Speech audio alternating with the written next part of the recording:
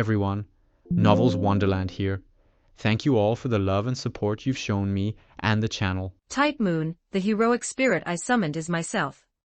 Chapter 1 to 50 Type Moon, the heroic spirit I summoned is myself. Author, Just Fate. Introduction, Mu Yuan. I once prayed to the entire throne of heroes, but in the end, only I myself answered. Mu Yuan transmigrated and became an international student staying at the Meta household, becoming the elder brother of Sakura Mato and Meta Shinji. And after a high fever, he recovered his memories from before he transmigrated. Fortunately, at that moment, his system, the Heroic Spirit Training Manual, also awakened. Through catalysts, he can travel to various time periods and conduct heroic spirit event simulations. Thus, he traveled through the worlds of heroic spirits in various time periods, shaping his own legendary stories one by one. He was the samurai who cut down everything at the end of the shogunate era. He was the one who slew all the demons during the Heian period. He was the greatest enemy of the Knights of the Round Table. He was the one who brought Ragnarok to the gods, and yet, he was also the darling of the gods. Volume 1, Chapter 1 Heroic Spirit Training Manual Japan, Hamurahara Academy. Wearing the Hamurahara Academy school uniform, Tosaka Rin, who was known as the #1 beauty of Hamurahara Academy, stood at the school gate. Looking at the dark clouds in the sky and the drizzling rain that rendered the streets in a somewhat hazy color, a look of annoyance couldn't help but appear in her eyes. How annoying, I clearly left my umbrella on the guest table on purpose today.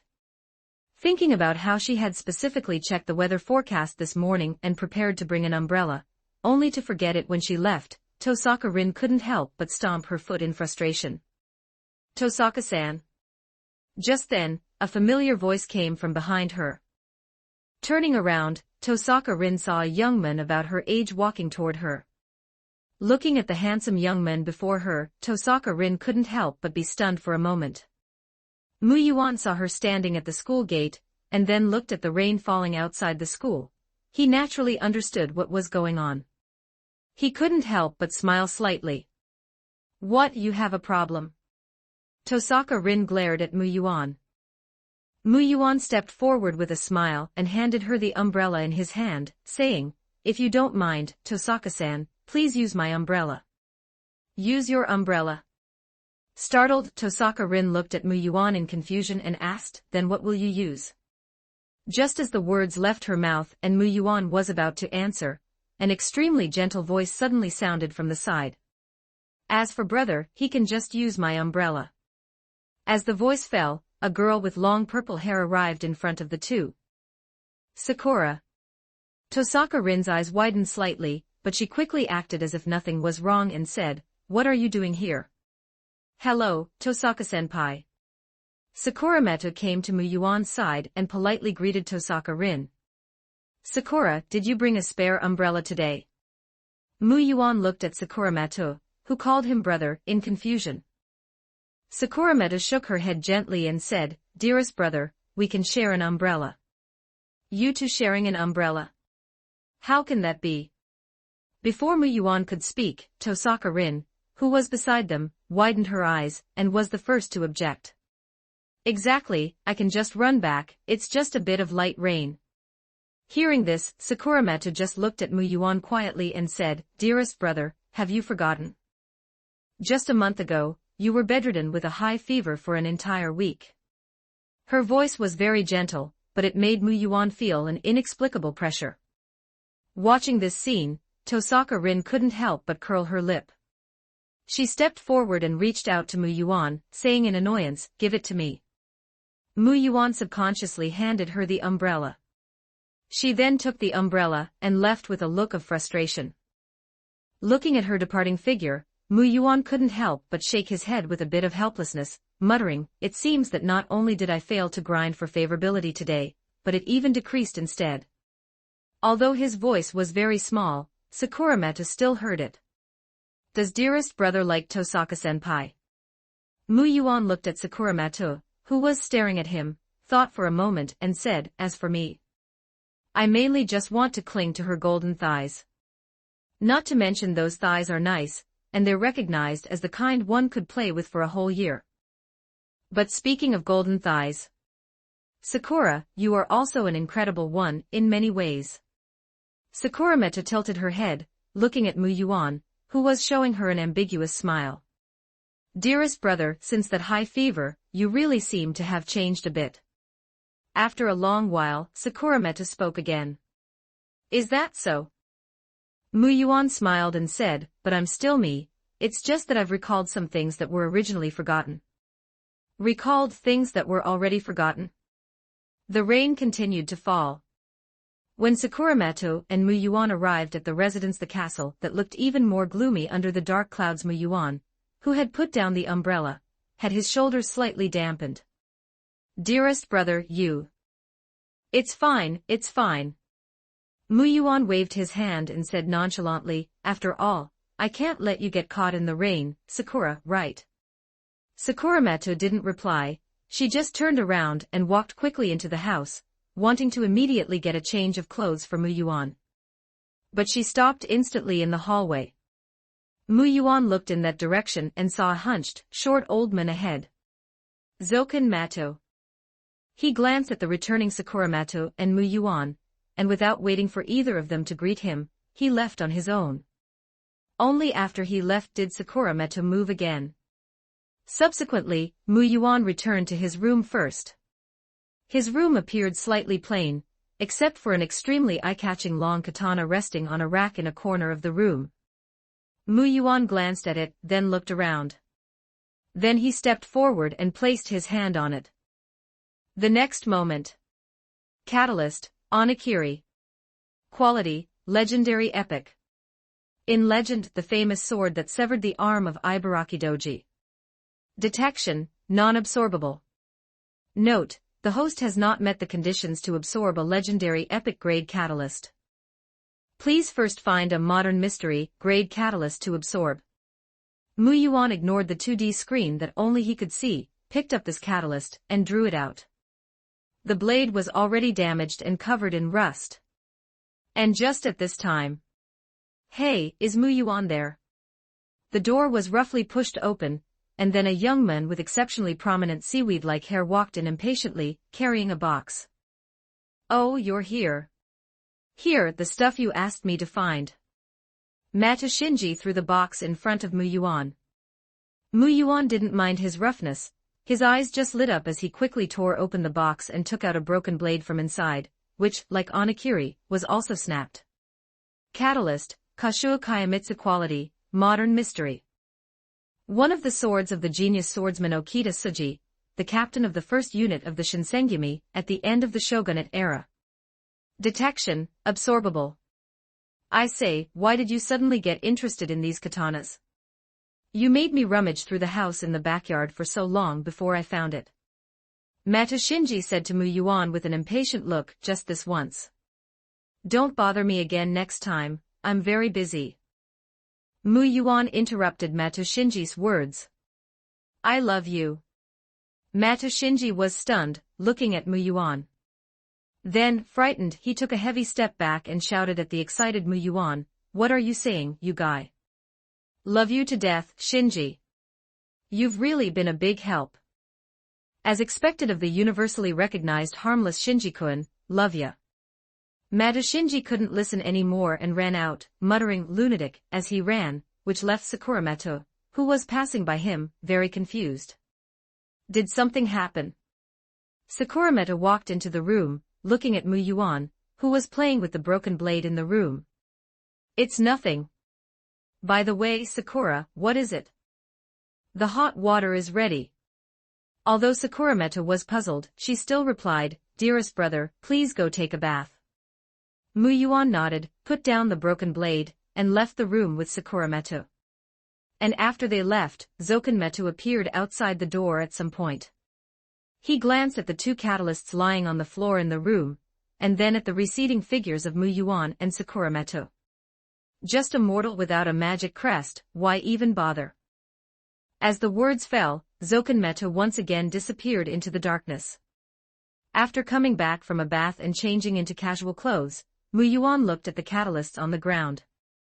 He thought to himself, system, attribute panel. The next moment, a a semi-transparent attribute panel appeared in front of Mu Yuan. Host, Mu Yuan Identity Background, Transmigrator. Heroic Spirit, None Cheat, Heroic Spirit Training Manual. Heroic Spirit Training Manual. By using a catalyst as an anchor, the host's projection can be sent to the time period when the catalyst existed to perform event simulations. When the simulation ends, everything the host experienced in the current time period will be engraved in the Heroic Spirit Training Manual, and from this, a corresponding heroic spirit will be derived. And because that heroic spirit is the host himself, he can be directly summoned through the Heroic Spirit Training Manual using himself as a catalyst. Everything started from that high fever a month ago that Sakura Meta mentioned. The sudden high fever had left Mu Yuan bedridden for an entire week.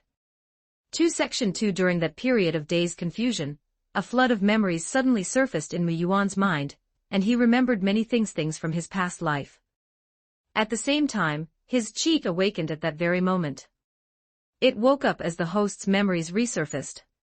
When his memories returned and he realized he was actually a transmigrator, and simultaneously discovered that the meta household he was staying in was actually a worm-infested den. Mu Yuan's face turned pale in an instant. He had actually stayed here in a daze for 5 whole years. Unable to keep his composure, Mu Yuan almost chose to run away that very night. Fortunately, the existence of the system and his cheat gave Mu Yuan the confidence to quickly calm down. After all, if he acted suspiciously, he would surely be turned into worm fertilizer by Zoken Metu. Because the time for the 5th Holy Grail War was already very close. Once he understood that his cheat used catalysts as anchor points to allow him to travel through history like Chaldea, and shape heroic epics through simulations, Mu Yuan naturally began searching for catalysts. The Onigiri and this Kashuo Kayamitsu were both found by Mu Yuan. Actually, Zoken Metu had quite a few catalysts here. After all, he had been making preparations for the Holy Grail War for a long time. Volume 1, Chapter 2. The Genius Swordsman of the Edo period. However, if it were just Zoken Metu, I wouldn't need to worry too much, but the key to the problem isn't him. Inside the room, Mu Yuan, playing with the catalyst Kashuo Kayamitsu, sighed silently in his heart. Ignorance truly is bliss sometimes. Thinking of the memories of Zoken Metu in his mind, especially those worms on his body, Mu Yuan felt disgusted. But as for fear, Mu Yuan didn't actually feel much of it. After all, once he finished simulating with the catalyst and summoned a heroic spirit, the threat Zoken Metu could pose to him would be minimal. Thus, although Zoken Metu gave Mu Yuan some pressure, it was far less than the king currently wandering around Fuyuki City in pursuit of pleasure. But because his memories were playing tricks on him, Mu Yuan almost subconsciously looked for information regarding the organization known as Chaldea. And during an accidental chat with Tosaka Rin, he received confirmation it really existed. Chaldea. If I remember correctly, when it starts operating, the whole world will be buried with it. Though everything will be successfully repaired later, and the world will return to its original state. But who knows if a transmigrator like me can still be resurrected? And even if he could be resurrected, Mu Yuan clearly didn't dare to gamble on that possibility. With various thoughts swirling in his mind, Mu Yuan put down the catalyst in his hand. Although the future forced Mu Yuan to quickly gain the ability to protect himself, inside this mansion, Zoken Metu's eyes were everywhere. Who knew if that perverted old wormman was peeping at him from some dark corner right now? Therefore, despite the great temptation, Mu Yuan pretended as if nothing was happening, and turned to go back to bed to rest. The night passed in silence. The next morning. Big brother, are you going out? Today was a day off, so after eating breakfast, Sakura Meta saw Mu Yuan putting on outdoor clothes and carrying a long box, so she asked curiously. Yeah, I'm planning to go to Amiya's house to hang out. Hey, Shinji, do you want to go? Not going. Seaweed-haired Shinji glanced at Mu Yuan and said disdainfully, I'm not like you guys. I have a girlfriend waiting for me for a date. Then what about Sakura, do you want to go? Sakura Meta was about to nod, but then, as if thinking of something, she glanced at Zoken Meta not far away. Seeing that he said nothing, she then nodded in agreement. The catalyst, are you taking that katana with you too? Right then, Zoken Meta suddenly spoke to Muyuan. Those eyes, which looked completely dead, also turned toward Muyuan. Looking at the long box he was carrying. Inside was the catalyst, Kashua Kayamitsu. Muyuan smiled faintly and replied naturally with a nod, I'm planning to take it for Shiro to see. Is that not allowed, Grandpa Zoken? Hearing this, Zoken Meta withdrew his gaze and didn't say much more. After all, Muyuan had lived here for over 5 years, and he had long since repeatedly confirmed that this person was just a muggle. He didn't have any magic circuits in his body at all and didn't pose a threat. And even if something really happened, he would know immediately through Sakura. Shortly after, at Amiya Shiro's house. Muyuan, it's you. Ah, and Sakura, you're here too. The red-haired youth who heard the knocking saw that it was his friends visiting so early, and a bright smile appeared on his face. The relationship between Muyuan and Amiya Shiro was actually quite good. Even before his memories awakened, they were very close friends. Muyuan guessed that this probably had something to do with his subconscious. His memories told him that the reason he came to Fuyuki City in the first place was because he suddenly learned about this place while in the Ming country. Morning, Shiro. Muyuan stepped forward and high-fived Amiya Shiro as a greeting. Then, in the next second, Catalyst, Distant Utopia. The scabbard of Excalibur, named after the land of fairies, the holder will not age, and injuries will heal rapidly. Legendary epic detection, cannot be absorbed. Note, the host has not met the conditions to absorb a legendary epic grade catalyst. Please find a modern mystery quality catalyst to absorb first. The system immediately detected the catalyst on Amiya Shiro's person. King Arthur Artoria Pendragon's scabbard had been inside Amiya Shiro's body all along. In the upcoming Holy Grail War, Amiya Shiro would use this as a medium to summon King Arthur. It would be a lie to say Muyuan wasn't greedy for this catalyst. Unfortunately, it fell under the legendary epic range, and Muyuan couldn't enjoy it yet. According to the system's explanation, the quality of catalysts was roughly divided into 3 categories. Age of Gods, Legendary Epic, and Modern Mystery. The Age of Gods goes without saying it was an era where one could look up and see the gods, such as the Greek Olympus gods, the Norse gods of Asgard, and the time of Uruk when the hero King Gilgamesh existed. Legendary Epic corresponds to King Arthur's Knights of the Round Table, the night parade of 100 demons of the Heian era, and the 100 schools of thought period in the Ming country. Modern mystery naturally refers to the present, where mystery is thin, and magi have completely become a thing of the past.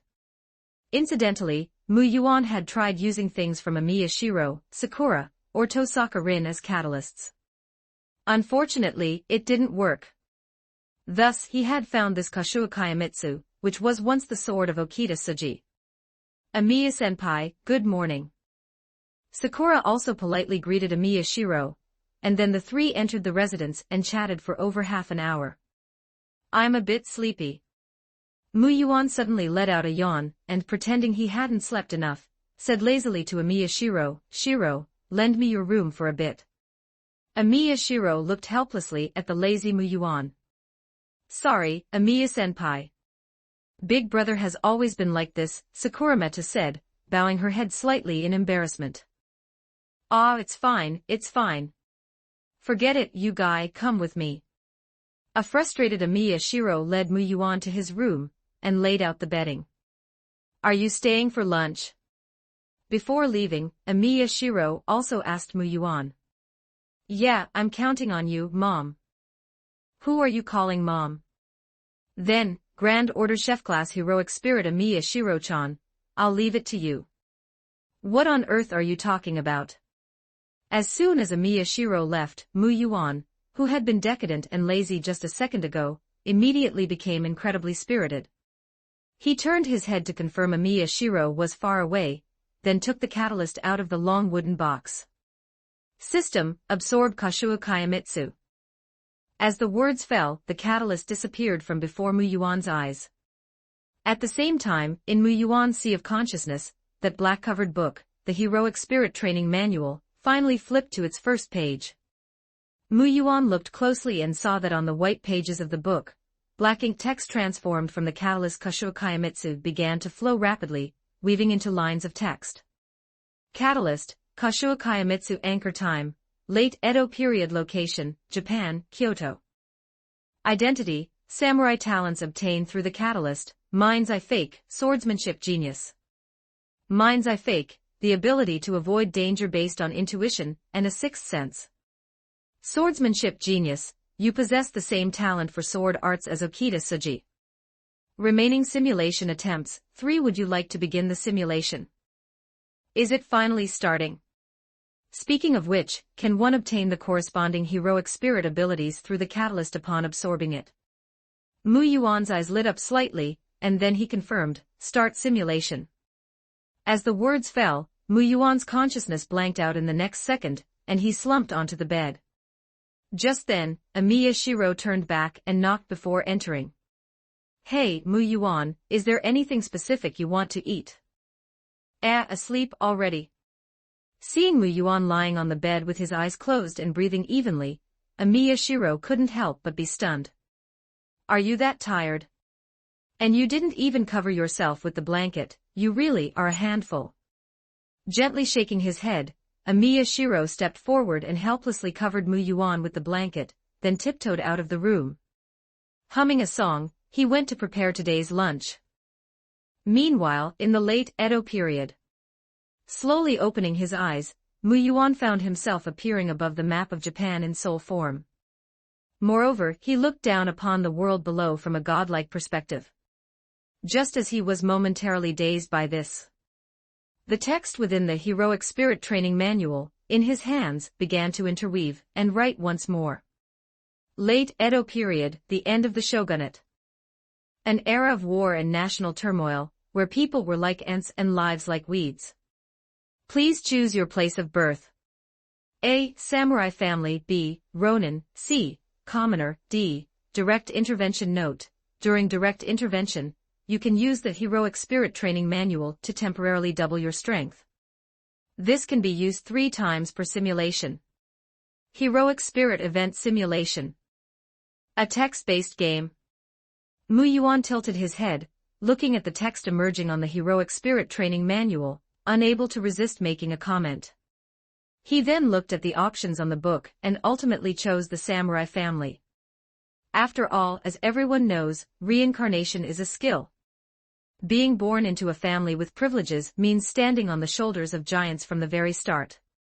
Furthermore, the Heroic Spirit Training Manual specifically mentioned that this was an era where people were like ants and lives like weeds. As for direct intervention, what was there to intervene in? Was he supposed to find a woman to give birth to him? You have chosen the samurai family. You were born into the Watanabe family, a renowned lineage of swordsmanship in Kyoto, named Watanabe Mitsuyuki. As these words appeared, Mu Yuan felt his body suddenly begin to fall rapidly. Before he could fully react, he found himself inside a residence. Standing before him was a young boy who looked somewhat like him, practicing his sword swings. From a young age, you displayed extraordinary wisdom, possessing innate knowledge. You could recognize 1,000 characters at age 1 and recite poetry by age 3. Consequently, you soon shocked all of Kyoto, and were hailed as a child prodigy. When it came to choosing your future, you chose to become a samurai without hesitation, much to the delight of your parents and clan elders. The reason you did so was simple: you knew your goal was to become a heroic spirit, and a heroic spirit is an existence transformed from a hero whose great achievements became legends after death, turning them into objects of faith. Thus, you understood that your life was destined to be high profile. Only by leaving behind the greatest possible legends could you most likely manifest as a heroic spirit. Could this so-called projection actually be based on me? Looking at the text appearing in the Heroic Spirit Training Manual, and then at the boy who bore a 70 to 80% resemblance to himself, Mu Yuan naturally understood the situation. Talent, swordsmanship genius activated. At age 4, you did not disappoint the clan elders. Not only were you dubbed a child prodigy, but you also displayed terrifying talent in swordsmanship from childhood, standing out among your peers. The clan elders believed you would surely be the pillar of the clan in the future, so they prepared to have you study under a famous master. You choose A. Shinto Munin Ryu, B. Hokushin Ito Ryu, C. Tenin Rishin Ryu, D. Direct intervention. Looking at the swordsmanship schools appearing before him, Mu Yuan fell into thought. Over the past month or so, while searching for holy relics, Mu Yuan had brushed up on his history, and thus knew of these schools. They were all schools that had left a prominent mark on the history of Japan. Hokushin Ito Ryu and Shinto Munin Ryu were major dojos during this period. Tenin Rishin Ryu simply couldn't compare to them. This text is for study and trial reading only. Please delete it within 24 hours of downloading. If you wish to read more, please support the official novel. Reject piracy. If this resource inadvertently infringes on your rights, please inform us to delete it promptly. But after a brief moment of reflection, Mu Yuan ultimately chose Tenin Rishin Ryu. The reason was simple. The swordsmanship talent of this projection originated from the heroic spirit Okita Tsuji, and the school Okita Tsuji practiced was Tenin Rishin Ryu. So while choosing Tenin Rishin Ryu might not be the absolute best choice, it was the most appropriate one Mu Yuan currently knew of. And although Tenin Rishin Ryu wasn't much now, just wait until Okita Tsuji, Hijikata Toshizo, Kondo Isami, and the others grew up, how glorious it would be. At age 5, you chose to join the Tenin Rishin Ryu school in Edo. Your choice made the master of Tenin Rishin Ryu, Kondo Shusuke, very excited. After testing your talent and confirming the rumors were true, he viewed you as his personal disciple and taught you everything without reservation. As these words appeared, the residence before Mu Yuan's eyes vanished, and the Tenin Rishin Ryu dojo appeared in his sight. Mu Yuan followed his projection into the dojo. And there he met the man named Kondo Shusuke, the contemporary master of Tenin Rishin Ryu. Under Kondo Shusuke's tutelage, your swordsmanship progressed rapidly, and you simultaneously awakened another talent. Talent, Mind's Eye Fake. At age 7, with the awakening of Mind's Eye Fake, you displayed an astonishing side in combat. It was as if you had an extra pair of eyes, always able to anticipate an opponent's strike a step ahead. This made Kondo Shusuke feel even more that you were a talent worth molding. At age 9, under the dancing cherry blossoms of that morning, you met the person you were destined to meet in this life. Volume 1, Chapter 3, A Wondrous Fate, Okita Tsuji. This was one of the most prosperous places in Japan during this era.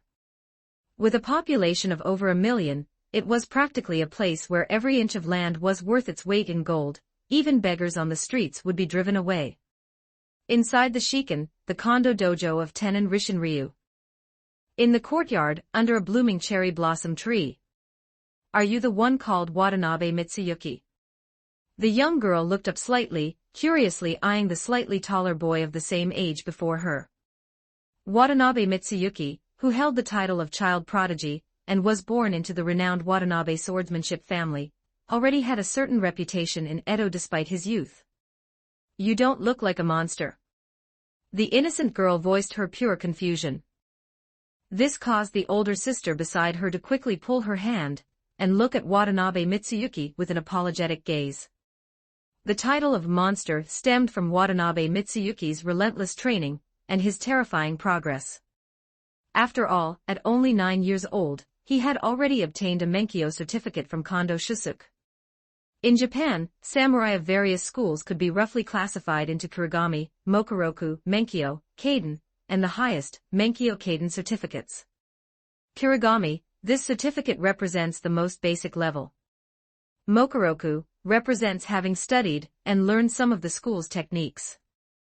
Menkyo means license, signifying the qualification to tell others the name of one's school, and also representing a certain level of ability. Kaden, in swordsmanship, this refers to a student having mastered all the techniques of the school and passed all tests. Menkyo Kaden, the highest level of licensing certificate. In legend, Okita Tsuji obtained Menkyo Kaden at 19, becoming a world-renowned genius swordsman. Watanabe Mitsuyuki naturally didn't care about these trifles. He just looked at the girl under the cherry blossom tree, whose hair was as beautiful as the blossoms, and asked, "And you, what is your name?" The girl replied with a smile, "My name is Okita Tsuji." You became acquainted with Okita Tsuji. Originally a mere female, she did not initially enter Kondo Shusuke's sight until you recommended her. After a period of testing, Kondo Shusuke gave her the highest praise, claiming she possessed the same astonishing swordsmanship talent as you, which many of your fellow disciples found hard to believe. What do you mean, the same swordsmanship talent? Standing beside the projection of Watanabe Mitsuyuki, Muyuan looked at the text in the heroic spirit training manual, and then at the young, cute girl before him. He couldn't help but find it somewhat amusing. After all, the so-called child prodigy Watanabe Mitsuyuki was actually the pirated version. The swordsmanship talent and mind's eye he possessed were actually derived from this genius swordsman, Okita Tsuji. Okita Tsuji's arrival gave you someone else to care about, but in reality, it didn't affect you much. You continued to hone your swordsmanship daily, swinging the wooden sword in your hand. It was just that your once lonely silhouette now had a companion by its side. Perhaps due to the innate pride of a genius, even though you had studied swordsmanship several years before her and gained fame first, once she formally entered the way of the sword, she was unwilling to fall behind you and close the gap with astonishing momentum. At age 13, you received the Kaiden certificate from your master, leaving you only one step away from the highest Menkyo Kaiden certificate. At age 15, Kondo Shusuke once again rejected your application. You still did not possess your own weapon. You should know that many junior disciples younger than you, even those who had only obtained Menkyo from Kondo Shusuke, had already sharpened their own blades. That same year, the 15-year-old Okita Tsuji had also obtained the Kaiden certificate from Kondo Shusuke. Thus you made the following choice. A. Ask for the reason. B. Leave in anger. C. Nothing happens. D. Direct intervention. Muyuan frowned slightly, looking at the text presented in the heroic spirit book, and then at the old man before him who had rejected him, his eyes betraying a hint of confusion. 15 was actually not a young age during the warring periods of Japan. Men of this age often already had their own families. Furthermore, he had already obtained the qualification for the Kaiden certificate 2 years ago, which meant that his teacher, Kondo Shusuke, had long since recognized his current swordsmanship strength. Yet even now, he was not allowed to carry a sharpened blade. With doubt in his heart, Muyuan naturally chose to ask for the reason. That night, inside Kondo Shusuke's room, the master lit an oil lamp and sat quietly in the room, waiting for tonight's guest. Before long, there was a gentle knock on the door. Kondo Shusuke's slightly aged face broke into a faint smile. "It's Muyuan, isn't it?" "Yes, master." Watanabe Mitsuyuki pushed the door open and entered, appearing within Kondo Shusuke's sight. In the reflection of his eyes, although the 15-year-old Muyuan's face still held a trace of youthfulness, it also carried a sword intent that seemed ready to pierce the heavens, making ordinary people dare not look him in the eye. "Master, you knew I was coming." Muyuan looked at the old man before him, who, under the dim light of the oil lamp, had gray hair and a white beard yet still held his back straight. How could Kondo Shusuke, the teacher who had taught Okita Tsuji, Hijikata Toshizo, and Kondo Isami, all of whom would leave behind prominent names, be ordinary? He had long since reached the realm of a master swordsman. He simply knew that he was too old to break through further, so he chose to be the master of a dojo and pass down his swordsmanship. Your gaze today was not only full of confusion but also because Tsuji, that child, received her Kaiden certificate from me. Kondo Shusuke couldn't help but chuckle as he reached this point, then continued, "So how could you not come, though I originally thought you would have come to find me 2 years ago?" "Because I believe master would not harm me," Muyuan replied. Hearing this, a gratified expression appeared on Kondo Shusuke's face, but then he laughed again, saying, "But seeing that child Tsuji is about to catch up, you've grown anxious and finally can't hold back." Muyuan did not answer directly and remained silent, for that was indeed the truth. Although Muyuan could achieve his current success because his talent originated from Okita Tsuji, extracted from the holy relic Kashu Akayamitsu. To this day, every swing of Muyuan's sword was real. In these 15 years, since he first held a sword, he had never stopped. Mu Yuan, how long has it been since you first came to me? 10 years, master. Watanabe Mitsuyuki had indeed joined Kondo Shusuk's school at the age of 5. For Section 4, yes, 10 years. I have been watching you for these 10 years, and you have never once disappointed me. Kondo Shusuk spoke, looking at Mu Yuan with a somewhat sentimental tone. Though you showed incredibly startling talent since childhood, you never grew arrogant because of it. You are more hardworking than anyone else, and you have never put down the sword in your hand. You are my pride. A person's eyes might deceive, and their actions might deceive, but their sword never will. As Kondo Shusuk reached this point, his gaze toward Mu Yuan became serious and sharp. Your sword tells me that it cannot cut through anything. Mu Yuan was stunned for a moment. Although the sword momentum on you is biting, a result of your daily practice, your sword only has momentum but no intent. Kondo Shusuk gazed quietly at Mu Yuan and said, your sword is filled with confusion, and that is why I cannot hand a real sword to you. You are very talented, but it is precisely because of this that if you were to wield a sword and stain it with the blood of others, then in the future, it might not be you controlling the sword, but you being consumed by it. Mu Yuan fell silent. He understood Kondo Shusuk's meaning. He had, after all, been swinging his sword for a long time, 10 full years. And in this dojo, he had seen so many people and samurai. Although Mu Yuan's goal had always been clear to leave behind a legend and earn the qualification to become a heroic spirit, just as Kondo Shusuk said, the sword in Mu Yuan's hand could not bear the weight of another's life. Thank you for your guidance, teacher. Mu Yuan bowed deeply to Kondo Shusuk. Seeing this, a gratified smile couldn't help but appear on Kondo Shusuk's face. What about Suji? At this moment, Mu Yuan had already looked up, facing Kondo Shusuk once more. She has actually already surpassed me, hasn't she? Faced with Mu Yuan's inquiry, Kondo Shusuk remained silent for a while before finally nodding to him. A soft sigh. Even Mu Yuan, who was holding the heroic spirit training manual and lightly stroking the text appearing on the black leather book, let out a soft sigh at this moment. Although Mu Yuan was an observer, controlling and choosing the simulated life from a high-dimensional perspective like a god's view, his projection, Watanabe Mitsuyuki, was ultimately him equivalent to a clone. The two were actually one person. Therefore, their feelings were connected. In Mu Yuan's heart right now, there was also a sense of frustration. And just then, having learned everything from teacher Kondo Shusuk, you choose. Continue studying, B. Return to the clan, C. Become a ronin, D. Personal intervention.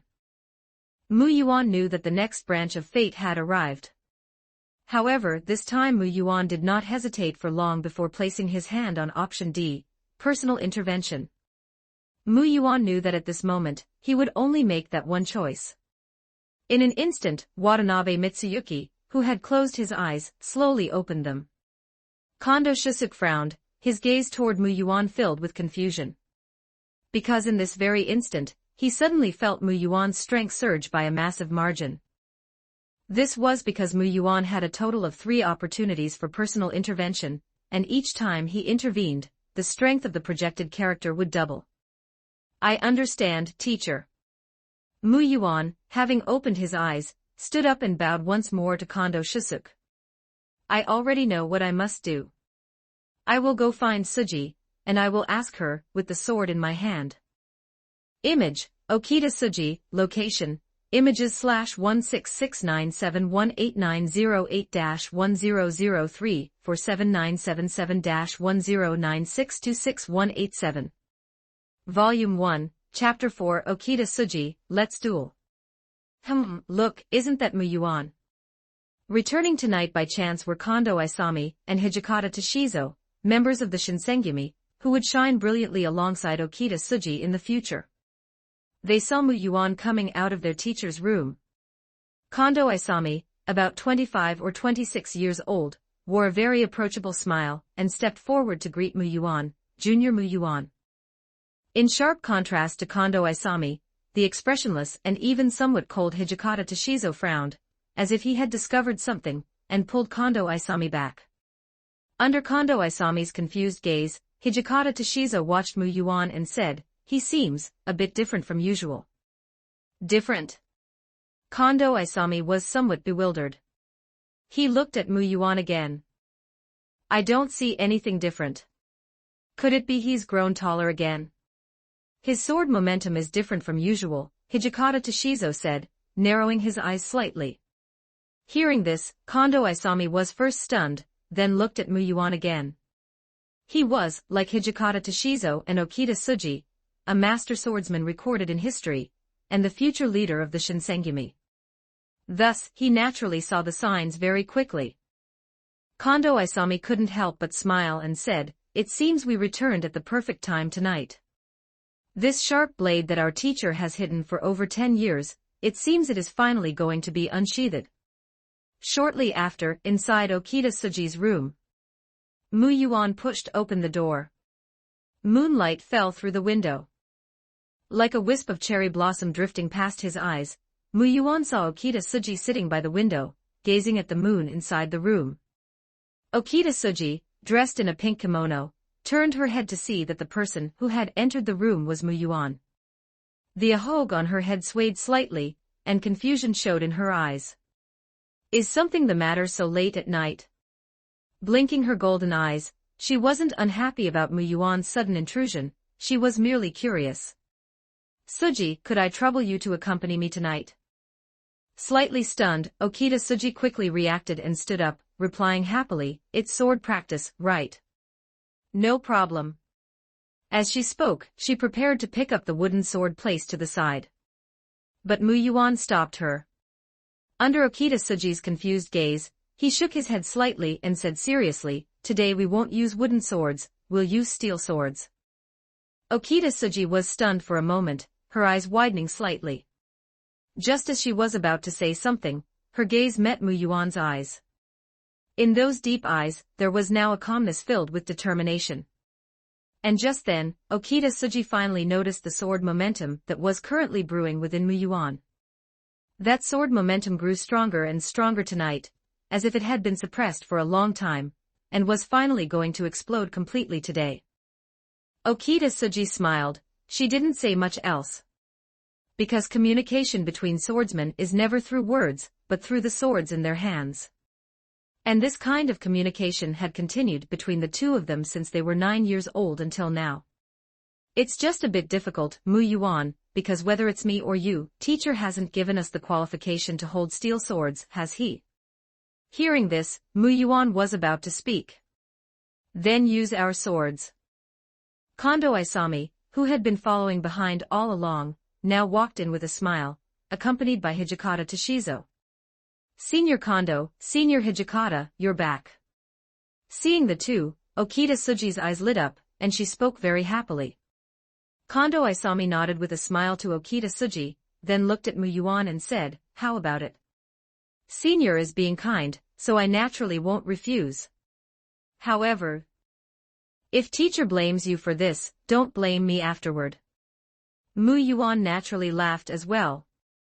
"No matter, it's for our cute junior brother and sister after all, right Toshizo?" To the smiling face Kondo Isami turned toward him, Hijikata Toshizo gave an indifferent nod. And so a short while later in the backyard, Okita Tsuji and Mu Yuan, holding sharp swords, came beneath the cherry blossom tree in the courtyard. It happened to be the season when cherry blossoms were in full bloom. The radiance of the bright moon spilled onto the ground, and fluttering cherry blossoms slowly fell onto the heads of Okita Tsuji and Mu Yuan. The two gazed quietly at each other. Nonsense. Just as Kondo Isami and Hijikata Toshizo stood in the shadows, watching these two young genius swordsmen, the voice of Kondo Shusuk suddenly came from behind them. Kondo Isami hurriedly spoke with respect. Kondo Shusuk was his adoptive father, and Kondo Isami was the designated future successor of the dojo. "Who permitted you to hand swords to them?" Kondo Shusuk swept a sharp gaze over them. Just as Kondo Isami was laughing awkwardly while his brain worked frantically, thinking of how to bluff his way through, however, "It's a bit too late tonight. My eyesight isn't very good, and I can't see things clearly anymore. I'm old, getting old. With those words, under the stunned gazes of Kondo Isami and Hijikata Toshizo, Kondo Shusuke bypassed them, and sat down in front of them. Then, looking at the two young genius swordsmen in the courtyard, the genius swordsman he had taught with his own hands, he finally couldn't help but laugh loudly. Finally, this moment has arrived. These two sharp blades are about to be unsheathed. Facing a gratified Kondo Shusuke, whose face even held a look of anticipation, Kondo Isami and Hijikata Toshizo looked at each other. Then Kondo Isami shook his head slightly, couldn't help but smile, and sat down beside Kondo Shusuke, with Hijikata Toshizo following close behind. Are you ready? In the courtyard, the wordless silence was finally broken by a soft question from Muyuan. Okita Tsuji responded, and the very instant her voice fell, the smile on her face vanished. In her eyes, there was now only Muyuan. Immediately, Okita Tsuji took the initiative. Since they met at the age of 9, almost every few days, the disciples in the dojo would see the scene of the two facing each other with wooden swords. Thus, how could Okita Tsuji not be familiar with Muyuan's swordsmanship? Unlike Okita Tsuji, who excelled in agile combat and fully utilized the sword techniques, footwork, and jujitsu of Tenin Rishin-ryu, as well as her own physical flexibility as a woman in her offense, Muyuan's sword focused more on the use of momentum and practical combat within Tenin Rishin-ryu. The moments he swung his sword to attack were extremely few. He would wait, accumulating his sword momentum during battle, and then at the peak moment, strike with that decisive blow. And what Okita Tsuji had to do was use rapid attacks to sever Muyuan's momentum and his rhythm. Until now, Okita Tsuji had always lost more than she won. After all, with similar innate talent, Muyuan had held a sword several years before she did. But in recent days, the situation had changed. Although Muyuan relied on his mature swordsmanship techniques, and never fell into a disadvantage, the matches between the two in recent days had consistently ended in a draw. And tonight, the sharp weapons in their hands clashed, echoing a piercing melody under the bright moon, and erupting in brilliant sparks. The clash of their swordsmanship techniques even seemed to have an unusual beauty at this moment, to the point that even Kondo Isami and Hijikata Toshizo couldn't help but feel a sense of inferiority. As expected of the two most recognized genius swordsmen in our dojo, Kondo Isami couldn't help but praise. It's still not enough. But Kondo Shusuke, witnessing all this, frowned and said steadily, what Muyuan wants is not this kind of result. Almost the instant his words fell, Muyuan, whose sword was clashing with Okita Tsuji's, suddenly took 2 steps back and stopped. Out of perfect rapport, Okita Tsuji also stopped, casting a puzzled look at Muyuan. It's not like this, Tsuji. Muyuan frowned and said to Tsuji, what I want is not this kind of routine sparring. I want you to sever the uncertainty in my heart. Okita Tsuji was stunned, looking at the Muyuan before her with his determined gaze. She then looked at the sharp sword in her hand, shimmering with a cold light. So that's how it is. Okita Tsuji began to smile. She finally understood tonight's situation. She then took 2 steps back, gripped the hilt with both hands, slowly raised it, and once again assumed a stance to swing at Muyuan. However, this time, Okita Tsuji's expression had completely changed. Those pale gold eyes gazed at the Muyuan before her. Her gaze was clear and firm. A faint, ethereal intent hovered around her, that was exactly what Muyuan lacked right now, the intent of a swordsman to cut through everything in front of them. Muyuan, the reason I swing my sword is to witness something with it, even if it's just to contribute a meager effort to this era. Okita Tsuji's voice was gentle but serious as she said, therefore, I will swing my sword and cut down everything that stands in my way. She gave an answer to Muyuan, who was seeking one. Muyuan was silent for a while. Have senior brother Kondo and senior brother Hijikata already sent you an invitation? Okita Tsuji didn't answer, but Muyuan already knew the answer. Clearly, it wasn't just Muyuan's teacher, Kondo Shusuke, who saw his confusion, his 2 senior brothers did as well. Therefore they had not invited Muyuan, but had invited Okita Tsuji instead. Even though Mu Yuan's strength was not actually inferior to Okita Tsuji's, he still hadn't entered the Shinsengumi. At the same time, Mu Yuan truly felt the sword in Okita Tsuji's hand, a sword without a shred of hesitation and the sword intent that existed upon it. So finally, Mu Yuan slowly raised the sharp sword in his hand, and at this moment, the momentum he had been accumulating finally reached its absolute peak. In this instant, Kondo Isami, Hijikata Toshizo, and the others couldn't help but hold their breath, their eyes wide as they watched. Because they all knew that with this strike from Mu Yuan and the other, the winner would be decided. Even they were curious, who would be the final winner? Silence. An eerie silence descended upon the scene. Okita Tsuji and Mu Yuan both quietly faced each other, gripping their swords tightly, until a breeze blew, and a cherry blossom petal fell between them. In that instant, they both vanished from their spots almost simultaneously. Leaving behind afterimages, only the piercing sound of cold weapons clashing was heard. The outcome was decided. Under the moonlight and under the breathless gaze of the crowd, the weapons in both their hands had. Actually, both had a corner snapped off. Indeed, looking only at the result, it was a draw. But Mu Yuan knew that he had actually lost. Because he was personally intervening right now, his strength was even greater than usual. His sword had hesitated at the end, but Okita Tsuji's had not. Otherwise, there was no possibility for Okita Tsuji to defeat Mu Yuan in his current state. Then, a second later. My sword. In the silent backyard, Kondo Isami's wail rang out. Even Hijikata Toshizo's expression didn't look very good at this moment.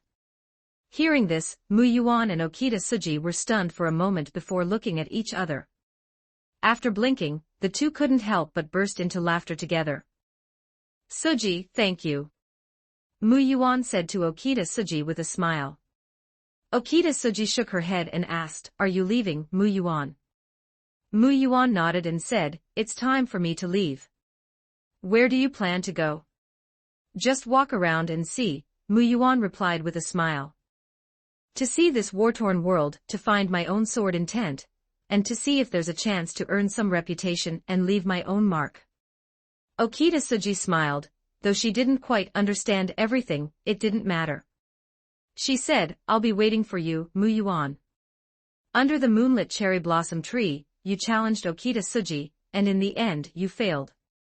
How can a hesitant sword sever the will of that young girl? You prepare to bid farewell to your teacher and the others. You choose to leave your footprints on this war-torn land, searching for your own sword intent, while also seeking reputation to leave behind a legend. She has made a promise with you. She will wait for the sword of your return. Your teacher is also waiting for you. Having only received the Kaiden certificate, you are still missing the final Menkyo Kaiden. You walked out of Edo, leaving the dojo where you lived for over a decade. You put on black samurai attire, took the katana your teacher gave you before you left, donned a bamboo hat, and from then on, became a wandering swordsman. Image, Hijikata Toshizo, location, images/1669719198198-1003 for 7977-1096271010. P.S. Just a quick note regarding daily update times. Basically, one update in the afternoon, and one in the evening. Usually 2 chapters updated every day. And even though it's 2 chapters, you can take a look at Luren's word count. Basically, each chapter is over 3,000 words. Volume 1, Chapter 5, My sword shall be swung henceforth. You left the brilliant fireworks of Edo, and stepped into a world of chaos. Having formally entered the chaotic world, since you have no destination for the time being, you have become a Ronin swordsman. Life and death, pleasure and indulgence.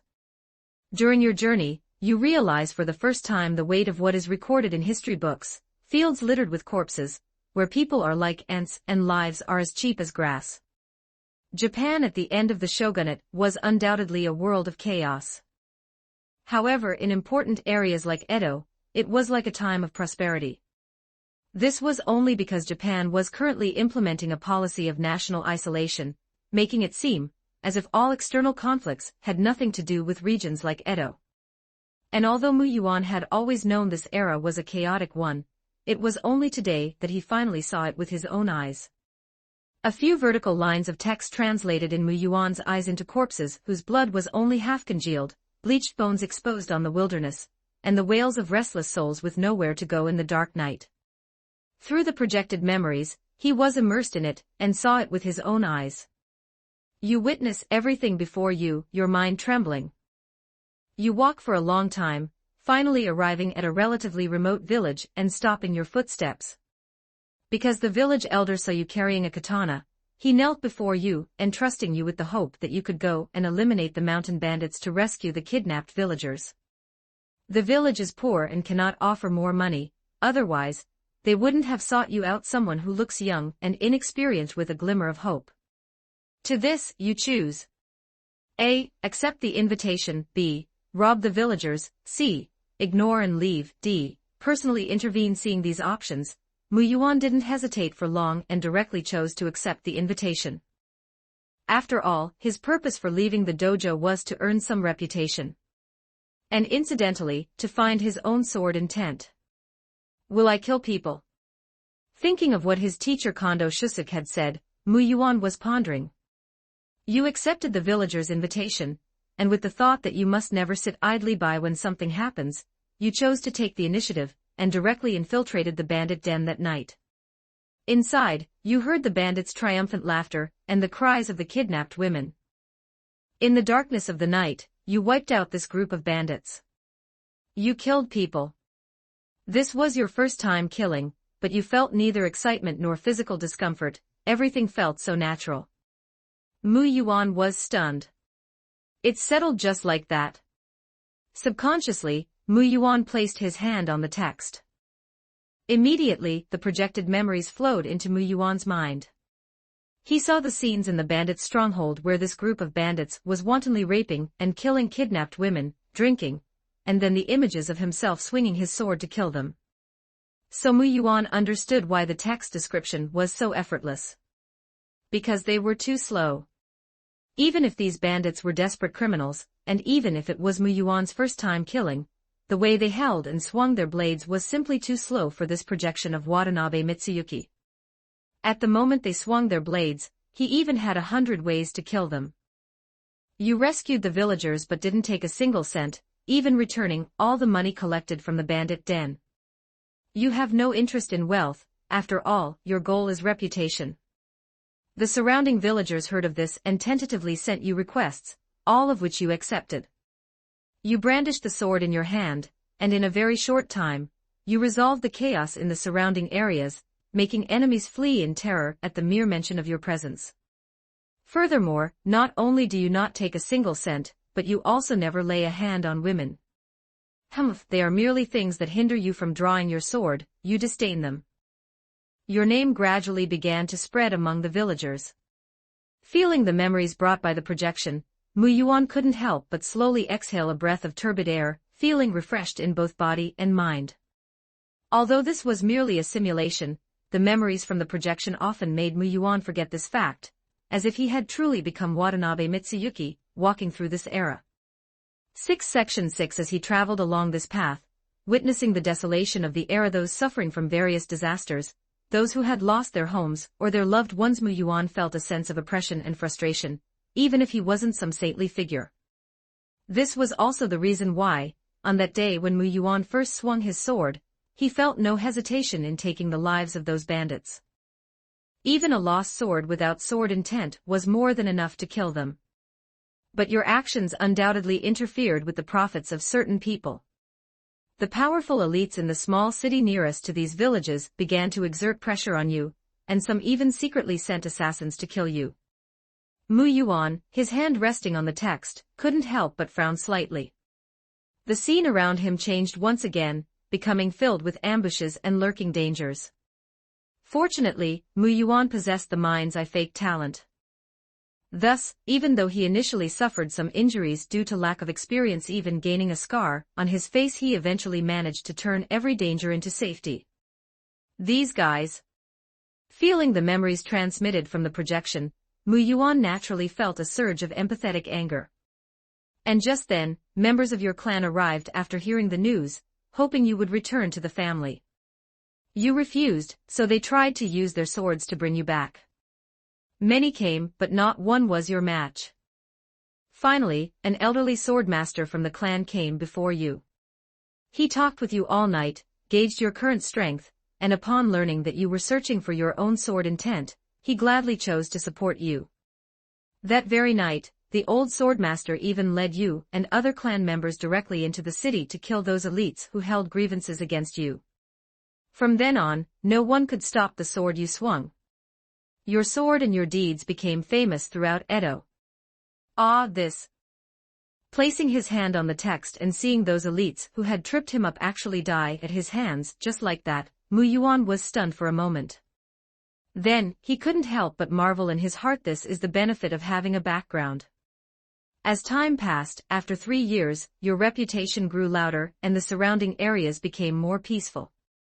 Not only that, but hearing of your deeds, more and more people came to follow you, gradually forming a small faction. In this chaotic world, you relied on your own strength to create a peach blossom spring. However, as someone seeking to leave behind deeds to sublimate into a heroic spirit, you naturally developed the thought of leaving. Just at this moment, Okita Tsuji sent you a letter, and you learned that a great yokai seemed to have appeared in Kyoto. You had never seen a yokai, so you became interested and decided to go. In the late era of modern mystery, demons and monsters had almost completely vanished from the world. Therefore, even if it might be fake, Mu Yuan naturally wouldn't miss such an opportunity to leave behind a legend of slaying a yokai. When you departed, you intended to leave quietly, but you didn't expect to still alert others. Those around you tried to dissuade you to no avail, so they helplessly spread the news, hoping someone could make you stay. But your mind was made up. How could others sway you? On the day you left, you received the greatest tribute of your life. Everyone in the city stopped what they were doing that day to see you off. They were not praying for you to stay, they were simply using this gesture to express their gratitude to you. And at the end of this road, you saw many familiar faces. They were all people who had received your kindness, and been saved by you over the past 2 years. Today, they knelt by the roadside, simply to see their lord off on his long journey. Mu Yuan was stunned. He could clearly feel the shock within the soul of the projection at this very moment. As the memories from the projection in the text were transmitted, Mu Yuan saw how the people of that small city saw him off. And among them, how many familiar faces there were. At this moment, a strange emotion began to brew in Mu Yuan's heart. Mun is not a plant, who can remain emotionless. Even if everything Mu Yuan had done until now was fundamentally for himself, for his reputation, to leave a mark in history, so he could be recorded by the Heroic Spirit Training Manual and attain the status of a heroic spirit in the face of this scene, how could Mu Yuan's heart not be touched? And so, Mu Yuan smiled. The moment he stepped out of the city gates, the sword aura that had grown increasingly terrifying and difficult to suppress over the past 2 years due to the killing, tinged with the scent of blood, dissipated today. Let it be this life. Mu Yuan smiled and said, my sword shall be swung for this. Volume 1, Chapter 6, The Unheard Heroic Spirit. In this instant, you seem to have finally grasped that previously ethereal sword intent, found a reason to swing your sword, and thus became a sword master. You decided that after this trip to Kyoto ended, you would return to Edo to receive the final Menkyo Kaiden certificate from your teacher, Kondo Shusuke. 10 days later, you arrived in Kyoto. However, what you didn't expect was to be greeted by a great fire, a fire that burned the entirety of Kyoto. The unstoppable demon fire burned in Kyoto for 2 full days and nights, making the darkness as bright as day. It wasn't until the morning of the 3rd day that the sky over Kyoto could no longer endure it, and the rain descended. The drizzling rain fell, extinguishing the remaining flames in the city, and the disaster finally came to a halt. And it was at this time that Mu Yuan arrived in Kyoto. The rain did not stop as he returned alone to the gates of his family home. What met his eyes was the ruined Watanabe family estate after the fire, and the survivors of the clan holding each other and weeping bitterly. He learned that his parents were dead, though Mu Yuan didn't actually have a very deep impression of them. He also learned that the old swordmaster, the one who had taught him, led him to dominantly slay those elites in that small city, and supported him by bearing the pressure of the clan, was also dead. And he had not died in the fire, but under someone else's blade. Mu Yuan stood there, silent for a long time. The light rain after the great fire soaked all of Kyoto, mixed with the sound of low sobbing, making the streets of this disaster-stricken Kyoto appear somewhat hazy. At the same time, it fell upon Mu Yuan, who held no umbrella, drenching him completely. The rain kept falling, but it could not extinguish the anger in your heart. Then, Hijikata Toshizo found you. His eyes were filled with unmistakable exhaustion, and he seemed to know some inside information, but he did not tell you immediately. Because he said it was extremely dangerous. Even though he sensed you had entered the realm of a swordmaster, he still said this was absolutely not something you could solve. He didn't want to see you go to your death in vain. To this, your choice is: A. Investigate the cause, B. Rebuild the clan, C. Personally intervene. Mu Yuan chose to investigate the cause without the slightest hesitation. After all, the fire of anger burning in his heart right now was something even the heroic spirit training manual could feel. If this were reality, Mu Yuan might have chosen to be rational. Because from their 10+ years together in the dojo, Mu Yuan naturally knew how steady a person Hijikata Toshizo was. If he said Mu Yuan was no match for the culprit, then Mu Yuan most likely didn't have the strength yet. But even so, what of it? You declined Hijikata Toshizo's kindness, and insisted on pursuing the matter. Senior brother Hijikata, I must swing my sword for this. Facing Hijikata Toshizo's hesitation, Mu Yuan spoke slowly, because I have already decided that the sword of my life shall be swung for others. Yes, this was the sword intent you had found. Furthermore, he destroyed my clansmen, my parents, and the benefactor who helped me. This sword, I cannot fail to swing. Even guessing that this choice might destroy all his efforts up to now, Mu Yuan still chose to charge forward. Upon hearing this and sensing your determination, Hijikata Toshizo stopped dissuading you. With the help of the Shinsengumi and the remaining connections of your clan, you quickly obtained the information you wanted. And what surprised you even more was that the great yokai mentioned in the letter Okita Tsuji gave you was exactly him. That guy isn't human.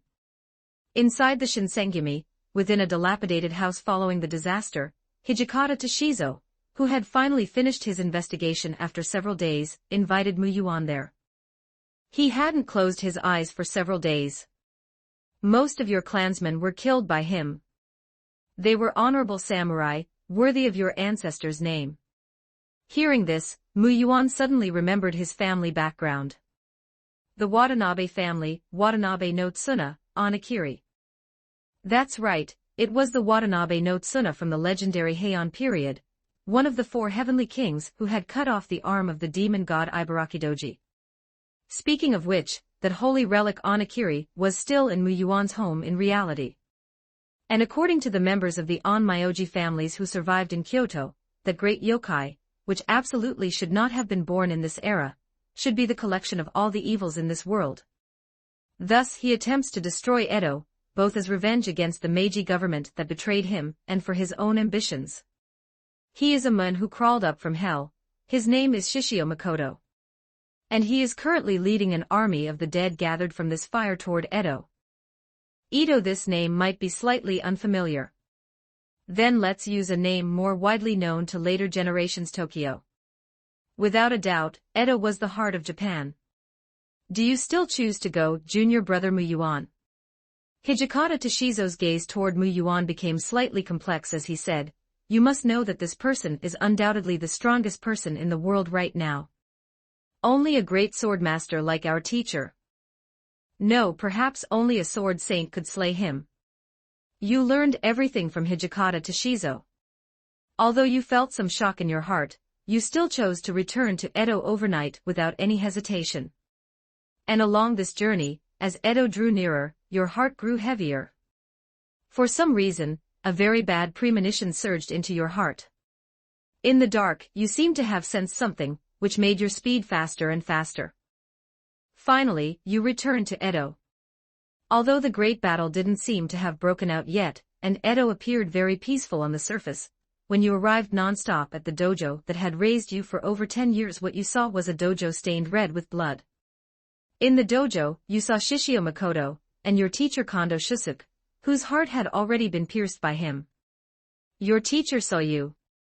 In his final moments, he desperately held on to Shishio Makoto, and told you to run quickly.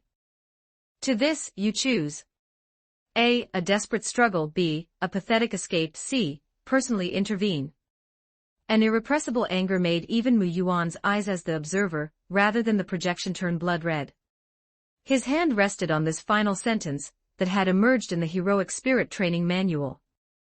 What appeared before his eyes was the blood-stained dojo, and his teacher, spitting blood, his body pierced by a sword burning with flames, yet using the last of his strength upon Mu Yuan's arrival to grab Shishio Makoto, and tell him to leave quickly.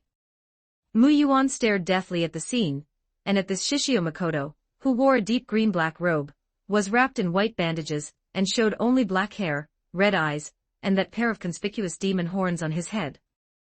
The ultimate evil of this era. Mu Yuan moved his hand away from the text, and took several deep breaths. Then, his gaze became resolute. Heroic Spirit Book, take all my remaining power to intervene, and bestow it upon me. Sorry, teacher, I'm going to have to fail your kindness. As the words fell, Mu Yuan resolutely chose to personally intervene.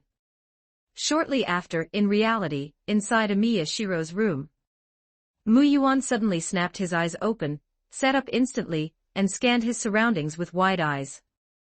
As his mind gradually cleared, Mu Yuan, having regained his senses, almost subconsciously touched his neck. Realizing it was still there, he finally let out a long sigh of relief. I knew I shouldn't have personally intervened. Knowing defeat was certain, why was I so impulsive? Having just danced back and forth with death, Mu Yuan couldn't help but shake his head gently. But having said that, if time were wound back, Mu Yuan's choice would likely still be that same one. That's right, Mu Yuan lost. And it was a total defeat. However, this was normal. After all, although Mu Yuan had used both remaining charges of the Heroic Spirit Training Manual's power at the time, at most, it only reached the peak strength of a swordmaster, and even that was a bit of a stretch. How could Mu Yuan possibly defeat the ultimate collection of evil of that era? In fact, Mu Yuan knew this from the start. But through the Heroic Spirit Training Manual, Mu Yuan had lived in that dojo for over 10 years via projection. During that time, teacher Kondo Shusuke had played a role akin to a father. Therefore, retreat was out of the question.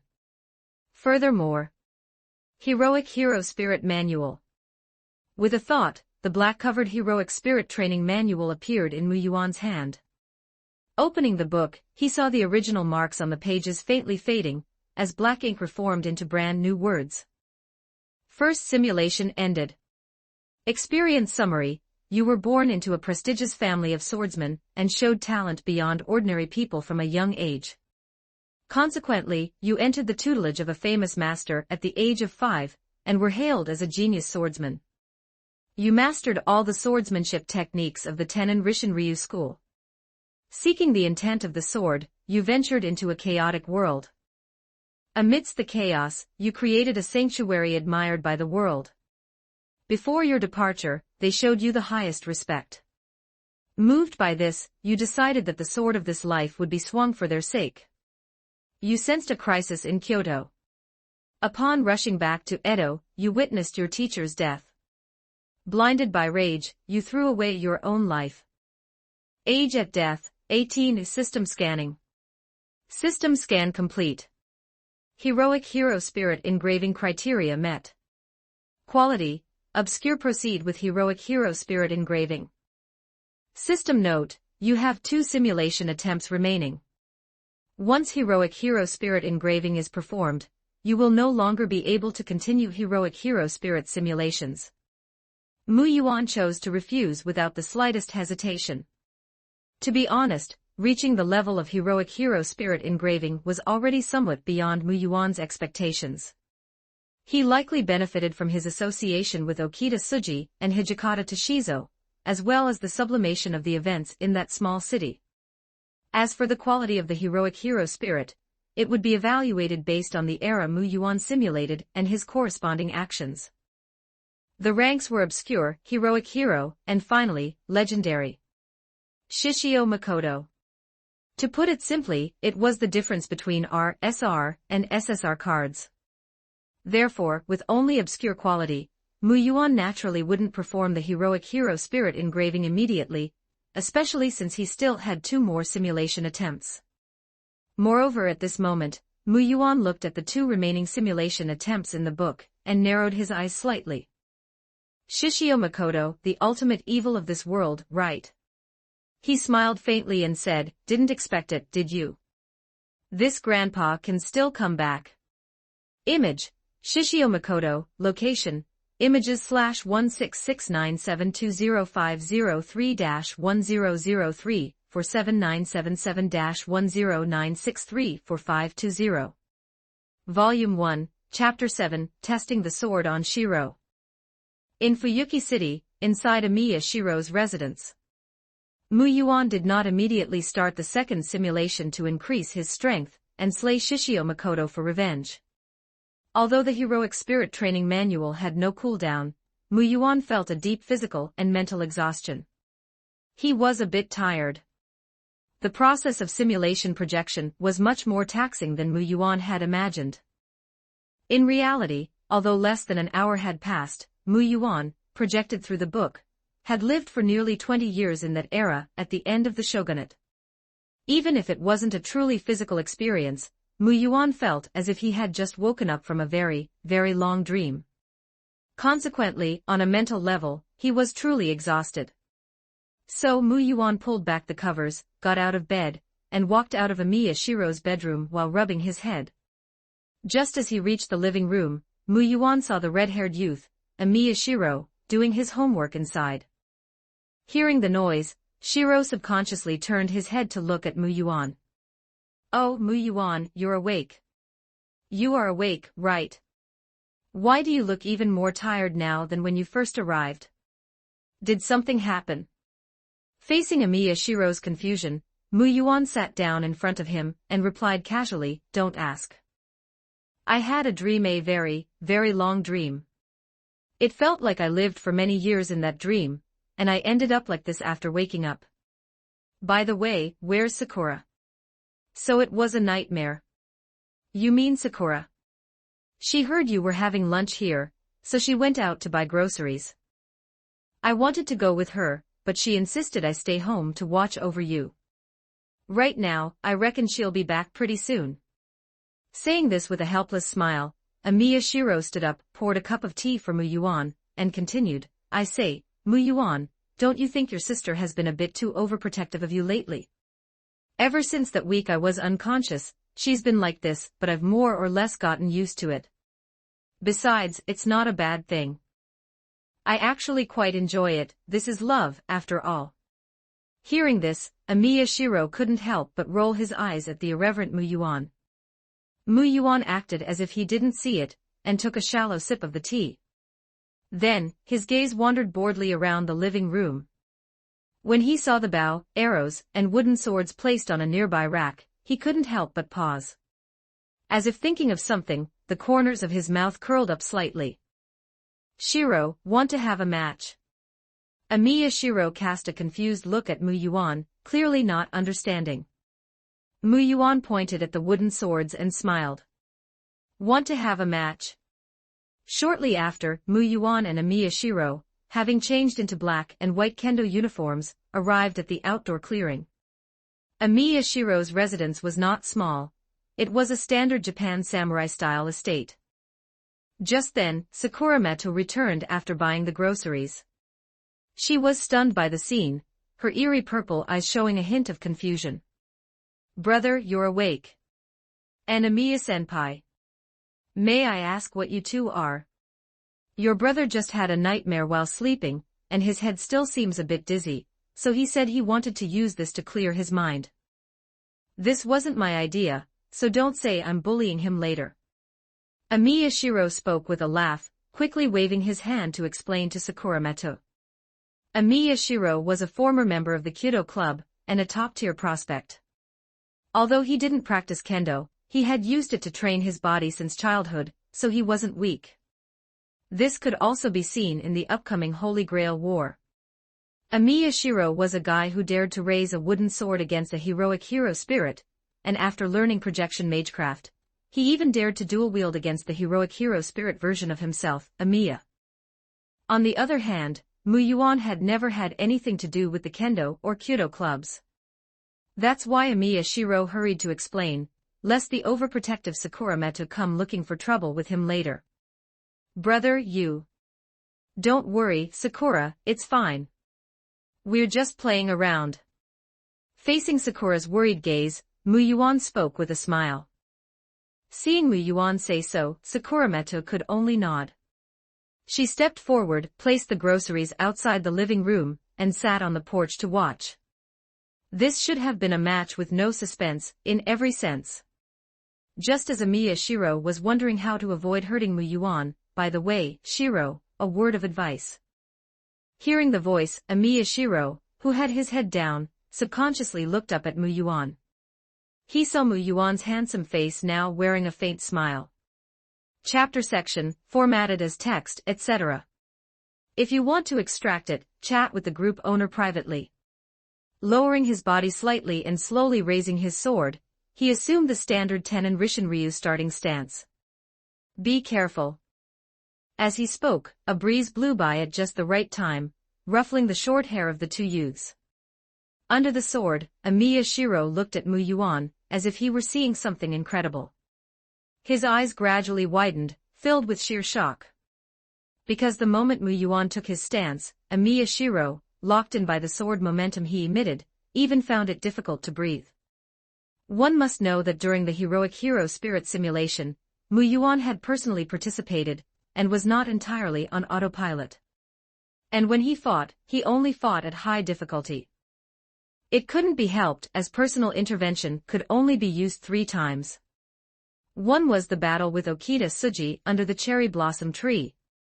The other was the death match with Shishio Makoto. And when the first heroic hero spirit simulation ended, the achievement reached by his projection, Watanabe Mitsuyuki, was that of a swordmaster. Shiro, aren't you going to attack first? Muyuan spoke again, his voice gentle and seemingly carrying a magical quality as he smiled at the Shiro before him. If you don't attack, I'm afraid, you won't be able to lift the sword in your hand anymore. Following Muyuan's gaze, Amiya Shiro subconsciously looked down. Then he discovered that his hand was actually trembling, the hand holding the wooden sword was constantly trembling. I say, Muyuan, you've hidden yourself too deeply all these years, haven't you? Amiya Shiro could only manage a bitter smile. Sitting nearby, Sakura Meto tilted her head in confusion. Although she keenly sensed that the atmosphere on the scene was a bit off, it was because Muyuan had found his sword intent, and thus already knew how to control his sword momentum at will. 8 Section 8 She was completely unable to sense the terrifying pressure that Muyuan was exuding at this moment, unlike Amiya Shiro. But Amiya Shiro was Amiya Shiro, after all. Thus, after a brief deep breath, his gaze gradually grew firm.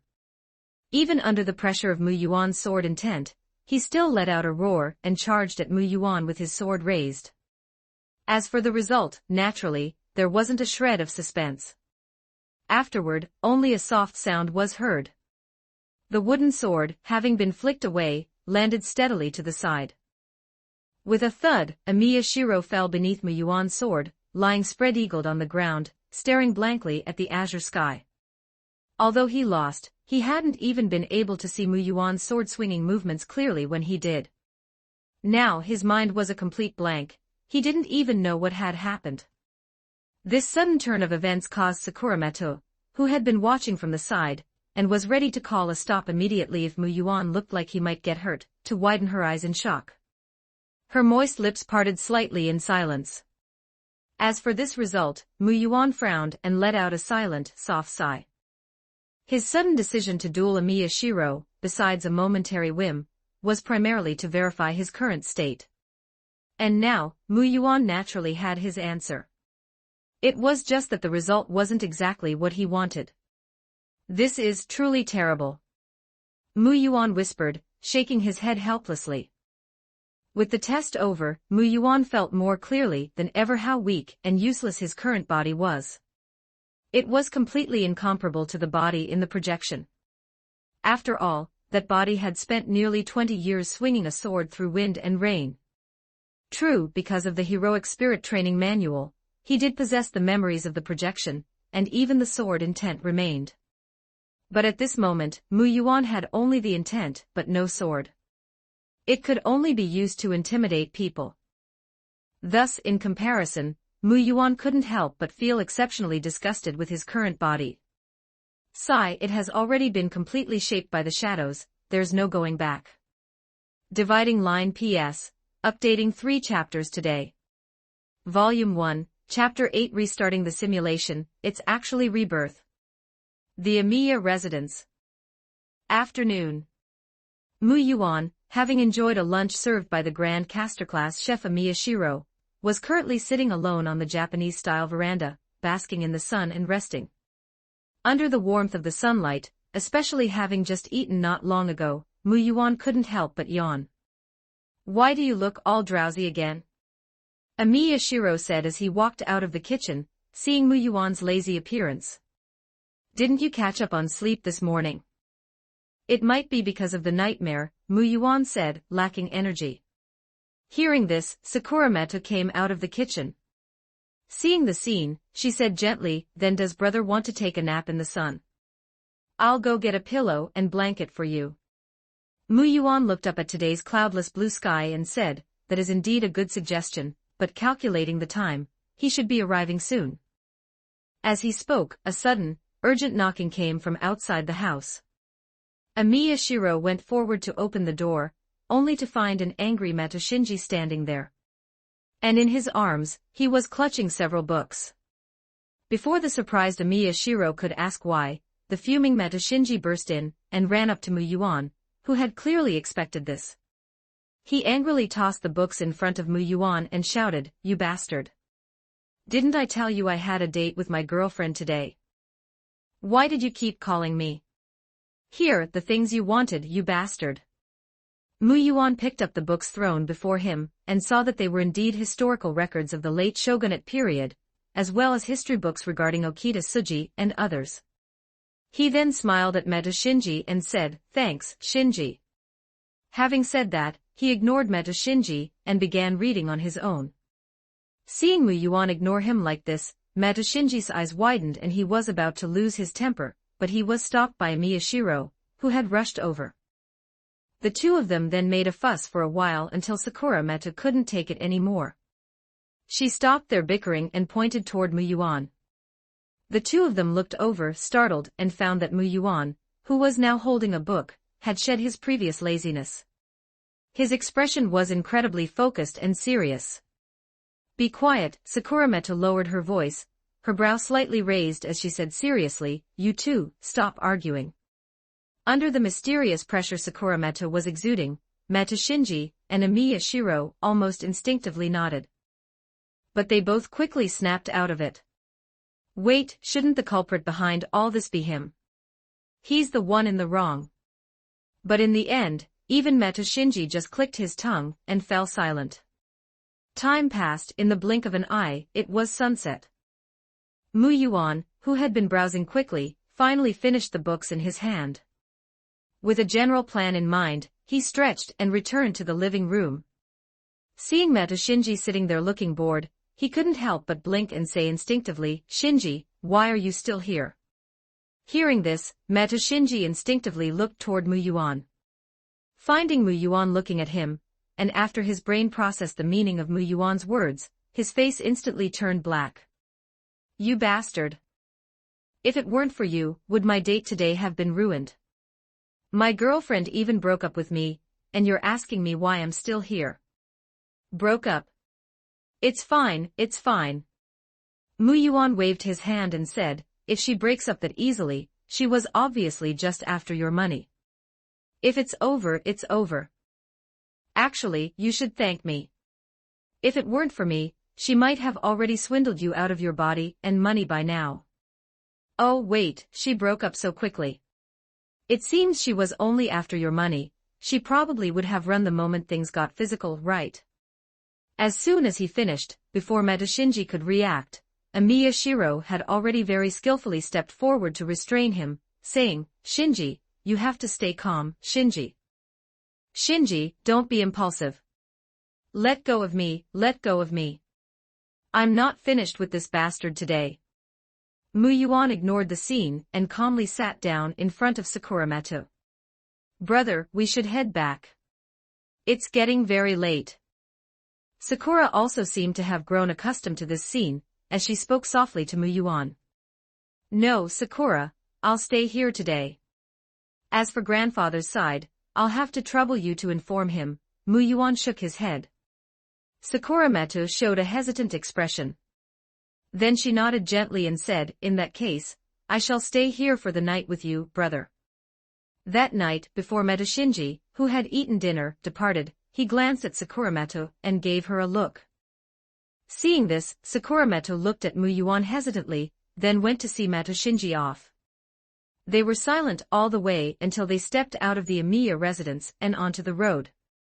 Only then did Shinji suddenly click his tongue, and say to Sakurameto in an exceptionally displeased tone, Hey, when do you plan to get that guy to beat it? Don't forget, the time grandfather mentioned is almost here. Sakurameto lowered her head, and didn't speak. Seeing this, Shinji's mood became even more irritable, and he shouted, Do whatever you want. Anyway, whether that guy lives or dies has nothing to do with me. After saying that, Shinji turned and left. He left Sakurameto alone, standing in place in silence for a while. When she returned to the house, she found that Muyuan had already left the room. He went to his room to rest. Seeing Sakurameto's questioning gaze, Amiya Shiro, who was clearing the dining table, said in a rather helpless tone, I don't know what's wrong with him today, being so tired. He just eats and sleeps. He's going to be the death of me with that laziness. Hearing this, a faint smile appeared on Sakurameto's face. She turned and said, I'll go check on brother. A moment later, Sakurameto arrived outside Muyuan's room. She hesitated for a long time before lightly biting her lip and saying, Brother, are you asleep? May I come in? I have some things I want to talk to you about. Is that Sakura? Sorry, I'm a bit too tired today. Can it wait until tomorrow? Sakurameto was silent for a while before saying softly, Is that so? Sorry for disturbing you, brother. After saying that, Sakurameto turned and left. The light of the bright moon fell upon her, casting her somewhat thin silhouette very, very long. Inside the room, Muyuan listened as she walked away. After a long time, he sighed softly and said, Sorry, Sakura. As the soft words fell, Muyuan's gaze also became firm. With a thought, the heroic spirit training manual appeared in Muyuan's hand. Today's fight with Amiya Shiro had already made him realize something. Even if he possessed the memories of the simulation, he simply couldn't exert the corresponding combat power in such a short time.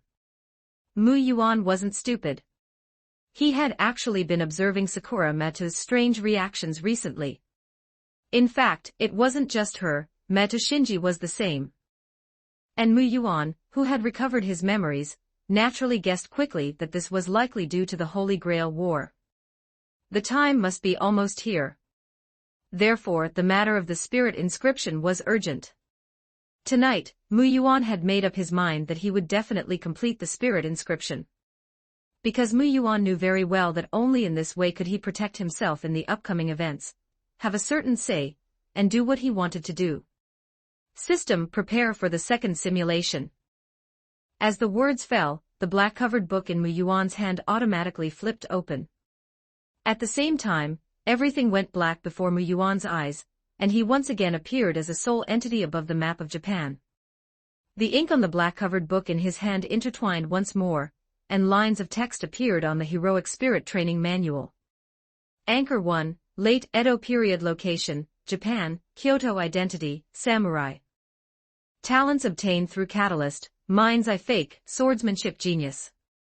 Mind's Eye Fake, the ability to avoid danger based on intuition and a sixth sense. Swordsmanship genius, you possess the same swordsmanship talent as Okita Tsuji. Anchor 2, late Edo period location, Japan, Kyoto after the fire identity, Swordmaster. Remaining simulation attempts, 2. Would you like to start the simulation? Seeing that the text this time was different from the last, Mu Yuan was slightly taken aback. But he quickly realized that anchor point 2 was, to put it simply, a save point from the previous simulation. The system was giving him a chance to reload a save from before his death. The timing was set after Mu Yuan arrived in Kyoto during the Great Fire, right before the choice of whether to go to Edo to fight the final evil of this world, Shishio Makoto. Loading a save like this had both pros and cons. The benefit was naturally that he would start at a high level as a sword hero, saving 18 years of grinding. Moreover, Mu Yuan's reputation at that time wasn't low. He could completely choose not to return to Edo to face Shishio Makoto, and instead return to his small town to continue building his prestige. And simultaneously improve his own strength. Because when the first simulation ended, the projection was only 18 years old, leaving plenty of room for future growth. But the downside was also obvious. Past experiences became established facts that could no longer be changed. Teacher Kondo Shusuke and even Okita Tsuji would all die in that Edo incident.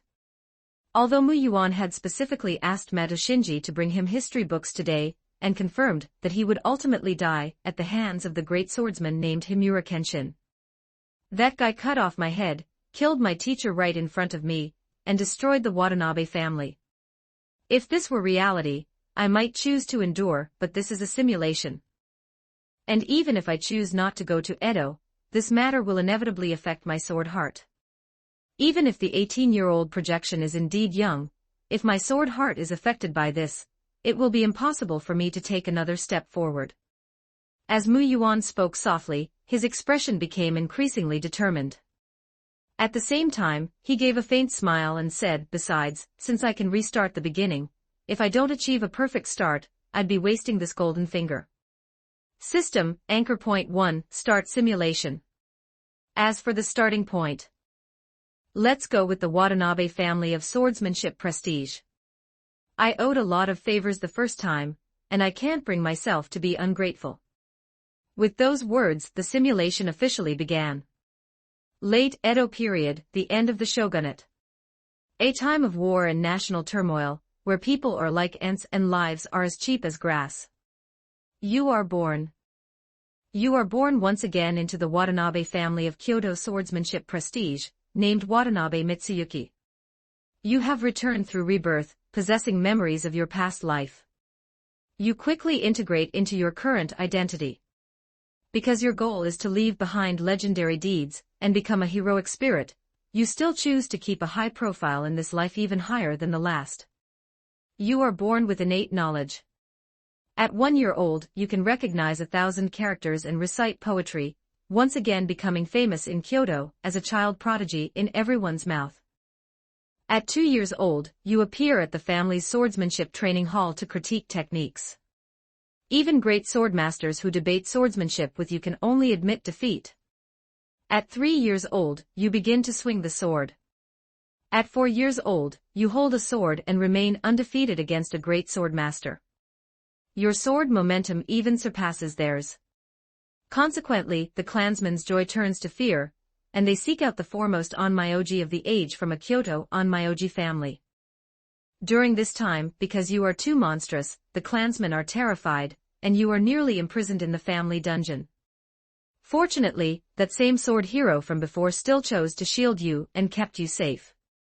The following month, the great onmyoji arrives. He determines that you are not a case of a soul borrowing a corpse, and claims you are a monster with a natural sword heart. Your achievements in this life will be, at minimum, that of a great swordsman, with the hope of becoming a sword saint, something that hasn't appeared in centuries. Consequently, your name becomes famous throughout Japan. As a result, undercurrents surge in the world of swordsmanship. In just a few days, masters from the prestigious schools of Japanese swordsmanship have all gathered at the Watanabe Manor, eager to be your teacher. You choose. Mu Yuan. What is this? Looking at the handwriting appearing in the text, Mu Yuan subconsciously placed his hand on the text. While bewilderedly accepting the information transmitted from the projection, he looked up at the scene before him. The heads of various sects gathered at the Watanabe residence, looking at him with faces full of hope. His mind couldn't help but be a bit dazed. This simulation actually has a new game plus. Restarting the event is actually rebirth. Holy crap. Dividing line PS. This chapter is short by 140 words. Volume 1, Chapter 9, 13 years old, Menkyo Kaden, Sword Hero. Mu Yuan was stunned for a moment. Then he couldn't hold it in and laughed. This was truly an unexpected surprise for Mu Yuan. Originally, Mu Yuan thought the second simulation was simply starting over, optimizing and adjusting choices from the previous simulation to find a perfect start. He never expected that the memories and knowledge from the previous run could actually be carried over into the second run. In this way, Mu Yuan essentially started with the foundation of a sword hero, and also possessed all the swordsmanship of Tenon Rishinryu taught by Kondo Shusuk. With such a foundation, Mu Yuan could reach top-tier combat power even faster in this simulation, thus gaining the possibility of personally slaying the evil of this world, Shishio Makoto. In that case, my initial plan can actually be redone. Slowly recovering from the surprise, Mu Yuan thought to himself. This afternoon, the reason he had met Shinji find books on relevant historical records was actually because of Shishio Makoto. After all, in the battle of that simulation, Mu Yuan had personally intervened. Therefore he understood very well how large the gap in strength was between himself and this final evil of the world at the end of the last simulation. So Mu Yuan originally wanted to fully exploit the advantage of multiple simulations to slay this person before he became a great yokai, or find his weakest moment. As a result, Mu Yuan helplessly discovered that according to later records, this person already possessed the combat power of a great swordsman when he was born as Watanabe Mitsuyuki in the simulation. Furthermore, the way he became a great yokai was actually by first dying in a volley of musketry and fire, and then crawling out from a pile of corpses. At first, I wanted to follow the plot and seek the hand of that fellow great swordsman, Himura Kenshin, to change fate, but now. Mu Yuan narrowed his eyes slightly. Seeking help from others was actually a move of desperation. After all, one who swings a sword should have a clear mind and harmonious spirit.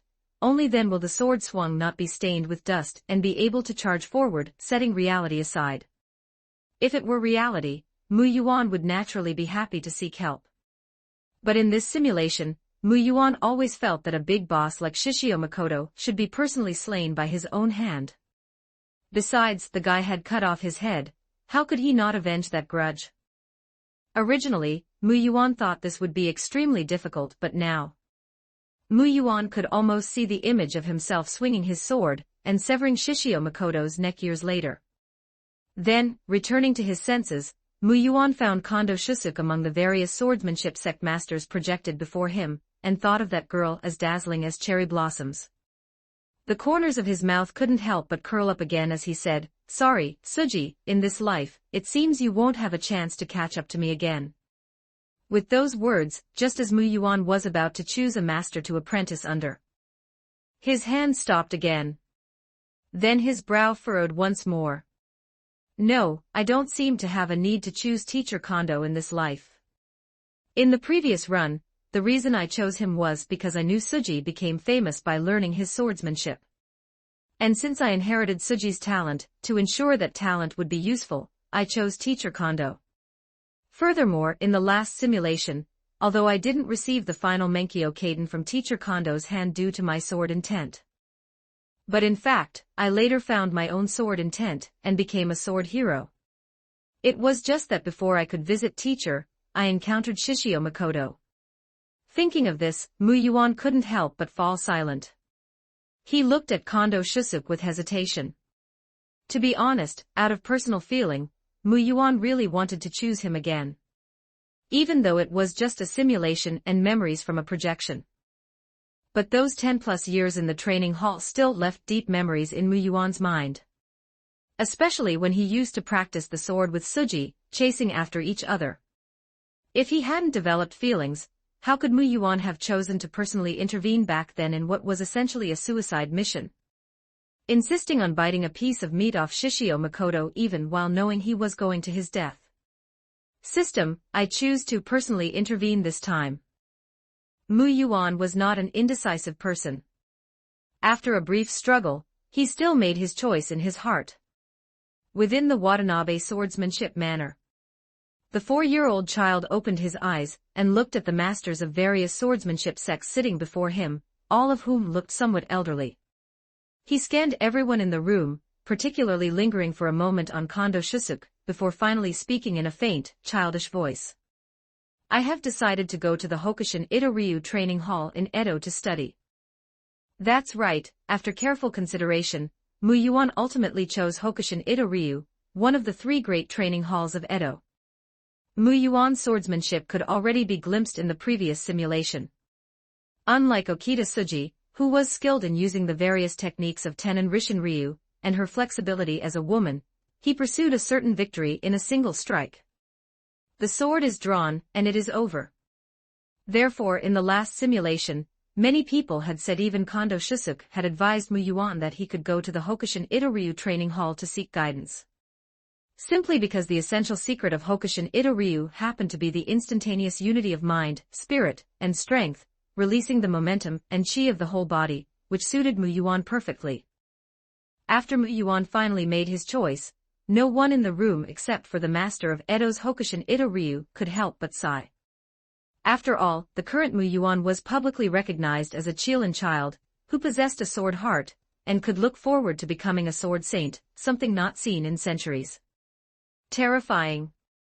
In everyone's heart, Mu Yuan could only be described as terrifying. Subsequently, the matter was settled. Most people left with sighs, except for the masters of the other 2 great Edo training halls who remained, wanting to persuade Mu Yuan. Even Kondo Shusuke shook his head, and left the manor gates. But just as he had walked out of the main gate, a Watanabe servant quickly ran out, stopped him, and invited him back into a room within the manor. When a puzzled Kondo Shusuke arrived in the room, he found the 4-year-old Watanabe Mitsuyuki sitting inside. And he was the only one there. Just as he entered and the servant left to close the door, before Kondo Shusuke could speak, he saw Mu Yuan stand up and perform a very solemn and formal bow.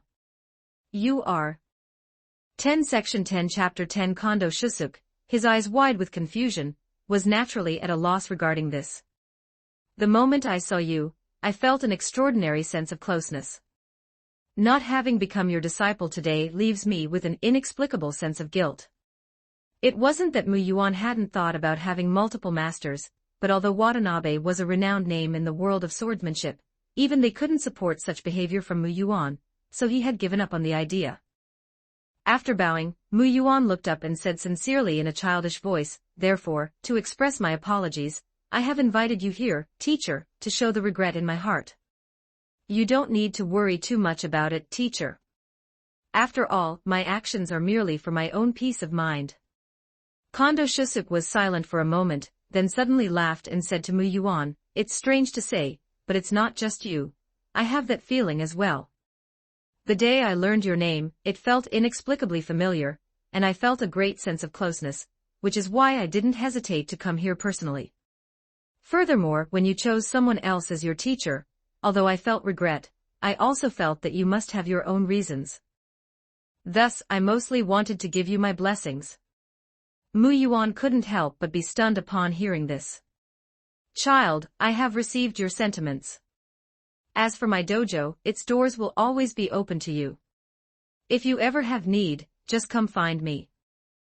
After speaking, Kondo Shusuke returned the bow to the 4-year-old Mu Yuan standing before him. Then, he turned and left the room. And this was the reason Mu Yuan used one of his precious direct interventions this time. In reality, he didn't strictly have to do this. After all, he still had one more chance for an event simulation. However, this was a teacher who, in the simulation, had been willing to use his own body to hold back enemies just so his student could escape before he died. Therefore, Mu Yuan felt it was worth doing. As Kondo Shusik departed and Mu Yuan was preparing to return, he encountered another familiar face. It was an elderly man with a very kind smile. He was also the old swordmaster from the clan, who had helped Mu Yuan many times during the simulations. "Little Mu Yuan, are you finished with your business?"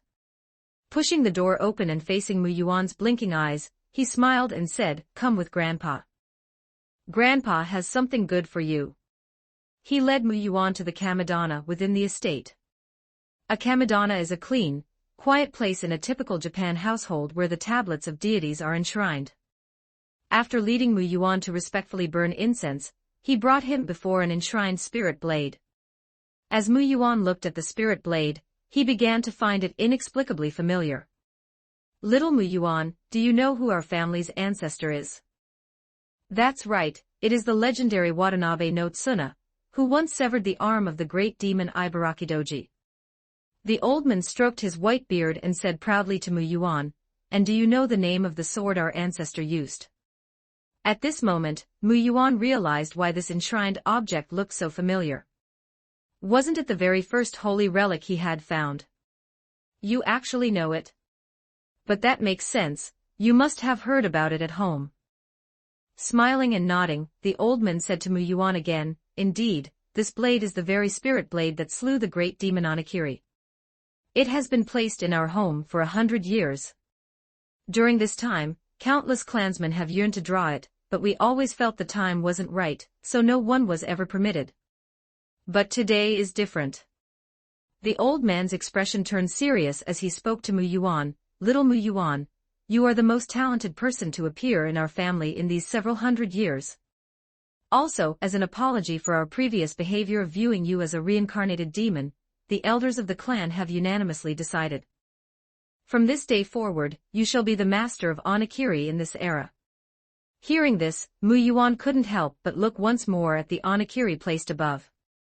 A slight sense of oddity couldn't help but surface in his heart. He really hadn't expected that he and it would have such a fated connection. Just then, the old man stepped forward, bowed respectfully to the spirit blade, and then took it down and placed it before Mu Yuan. "Take it," the old man said with a smile. "From today on, it will always be by your side." Mu Yuan glanced at the old man, and after a moment's hesitation, he stepped forward and received it. The moment Mu Yuan took hold of it, the blade actually unsheathed itself, letting out a sharp sound like a cry of joy within the Kamidana. A spirit blade has a soul. All the more so since it had been enshrined and worshipped by everyone in the Watanabe family Kamidana for nearly 100 years. "It seems it has already accepted you." After snapping back to his senses and seeing this scene, the old man couldn't help but show a look of gratification.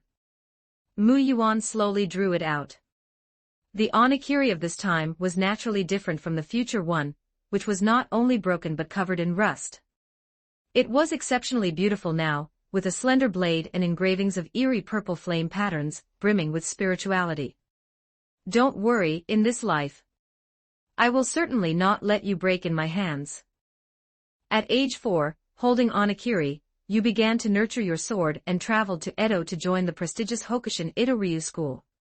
Your choice made the head of Hokushin Ito-ryu very excited. He treated you as his personal disciple, teaching you without reservation. While you were exposed to a new way of the sword, you were also secretly retraining your Tenin Rishin-ryu techniques. At age 7, you received the Mokuroku certificate from your teacher, representing that you had mastered certain techniques of this school. At age 8, you received the Menkyo certificate from your teacher, giving you the right to tell others the name of your school. At age 10, you received the Kaiden from your teacher. You mastered all the techniques of Hokushin Ito-ryu, and secretly integrated them into your Tenin Rishin-ryu, seeking that absolute strike you pursued. Because of this, you were delayed for some time.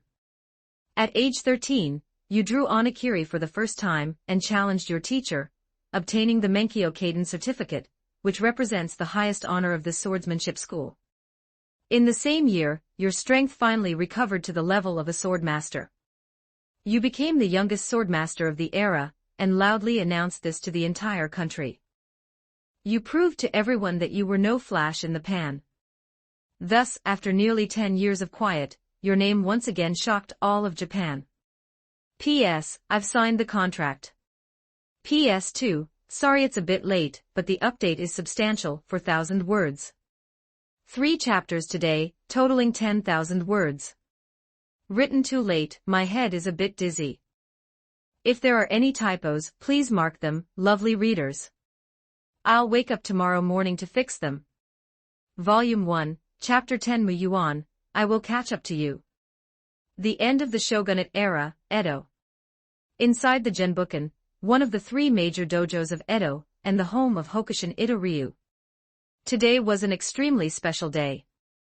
All the disciples in the dojo had stopped what they were doing and come to the dojo's training field, watching from a distance. This was because 2 people were currently standing inside. One was an elderly man with a dignified face, Chiba Shisaku, the current head of the Hokushin Ito-ryu dojo. And the person before him. Teacher Chiba, I'll be in your care. A soft voice, slightly immature due to youth, rang out.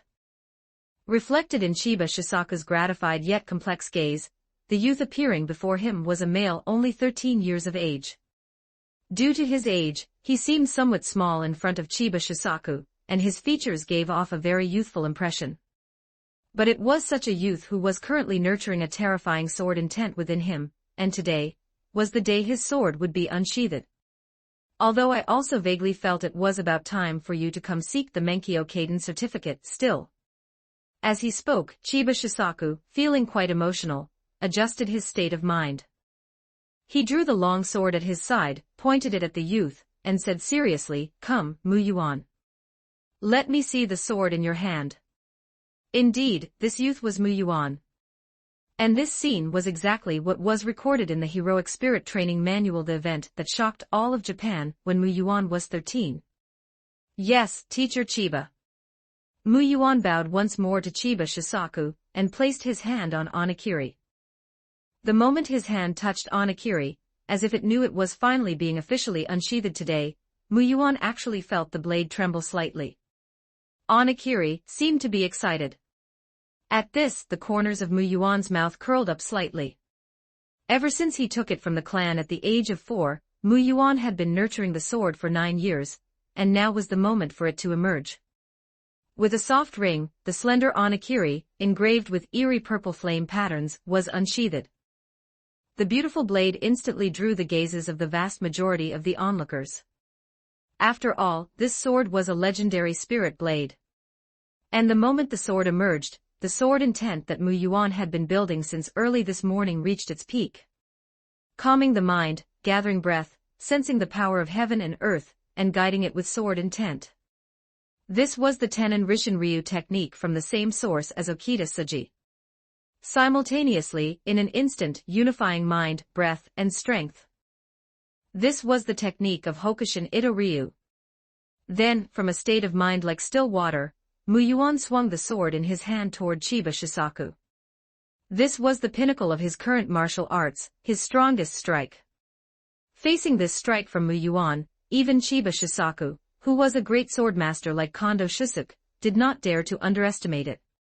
He swung his own sword at the same time, using the highest secret technique of Hokushin Ito-ryu falling flowers. Amidst the sound of clashing weapons, Muyuan and Chiba Shisaku completed their exchange of positions. Then, under the watchful eyes of all the Hokushin Ito-ryu students who subconsciously held their breath and widened their eyes, Chiba Shisaku slowly stood up and asked, "Does this strike have a name?" Muyuan shook his head and also stood up, sheathing the drawn Onakiri. "Let me think." Chiba Shisaku pondered for a moment, then smiled at Muyuan and said, "Since it is such a momentary strike, let's call it Shunkan." "Thank you for the name, teacher," Muyuan said. The meaning behind this naming was that the great swordmaster had already recognized this strike of Muyuan's as having reached the level of a secret technique. Almost the moment Chiba Shisaku's words fell, the sword in his hand broke. The outcome was clear. You obtained the highest graduation certificate, Menkyo Kaiden, from the current head of Hokushin Ito-ryu. Having finally integrated the two swordsmanship schools for your own use and possessing your own secret technique, Shunkan, you felt the time was ripe. And so you chose. Chapter 11 A. Return to the family. B. Find another master. C. Journey the world with my sword. D. Intervene personally. Mu Yuan, holding the heroic spirit training manual, pondered the options. If I return to the Watanabe, I could make arrangements before Shishio Makoto burns Kyoto, but that's still 5 years away. As for finding another master, while I could learn another style, it might not significantly improve my current situation. In that case, it's better to follow my previous life's path, and focus on gaining renown to leave behind heroic deeds. After a brief contemplation, Mu Yuan made his decision. Although the projection was only 13 years old at this moment, Mu Yuan knew that the projection's current strength would only be stronger, not weaker, than in the previous simulation. He naturally had enough capital to embark on a journey through this chaotic world. That night, you met with the Hokushin Ito-ryu master, Chiba Shisaku, again and expressed your intention to leave. He seemed to have anticipated it, and did not stop you. The next morning, you left the dojo, but you did not immediately depart Edo. Instead, you visited the Tenin Rishin-ryu dojo to bid farewell to your former teacher, Kondo Shusuke. Afterward, just as you were about to leave Edo, someone you didn't expect stopped you and drew their sword, challenging you. Inside the Tenin Rishin-ryu dojo, in the backyard, under the familiar cherry blossom tree, Okita Tsuji, dressed in a kendo uniform, her beautiful hair swaying like cherry blossoms, drew her sword and pointed it at Mu Yuan, who stood before her. What are you standing there for? Okita Tsuji, a young girl also 13 years old, the same age as Mu Yuan, raised the wooden sword in her hand and frowned, looking at Mu Yuan. Draw your sword. Seeing that she truly intended to fight him, Mu Yuan couldn't help but cast a helpless, pleading glance at Kondo Shusuke, who was not far away. And also Kondo Isami and Hijikata Toshizo, who were watching the show. In fact, even in this simulation, they weren't strangers to each other. After all, the Hokushin Ito-ryu dojo was also in Edo. Mu Yuan naturally often went home to check in. The main reason was to ask Kondo Shusuke for advice on how to combine Tenin Rishin-ryu and Hokushin Ito-ryu. Kondo Shusuke played a crucial role in his ability to unleash that Shunken sword strike, which had reached the level of an ultimate technique. It was just that, for some reason, Okita Tsuji, who had been exceptionally close to Mu Yuan in the previous life, only Okita Tsuji always seemed angry with Mu Yuan in this life. And Okita Tsuji was clearly a very easygoing, cheerful, and approachable child, so everyone had always been puzzled by this. At this moment, facing Mu Yuan's pleading gaze, Kondo Shusuke and the other two almost simultaneously turned their heads away, pretending not to see. They were clearly ready to watch the show. Mu Yuan sighed helplessly, smiling wryly at Okita Tsuji, and said, Tsuji, you're not my opponent. How do you know if you don't try? Okita Tsuji snorted, saying, Miss Okita won't give up so easily. And you traitor. Traitor. How am I a traitor? Mu Yuan was stunned. I don't know either, but I just feel like you're a traitor, Tsuji said, hesitating for a moment. Her golden eyes, looking up, reflected Mu Yuan before her. At that instant, many past memories seemed to flash before her eyes, so she finally couldn't help but exclaim, You betrayed me. Mu Yuan was taken aback when he heard this. He looked at Okita Tsuji before him, and then, fell silent. So that's how it is. In that case, I still owe you a sword strike. Mu Yuan, seemingly understanding something, said with a faint smile, I remember I said back then that I would come back to see you when I found my sword in tent, but it's still a bit too early, Tsuji. Mu Yuan looked at her and said, It's a bit early, so catch up, Okita Tsuji. Just like before. And at that time, I will naturally unleash my sword upon you. The connection between swordsmen has never been through words, but through the sword. When Mu Yuan said this, Okita Tsuji, who had been slightly stunned, actually put down the wooden sword in her hand under the gaze of the three people nearby. Okita Tsuji replied very straightforwardly. She wasn't truly foolish, she naturally understood the gap between herself and Mu Yuan at this moment. But when she heard that Mu Yuan was leaving, it was as if a voice was frantically urging her to keep him there. At the same time, just as this agreement was made, Okita Tsuji also found that the inexplicable irritability, unhappiness, and anger that surged within her whenever she met Mu Yuan finally disappeared. It was as if she had been waiting for Mu Yuan to say those very words. "You wait, Mu Yuan." Okita Tsuji looked at Mu Yuan seriously, his figure reflected in her beautiful golden eyes. "I will definitely catch up to you. Under the cherry blossom tree, you made a new promise with that girl. You would wait for her, and she would one day pursue you and come before you. You bid farewell to everyone, left Edo, dressed in a black samurai uniform, carrying Onakiri, and once again became a wandering swordsman, stepping into the chaotic world. After some time, you once again arrived at that remote village. You found that the village had completely changed from its former poverty. It was filled with the joyful sounds and laughter of the villagers, and even when facing a stranger like you, they were willing to accept you. You saw many familiar figures and faces, but they undoubtedly didn't recognize you. You didn't mind this. You simply watched everything before you with a smile, then pressed down on your straw hat, and once again embarked on your journey. You traveled along, passing through many familiar lands, seeing many people you knew but who were utterly strangers to you.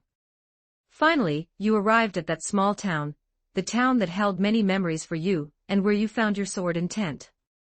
You met the current lord of this small town, and he respectfully addressed you as young master.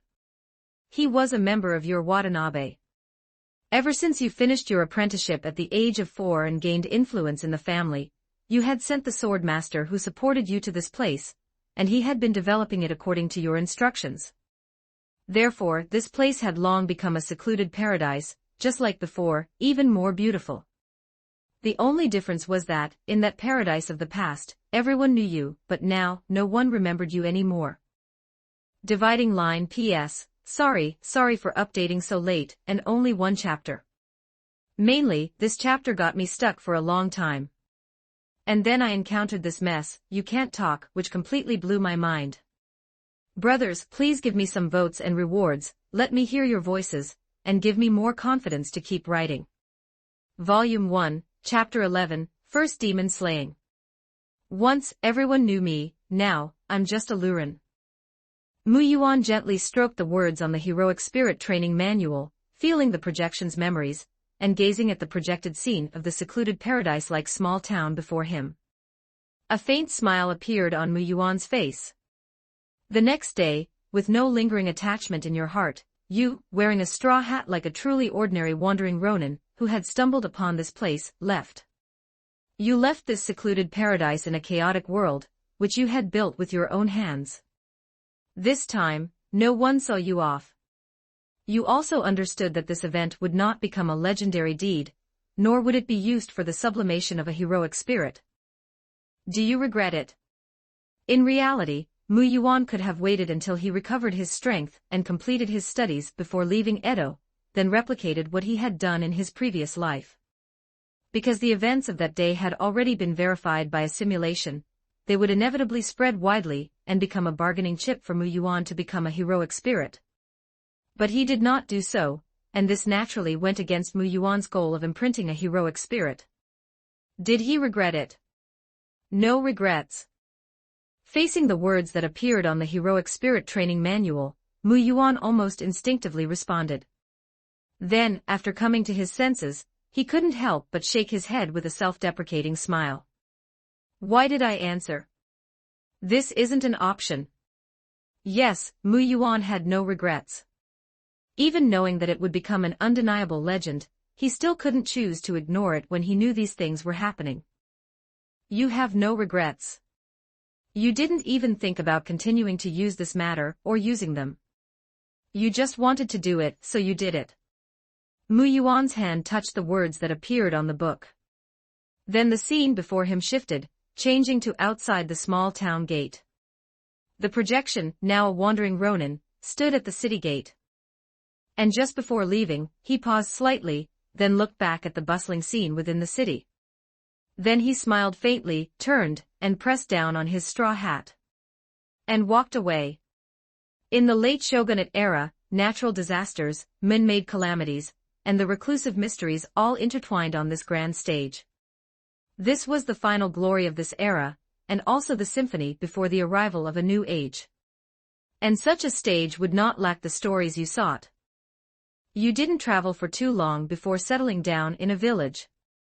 You received a request from a 7-year-old girl in the village.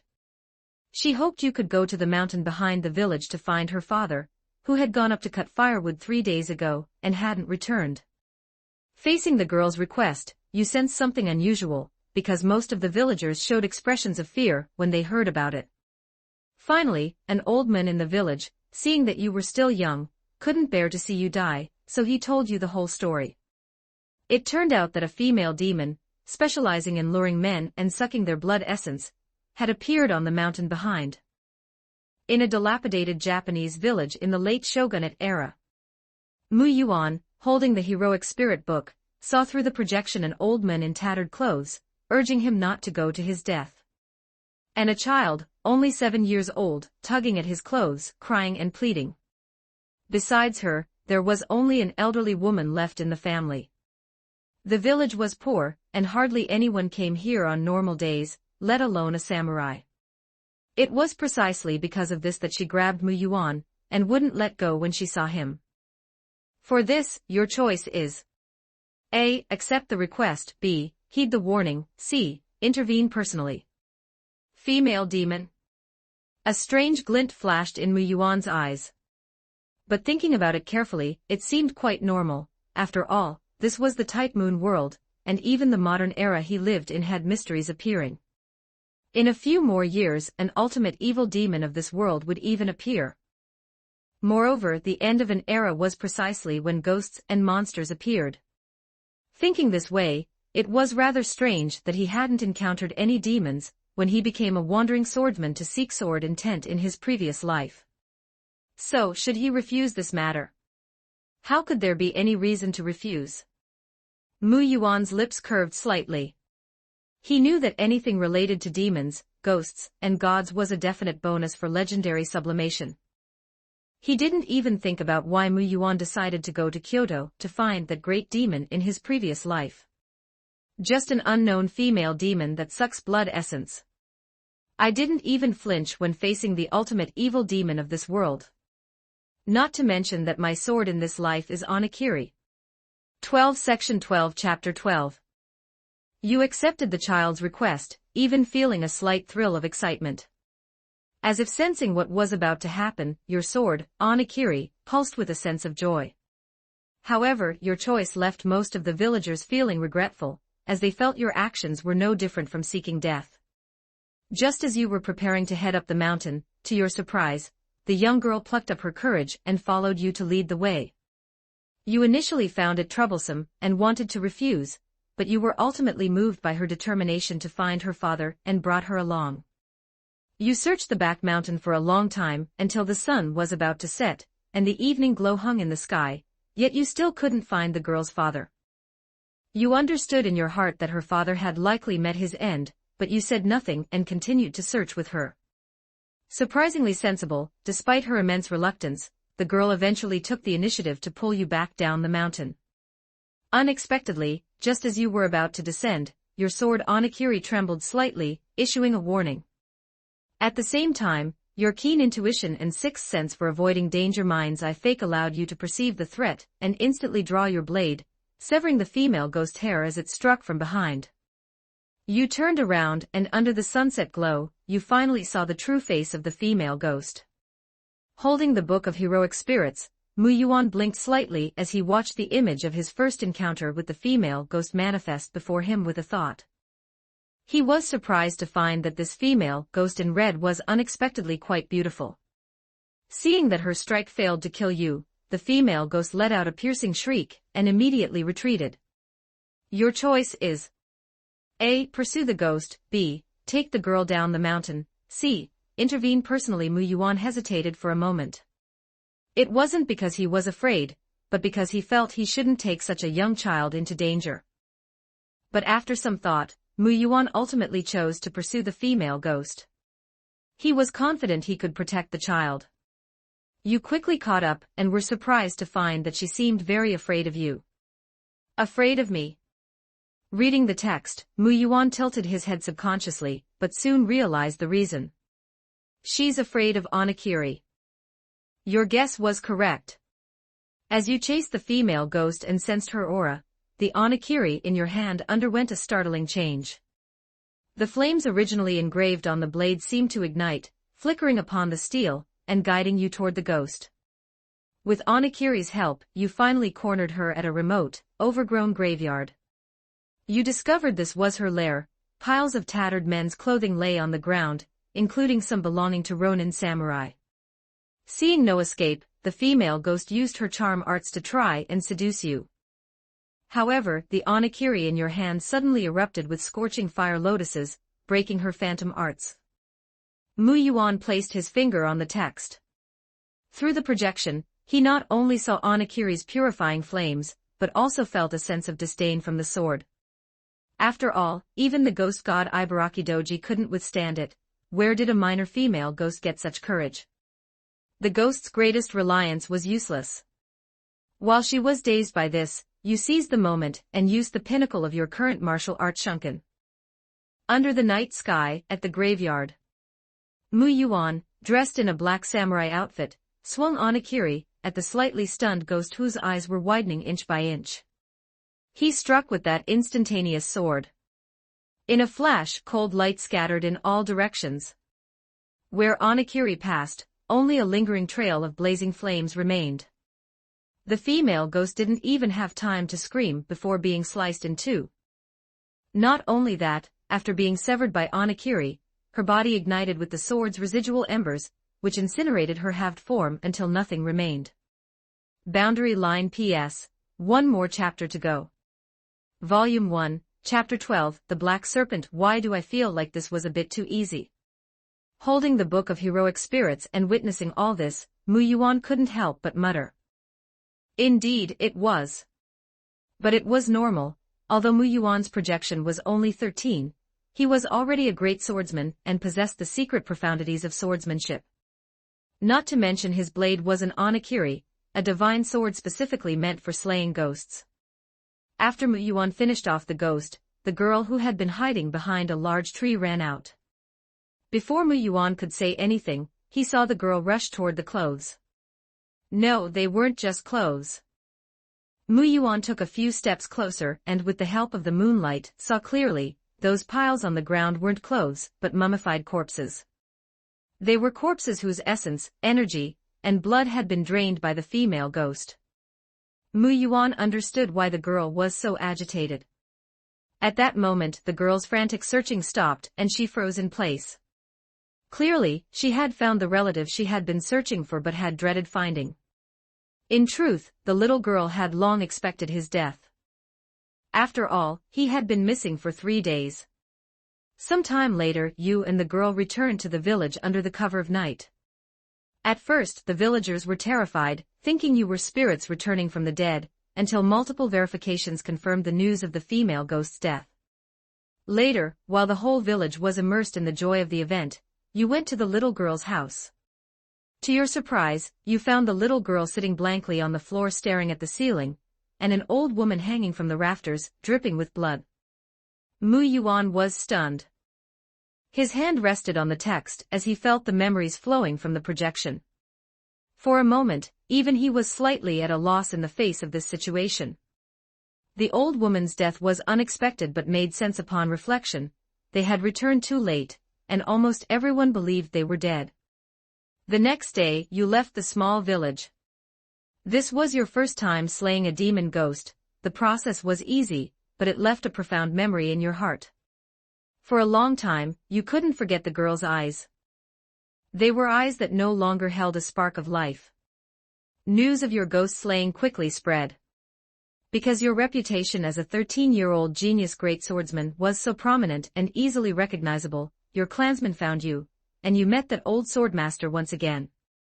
You originally thought he came to scold you, but you didn't expect him to marvel at the fact that you had indeed stepped onto such a path.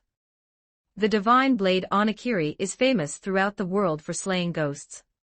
It is renowned not only among humans, but even more so among demons.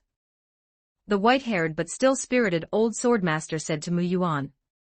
Furthermore, it has been passed down since the Heian period. Countless demon souls have fallen to its blade. Consequently, every time it appears in the world, it triggers frenzied retaliation from demons. To this day, several generations of Onakiri wielders have died at their hands. In the end, wielding this sword gradually evolved into a curse. This is why it was enshrined in the family's kamidana, remaining without a master for over 100 years. When the clan gave you this sword, it was mainly because demons were almost nowhere to be seen, and only this blade was worthy of your talent. I didn't expect that even in an era like this, the curse on the blade would still persist. He has come now to ask if you will return the sword, or return to the clan in Kyoto. Your choice is A. Return Onakiri, B. Return to the clan, C. Slay all demons, D. Intervene personally. So there was such a secret. Speaking of which, the destruction of the clan I saw in the first simulation wasn't a coincidence, but an inevitability. Mu Yuan suddenly understood why the relatively powerful samurai in his clan had all perished in that Kyoto fire during the first simulation. He even began to understand what Shishio Makoto wanted to do. Gathering an army of spirits and demons to head for Edo wasn't just to destroy the heart of Japan, but also to restore the era of the night parade of 100 demons. Snapping back to his senses, Mu Yuan chose to slay all demons without hesitation. The reason was simple: he couldn't forget the little girl's final gaze, and the matter between him and Shishio Makoto naturally needed a resolution. Moreover, after experiencing this and hearing so much from the old swordmaster, a realization suddenly dawned in Mu Yuan's heart. He felt he had finally grasped a clue to what he was looking for. You made your choice, but clearly, the old swordmaster before you was not satisfied with it. He felt you were too young to take such a risk and should grow for a few more years, so he prepared to take you back to the clan. Reading this memory from the projection and seeing the scene of the old swordmaster standing before him with a sword again, Mu Yuan couldn't help but smile. You didn't say much in response, because communication between swordsmen is never through words, but through the swords in their hands.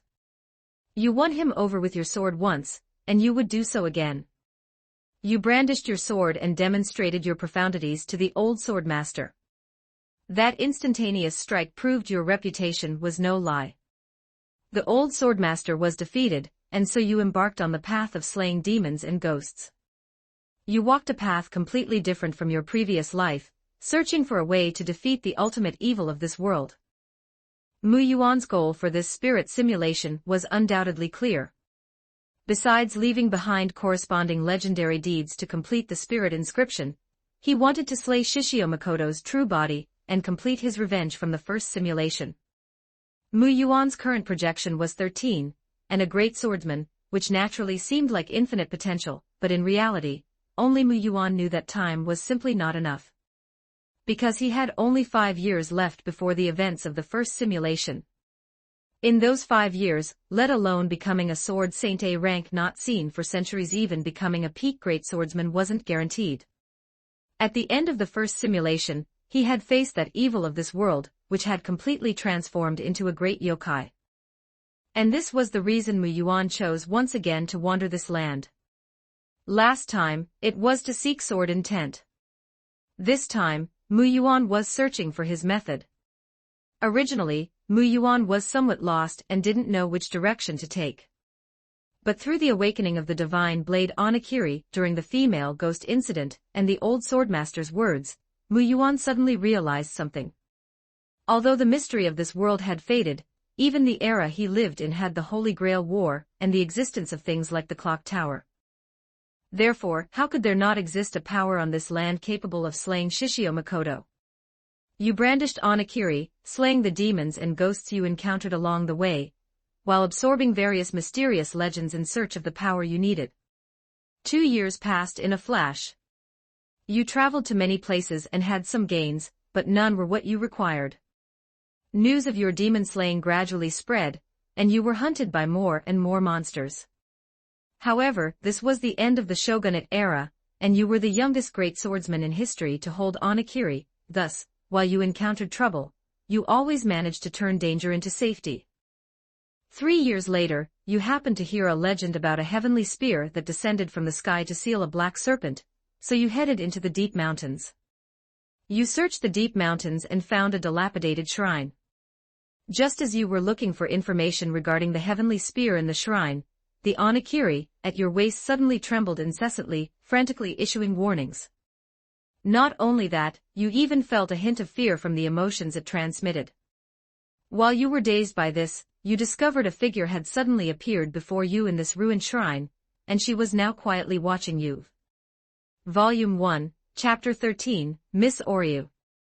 Late at night, outside the dilapidated shrine in the deep mountains. Under the faint glow of the moonlight, a snake woman with the head of a beautiful woman flicked her tongue and moved her massive body. Sniffing the residual human scent in the air, she slowly crawled toward the shrine. She was looking for the man named Watanabe Mitsuyuki. Because he was the master of this generation's Onakiri, and the enemy of all demons, he had to die. And most importantly, he was the youngest genius samurai of the current age. How delicious would that exquisitely tempered and fresh flesh be? In this era of scarce magical energy, such a body was undoubtedly the most effective panacea for any demon. Furthermore, that lord had already given the order. That monster, born from the resentment and fear of this chaotic era, had ordered all demons to cut off this man's head and bring back the ghost-slaying Onakiri.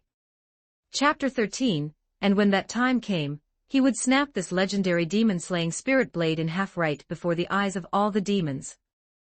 And he would grant immense benefits to the person who accomplished this task. Thinking of this, she moved her slithering body with even more effort. After a while, she finally crawled into that ancient shrine.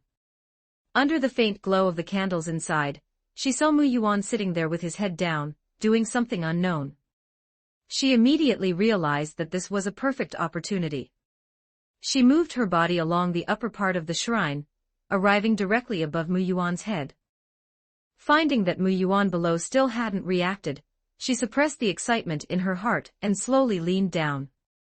Then, the beautiful woman's head opened its mouth, which began to split bit by bit until the tear reached near her ears. Finally, the woman's head vanished, turning into a black snake with a massive, bloody maw. Just as she was about to strike downward and swallow Mu Yuan whole, Mu Yuan suddenly raised his head and looked at her. Because it was so sudden, the snake woman froze in place.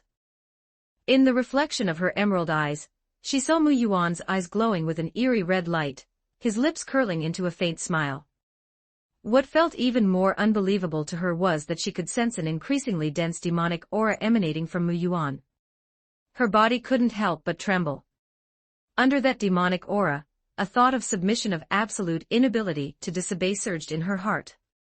In the next instant, a cold flash of light flickered. When the snake woman regained her senses, she found her face pressed hard against the ground. Shifting her gaze slightly upward, she could see the half of her body still writhing on the eaves of the shrine. Am I dead? Just as this thought popped into the dazed snake woman's mind, she saw Mu Yuan stand up, walk over to her, raise his foot, and crush her head into powder with a single stomp. That really was quite crude. At that moment, a woman's faint voice echoed within the shrine.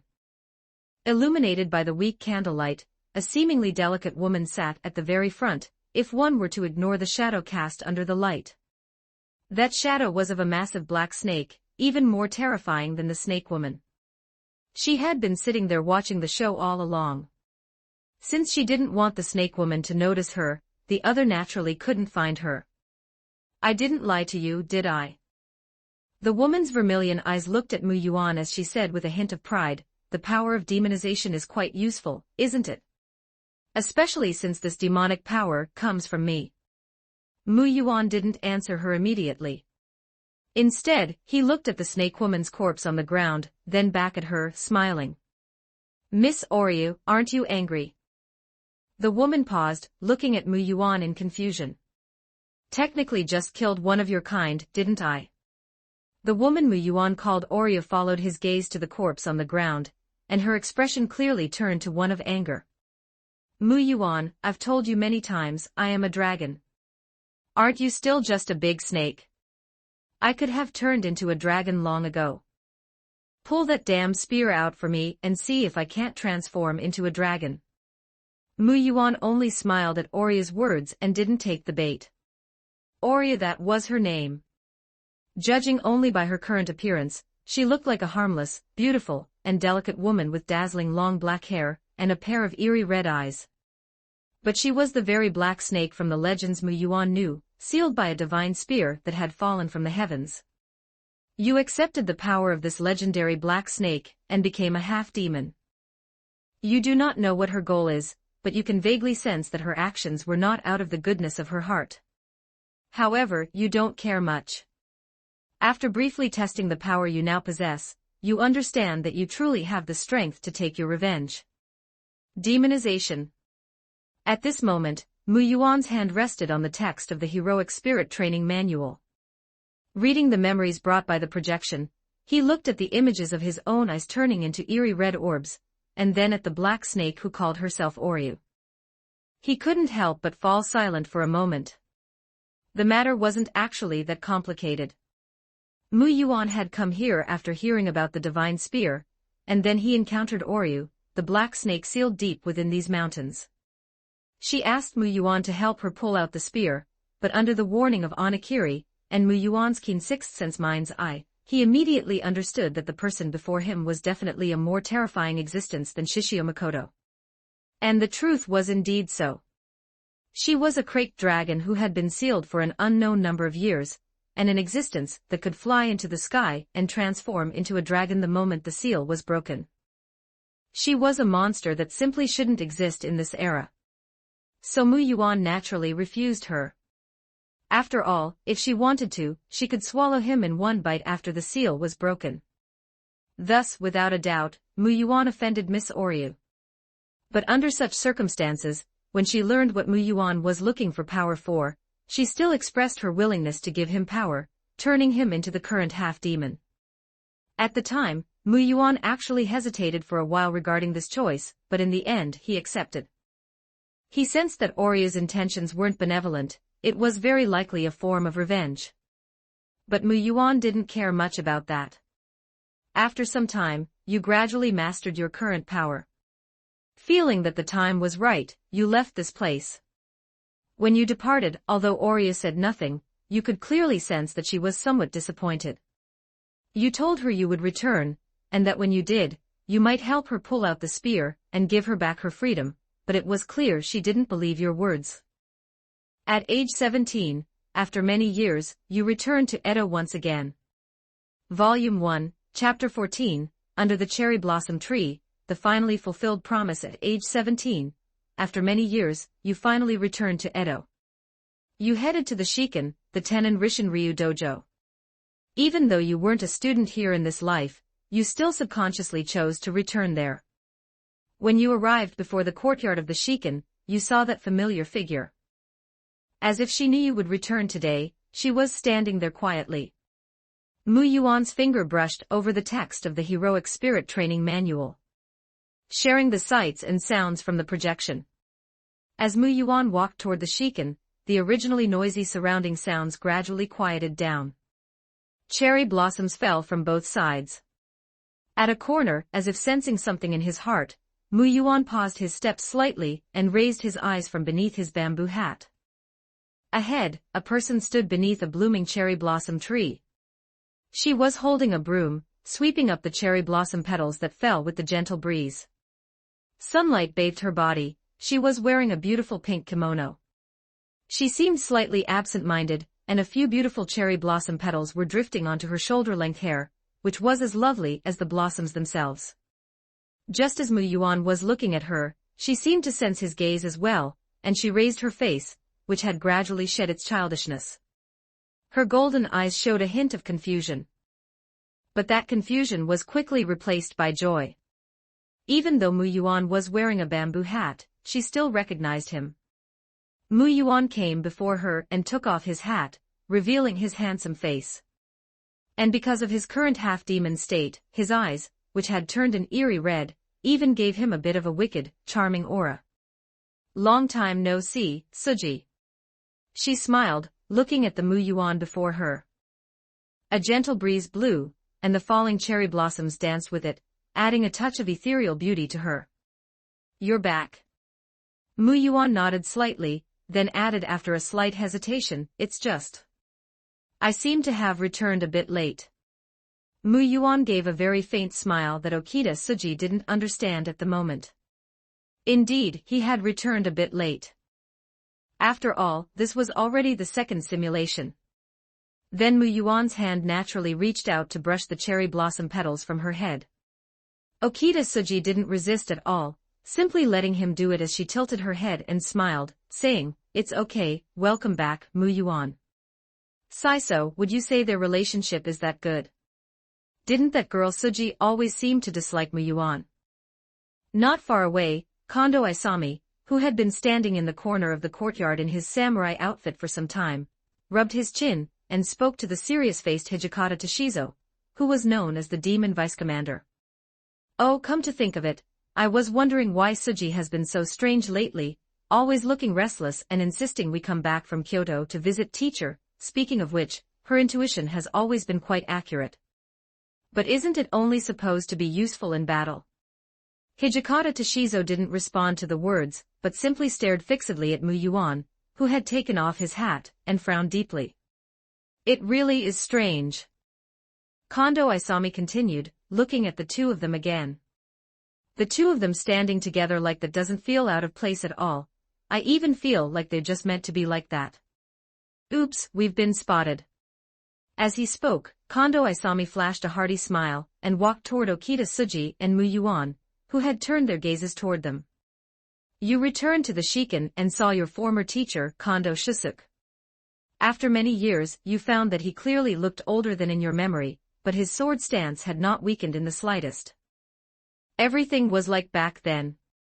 After you were welcomed back, you noticed that Okita Suji had disappeared, but you didn't look for her because you knew what she was doing now, and you felt a sense of anticipation. The next day, when the morning light tore through the curtain of night, she found you. She had shed the cherry blossom kimono she wore daily and changed into the Shinsengumi Hayori, transforming into the sharp blade recorded in history. Regarding this, your choice is A. Fulfill the promise, B. No need, C. Intervene personally the promise, ha. Mu Yuan smiled. Even in the projection, it had always been hard for Mu Yuan's gaze to shift away from Okita Suji. After all, the reason he came to this era was because of her. His swordsmanship talent and his mind's eye fake were all obtained from her. Thus, it was normal for Mu Yuan's gaze to be drawn to her. And on this point, Okita Suji was actually the same. Although she didn't know everything, her naturally powerful intuition made her unwilling to lose to Mu Yuan deep down, and she had been chasing after him. In the original records, she received her Menkyo Kaiden certificate from Kondo Shusuk at age 19, and became world-famous in the following years. But here, she achieved Menkyo Kaiden at 16. At 17, the same age as Mu Yuan. A sword hero. A hero among swords. This was the threshold for swordsmen, an extraordinary realm. 14 Section 14 Chapter 14, at the same time, only by stepping into that realm does one have the qualification to be recorded by history. Mu Yuan, who had slowly closed his eyes, opened them once more. Moving from the general perspective of a god or an absolute observer, Mu Yuan arrived before Okita Suji. Sitting on a chair inside the room, his eerie red eyes gazed at Okita Suji, who had shed her usual gentleness and become the calm, clear-headed executioner recorded in historical annals. The corners of Mu Yuan's mouth curled up slightly as he said, "It seems you've been waiting for this moment for a long time." "Yes," Okita Suji replied with a smile. Those pale gold eyes carried the clarity and determination Mu Yuan was familiar with. Beneath the sword momentum that was about to unsheath, there was also a leisurely intent emerging. Feeling all of this, the smile on Mu Yuan's face gradually vanished as he said, "Suji, can you give me the answer once more?" Okita Suji did not speak.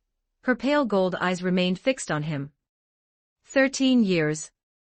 No, actually even earlier, I reached the realm of a swordsman, but now several years have passed, and I haven't taken a single step forward.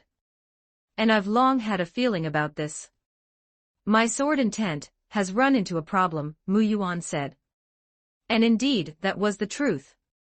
Otherwise, Mu Yuan wouldn't have gone looking for other methods later to obtain the power to slay that great Yukai.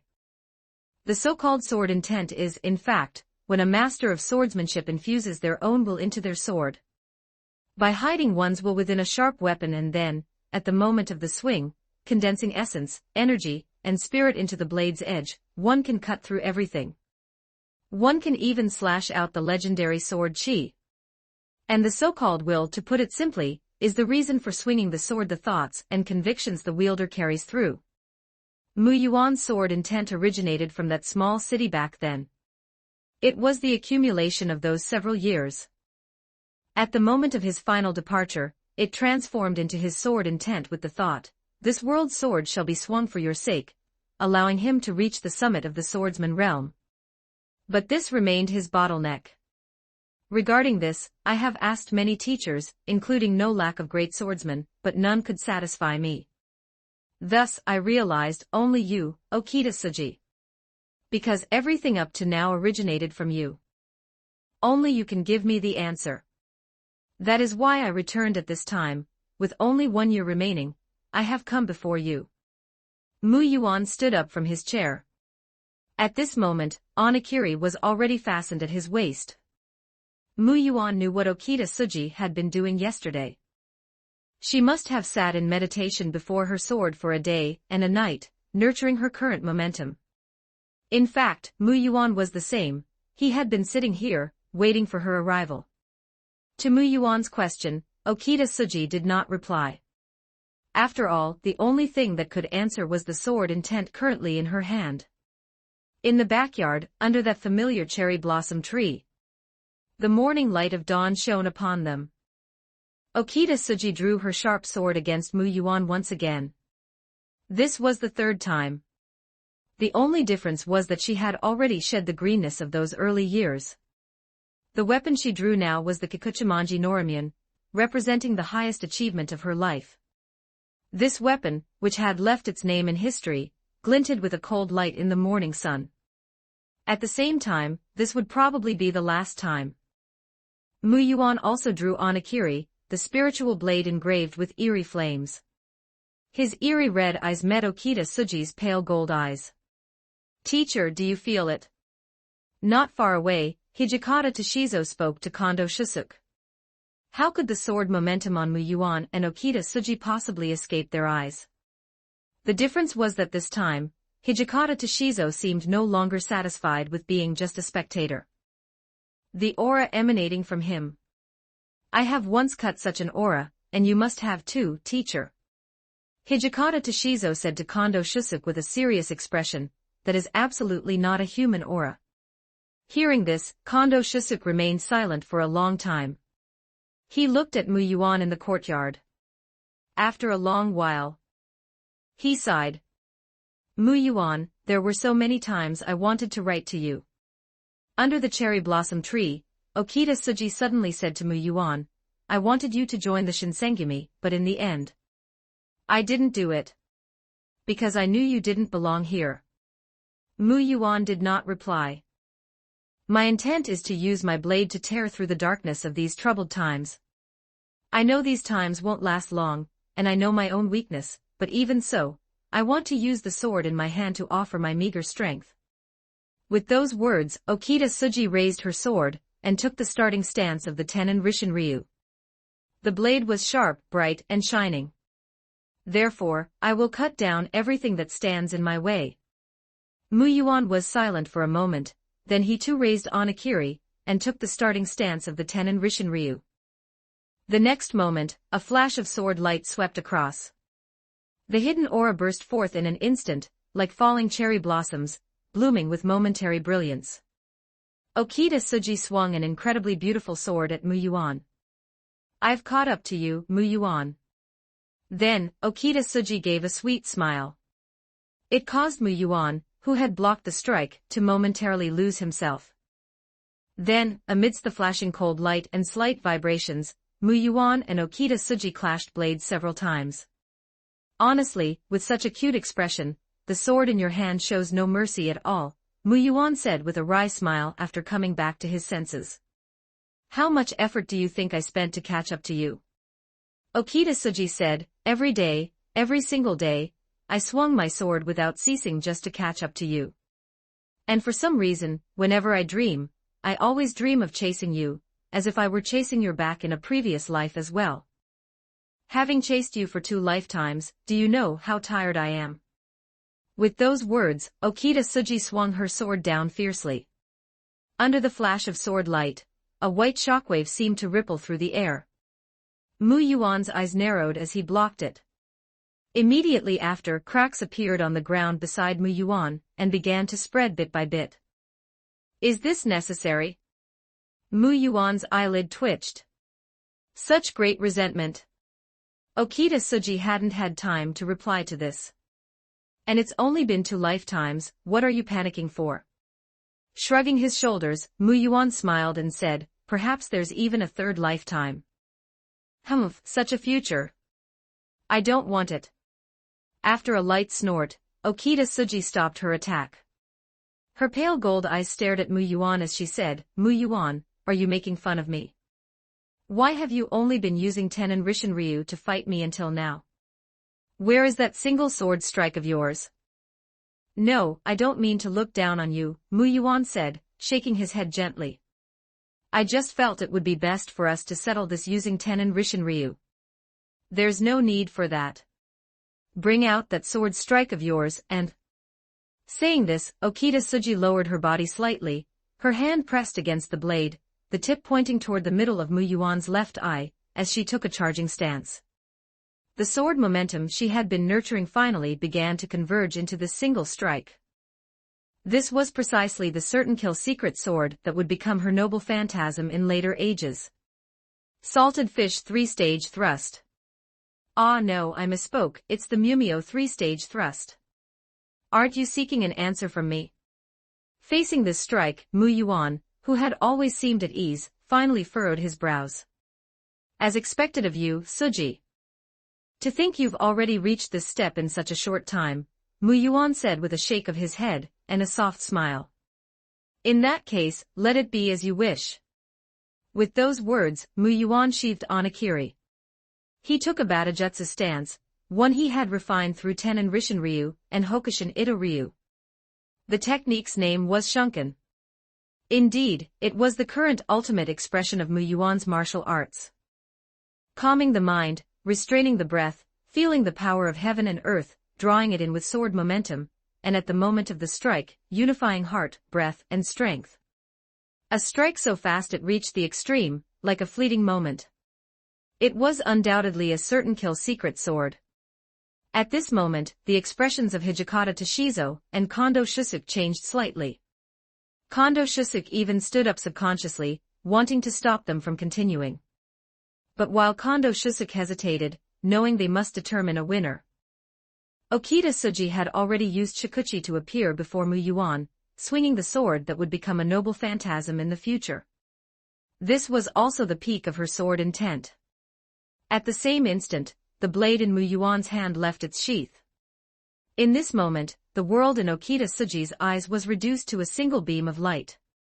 As for Kondo Shusuke and Hijikata Toshizo on the side, they couldn't even see the cold, piercing flash of the swing. In an instant, this light swallowed everything. When they finally regained their senses, the sword in Okita Tsuji's hand had fallen to the side, and Mu Yuan was sheathing Onakiri. The match was decided. I lost. Okita Tsuji felt helpless, but she wasn't overly dejected. She even puffed out her cheeks at Mu Yuan quite happily and said, honestly, losing to you again, how many times has this been? Just you wait, next time I will definitely defeat. Chapter 15. The words were not yet finished. I think there might not be a next time. Hijikata Toshizo suddenly stepped forward, looking at Mu Yuan with a heavy expression. Mu Yuan, as if he had expected it, looked at him calmly. Senior Hijikata, what do you mean by that? While Okita Tsuji was feeling confused, Kondo Shisuke also walked out. He looked at Muyuan, his gaze lingering for a moment on Muyuan's eerie red eyes, and sighed, "Muyuan, with your half-demon body, how could you possibly hide it from their eyes? Soon, you were personally guarded by Kondo Shisuke and the others and brought back to Kyoto, to your home within the Watanabe swordsmanship elite circles. During this period, Kondo Shisuke and the others secretly gave you several opportunities, signaling that you could leave. Okita Tsuji even expressed absolute trust in you, but you did not do so. You simply returned to the family with a smile, and then, under the eyes of almost everyone in the family, first in disbelief, then in utter rage, you were thrown into prison. At the same time, you were stripped of your status as the current generation's master of Onigiri. Boundary line PS, sorry, I only updated one chapter yesterday because I was really stuck. I've been stuck for 2 or 3 days, and I only found some momentum today. PS2, this chapter is 5,000 words.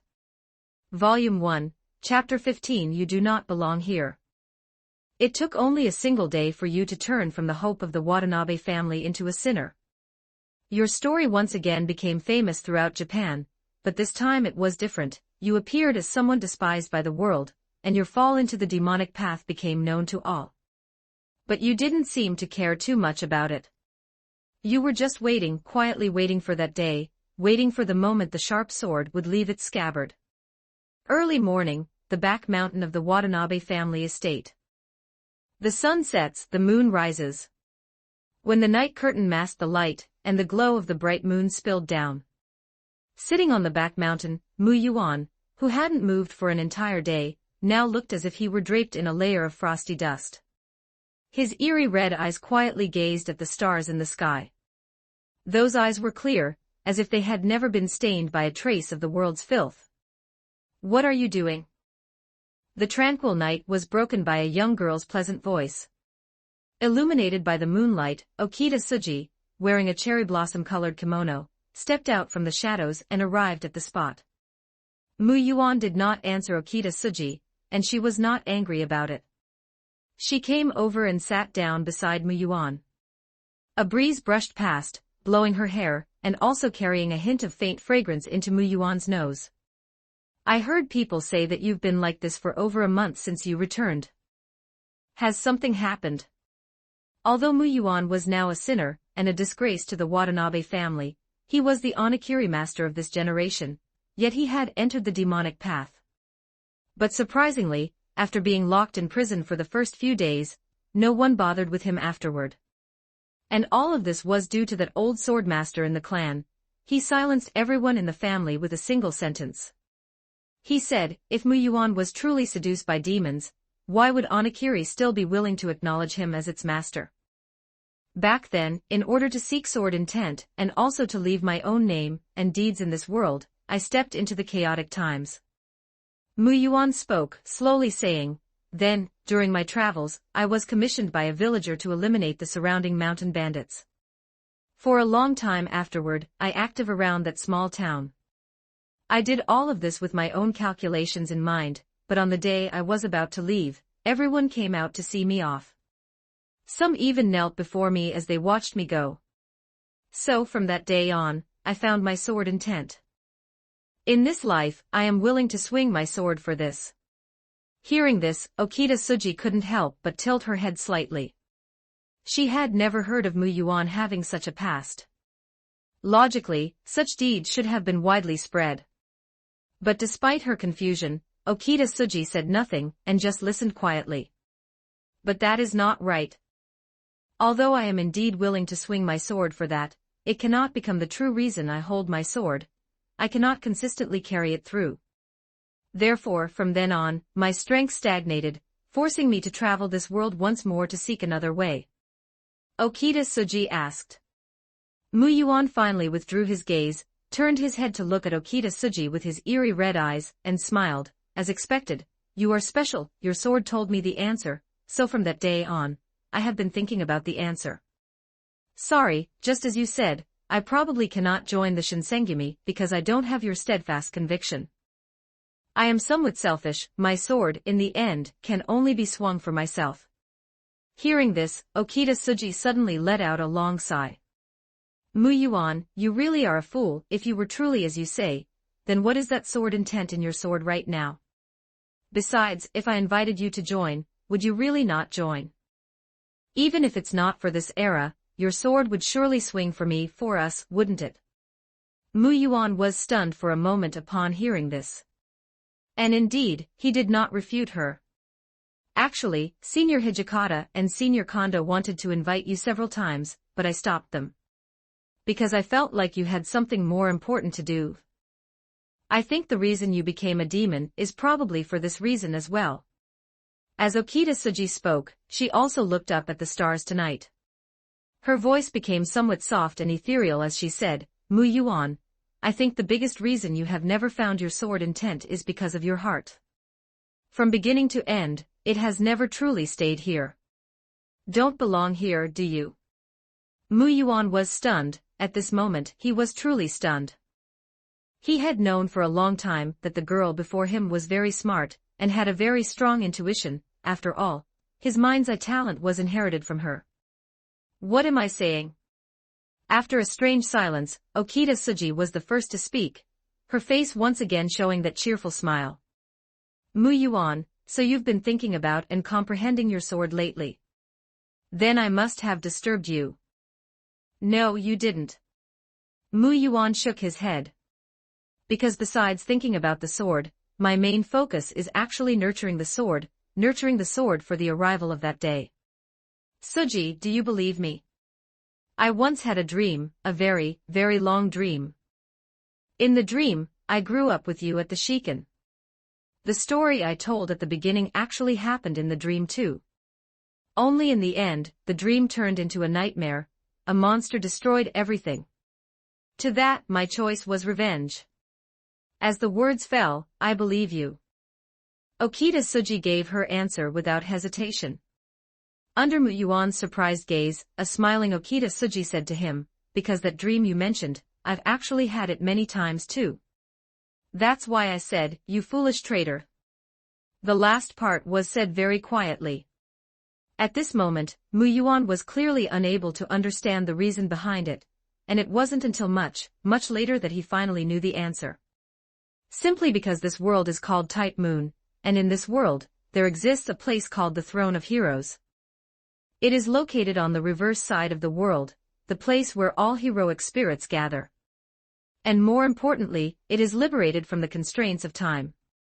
Although the Mu Yuan simulated by the Heroic Spirit Training Manual can reset the timeline and simulate again, the simulated paths will more or less leave some traces. This is also why Kondo Isami and Hijikata Toshizo would occasionally experience déjà vu regarding Mu Yuan. As for why the reaction was so intense in Okita Tsuji, it was naturally because her entanglement with Mu Yuan was too deep. This was your purpose, this was why you still returned even though you knew your identity was exposed, and you would surely be despised by your clansmen.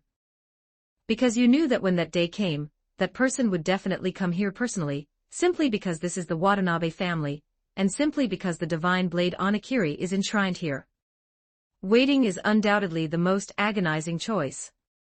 And waiting didn't quite fit Mu Yuan's personality. He was actually the type who liked to take the initiative, but this time Mu Yuan still chose to wait.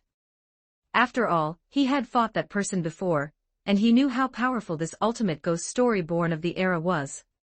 Even though Mu Yuan had now accepted the power of the Black Serpent and compensated for the physical gap, in terms of true strength, he was still slightly inferior. After all, the person named Shishio Makoto was one of the strongest samurai in the world today before turning into a ghost story. Therefore, Mu Yuan let go of everything, restrained his aura, and began this long year of sword nurturing. The sun sets, the moon rises. All things in the world have a day of termination, only time does not. Therefore, your waiting will naturally welcome the final result. Thus, after a long period of time had passed, that day. Volume 1, Chapter 16 One Strike Shunkan. Great fires began to burn in Kyoto, just as in your memory. On this night, you didn't even feel the firelight, but under that mysterious sensation, you still raised your head and looked in that person's direction. There was no longer any need for more words. You knew the opportunity you were waiting for had arrived. To this, your choice is A. Draw the sword, B. Personally intervene. This time there were only two choices. Even Mu Yuan couldn't help but smile faintly at this.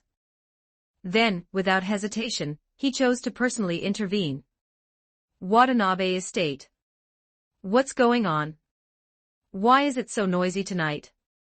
The elderly old swordmaster was awakened by the commotion. After simply throwing on a cloth robe, he came out of the house and frowned as he stopped a panicked servant in the clan. After the person recognized him as an elder of the family, he naturally didn't dare to be negligent and hurriedly said, "It's bad, my lord. Kyoto is under attack.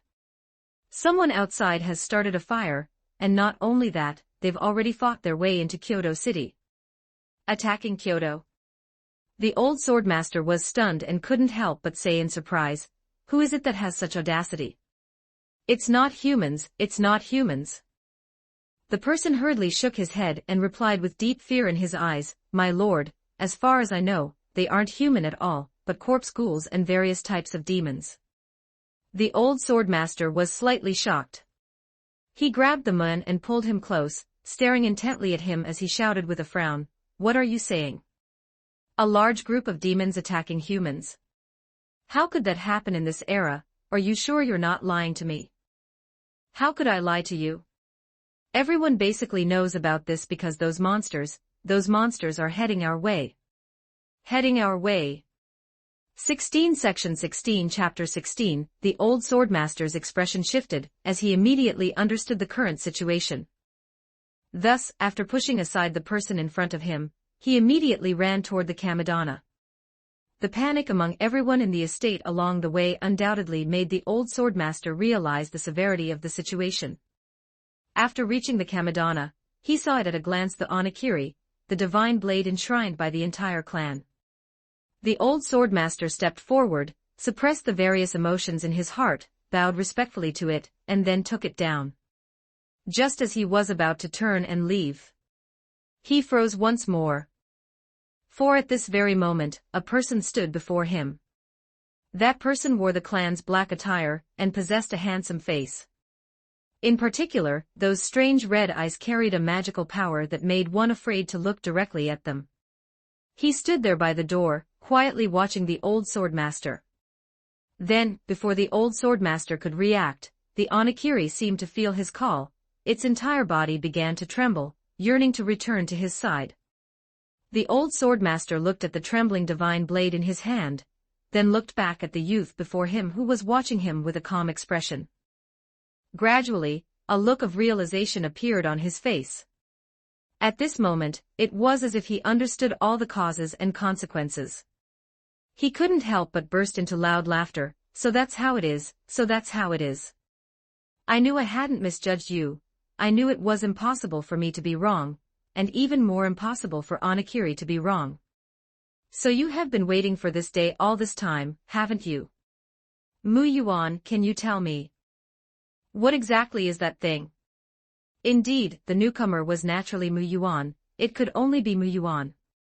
Mu Yuan was silent for a moment before replying, "The last ghost story of this world, a collection of all the resentment, anger, and unwillingness of this era."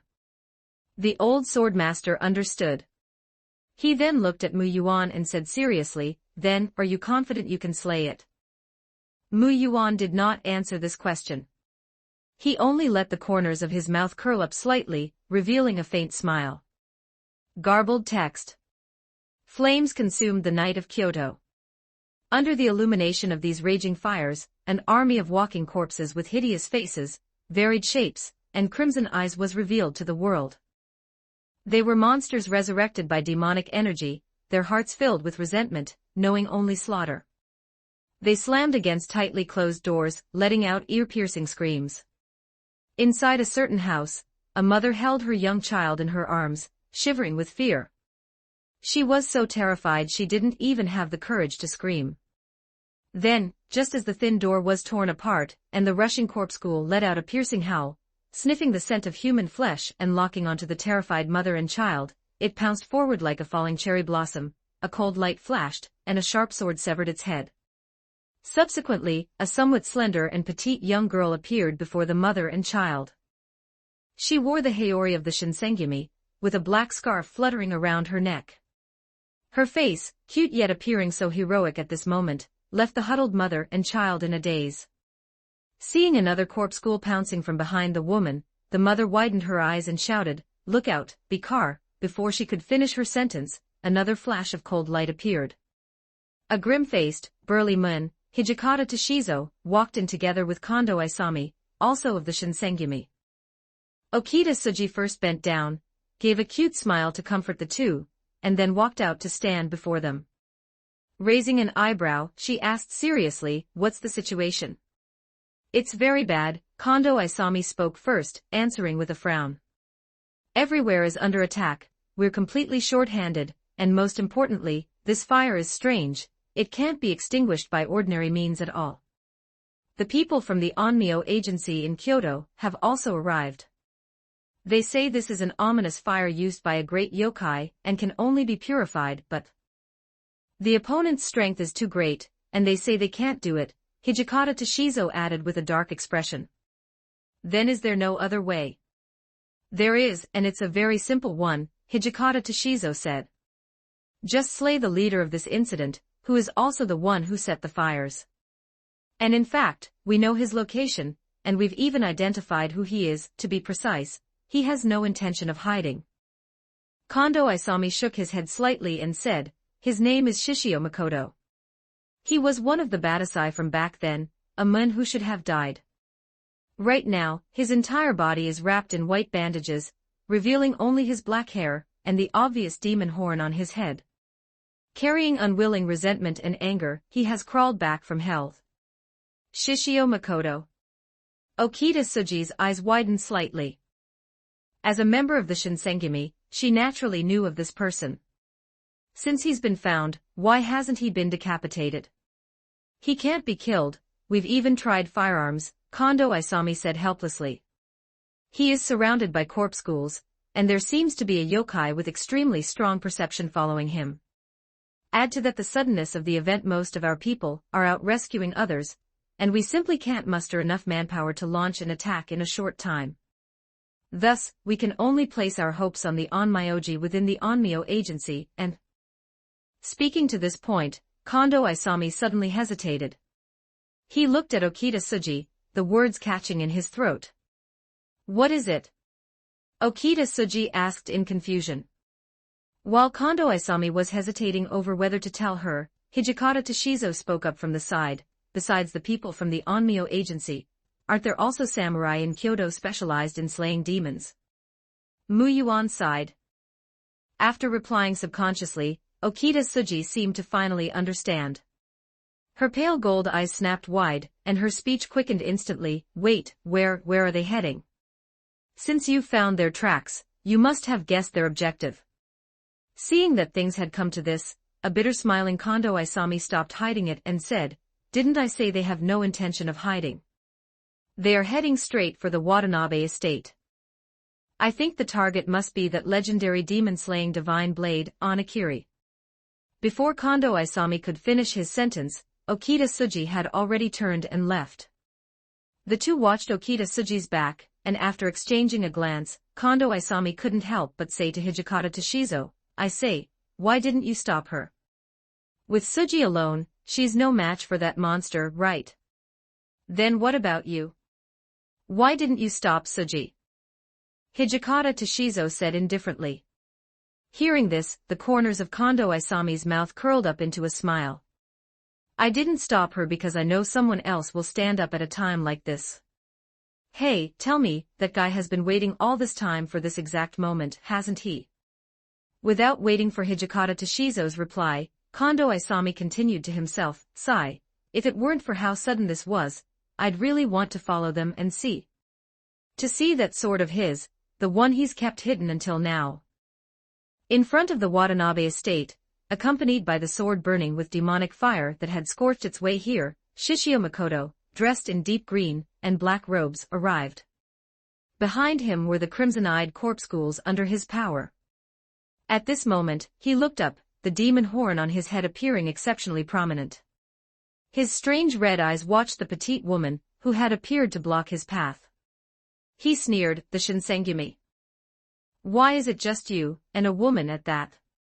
Oh, I remember you. You're that rumored genius swordsman, Okita Tsuji, aren't you? You're quite good. Why not consider joining my side? Okita Tsuji did not speak.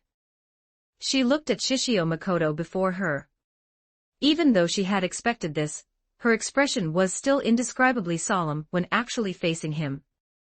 Because her intuition told her that she was likely no match for the men before her. But even so, she still drew her sword, the Kikuchimanji Norimyun. She immediately took the stance for her thrusting technique, that would later become a noble phantasm, the Mumio Sandanzuki, a swordsmanship capable of conceptually piercing any defense. Seeing Tsuji like this, Shishio Makoto withdrew the smile from his face, and feeling bored, raised the blade burning with demonic fire in his hand. He prepared to take Okita Tsuji's move head-on, because even if he were hit, and her sword pierced his body, it wouldn't matter at all. Okita Tsuji simply didn't possess the power to slay this demon. That's enough, Tsuji. The soft voice that suddenly rang out caused Okita Tsuji's body to stop. And the corpse ghouls that had been following Shishio Makoto, howling and letting out piercing cries, suddenly fell silent in unison. They even began to tremble, as if they had seen some terrifying existence, retreating backward despite the pressure from Shishio Makoto. At the same time, Shishio Makoto frowned, and for the first time, a slightly serious look appeared in his eyes as he looked toward the gate of the Watanabe estate in the distance. Then, his strange red eyes met the equally strange eyes before him. Shishio Makoto looked at the black-clad youth slowly walking out. Especially after seeing the onigiri on him, he laughed with a flash of realization in his eyes. His laughter grew louder and more unrestrained. Yes, it's you. Of course, how could you not come? How could you not appear? The 13-year-old genius swordmaster, the one born with a sword heart who would even reach the summit as a sword saint, the master of onigiri in this era, how could you not appear here?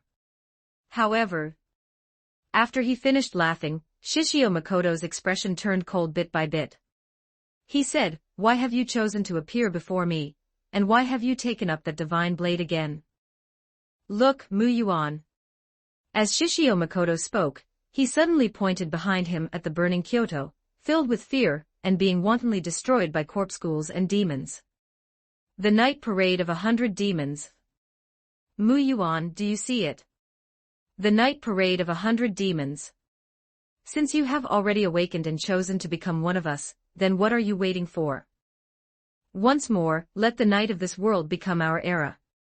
The night parade of 100 demons, is it? Muyuan spoke softly, a faint smile appearing on his face. At this moment, he looked like a completely ordinary person. There was not a single trace of sword intent on his entire body. Muyuan then came to the side of Okita Tsuji, who was sheathing her sword.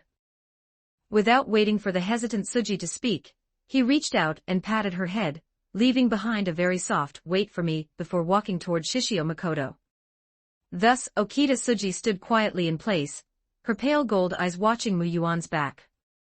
Soon, Muyuan arrived in front of Shishio Makoto. As he arrived before the opponent, the corpse ghouls and even the yokai who were originally behind Shishio Makoto all retreated. They cleared a wide enough space for the two of them. All the surrounding corpse ghouls stopped their movements, shivering in place. Join me, Shishio Makoto said with a smile. After all, you have already betrayed humanity, you are no longer human. Now, the only ones who can tolerate you are us.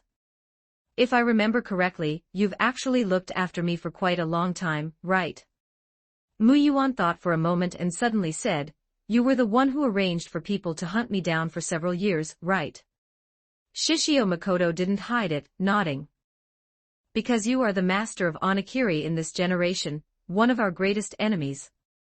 However, the moment you choose to join us, I will immediately call off the hunt for you. So, what are you waiting for? Come, join me.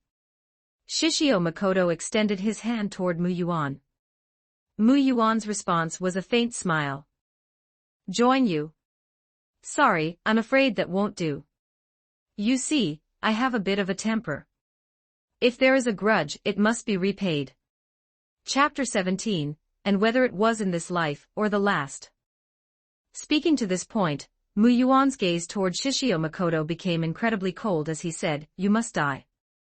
As the words fell, this world instantly became silent. No one dared to make a sound. A long time passed. Shishio Makoto responded faintly, the smile on his face not only disappearing bit by bit but gradually turning into a hideous grimace. "So you want to kill me? Do you think you can kill me?" The moment he finished speaking, the ghostly aura on Shishio Makoto's body, the aura of the last evil of this world, instantly erupted. It not only forced all the surrounding corpse demons and monsters to their knees, but even Okita Tsuji, not far away, found herself unable to breathe at this moment. "Can I kill you?" In front of him, Mu Yuan, who lacked any trace of pressure, and even looked like an ordinary person, laughed. His strange red eyes looked faintly at the furious Shishio Makoto as he said, "Wrong. It's not a matter of whether I can kill you, but at the very moment I stood before you, you were already dead." Swoosh! A soft sound rang out. One sword. In this instant, there was only white light before Shishio Makoto's eyes. Then, when he regained his senses, he found himself seemingly flying through the air. After flying for a while, he landed on the ground. The jumbled perspective made his head spin. When he could finally see clearly, he saw Mu Yuan, who hadn't even spared him a glance. And not far away, his own headless corpse was beheaded. Boundary line PS. Updating a bit late to push for the rankings, sorry. PS2, although there are only 2 chapters, they total 7,000 words full of sincerity. Volume 1, Chapter 17, Realm of the Heart, the Realm of Void. Shishio Makoto said in disbelief, his head lying on the ground. If it were an ordinary person, having their head separated from their body would naturally mean being as dead as can be, but he was not human. He was the last monster born in this world. How is it possible? How could I die just like this? I haven't had time to do anything yet, and to die so casually. Endless rage turned Shishio Makoto's eyes blood red. It wasn't that he couldn't allow himself to fail, but his pride did not allow him to be defeated so easily. Thus, the ghostly aura that suddenly burst forth actually made his body move, groping its way toward his head in an attempt to resurrect once more. Until Mu Yuan, witnessing all this, hesitated not at all and pierced Onigiri directly through his head. "Enough, you can leave the stage now." Indeed, after all, such a figure had been slain by Mu Yuan's blade before he could even do anything. However, how could the truth of the matter be so simple? "You can rest in peace. After all, the time I prepared this strike for you was this entire life." That's right, the time Mu Yuan had spent preparing this strike for him was this entire lifetime. The secret technique of the Shunken was, in fact, prepared specifically for him. To ensure nothing went wrong, Mu Yuan had even become a half-demon, and spent over a year nurturing the sword. Therefore, this seemingly ordinary strike carried the demonic power of the Black Serpent Miso Ryu, the demon-slaying power of Onigiri, and the sword momentum and sword intent that Mu Yuan had hidden within the sword and released in that instant. Thus, Shishio Makoto's death was truly not unjustified. Shishio Makoto's eyes widened, but he didn't have time to finish his sentence. The demon-slaying flames on Onigiri began to burn, incinerating and purifying his head. Amidst a piercing, unwilling roar, Shishio Makoto was completely decapitated. In that instant, the headless corpse also collapsed, and the black demonic energy on its body scattered. Quietly feeling the demonic energy dissipate, Mu Yuan finally managed to breathe a sigh of relief. It's over. Thinking this, Mu Yuan subconsciously turned his head to look at Okita Tsuji nearby. And Okita Tsuji was also looking at him. Pale gold eyes met strange red eyes, no further words were needed. Illuminated by the fires burning across Kyoto, they looked at each other and smiled. Immediately, as Okita Tsuji stepped forward and gradually quickened her pace toward Mu Yuan, she seemed to see an unbelievable sight. Her expression changed abruptly. Her eyes widened as she cried, Mu Yuan, look out. In fact, even before she spoke, Mu Yuan, who had never let down his guard, had already turned around. He wasn't a battlefield novice, how could he be unprepared? But what Mu Yuan hadn't expected was that the attacker wasn't a demon following Shishio Makoto, nor was it one of the trembling corpse demons kneeling on the ground. It was the demonic energy emerging from Shishio Makoto's corpse, gathering in the air. It lunged at Mu Yuan, and the Onakiri in his hand, though swinging with purifying flames, could not stop it at all. Thus, Mu Yuan could only watch helplessly as it burrowed into his body. In the next second, Mu Yuan lost consciousness. When he regained his senses once more, he found himself on a battlefield where the fighting had just ended. The battlefield was covered with corpses whose blood had not yet coagulated. Under the setting sun, only vultures circled high in the sky, devouring the remains below. Is this a memory transmission? It was a very familiar scene, so Mu Yuan reacted immediately. After all, when he held the heroic spirit training manual, this was his daily routine. Then the image faded bit by bit, and what appeared before Mu Yuan again was a wilderness in the dark of night. Exposed white bones were piled everywhere with no one to bury them, only the night wind blew through their remains, playing a symphony of weeping resentment. Lying corpses with blood half congealed, bleached bones scattered across the plains, the mournful wails of vengeful spirits with nowhere to go. Like a slideshow, the most tragic side of this era of war was presented bloodily before Mu Yuan's eyes. And not only that, the final destination of these memories was a place Mu Yuan knew all too well. It was a small town. In that small town he knew so well. And a person appeared before him. A little girl. When Mu Yuan saw her appearance, his eyes widened uncontrollably. Mu Yuan recognized this little girl.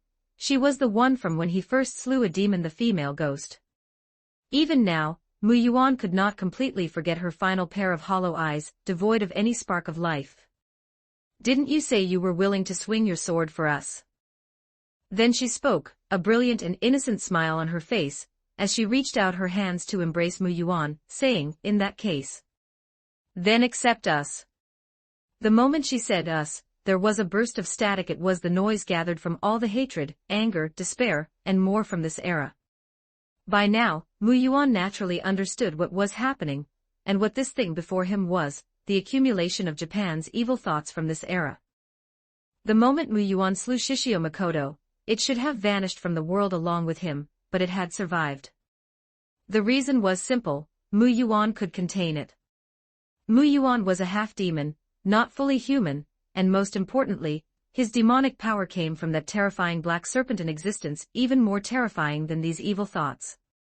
If you had come a bit earlier, perhaps I really would have been influenced by you, accepted you, and been controlled by you. After a long silence, Mu Yuan gave his response. At this moment, his eyes had completely returned to their usual calm, and a faint smile even appeared on his face as he shook his head. But sorry, you're too late.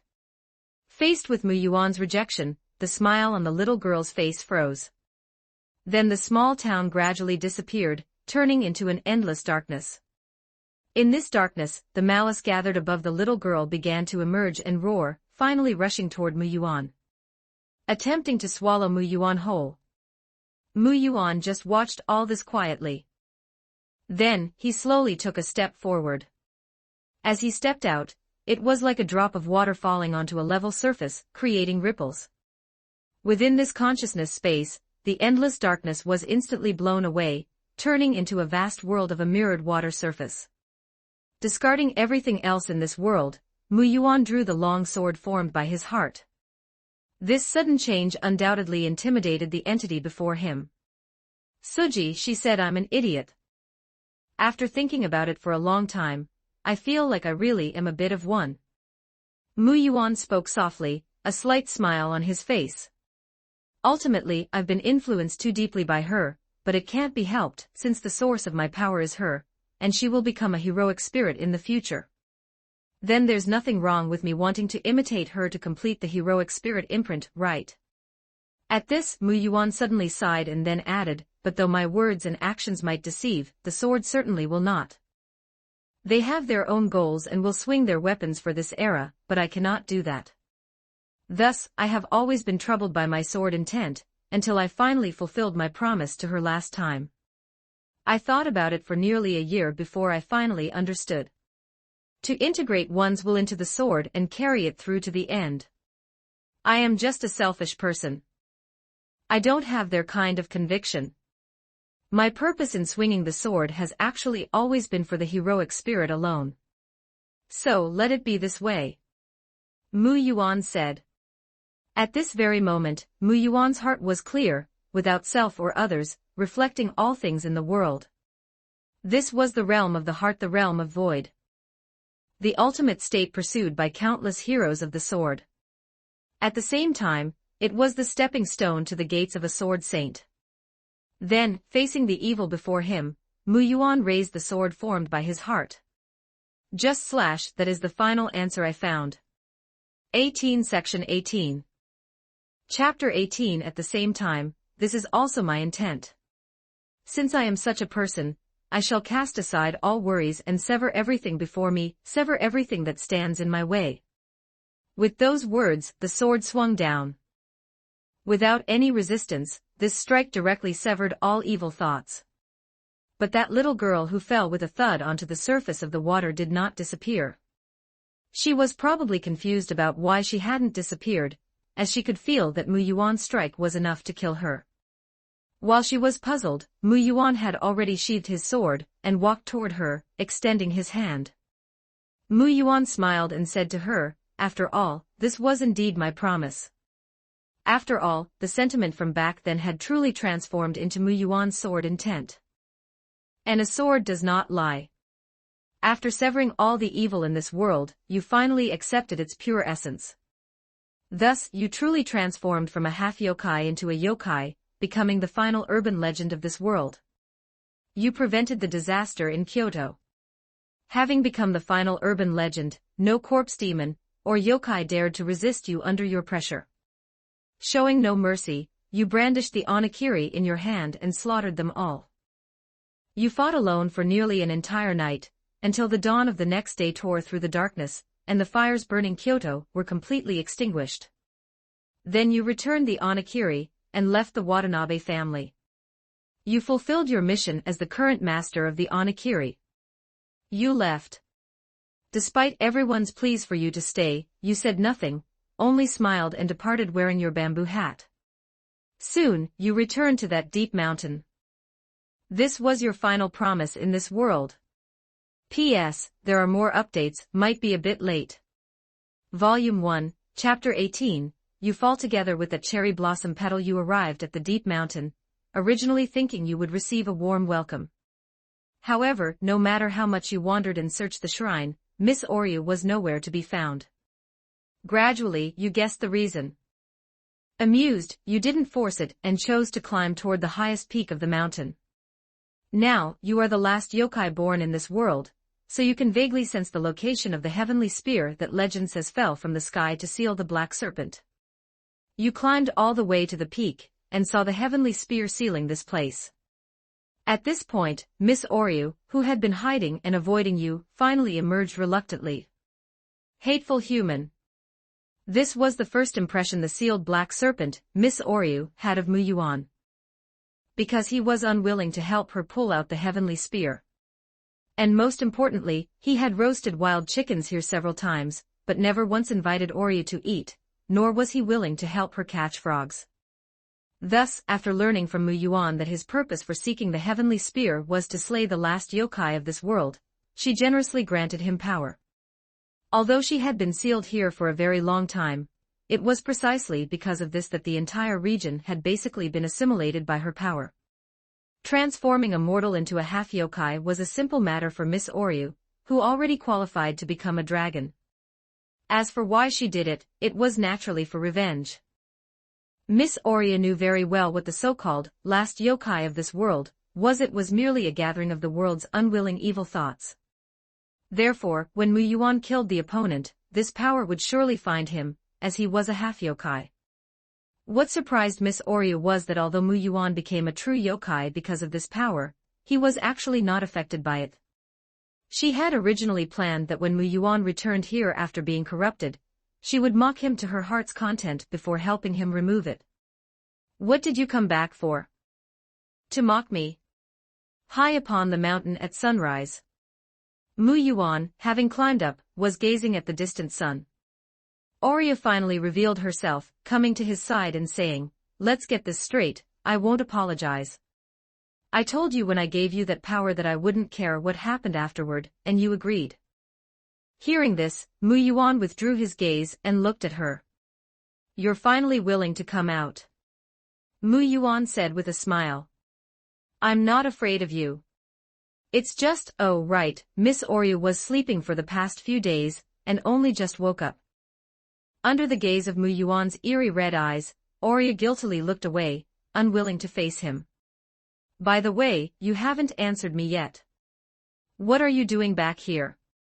The reason for coming back? Didn't I already say it when I left? Don't you remember?"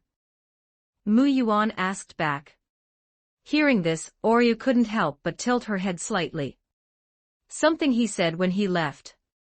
Since it wasn't a very old memory, Oryu began to recall. When Mu Yuan left, he said that the next time he returned, he might break the seal for her. "That's impossible."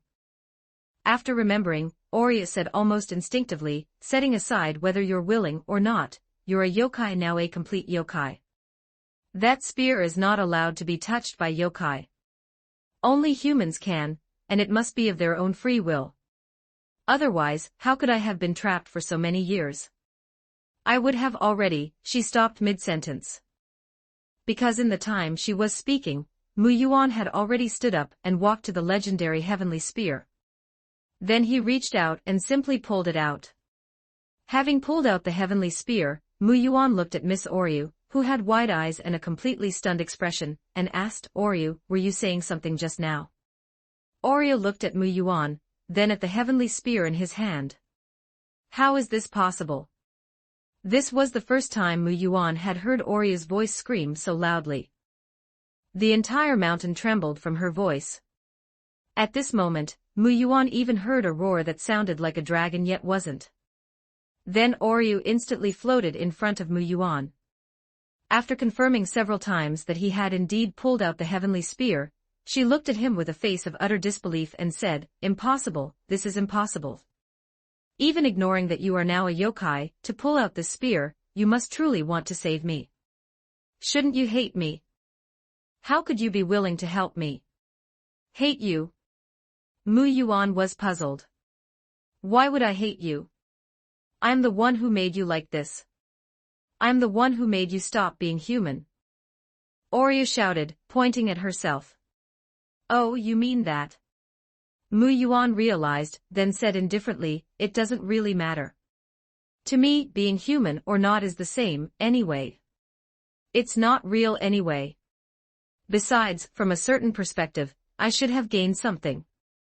Mu Yuan pondered and said with a smile, "After all, after the imprint, I might even have an extra form because of it. Sigh, if only you were a dragon. Too bad you're just a big snake. A flood dragon. I'm called a flood dragon. You were the one who said it." Hearing Mu Yuan disparage her as a big snake again, Oryu immediately became anxious and said, "And I can turn directly into a dragon once the seal is broken, okay? Then go ahead and transform. You break this seal for me. Wait, it is broken." Oryu was stunned, then dazed. "Oryu, you really are forgetful. Are you getting too old?" Mu Yuan said, patting her forehead. Oryu annoyedly slapped his hand away and said, "I am not. I'm saying, Mu Yuan, are you really not afraid? I've broken the seal now. Do you believe I'll crawl out of this mountain right now and eat you in one bite? And then go and wreak havoc on this world?" When Oryu said this, her expression was very serious. She didn't even remember how long she had been sealed by that heavenly spear. So she really wanted to do it. She wanted even more to transform into a dragon, and go to Takamajiehara to swallow all those people who had sealed her. Actually, that's fine. Looking at Mu Yuan, who thought for a moment before answering her like that, Oria felt her head spinning again. The corners of Oria's mouth twitched. Mu Yuan, is your brain broken because you turned into a yokai? Watch your mouth. Then look at what kind of answer you gave me. Oria felt so tired. In hundreds of years, she had never been this tired. I really don't care. Mu Yuan smiled and said, because in reality, the things I wanted to do are basically finished. If you want to eat me and have me exit the stage, and then go vent your resentment however you like, just do it if it makes you happy. Mu Yuan, are those even human words? Well, at first I wanted to imitate a certain guy, but now I've just decided to forget it. After all, my sword cannot lie. Mu Yuan said, turning to a large rock and sitting down to continue watching the sun. Oria was speechless. Most importantly, because as a phantasmal species, she could see through lies and knew that Mu Yuan was telling the absolute truth, which left her truly speechless. Then, whether she was angry or amused, she laughed anyway. She floated over and sat down beside Mu Yuan, watching the sun with him. Hey Mu Yuan, what do you plan to do next? Next, I'll just wander around randomly. Then, when the time comes, I'll let Suji kill me.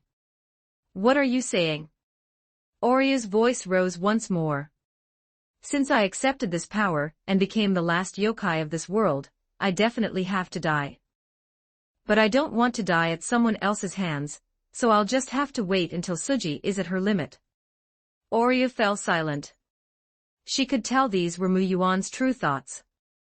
There's actually no need for that. I can completely take back your yokai power and devour all of it. Oria said frantically. Hearing this, Mu Yuan just smiled and patted her head, saying, it won't work, Oria. Because this is what I promised them, I must do it myself.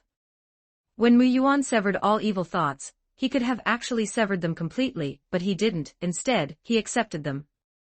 Chapter 19. From that moment on, Mu Yuan had actually already scripted his own death. Is it absolutely necessary for you to die?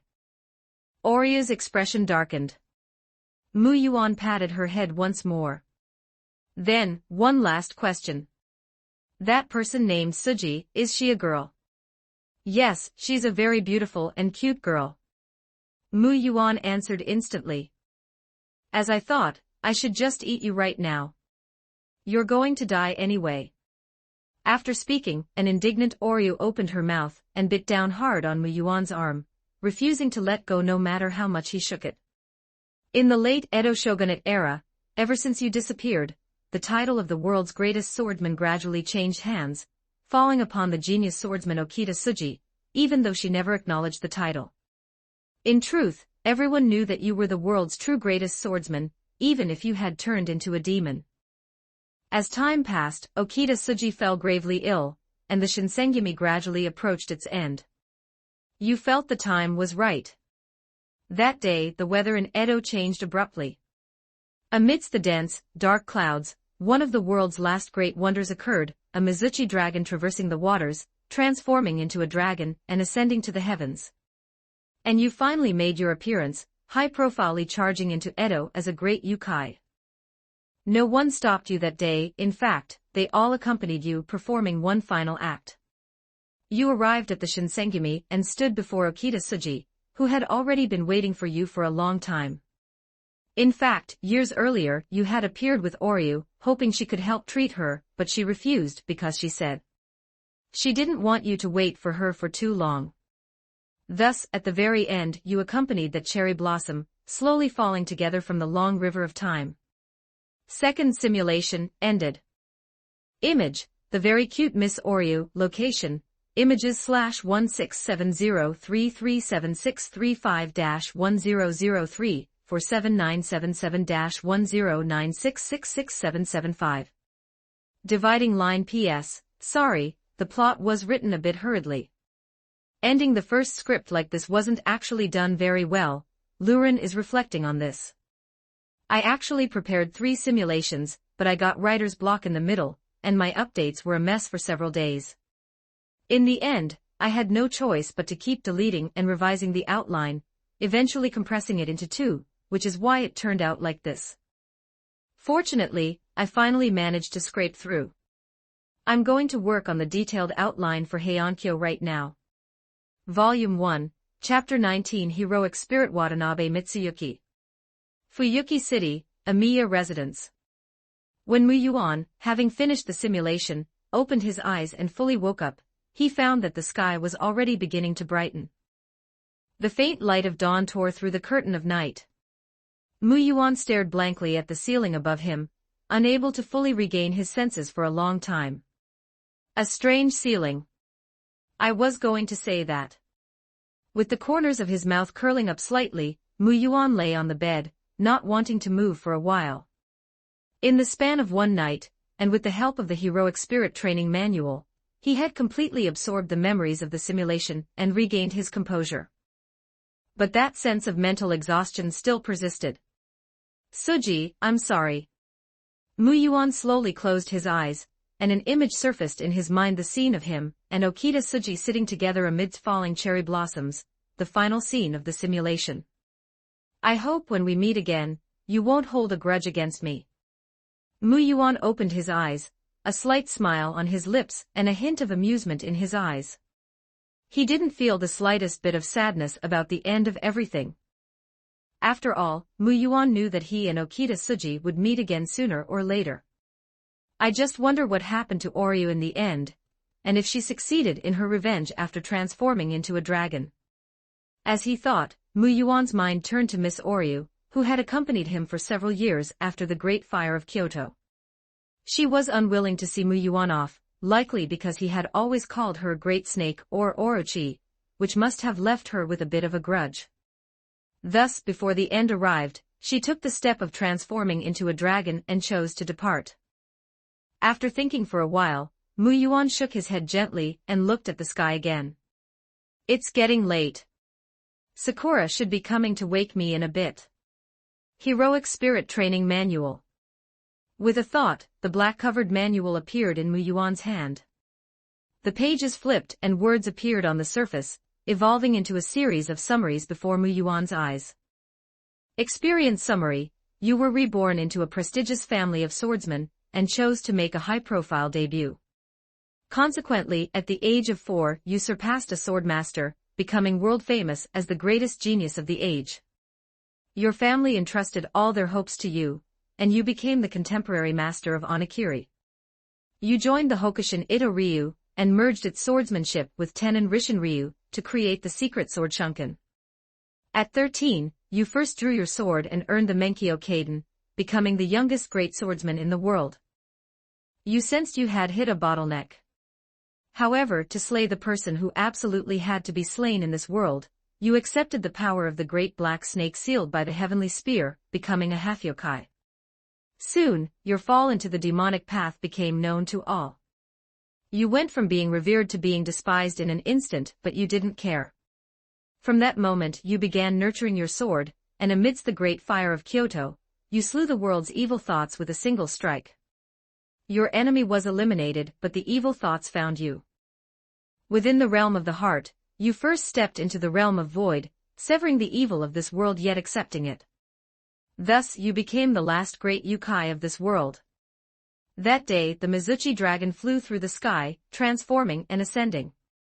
You fell together with that cherry blossom, leaving behind infinite room for imagination and creation for future generations. Age at death, 26. System evaluation in progress. Evaluation complete. Heroic spirit quality. Heroic hero proceed with spirit inscription. System prompt: you have one simulation attempt remaining. Once you perform spirit inscription, you will no longer be able to continue heroic spirit simulations from this anchor point. Heroic spirit quality. Heroic hero. Seeing the system's evaluation, Muyuan couldn't help but tilt his head, a hint of surprise in his eyes. It wasn't the highest quality, legend. To be honest, Muyuan was indeed a bit surprised. After all, it was no exaggeration to say that the Watanabe Mitsuyuki he projected had dominated the entire late shogunate era. Under his sword, only Okita Tsuji could barely keep up. Not to mention he had also accepted the power of Oryu, and all the world's evil, becoming the final urban legend and yokai of that era. System, how exactly do I reach the legend evaluation? Don't tell me I have to leave behind a legendary story on the level of a grand class heroic spirit. Mu Yuan asked the system curiously. Please explore this on your own, host. The system's reply made Mu Yuan click his tongue. Mu Yuan then fell into silence, furrowing his brows. To be honest, he was really conflicted now, as he still had one chance to simulate. Most importantly, simulations could have a second or third playthrough, and memories and abilities could be carried over. That meant if he went again, Mu Yuan could learn even more swordsmanship, and attempt to break into the realm of a sword saint. Not only that, Shishio Makoto would no longer be a problem. He had lived with Oryu for 6 or 7 years afterward, he had long since figured out her temper. This time, he could just release her directly and keep her firmly in check. When the time came, he'd just open the door and release the Great Snake. In this third simulation, Mu Yuan felt he could even go Dynasty Warriors style in that late shogunate era and grind his stats. Just thinking about it made him feel excited. Unfortunately, time waits for no one.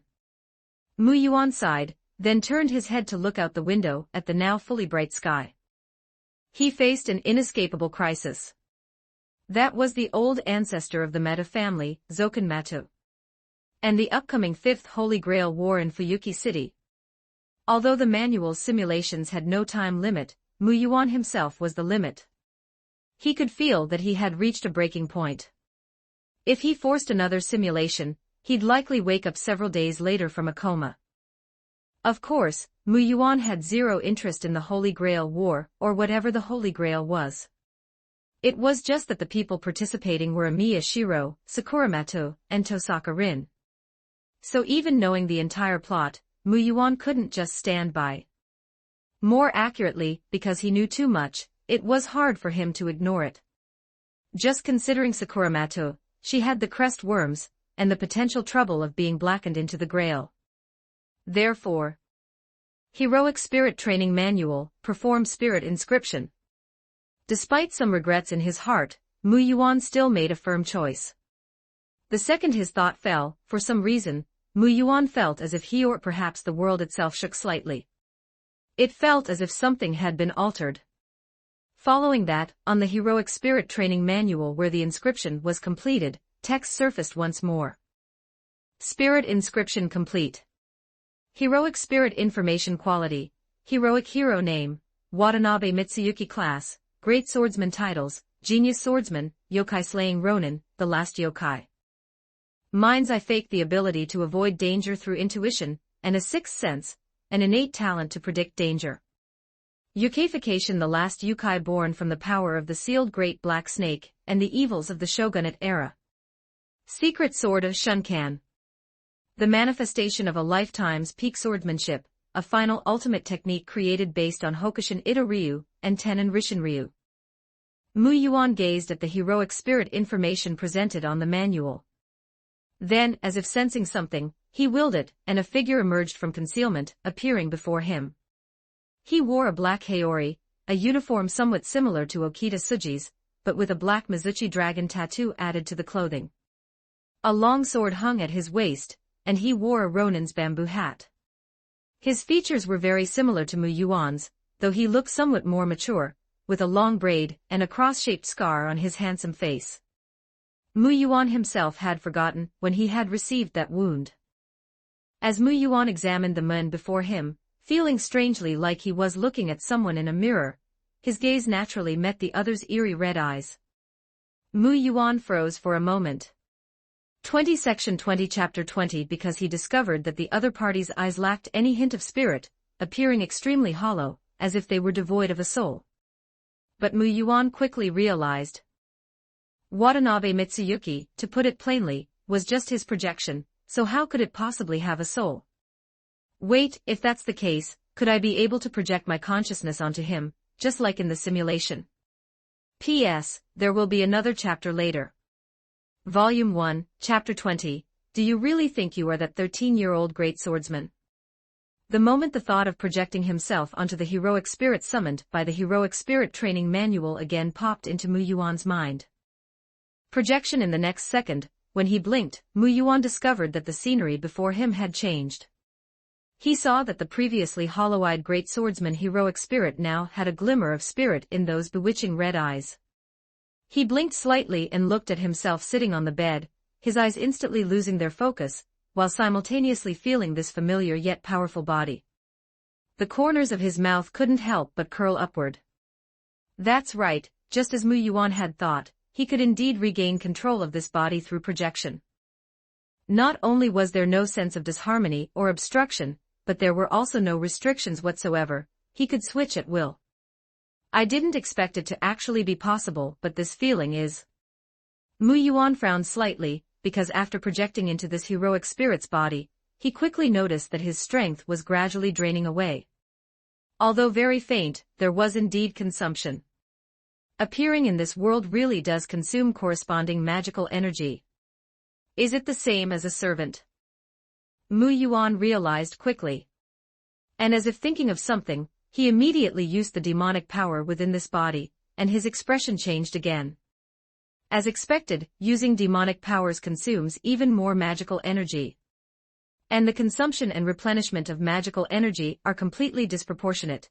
It's not even comparable to the end of the shogunate era. After realizing this, Mu Yuan couldn't help but look at himself sitting on the bed again. Although I don't have command spells, the principle should be similar, meaning my original body should be acting as a master who replenishes magical energy. But I have no magical energy, so my current state should be the same as when Amiya Shiro summons Saber. I can only use the magical energy I carry. No, it's even worse. Thinking this, Mu Yuan shook his head gently and smiled helplessly.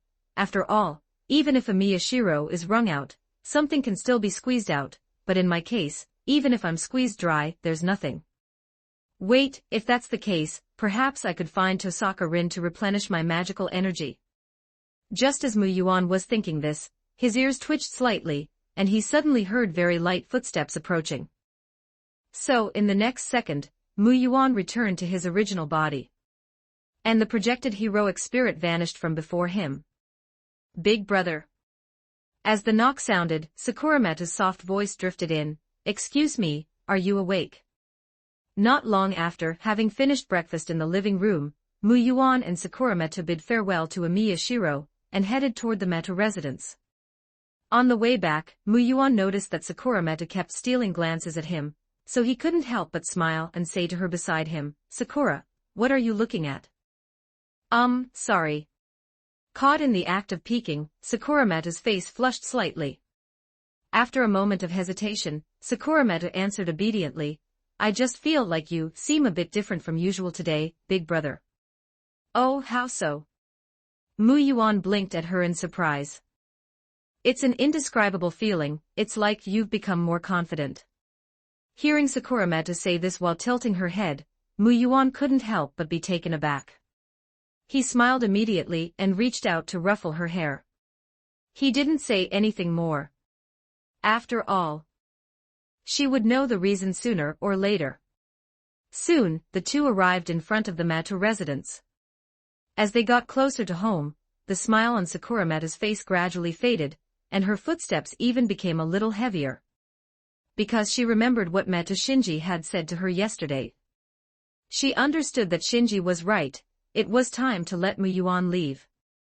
Otherwise, when that day arrived, it would be too late. She shouldn't and couldn't let Mu Yuan get involved in such dangerous matters. Just as these various thoughts emerged in Sakuramata's mind, she had already, without realizing it, returned with Mu Yuan to the front of the Meta castle. And the moment she pushed open the door to enter, her eyes widened instantly as she looked ahead. Because in front of her and Mu Yuan stood a hunched, short old man. He was the source of everything. He leaned on a cane, standing quietly in the shadows inside, watching the returning Sakuramata and Mu Yuan. After a few seconds, he finally withdrew his gaze, turned around, and walked away step by step. Sakura, what's wrong? Then, Muyuan's voice awakened Sakurameto.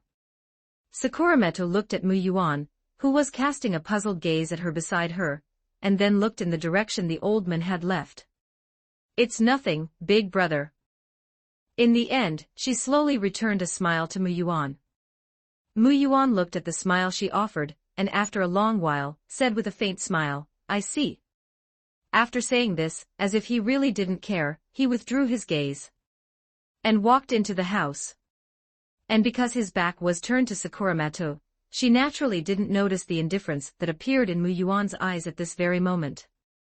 Just a moment ago, Muyuan, who had taken in all of Sakurameto's reactions, had almost summoned the heroic spirit and slashed at Zokanmeto with a single strike. But in the end he held back, because he didn't have the certainty of killing Zokanmeto instantly.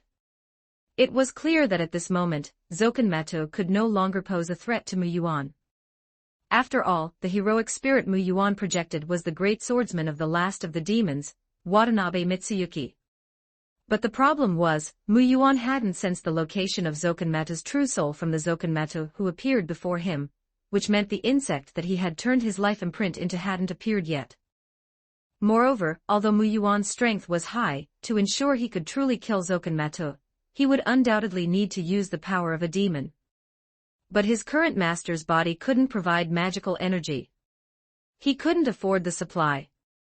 At the same time, there was another reason. The weapon that Muyuan's heroic spirit projection was currently carrying was an ordinary katana. In the original simulation plot, after he slew Shishio Makoto, he had returned the Onakiri to the Watanabe family.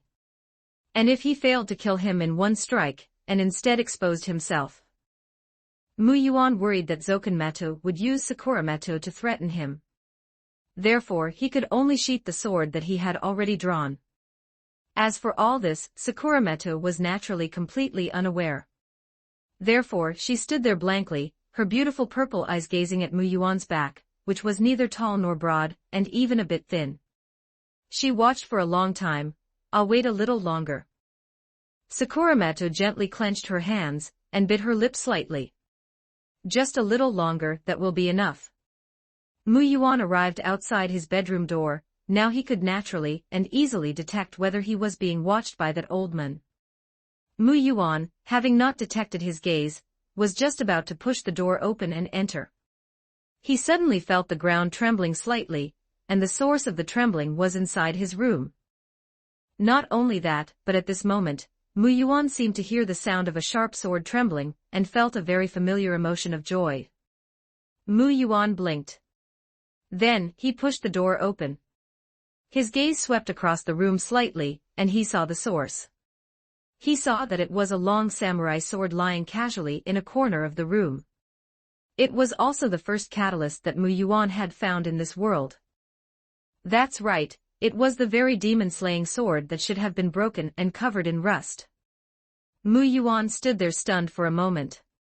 He looked at the spiritual sword trembling on the ground, conveying a feeling of joy to him, and for a moment, he couldn't quite process it. He blinked subconsciously. Wait, could it be? Then, as if realizing something, Muyuan walked toward Onakiri. He picked it up from the ground.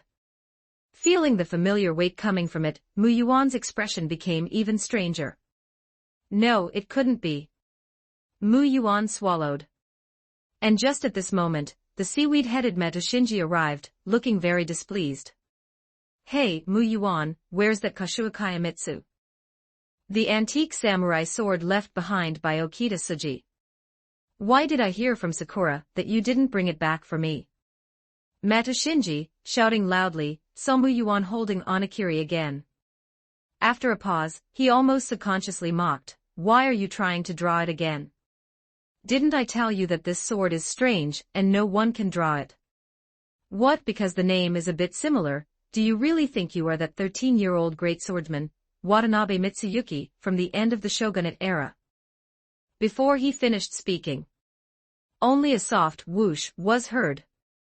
In Mata Shinji's eyes, which looked as if he had seen a ghost, Muyuan drew Onakiri. Even as Onakiri was drawn, the sound of the sharp blade leaving its scabbard was mixed with deep joy. It was as if it had been abandoned for many years, and had finally found its master again. This is impossible.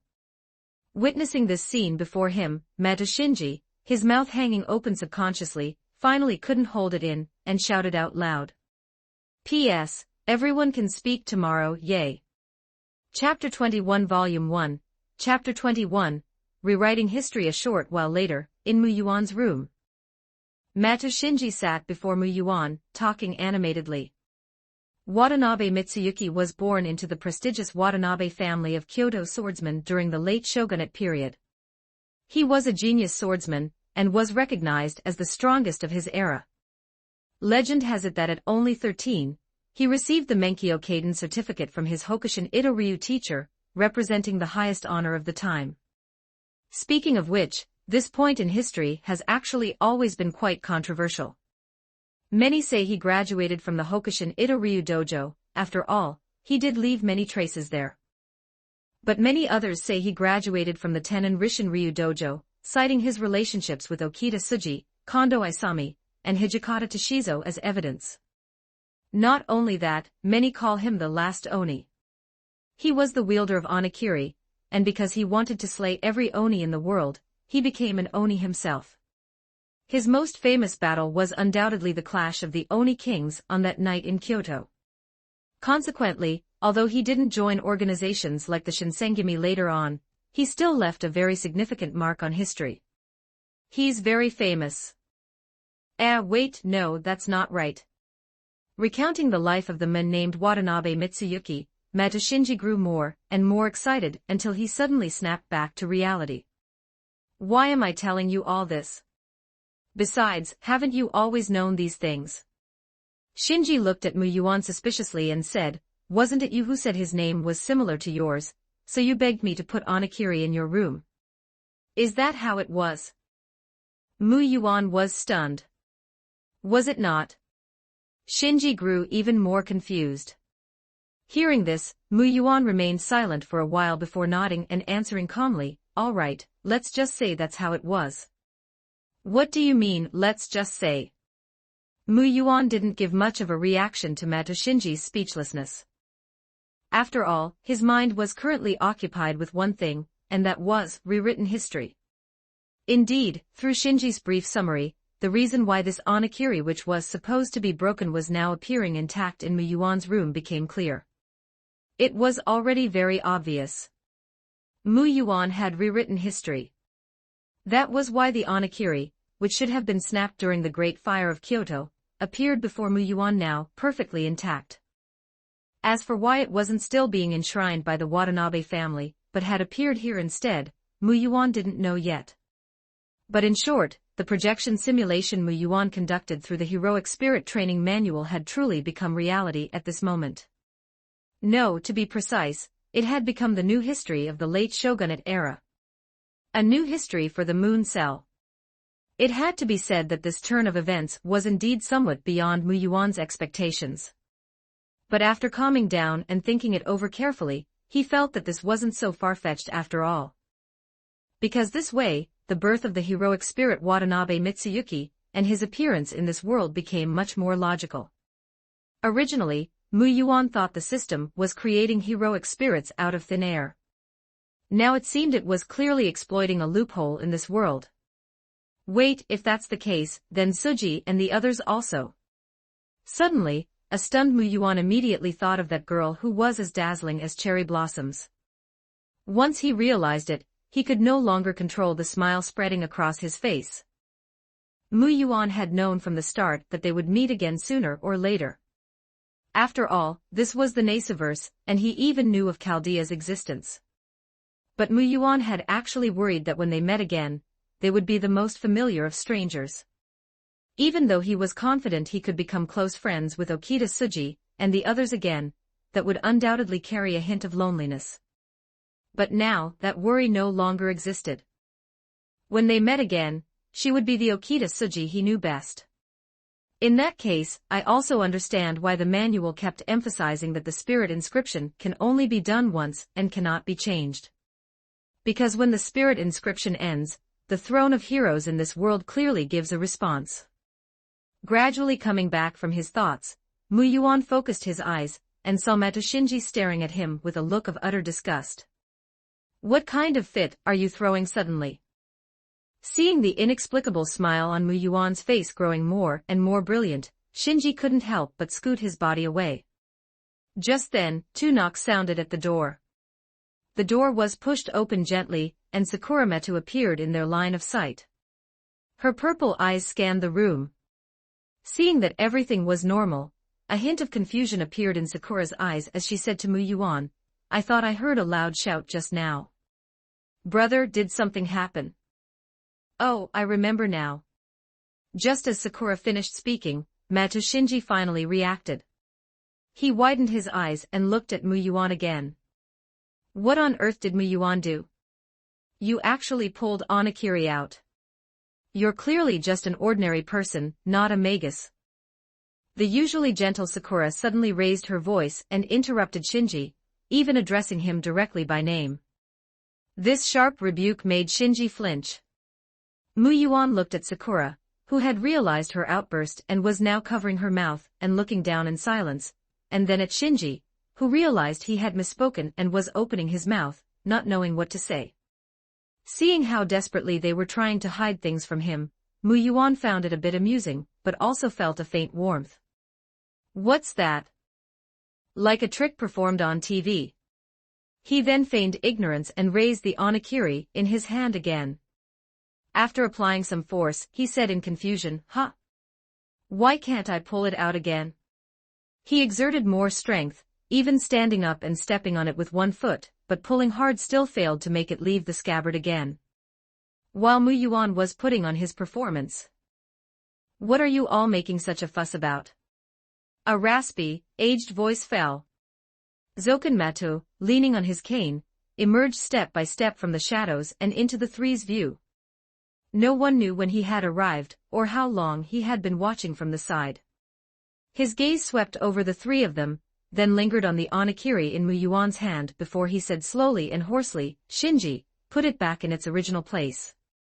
"Muyuan, I think you've played enough. As for Sakura, come with me for a moment. I have matters to discuss with you." Having said that, Zoken Meta turned to leave. As he turned, Muyuan's eyes narrowed slightly. With decades of samurai experience, how could Muyuan not have noticed his secret observation? Otherwise, why would he have put on such a show?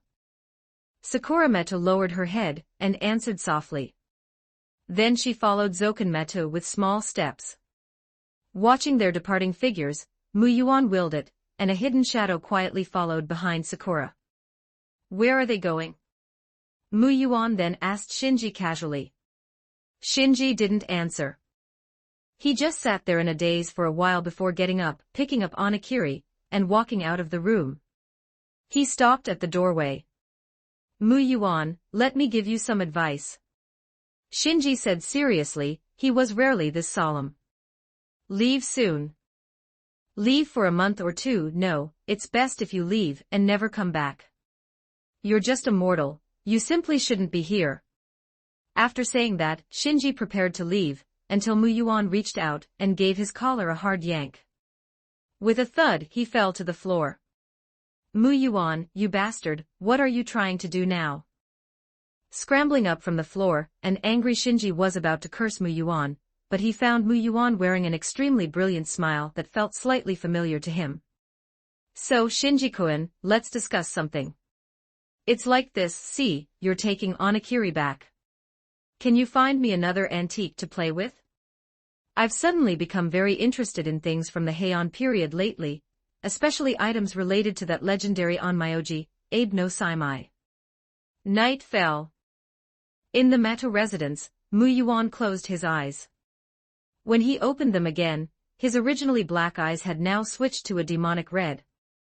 A samurai figure wearing a black haori appeared out of nowhere, sitting atop the Mato residence, this Western-style castle. As if preparing to admire the moon, he adjusted to a more comfortable sitting position, lifted his straw hat slightly, and looked up at the bright moon in the night sky. Until a rustling sound gradually rose behind him. Insects crawled out from various parts of the castle, converging behind him into an old man wearing a kimono of ultramarine, and dark gray, holding a wooden cane. Zokenmeto had arrived. This was normal, his vision spanned every corner of this castle, so how could he not notice this sudden guest? The sky in the city is truly boring. After he appeared, Mu Yuan didn't turn around, still maintaining his relaxed moon-viewing posture with a faint smile on his face. The night breeze blew through his black braided hair. Because the stars are all obscured, unable to show their original beauty. Wouldn't you agree? Is your excellency here to admire the moon? With eyes deep in their sockets staring at the person before him, Zokenmeto said in a raspy voice. I suppose so. Also, I suggest you stop there and don't take another step.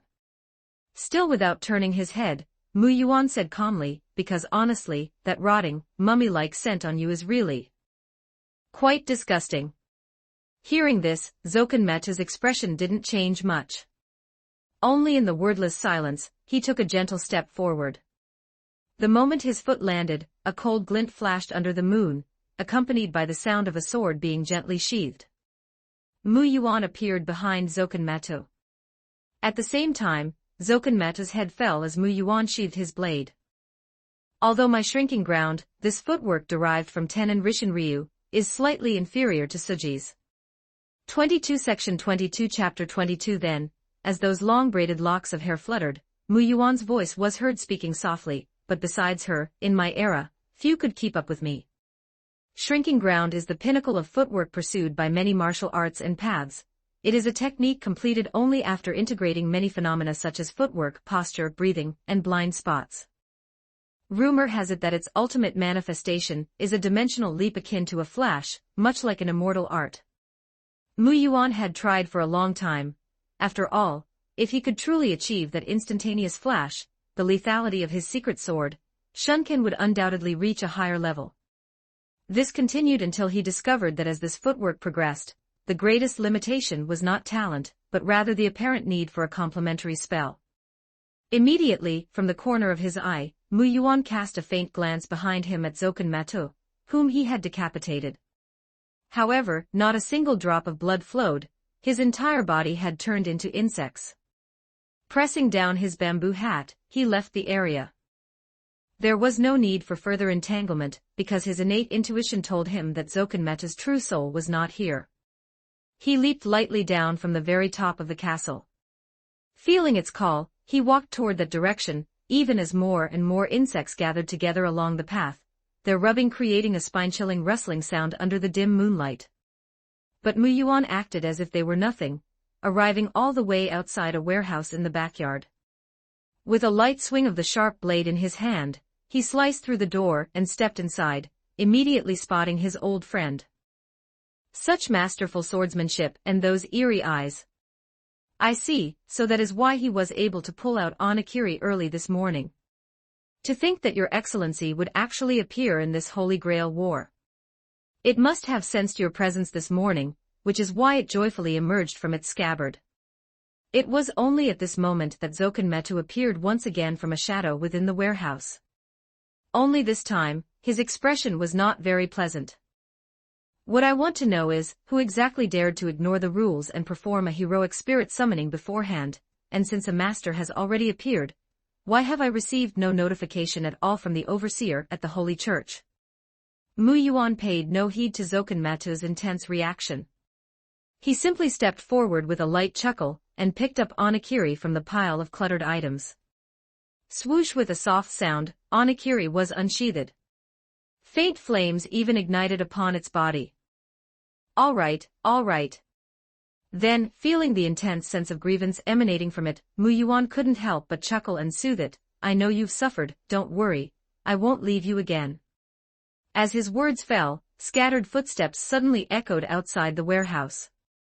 Soon after, Sakurameto, dressed in a light purple uniform, ran here in a panic. She had been summoned by Zokenmeto. Zokenmeto knew better than anyone what resided within her body. Sakura, take him down for me. Seeing Sakura appear, Zokenmeto's gaze sharpened as he immediately commanded. But Sakura acted as if she hadn't heard him at all. She just stared blankly at the figure of the samurai before her for a long time, then said in a voice of disbelief, "Are you elder brother?" Dividing line PS. Sorry brothers, I'm not in a great state today. I'll make up the updates tomorrow, just one chapter for today. PS2, on a side note, Genius Invocation TCG is really fun. Playing cards is great. Volume 1, Chapter 22 Catalyst, 5 Bone Bat Fan. Catalyst, Onakiri. Quality, Legendary Epic. The famous blade from legend that severed the arm of the Rashomon demon, Ibaraki Doji. Detection, Absorbable. Host, do you wish to proceed with absorption? At this moment, in the backyard of the Meto residence, Muyuan, who was projected onto a heroic spirit holding Onakiri, looked at the 2D screen pop-up that only he could see, and naturally chose no. In fact, according to the characteristics of heroic spirit legends, the weapon in the hands of Watanabe Mitsuyuki, this great swordsman, and heroic spirit at the time of his summoning, should have been Onakiri. After all, he was the master of Onakiri for that generation, and also the final generation. The reason it did not follow Muyuan to be summoned was also very simple. In the original heroic spirit simulation story, after Muyuan slew Shishio Makoto, and accepted that power to become the last Oni, he returned the demon-slaying Onakiri to the prestigious Watanabe swordsmanship family. In the later course of history, as altered by Muyuan, although the Watanabe family always viewed the existence of Watanabe Mitsuyuki with pride, they strictly ordered within the clan that no one was to discuss him or mention his name lightly. Because while he was the final master of the demon-slaying Onakiri, he was also the last Oni. I have to say, you and I really do share a deep fate. Soothing the Onakiri in his hand, a faint, shallow smile appeared on Muyuan's face. It was indeed fate. It was the first catalyst Muyuan had found, and also his sidearm in the heroic spirit simulation. Even now, Muyuan had indirectly changed its destiny of being snapped in two during the Great Fire in Kyoto, and vanishing into the long river of history. Only then did Muyuan look up and cast his gaze toward Sakura-mato. His eerie red eyes gazed faintly at the disbelieving Sakura in front of him. A hint of a smile flowed within his eyes. He is not Muyuan, he is a servant, the legendary last Oni from the end of the shogunate, Watanabe Mitsuyuki, come today for Onakiri. Before Muyuan could speak, Zokenmeta nearby spoke up first in a raspy voice, "Sakura, keep him here. I want to see exactly who dares to disregard the rules of the Grail like this." Then, before Zokenmeta could finish his sentence, a brilliant flame consumed him. Muyuan, drawing his blade again, swung the Onakiri with movements that Sakura-mato could not track at all. While slicing Zokenmeta in two, the flames ignited on Onakiri burned those insects completely away. Truly noisy. Moreover, you cherish your life far too much, don't you? Muyuan said, his gaze scanning the increasing number of insects swarming around. Onakiri told me that the real you isn't here. Did you run away the moment you noticed my appearance? And not just that, you seem to have used some method to completely hide your presence. At this, Muyuan couldn't help but shake his head. He felt some regret, but not much. Also, to be honest, since you know who I am and still want to use these things to keep me here, don't you think that's a bit too stupid? Muyuan then looked at the insects swarming more and more in this place. Those insects had nearly surrounded the area like a hive. They were so densely packed that even someone without trypophobia would feel their scalp go numb. It was obvious that Zokenmeta did indeed have the intention of keeping Muyuan here for good. Most likely, he was truly angry at Muyuan, the person who had broken the rules of the Holy Grail War. Sakura-mato, what are you waiting for? Why haven't you struck yet? At the same time, that raspy, insect-like voice echoed once more in Sakura-mato's ear. This time, he directly called Sakura-mato by her full name. But Sakura-mato still didn't move. She looked at the Muyuan before her. Even though her heart already understood that he was indeed not her elder brother, looking at that extremely similar face, she ultimately still did not move. Then, Muyuan took a step forward. The instant his foot landed, all the noisy rustling sounds of the various insects crowding in vanished entirely. This was because at this moment, black scales appeared on Muyuan's body. they were dragon-like scales of a jialong. A silent roar of a jialong echoed through the area. Demonification. One must know that even when Mu Yuan was merely a Hanio, he could face Shishio Makoto directly, making all the following demons and ghouls at the time too terrified to move. Therefore, even less need be said for these magically corrupted insects. Mu Yuan then sheathed Onakiri, and walked toward the outside of the warehouse. As he passed by Sakura, he paused slightly. "It's late, make sure to get some rest." Having said that, he lightly pressed down his bamboo hat, and under Sakura's gaze, Mu Yuan left the place. Shortly after he left, the insects in the room began to fall one by one from above. In just a flash of pressure, they had all perished. A short while later, Sakura Metu arrived outside Mu Yuan's room, and knocked on the door anxiously. She continued until Mu Yuan, yawning, walked out of the room. Isn't this Sakura? Did something happen?" Mu Yuan, looking very sleepy, gazed at Sakura in confusion, while Sakura's beautiful purple eyes also gazed at him. She stared blankly at the Mu Yuan before her for a long time, before finally lowering her head and saying, "I'm sorry for disturbing you, elder brother, Sakura Meta wanted to explain, but for a moment, she didn't know how to say it. Because in her heart, she still didn't want Mu Yuan to get involved in these matters, yet Sakura was not a person skilled at lying. Seeing Sakura Meta's hesitant look, Mu Yuan couldn't help but laugh and said, "Did something happen, Sakura? Could it be that you're afraid of the dark? I really can't do anything with you. I'll go with you." "Go together." "To do what?" A confused Sakura followed Mu Yuan's gaze, and upon realizing it was the direction of the toilet, her face immediately turned red. "It's not that. Elder brother, I'm going back to sleep." Sakura Metu, rarely showing a bit of a temper toward Mu Yuan, ran away with a red face. Mu Yuan stood in place, smiling as he watched her leave. And as she disappeared and he returned to his room, his gaze seemingly inadvertently flicked toward a shadowed corner of the hallway. Without a doubt, Mu Yuan's alibi was perfect. So perfect that even though Sakura Metu's feminine intuition kept telling her they were actually the same person, she had no way to believe it. In this regard, Zoken Metu was the same. The moment Mu Yuan appeared at the top of the Metu residence as Watanabe Mitsuyuki, Zoken Metu had actually used his insects to cast a watchful eye on the sleeping Mu Yuan. After all, in terms of appearance, the two were very similar.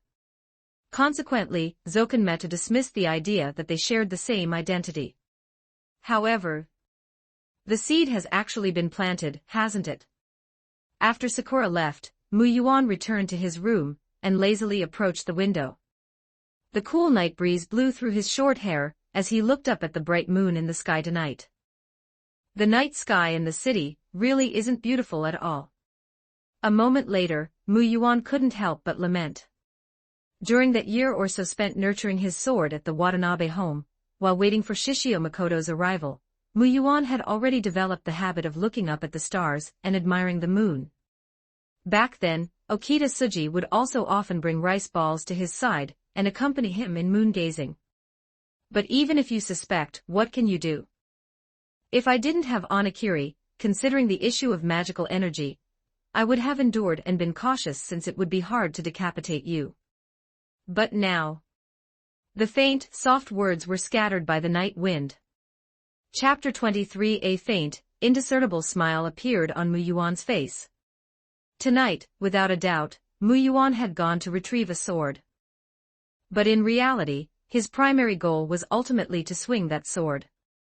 If one takes up a sword but does not swing it, what use is there for it? It was just a slight pity that although the sword was sharp, and had undoubtedly dealt a heavy blow to Zoken Metu, he had failed to find the man's true body. Therefore, he had been unable to completely root him out.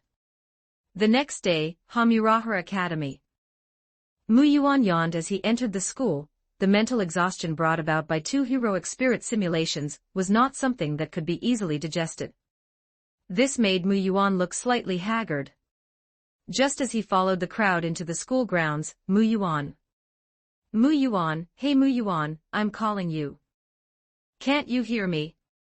The girl who had been waiting for him inside the school for a long time, saw that several calls failed to snap Mu Yuan out of it, and finally had no choice but to step forward and grab him. Snapping back to reality, Mu Yuan turned around. The first thing he saw was swaying black twintails, followed by a beautiful girl with dignified features but a currently displeased expression. Hamurahara Academy's #1 beauty, Tosaka Rin. Tosaka-san. Recognizing her, Mu Yuan couldn't help but look at her in confusion, tilting his head as he asked, "May I ask, do you need something from me? What kind of fool are you playing with me?" Tosaka Rin frowned and then handed over the umbrella she was holding to Mu Yuan. "Here, your umbrella, also, about last time, consider this my thanks." Mu Yuan stared blankly at the umbrella Tosaka Rin was handing him. After a long while, a look of realization finally dawned on him. The time it took to return this umbrella was truly quite long. After taking the umbrella, Mu Yuan couldn't help but say with a smile, "Yes, how could it not be long?" Through the heroic spirit training manual, he had essentially lived for several decades during the end of the shogunate era. "What do you mean by that?" Hearing this, Tosaka Rin crossed her arms over her chest and said displeasurably, "Are you accusing me of taking forever to return your umbrella?" "I say, Tosaka-san, there's no need to look like you want to pick a fight with me every time we meet." Mu Yuan felt helpless. Without waiting for Tosaka Rin's answer, he continued, "Ultimately, you're just jealous that I have a good relationship with Sakura. Why don't you take the initiative to approach her yourself?" As the words fell, a stunned Tosaka Rin's eyes widened by a fraction as she looked at Mu Yuan. To anyone else, Tosaka Rin always maintained the demeanor of an elegant young lady in speech and conduct. Only when facing Mu Yuan would she appear very unhappy. Mu Yuan was initially puzzled by this, but later, recalling his status as a transmigrator, and gaining the corresponding memories, he naturally understood the reason. Besides Sakura, what other reason could there be? Tosaka Rin, the real older sister, was clearly jealous of Sakura Meta's attitude toward Mu Yuan, and quite possibly even jealous of Sakura Meta calling him elder brother. What are you saying?" Having her secret exposed by Mu Yuan in a single sentence, Tosaka Rin became flustered. "I'm not jealous of you at all. Besides, Sakura and I have." Before she could finish her sentence, elder brother. In the distance, Sakura Meta came running over, out of breath, holding a bento box in her hands. "I'm sorry, elder brother, I woke up too late today." As she spoke, Sakura Meta handed the bento to Mu Yuan. She had slight dark circles under her eyes. Clearly, the events of last night had prevented her from sleeping well. Then, Mu Yuan noticed that Tosaka Rin's eyes were fixed intently on the bento. "Want to trade, Tosaka-san?" Mu Yuan gestured toward the bento in his hand to Tosaka Rin. I don't want it." Tosaka Rin subconsciously wanted to nod, but after looking at Sakura, who was tilting her head in confusion beside them, she feigned indifference, huffed, and turned to leave. Mu Yuan watched her back, shook his head, and then said to Sakura beside him, "Sakura, do you know what this is called?" "This is called tsundere, the sun and dear type. Be a good girl, okay? You must never learn from her in the future." As he spoke, Mu Yuan patted Sakura Meta's head.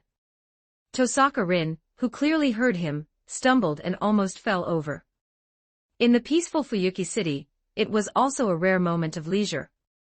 Mu Yuan, whose spirits had improved after sleeping all morning, found Shinji. Shinji, who was originally talking to a female student, saw Mu Yuan and, despite being very reluctant, came over to him. "What do you want now?" Shinji said to Mu Yuan with great displeasure. "Nothing much." Mu Yuan said with a smile, "It's just that matter I entrusted to you, Shinji-kun. I wonder. I say, what exactly is wrong with you? That Okita Suji catalyst, antique, you haven't even returned that antique to me yet. Isn't it with Shiro?" "I'll go with you to get it after school today," Mu Yuan said, lying without even blinking. "Return it." It was impossible to return it. That was something borrowed based on his own ability. Besides, proud Shinji-kun, if it weren't for you, this great master swordsman Watanabe Mitsuyuki wouldn't even have been born. Go by yourself, I don't have time to accompany you. Also, aren't you fond of playing with swords? Why did you suddenly name-drop wanting something belonging to Abe no Saimai? As he spoke, Meto Shinji couldn't help but look at Mu Yuan with suspicion. He didn't have the slightest suspicion that Mu Yuan might have some secret. After all, in his eyes, Mu Yuan was just an ordinary person, someone like himself, someone without qualification. Well, how should I put it? Mu Yuan organized his thoughts for a moment and then replied, although there's a lot to say, in the end, it boils down to one sentence. Right now, I'm quite lusting after his body. That's right, Mu Yuan was lusting after Abe no Saimai's body. To be more precise, he was lusting after Abe no Saimai's talent. With the conclusion of the modern mystery simulation of the late shogunate era, the heroic spirit named Watanabe Mitsuyuki was born into this world, and the restrictions of the legendary epic era disappeared as a result. Onigiri, the scabbard of King Arthur's holy sword, these were the two legendary epic era catalysts that Mu Yuan currently knew of. Through them, Mu Yuan could undoubtedly perform heroic spirit simulations. However, with the experience of the first simulation, Mu Yuan directly eliminated both of these options. The reason was simple. The problem Mu Yuan needed to solve most urgently right now was magical energy. The easiest way was to focus on shaping a mage-type heroic spirit, and seek a solution through the corresponding simulation. Although mana replenishment was a good strategy, and Tosaka Rin and Sakura Meto were both good choices. Especially Sakura, who could never refuse him. But for the time being, Mu Yuan did not intend to do so, and completely expose himself. It wasn't that Mu Yuan wanted to play the pig eating the tiger trope, it was purely for the sake of self-preservation.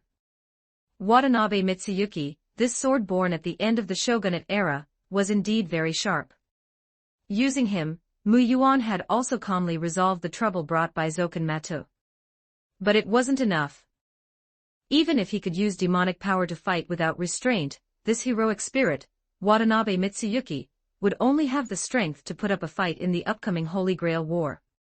Not to mention there was a monster in the mix, a guy who had obtained a physical body from the Holy Grail, and was wandering around Fuyuki City seeking pleasure. And while the birth of Watanabe Mitsuyuki was indeed the result of Mu Yuan's hard work, could it have been so smooth without the two talents, genius swordsman and mind's eye fake, extracted from Okita Tsuji's catalyst? Therefore, when Mu Yuan locked onto his direction and prepared to have his next heroic spirit specialize in the mage class, how could he not feel desire for the White Fox young master, Abe no Saimai, who left a great reputation in the history of Japan, and was known as the #1 on Myoji? He was very honest, he, Mu Yuan, was just lusting after the other's body. What on earth are you talking about? Mato Shinji looked at Mu Yuan, who had answered him in such a way, with speechlessness. Afterward, he didn't care, assuming Mu Yuan was just talking nonsense again. After thinking for a while he said, but speaking of which, that catalyst, antique you want. Grandfather actually does have one. No one knew how long Zoken Mato had been preparing for the Holy Grail War, or how many catalysts he had collected from all over the world. Let alone a catalyst left behind by Abe no Saimai, a local heroic spirit. And as someone born into this house who knew of the existence of Magi and the Holy Grail War, Mato Shinji naturally had a certain impression of these things. That night. Mato residence. I'll only let you play with it for 2 days. Don't go losing it this time, also, hurry up and remember to get me Kasho Kayamitsu, that sword of Okita Tsuji's, tomorrow. Mu Yuan didn't listen to Mato Shinji's words at all. He took the catalyst, which turned out to be a folding fan. The fan was divided into yin and yang sides, with the sun and moon painted on each side respectively. Its function was that if one encountered an ominous day where battle was unavoidable, during the day, the fan would flip to the moon side to borrow the power of demons in the dark night to break through the dangers of the day. If encountering evil at night, the fan would flip to become the sun, using the sunlight of Amaterasu Omikami to eliminate the evil spirits. At the same time, the very moment Mu Yuan touched it. 24 Section 24 Chapter 24 Catalyst, 5-bone bat fan. Quality, legendary epic. It is a war fan once used by the great Onmyoji Abe no Saimai during the Heian era. He once used it to suppress a region of demons and gods. Detection, absorbable. P.S. 5,000 words. Sorry for the late update, it was mainly because I wasted too much time looking up information. It took a while to organize the relevant information about the Heian era. Volume 1, Chapter 23 Simulation, Heian era. That night, with the catalyst in hand, Mu Yuan did not immediately start the simulation. He still needed some time to soothe the side effects of the previous simulation and gather some information. At this moment, Mu Yuan was quietly reading a book in his room, the contents of which were historical records about the Heian era. Meanwhile, Sakura Meta sat in a corner of the room, also holding a book, though she was different from Mu Yuan. For Sakura, this was actually part of her daily routine. Whenever Mu Yuan was home, she would often come here. Moreover, Sakura wouldn't disturb Mu Yuan. She would just sit quietly to the side as long as Mu Yuan didn't tell her to leave. Often, because she was so quiet, Mu Yuan would forget her presence. Just then, Mu Yuan, who had unintentionally glanced out the window, suddenly froze. It's snowing. At this time, it was just the beginning of February. Therefore, it wasn't strange for it to snow in Fuyuki City. Inside the room, Sakura added some fuel to the heater's fire, and then followed Mu Yuan's gaze to look out the window. Outside the window, under the night sky, flawless snowflakes slowly drifted down from above, gradually dyeing the world in a touch of pure white. At the same time, it also seemed to be heralding the arrival of something. The next day, Mu Yuan took a day off and spent it alone in the library. He stayed in the library for the whole day, until the night grew late, and the outside world was completely covered in white frost from the falling snow. Did he emerge and head toward the Meta residence? By the time Mu Yuan returned, it was completely dark.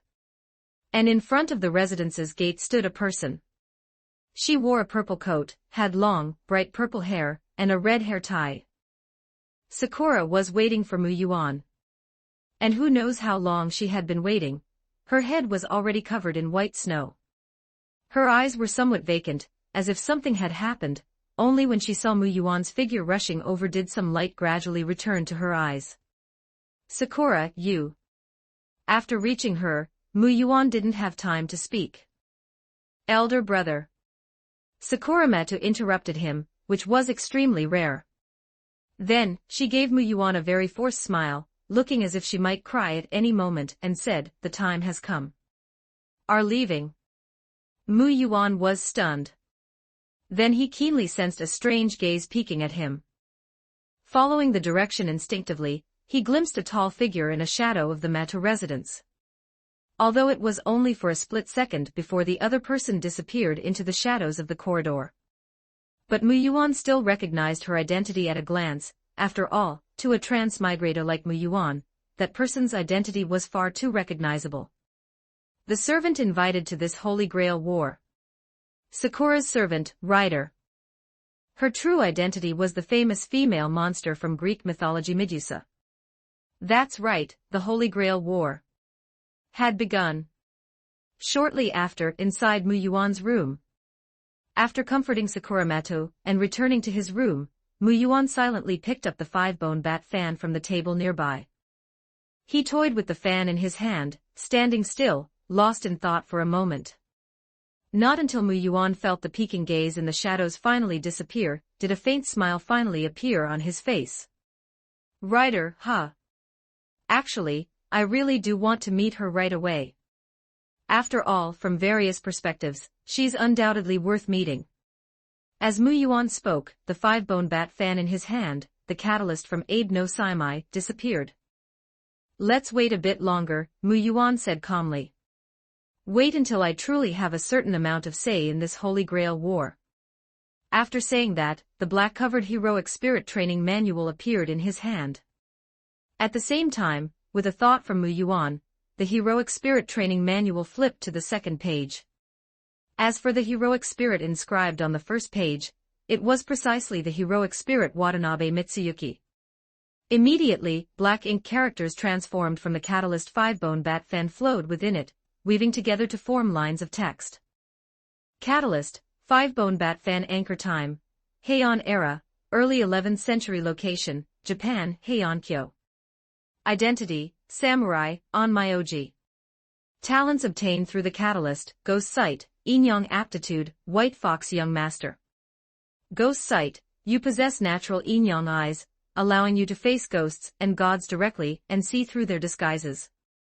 Inyoung aptitude, you possess the Onmyoji talent of the legendary great Onmyoji Abe no Saimai.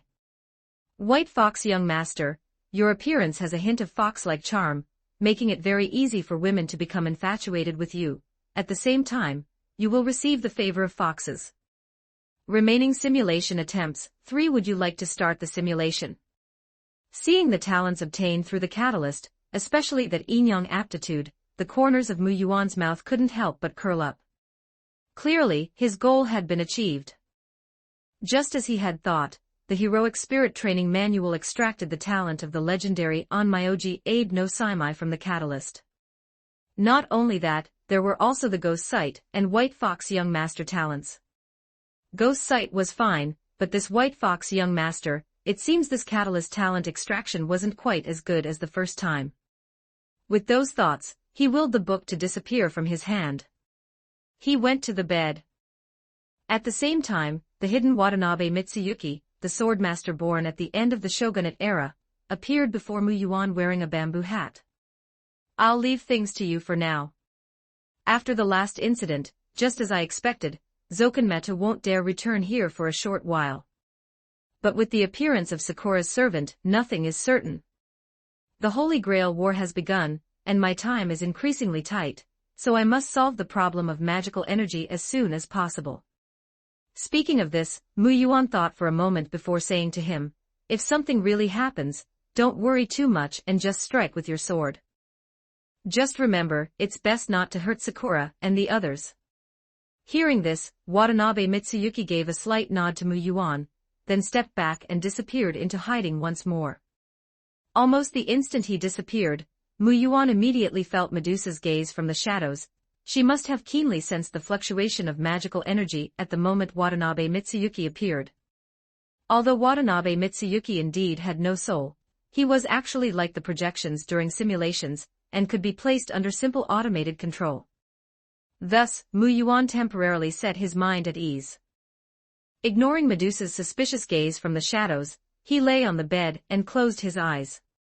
Simulation start. As the words fell, Mu Yuan's consciousness completely vanished. The next moment, Heian era, early 11th century. Heian era.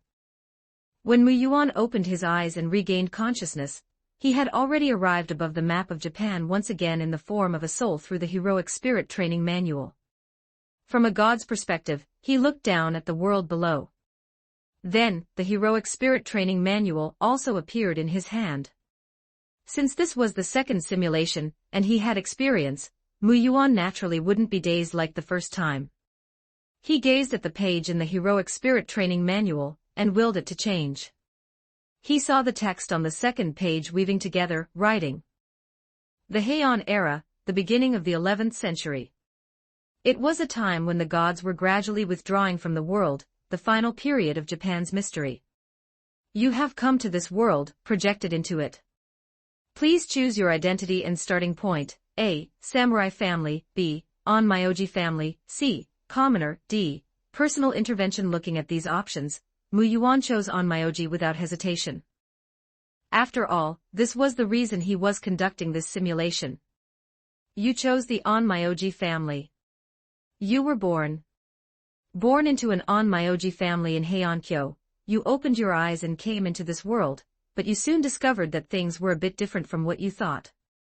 Although you were born into an Onmyoji family, you were the result of a union between that Onmyoji and a village woman. The other party does not acknowledge you as his child. He even worried that your existence would become a stain on him, so he had his subordinates snatch you from your mother's hands and abandon you directly in a land of ice and snow. As the text appeared, Mu Yuan immediately felt a powerful suction pulling him from the map and officially into this world. At the same time, the scenery before his eyes changed. It turned into a world of heavy, swirling snow. And the character he was projected as seemed to be an abandoned infant who had just been born, wrapped in a bit of cloth, and discarded in this world. Seeing this, Mu Yuan couldn't help but be a bit dazed. Wait, what kind of disastrous start is this? Although such things weren't uncommon in ancient times, no way. I'm not going to just die like this, am I? Is this going to waste one of my simulation attempts? Just as Mu Yuan was left speechless by the blowing snow. Talent, White Fox Young Master skill activated. Chapter 25. Your presence is quickly discovered by a passing wild fox.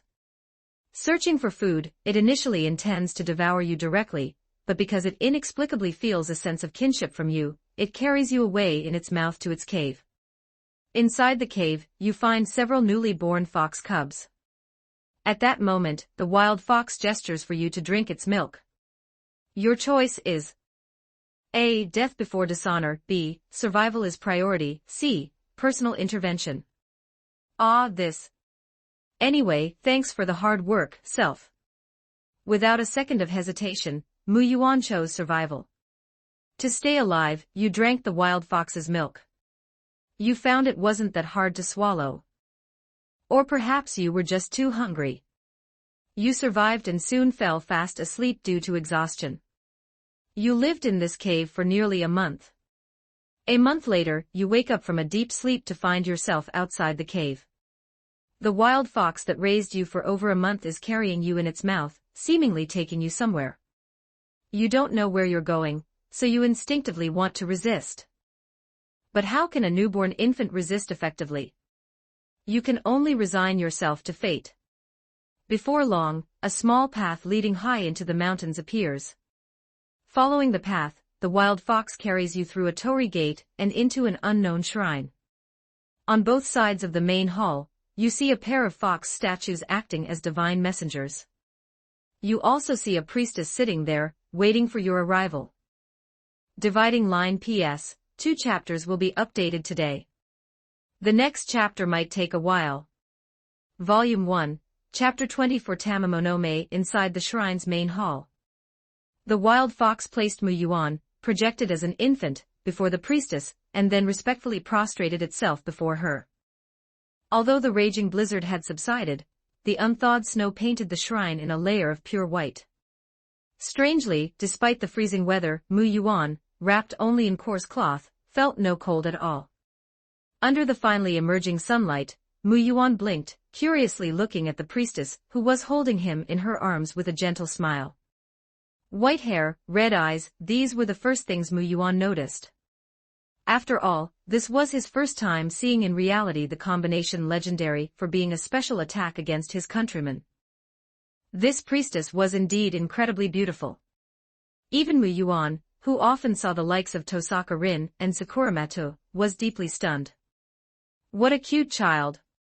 The priestess poked the cheek of Mu Yuan in her arms and smiled softly. From today on, you shall live here. As for my name, well, you can call me Tsu. You thought you would be raised by the wild fox forever, and worried about being eaten by beasts like pythons or wolves. You didn't expect such a turning point. You were adopted by this priestess named Tsu. You still didn't hide your talent. You began speaking at 1, showing extraordinary wisdom, and started learning to write at 2, though it wasn't very useful, as you had never seen another person besides the priestess Tsu. 3 years passed. Despite being a shrine, not a single person came here. However, you saw many foxes, and you noticed they were almost all white foxes. Before the simulation, you had brushed up on relevant knowledge. You knew that in Japan, white foxes symbolize bringing happiness and represent good foxes. Legend has it that Abe no Saimai's mother, Kuzunoha, was a white fox who had attained great cultivation. You realized that Tsu, the priestess raising you, was likely a white fox immortal just like Abe no Saimai's Kuzunoha. When you were 5, a grieving woman arrived and visited Tsu. She was shocked to see you and quickly took a liking to you, simply because you looked very much like her beloved son whom she had to part with Abe no Saimai. That's right, She was indeed the white fox Kuzunoha who, because her true form was accidentally discovered by the young Abi no Saimai, had to return to the Shinoda forest. She saw your desire to leave this place and told Tsu about it. Tsu left the choice to you. Your choice is A. Leave the shrine, B. Stay here, C. Personal intervention. Mu Yuan received the memories from the projection, and looked at the options with a brief hesitation, which naturally came from the priestess Tsu. Because he could clearly feel the reluctance she showed. During the 5 years living in this shrine, her care for Mu Yuan could be described as meticulous. But in reality, despite the slight hesitation, there was ultimately only one answer for Mu Yuan. And that was to leave. After all, he came to this era to seek Inyang arts, and to leave behind legendary deeds to be engraved as a heroic spirit.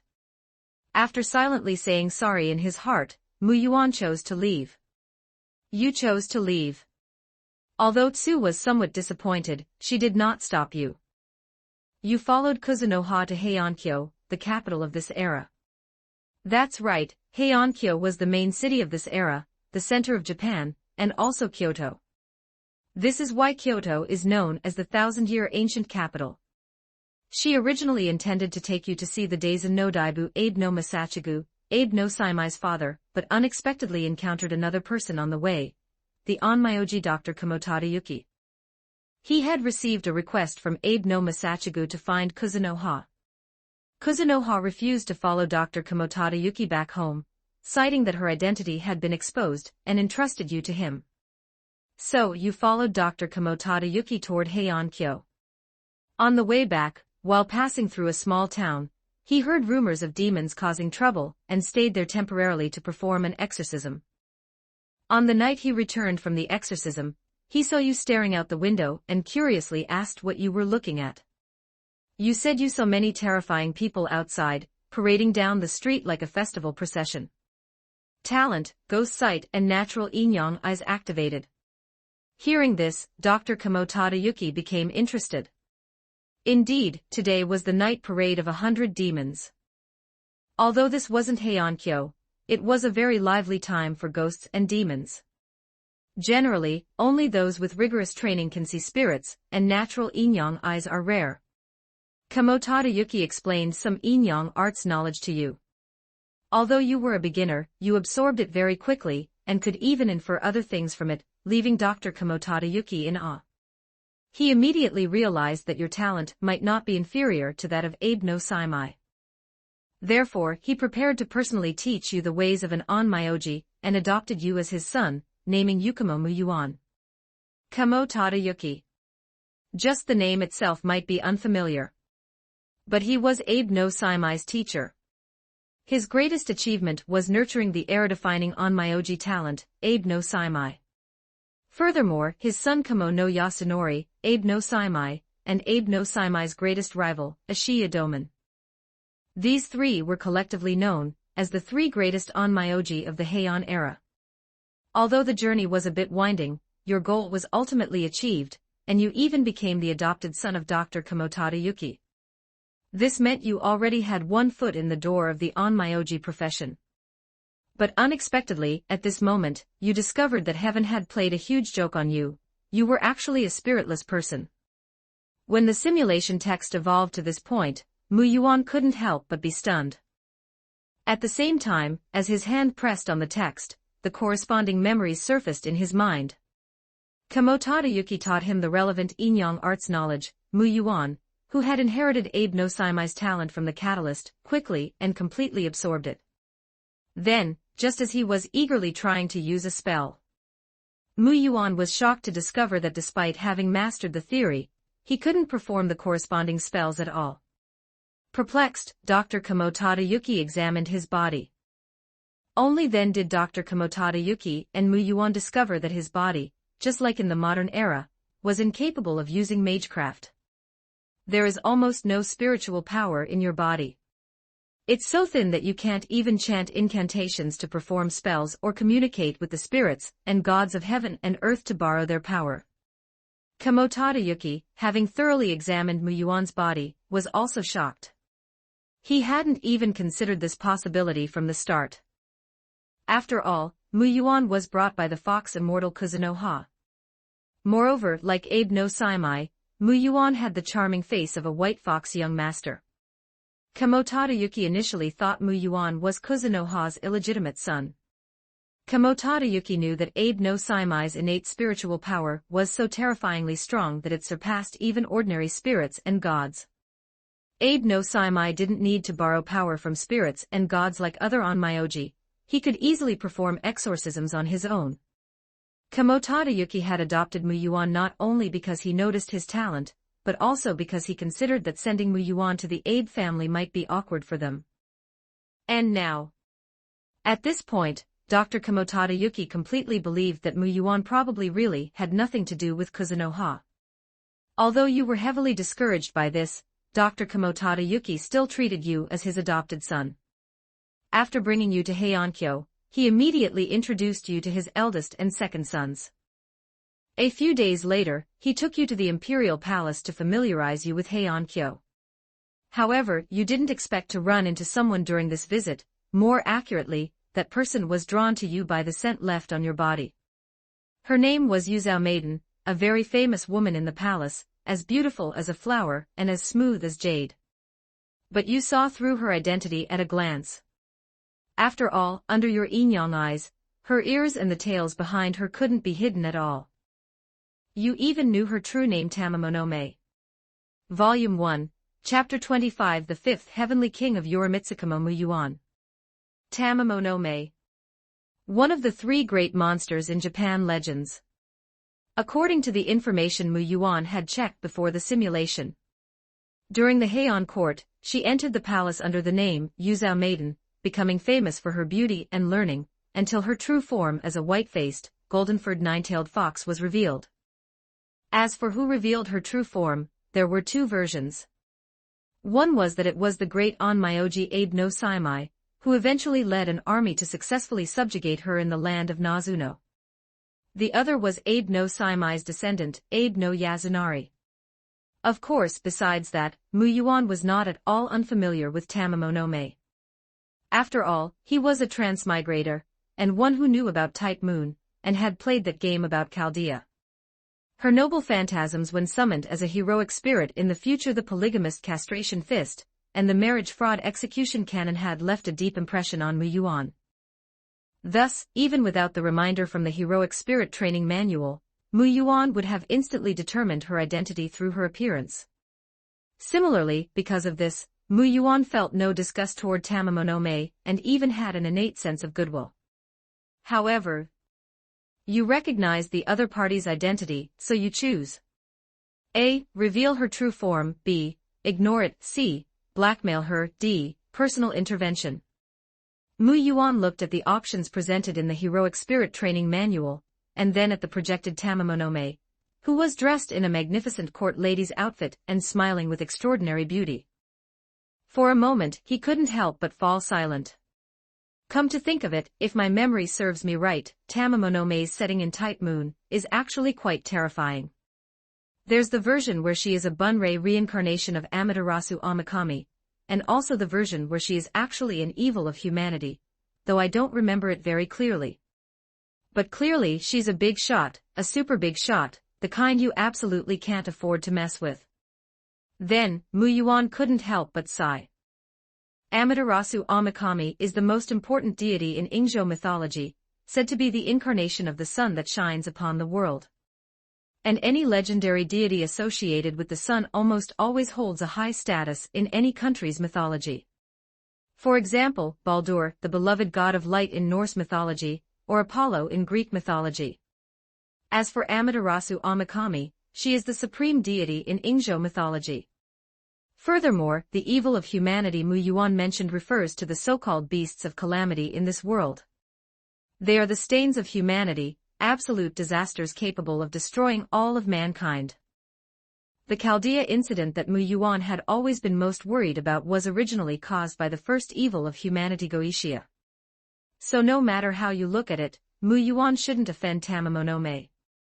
In fact, if this were reality, even with 100 times more courage, Mu Yuan wouldn't do it, but this is a simulation. 26 Section 26 Chapter 26 And there were still 2 more chances, the kind where he could start over. The primary reason was that Mu Yuan's ultimate goal in any simulation was, without a doubt, to leave behind corresponding great achievements in the simulated world, thereby eventually ascending to become a heroic spirit and performing an engraving. This was why Mu Yuan was as high profile as possible in the simulations. In reality, however, he tried his best to be cautious. Therefore, you choose to reveal her true form. Using your current 5-year-old appearance, you innocently call Tamamonome a beautiful fox sister. You are not clear, no, you are actually quite clear about how much mental and physical damage your so-called words of childhood innocence would cause this fox. To others, your words sound like a compliment to Tamamonome. But to your adoptive father, Dr. Kamotada Yuki, currently the strongest onmyoji, it naturally sounds completely different. After all, he has witnessed your extraordinary power to see spirits. He asks what you saw. After you tell him, he chooses to believe you and begins preparations. A month later, during a palace banquet, while Tamamonome is off guard, Dr. Kamotada Yuki directly performs a technique with the secret assistance of multiple onmyoji, revealing Tamamonome's true form on the spot before everyone. That day, you hear a fox's roar echoing throughout Heian-kyo, and you see the figure of that white-faced, golden-furred nine-tailed fox flying directly into the moonlit sky, fleeing Heian-kyo in a rage. With this achievement, you make a name for yourself in Heian-kyo. Even the minister of the left, Fujiwara no Michinaga, personally grants you an audience. Your name resounds throughout all of Heian-kyo. Sorry, Tamamonome. Looking at the text appearing on the Heroic Spirit Training Manual, Mu Yuan couldn't help but say, I know you have no ill will toward me at all, but there's no choice. This is a necessary sacrifice on my path to victory. Subsequently, you follow your adoptive father Dr. Kamotada Yuki to study as an onmyoji, and not long after, you meet the legendary Abe no Saimai. When you first meet Abe no Saimai, you find that she harbors great curiosity and a bit of goodwill toward you. You guess this might be because you share the same white fox young master face, and because of her mother Kuzunoha. You begin studying Inyang arts alongside Abe no Saimai and Kamo no Yasunori. Possessing talent equal to Abe no Saimai, you are not inferior to the 2 of them in your studies. However, unlike them, you only possess the knowledge and cannot use it. As time passes, several years later, Abe no Saimai and Kamo no Yasunori, having completed their studies, both join the Onmyo Agency to help drive out the monsters causing trouble in the capital and balance the world's yin and yang. At 13, Abe no Saimai begins to stand out and makes a name for herself in Heian-kyo. Seeing this, you know you cannot continue to be mediocre. Therefore, despite your reluctance, you draw your sword. You display extremely excellent swordsmanship. However, because this body lacks Okita Tsuji's talent and mind's eye, and because you have neglected it until now, you only display a very forced level of swordmaster power. But a 13-year-old swordmaster is extremely rare. Thus you quickly attract the attention of the Minamoto clan warriors led by Minamoto no Yorimitsu, and even receive a personal invitation from Watanabe no Tsuna. Watanabe no Tsuna. While Mu Yuan was blinking as he looked at the words on the Heroic Spirit Training Manual. As the projected memories flooded in, his surroundings also changed, turning into Dr. Kamotada Yuki's residence located in Heian-kyo. And at this moment, the man named Watanabe no Tsuna, the leader of Minamoto no Yorimitsu's 4 heavenly kings who protected Heian-kyo, and the keeper of the world-famous blade Hijikari, was standing right in front of Mu Yuan. With just one glance, Mu Yuan, who possessed the memories of a swordsman, knew that the Watanabe no Tsuna before him was very strong. You are Watanabe no Tsuna. Inside Dr. Kamotada Yuki's residence. The projected Mu Yuan, no, he should be called Kamo Mu Yuan now, looked at the man watching him with a calm expression and couldn't help but speak. After all, if Mu Yuan's other identity, Watanabe Mitsuyuki, were here, he would even be somewhat qualified to call this man his ancestor. Then, Mu Yuan couldn't help but look at the famous blade Hijikari that Watanabe no Tsuna carried. The so-called famous blade Hijikari was, in fact, the future Onakiri. The reason for the name change was that Watanabe no Tsuna used it to cut off the arm of the Rashomon demon, Ibarakidoji. Therefore, from various perspectives, Watanabe no Tsuna actually shared a significant fate with Mu Yuan. You know me.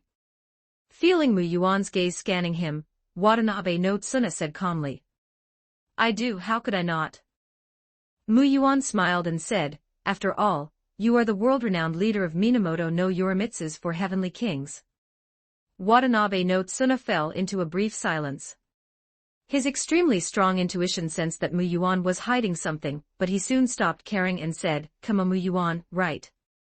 I have come this time to invite you to join our Minamoto clan warriors. Your strength, while slightly lacking, is backed by high talent.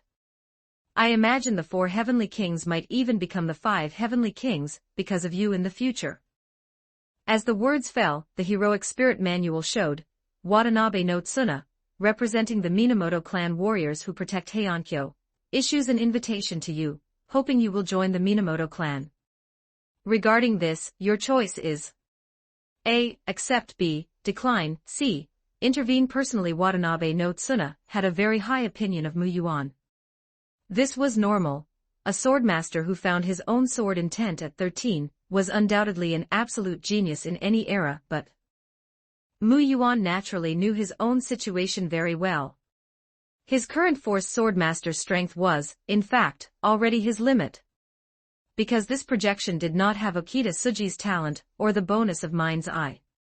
Therefore, even with more arduous training, the highest level he could eventually reach would definitely not be higher than the heroic spirit Watanabe Mitsuyuki. Furthermore, the reason Mu Yuan came to this era was for magical power. Though he hadn't expected that even after casting a shadow in this Heian era, his other self would still be troubled by magical power. Then, just as Mu Yuan was about to choose to decline, he suddenly thought of something. His hand resting on the heroic spirit training manual stopped, and he was silent for a few seconds. He looked up, looking at Watanabe no Tsuna standing before him as presented in the scene. Mu Yuan couldn't help but smile.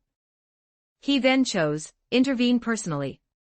The moment the words fell, Mu Yuan closed his eyes, and then opened them, completing the switch.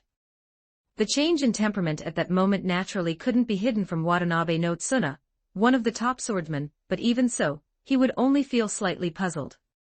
That's right, Mu Yuan chose to intervene personally.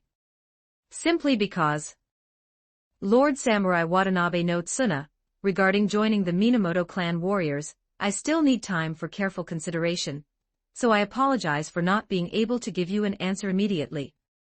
However, there is one thing I hope you can grant me. After speaking, Mu Yuan looked up at Watanabe no Tsuna in front of him. There was even some heat in his eyes.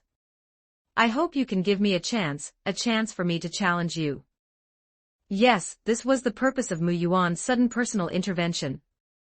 Decades of swordsman memories had eventually stained him with some of a swordsman's habits, not to mention that the person in front of him was Watanabe no Tsuna, with whom he shared a deep fate. And for a swordsman, communication through words was far inferior to the sword in hand. Faced with Mu Yuan's sudden challenge, Watanabe no Tsuna's first instinct was to refuse with a frown, because to him, humans were an even more troublesome existence than demons. In this world, Watanabe no Tsuna had a character flaw since childhood and couldn't even place himself within the category of humanity. He only felt barely human by being one of the four heavenly kings, being a samurai, and slaying demons. And Mu Yuan was undoubtedly not a demon, so just as he wanted to refuse, he suddenly felt Hijikari at his waist move slightly. It seemed to be speaking of its desire.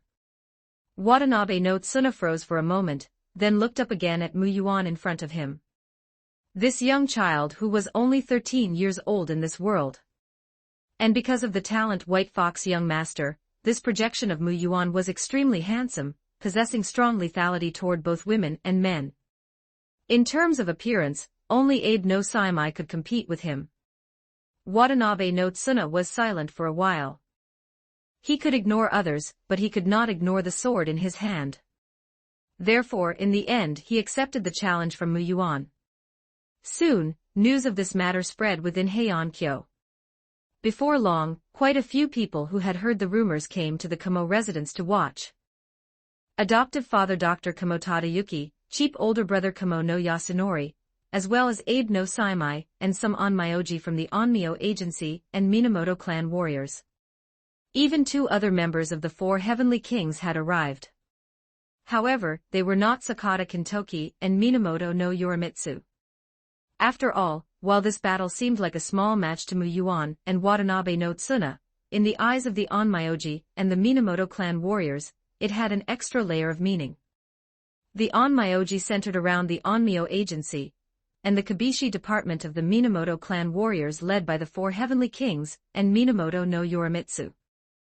These 2 major factions were undoubtedly the 2 largest powers in Heian-kyo.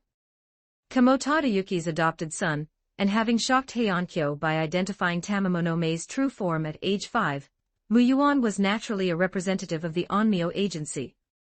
Watanabe no Tsuna, the leader of the Heavenly Kings, naturally represented the Minamoto clan warriors. So how could it not attract attention? At this moment, within the grounds of the Kamo residence, Yuan's hand gripped the hilt of his sword. Even Watanabe no Tsuna, who already had a very high opinion of Muyuan, had a flash of surprise in his eyes.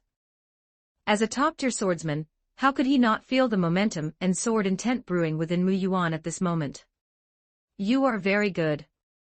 After speaking, he also lowered his body slightly and gripped the sword on his person, his expression becoming extremely serious. Although Watanabe no Tsuna's words were very quiet, they were still heard by the onlookers nearby, especially Urabe no Sutake and Yuzui Sadamitsu, who were also part of the 4 heavenly kings. They had been nonchalant, but upon hearing Watanabe no Tsuna's words, they instantly lost their composure. Exchanging a glance, they both saw a bit of shock in each other's eyes. After all, as fellow members of the 4 heavenly kings and his closest associates, how could they not know Watanabe no Tsuna's character? This made their gaze toward Muyuan instantly become one of disbelief. And it wasn't just them, even Abe no Saimai, who was the same age as Muyuan at this time, looked at Muyuan in surprise. This fellow Muyuan, to think he had this kind of skill, and kept it hidden from me all this time. Muttering to herself, a bit of a smile appeared in Abe no Saimai's eyes.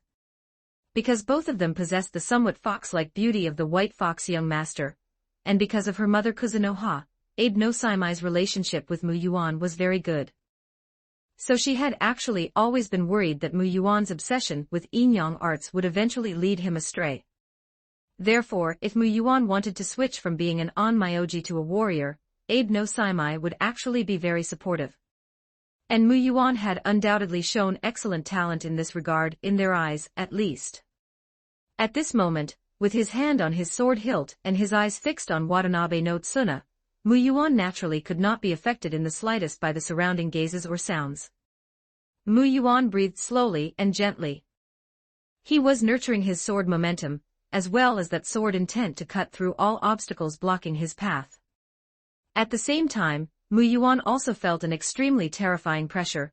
After all, the Watanabe no Tsuna standing before him was almost the second best swordsman in the world in this current era.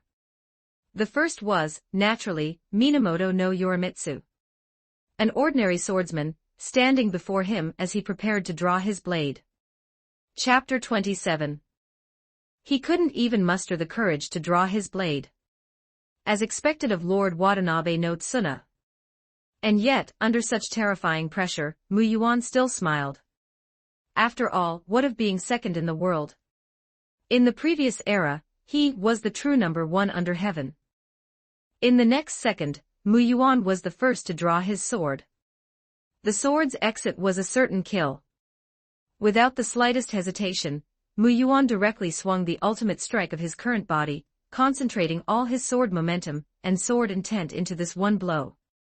At the moment the blade was drawn, only a tiny fraction of the surrounding onlookers could even see Muyuan strike. And even those who did only saw a momentary flash of white light. An instantaneous strike. This was the pinnacle of martial arts for the Watanabe Mitsuyuki persona that Muyuan had projected. It was also the strike that had transformed into a noble phantasm after the spirit inscription. And then, Clang, a light sound echoed. Under everyone's gaze, Muyuan appeared behind Watanabe no Tsuna. At the same time, a broken katana flew through the air for a long time before finally falling to the ground. Muyuan looked at the half-broken katana in his hand and said with some regret, as expected, did I still lose? As soon as he finished speaking, Watanabe no Tsuna, who had silently sheathed the famous blade Hijikiri, spoke, no, your martial arts did not lose to mine. It's simply that your sword was severed by Hijikiri. Come on Muyuan, join us. Watanabe no Tsuna turned around, looking at Muyuan with an incredibly serious expression. If before he had only invited Muyuan out of a sense of duty for his mission, then now it was completely different. You shouldn't belong to the Onmyo agency, you should belong to us Minamoto clan warriors. No, you should belong to us. You shall be the fifth heavenly king of Yorimitsu. The fifth heavenly king of Yorimitsu, Kamo Muyuan. In the end, you still refused Watanabe no Tsuna's invitation, but your title as the fifth heavenly king once again shocked the entirety of Heiankyo. Dividing line P.S. I suddenly saw someone mentioning the issue of noble phantasms. It's quite obvious that the secret technique Shunken is the noble phantasm of this Watanabe Mitsuyuki projection. Ah, but it's my fault too. When I was writing, I prioritized simplicity, and didn't specifically label the noble phantasm part. I'll reflect on that. PS2, 5,000 words. Today was truly exhausting.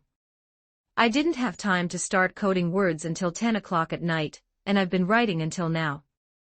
Volume 1, Chapter 26 The Twin Fox on Myoji Abe no Saimai and Muyuan, the Fifth Heavenly King, Kamo Muyuan.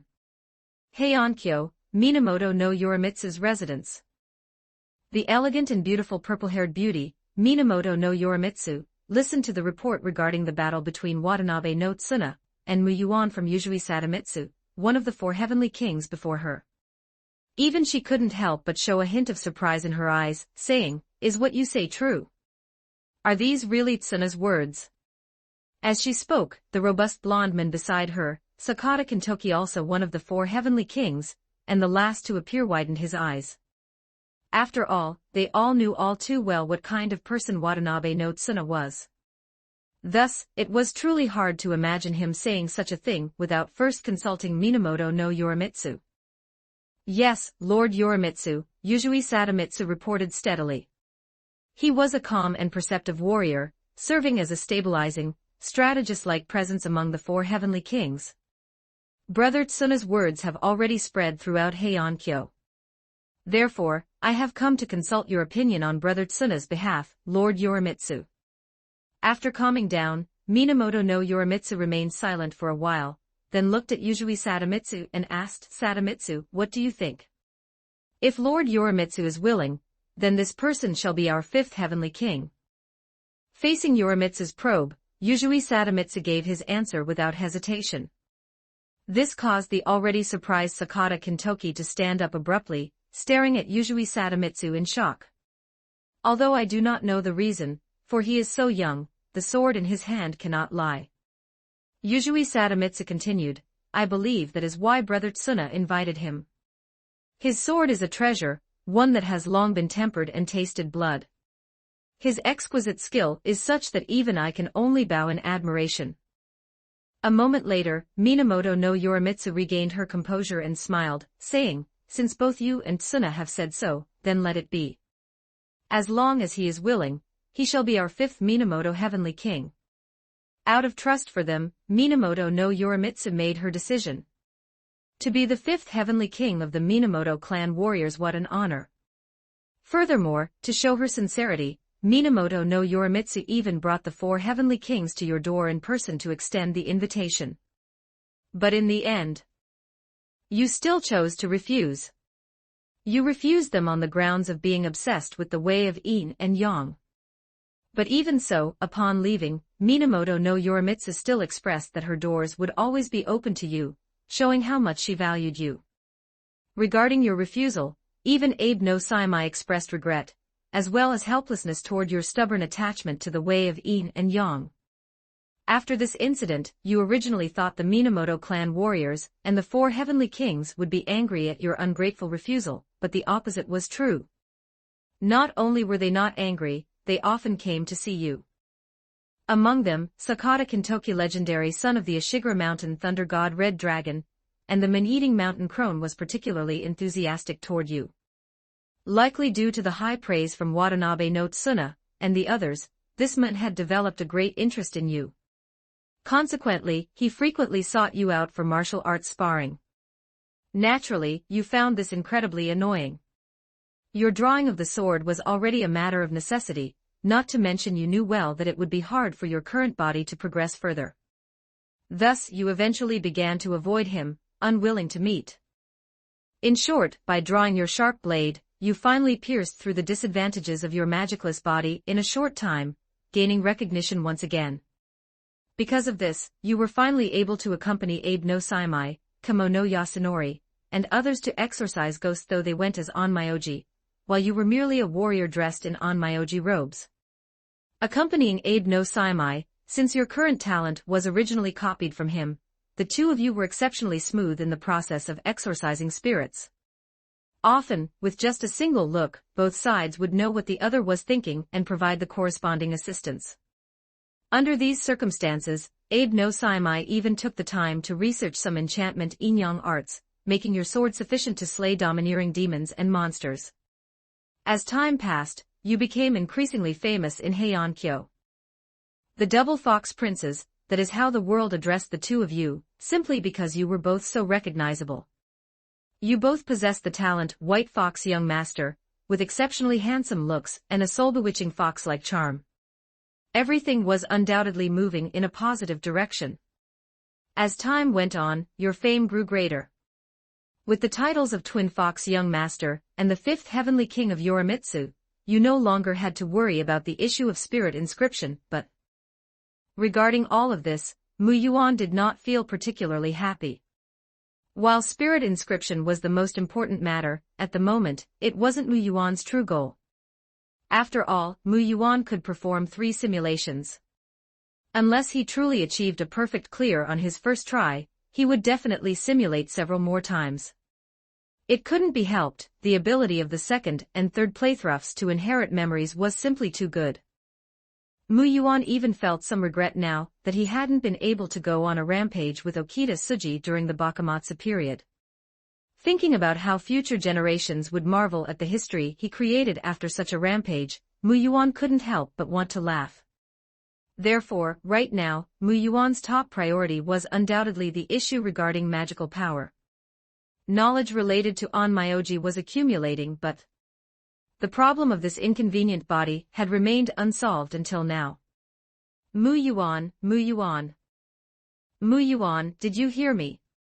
Returning from his thoughts, Mu Yuan couldn't help but turn his head toward Abe no Saimai beside him. At 17 years old, with a natural charm within his handsome features, the slight childishness had already faded from his face. At this moment, Abe no Saimai was looking at Mu Yuan with a light smile, his eyes reflecting Mu Yuan's figure. Mu Yuan was dressed just like Abe no Saimai, in the white robes of the Onmyo agency's Onmyoji. The beauty brought by the shared White Fox Young Master talent went without saying. However, unlike the refined air of Abe no Saimai, Mu Yuan possessed an additional sharpness of a swordsman, much like the scholar swordsman of ancient Ming country. When the two of them stood together, although their features weren't identical, many people still viewed them as brothers. Mu Yuan, what are you thinking about? Why haven't you spoken for so long? Abe no Saimai asked upon seeing Mu Yuan return to his senses. It's nothing. After a light shake of his head, Mu Yuan walked into the residence before them. Ever since Mu Yuan had displayed his swordsmanship years ago, exorcising demons everywhere with Abe no Saimai had become almost his daily routine. Today, naturally, the two were together because of an exorcism matter.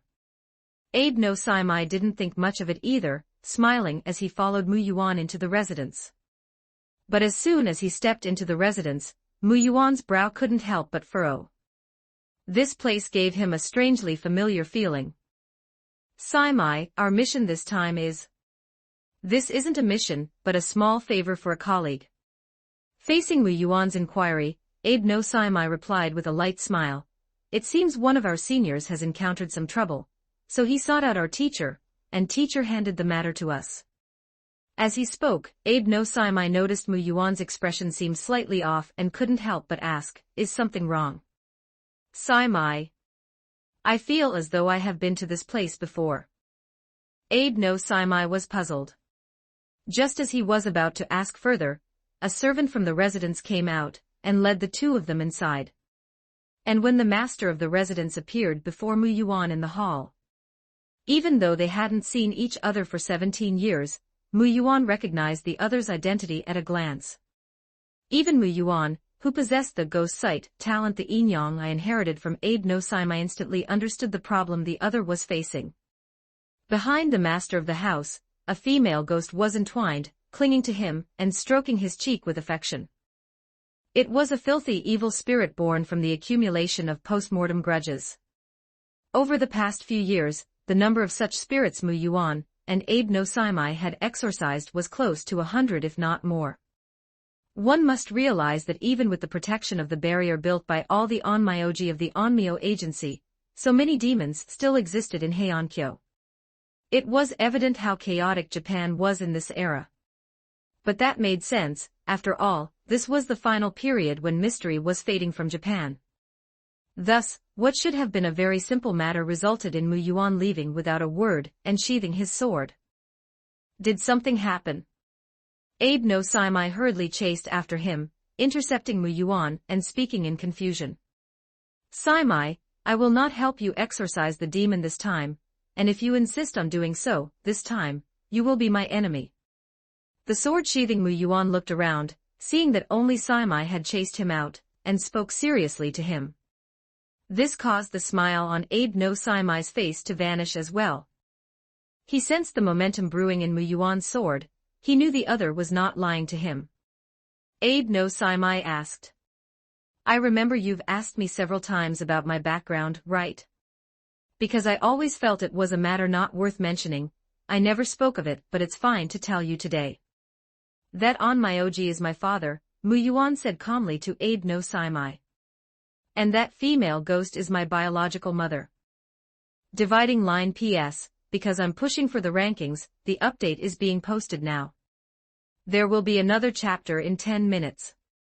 Volume 1, Chapter 27 The Ghost King of Oyama 28 Section 28 Chapter 28.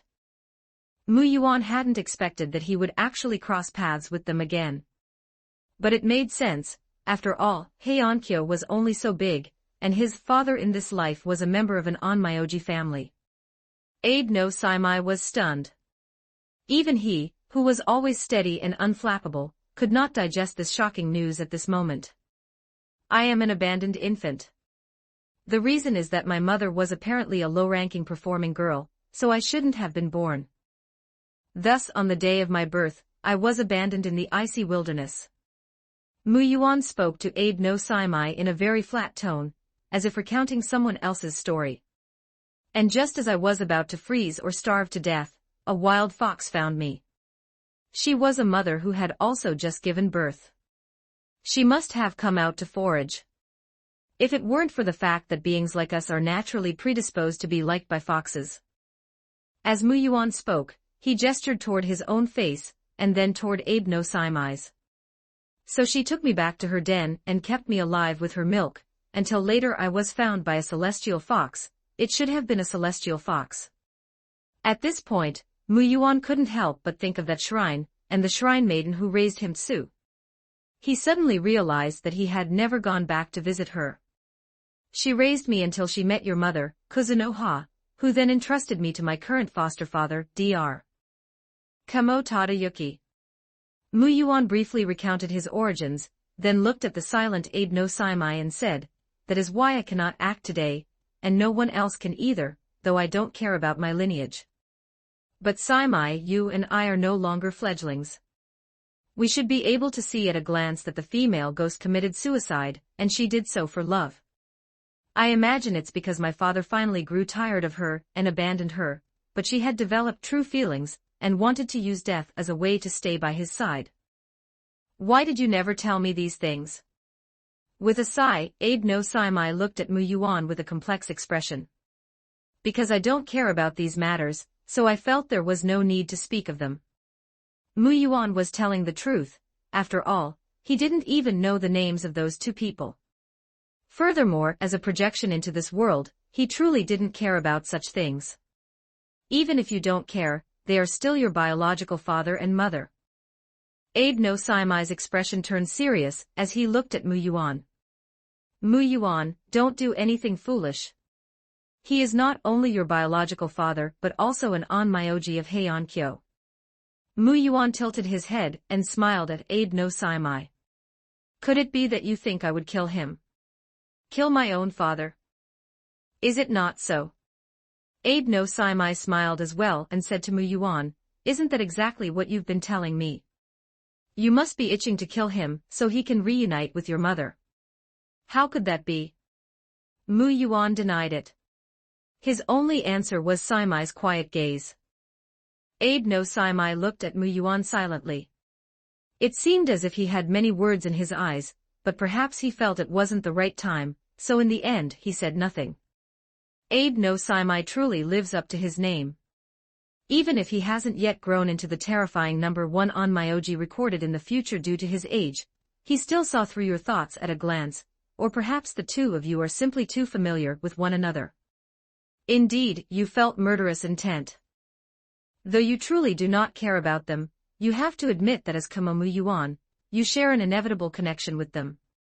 Thus, you were prepared to fulfill your biological mother's wish by letting them be together in death, and in doing so, you could avenge your past abandonment.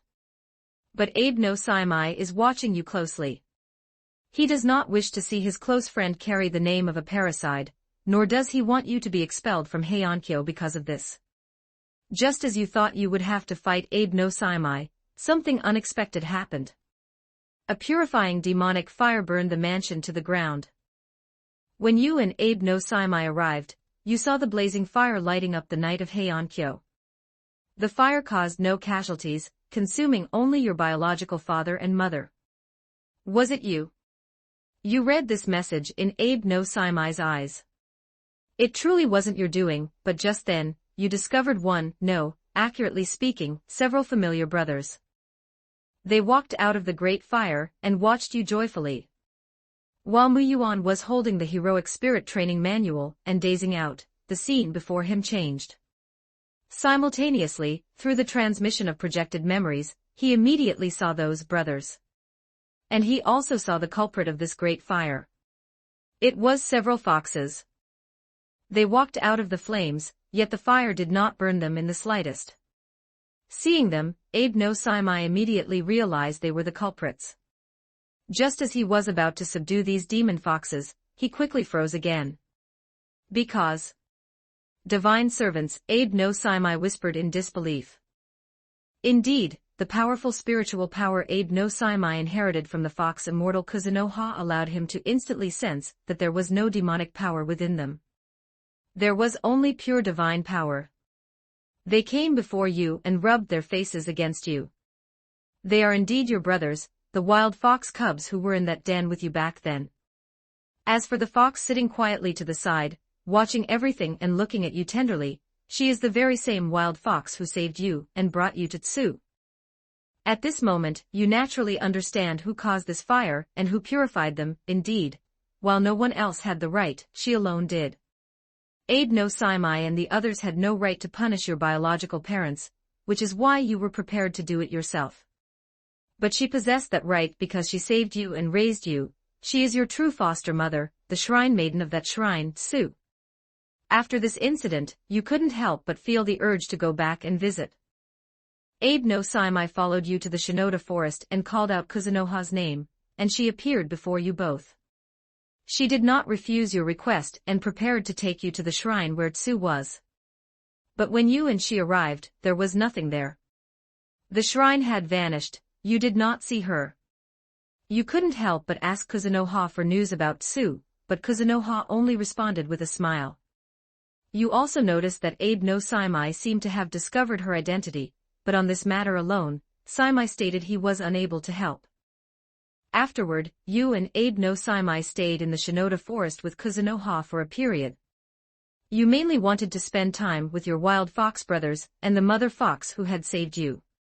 Until half a month later, news came from the capital, and you and Abe no Saimai began to pack your things, preparing to leave. And as you walked out of the Shinoda forest, your choice was A. Return to Heiankyo, B. Leave henceforth, C. Intervene personally. Holding the heroic spirit training manual, Mu Yuan looked at the options that suddenly appeared and smiled. What, even you sense that I'm about to leave? Speaking of which, I wonder who Tsu really is. It seems she's not just an ordinary fox immortal. That fellow Abe no Saimai, relying on the spiritual power he inherited from his mother, saw through the truth, but didn't tell me. I'll remember this grudge. Afterward, Mu Yuan chose to leave. The projection continued to transmit, as Mu Yuan placed his hand on the text of the Heroic Spirit Training Manual.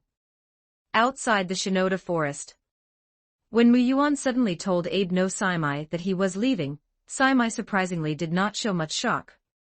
He just stood outside the Shinoda forest, looking quietly at Mu Yuan, and asked, why? Because I don't want to go back to prison, Mu Yuan replied. I killed that Onmyoji. My biological father. That was not your doing. Mu Yuan couldn't help but smile. Is there a difference? Hearing Mu Yuan say this, Abe no Saimai also began to smile.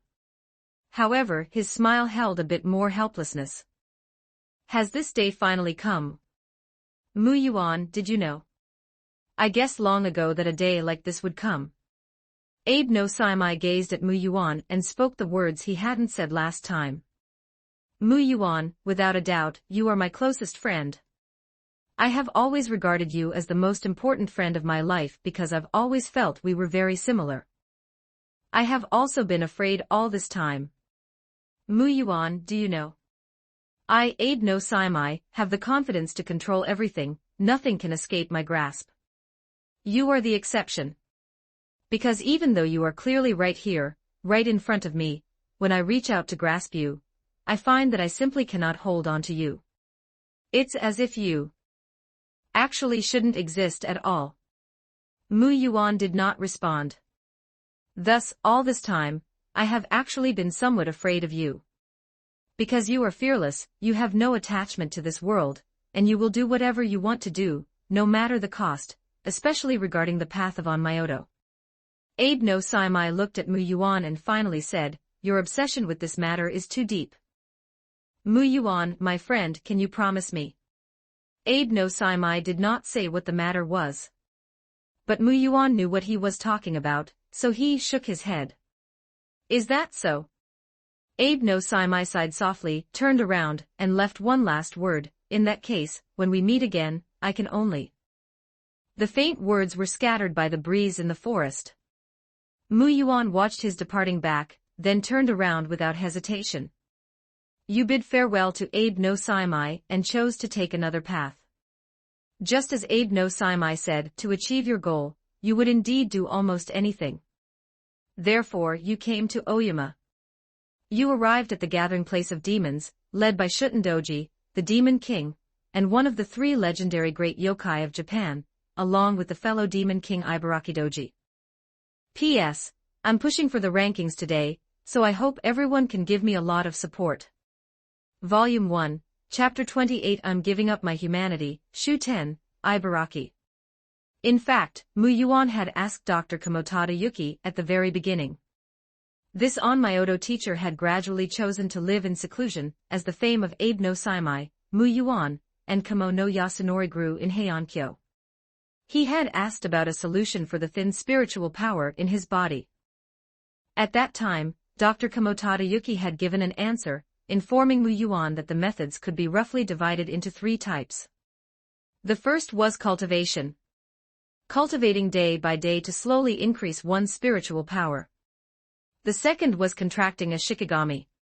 Contracting with a powerful shikigami and using that connection to transfer all the spiritual power needed to perform incantations, secret rituals, and methods onto the contracted shikigami. As for the third type, Dr. Kamotada Yuki did not speak of it then. He was unwilling to tell, and Mu Yuan did not press him. But it wasn't that Mu Yuan didn't want to know, rather, he happened to know the third method, and had even personally practiced it. Indeed, it was transforming into a demon. So-called spiritual power, demonic power, and the like might differ slightly, but in the world of Type Moon, it was ultimately just magical energy. Therefore, Saimai, did you really guess from the start that I would choose this path?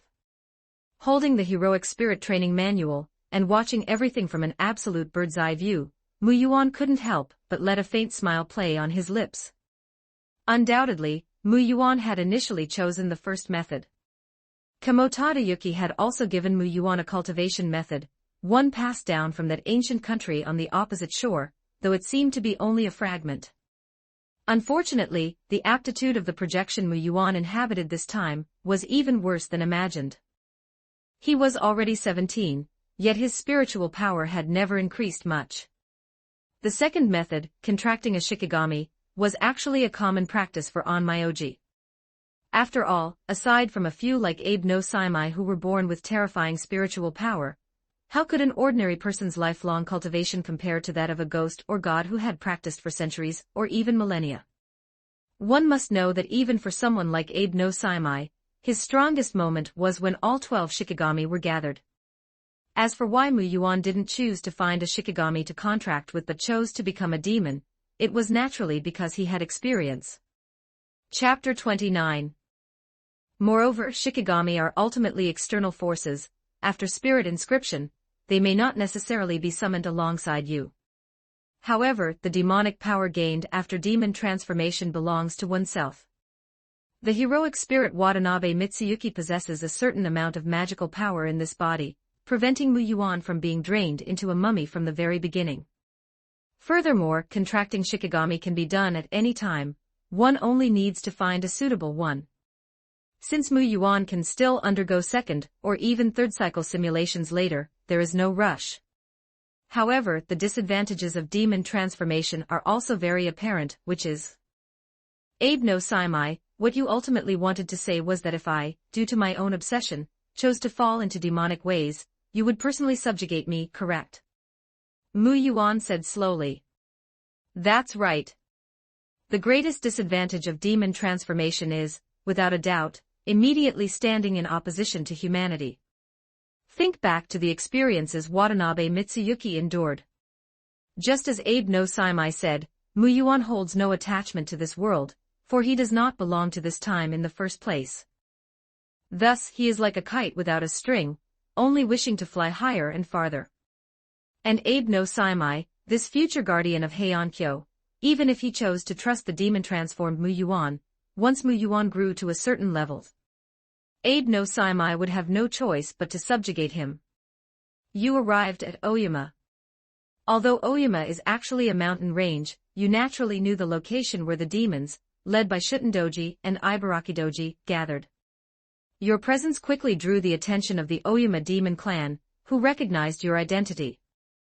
After all, your appearance as the White Fox young master was far too distinctive. The demons of Oyama viewed your arrival as a provocation. Furthermore, the deeds you and Abe no Saimai had performed over the years naturally incurred the hatred of many demons. Thus, along the way, numerous demons and monsters launched attacks against you. Although you lacked the assistance of Abe no Saimai by your side, since you dared to come here, how could you be without any preparation? You brandished the sword in your hand, its blade ignited with protective talismans, and you mercilessly slew the demons. Whether they were man-eating giants, eerie monsters emitting red light, ghostly creatures glowing faintly under the moonlight with hardened bodies, or shrieking earth spiders, none were a match for you. However, this was also normal. Although there was some disparity in eras, you were not entirely unfamiliar with most demons and monsters. One of your previous incarnations was the last master of Onigiri, and you had been hunted by the demons and monsters of that era for a full 3 years, killing for 3 years. Moreover, in this life, due to your close relationship with Watanabe no Tsuna, you often discussed demon-slaying techniques with him. You also used Inyang arts to slay demons alongside Abe no Saimai. So, what right did they have to block your path? You swung your sword all the way, killing from the foot of the mountain to its peak, slaying until the demons of Oyama trembled, until the white robes on your body were stained crimson with blood. After a day and a night, you finally reached the highest point of this mountain. You arrived at the Oyama demon realm built by Shutendoji and Ibarakidoji. When you stepped into the castle of the demon realm, you found all the demons of Oyama standing on both sides, glaring at you with fury. And at the far end of this path, Shutendoji and Ibarakidoji sat there, drinking sake, quietly awaiting your arrival. Oyama, the demon country. When Muyuan arrived, Shutendoji, who was sitting deepest within the castle enjoying fine sake, couldn't help but narrow her eyes slightly. Although the distance was great, Shutendoji could still sense the fully unleashed sword aura radiating from Muyuan at that moment, an aura born of slaughter. Beside her, Ibarakidoji, who had clearly sensed it too, angrily smashed the sake table before her with a punch. How utterly arrogant. Shuten, I'll go kill him right now. With that, Ibarakidoji, hot-headed, drew a massive bone sword from beside her, and was about to charge forward when she suddenly felt an overwhelmingly terrifying demonic power press down upon her. Ibarakidoji trembled as she turned to look at Shutendoji beside her, who was narrowing her purple eyes and offering her a bewitching smile. Then she lowered her head, returned and sat down. And her sitting posture at that moment was incredibly well-behaved and aggrieved. Soon, Muyuan also arrived. Even though all the demons of Oyama stood on both sides of the path, glaring at him with fury, Muyuan showed not a trace of fear. He walked slowly, arriving before Shutendoji and Ibarakidoji.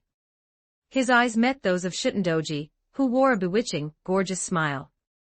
Although Shutendoji possessed a terrifying natural charm that could instantly bewilder and captivate those with weak wills, Muyuan was naturally unaffected. In fact, a barely noticeable flicker of a different emotion even passed through Muyuan's eyes at that moment. Although he had long known after all, he was a transmigrator. But when Muyuan saw that the leaders of this Oyama, the true demon kings, were actually two petite, beautiful women, he couldn't help but feel a slight sense of oddity. Then, after bowing to Shutendoji, who was smiling at him, and to Ibarakidoji, who was glaring at him, he sheathed his sword, turned, and sat at the seat prepared long ago to the side. He drained the fine sake placed on the table in one gulp. Asterisk clap clap. Shutendoji stood up, clapping her hands with a smile towards Muyuan. Then she personally poured fine sake into 2 vessels, picked them up, and walked towards Muyuan with steps that swayed as if drunk, yet without losing their bewitching beauty. As expected of one of the fabled white fox young masters. Truly, just as the rumors say, a first-rate handsome man. Shutendoji came before Muyuan. Her voice and even her breath seemed filled with a fragrance like that of intoxicating fruit wine, captivating to the heart. She handed 1 vessel of sake to Muyuan, drank the other herself in one go, and then looked at him with a smile. Muyuan did not hesitate. After receiving the sake, he drank it down again in her presence. Seeing this, the smile on Shutendoji's face grew even brighter. Ah, why yes, I'm here. Ibarakidoji, who had been gritting her teeth, and glaring fiercely at Muyuan in secret, hurriedly changed her expression, and answered upon hearing Shutendoji call her name. From today onward, all grievances between this person and our Oyama are wiped clean. Ibarakidoji's eyes widened in disbelief. Not only her, but even the surrounding demons who had lowered their heads now looked at Shutendoji with eyes wide open in astonishment. After all, over the years, Muyuan had, alongside Abe no Saimai and the others, exorcised many of their brethren. Shuten, what are you saying? How can we just our grudge with him? An anxious Ibarakidoji jumped up, about to refute when her words stopped halfway. Not just her, but even the previously indignant demons around now lowered their heads in fear. Because at that moment, the smiling Shutendoji swept her bewitching purple eyes calmly over everyone present. She didn't even release her demonic power to exert pressure, yet she made everyone lower their heads and tremble slightly. This was Shutendoji. Although she usually didn't involve herself in management indeed, It had always been Ibarakidoji leading the demons of Oyumino. One dared to question Shitandoji's strength, or dare to defy her. I understand. In the end, Ibarakidoji lowered her head dejectedly, and agreed to Shitandoji's demand. Only in secret, the look she gave Mu Yuan was filled with a desire to devour him alive. Although Mu Yuan noticed, he paid it no mind. He simply gazed quietly at the Shitandoji before him. Indeed, she appeared petite, like a tender young girl. But Mu Yuan's sword kept telling him, if he dared to draw his blade, the moment he gripped it, this person would need only a slight wave of her hand to separate his head from his body. And this was the daughter of Ibuki's Ibukitama Myojin, the daughter of Japan's most terrifying evil god, Yamata no Orochi. So now, handsome young master, can you tell us your purpose in coming here? After nodding in satisfaction, Shitandoji once again looked at Mu Yuan with a smile. I came for you, Demon King Shitandoji. Shitandoji wasn't surprised, for Mu Yuan's eyes had told her as much from the start. She asked, then, young master, may I ask what business you have with this humble one? I want you.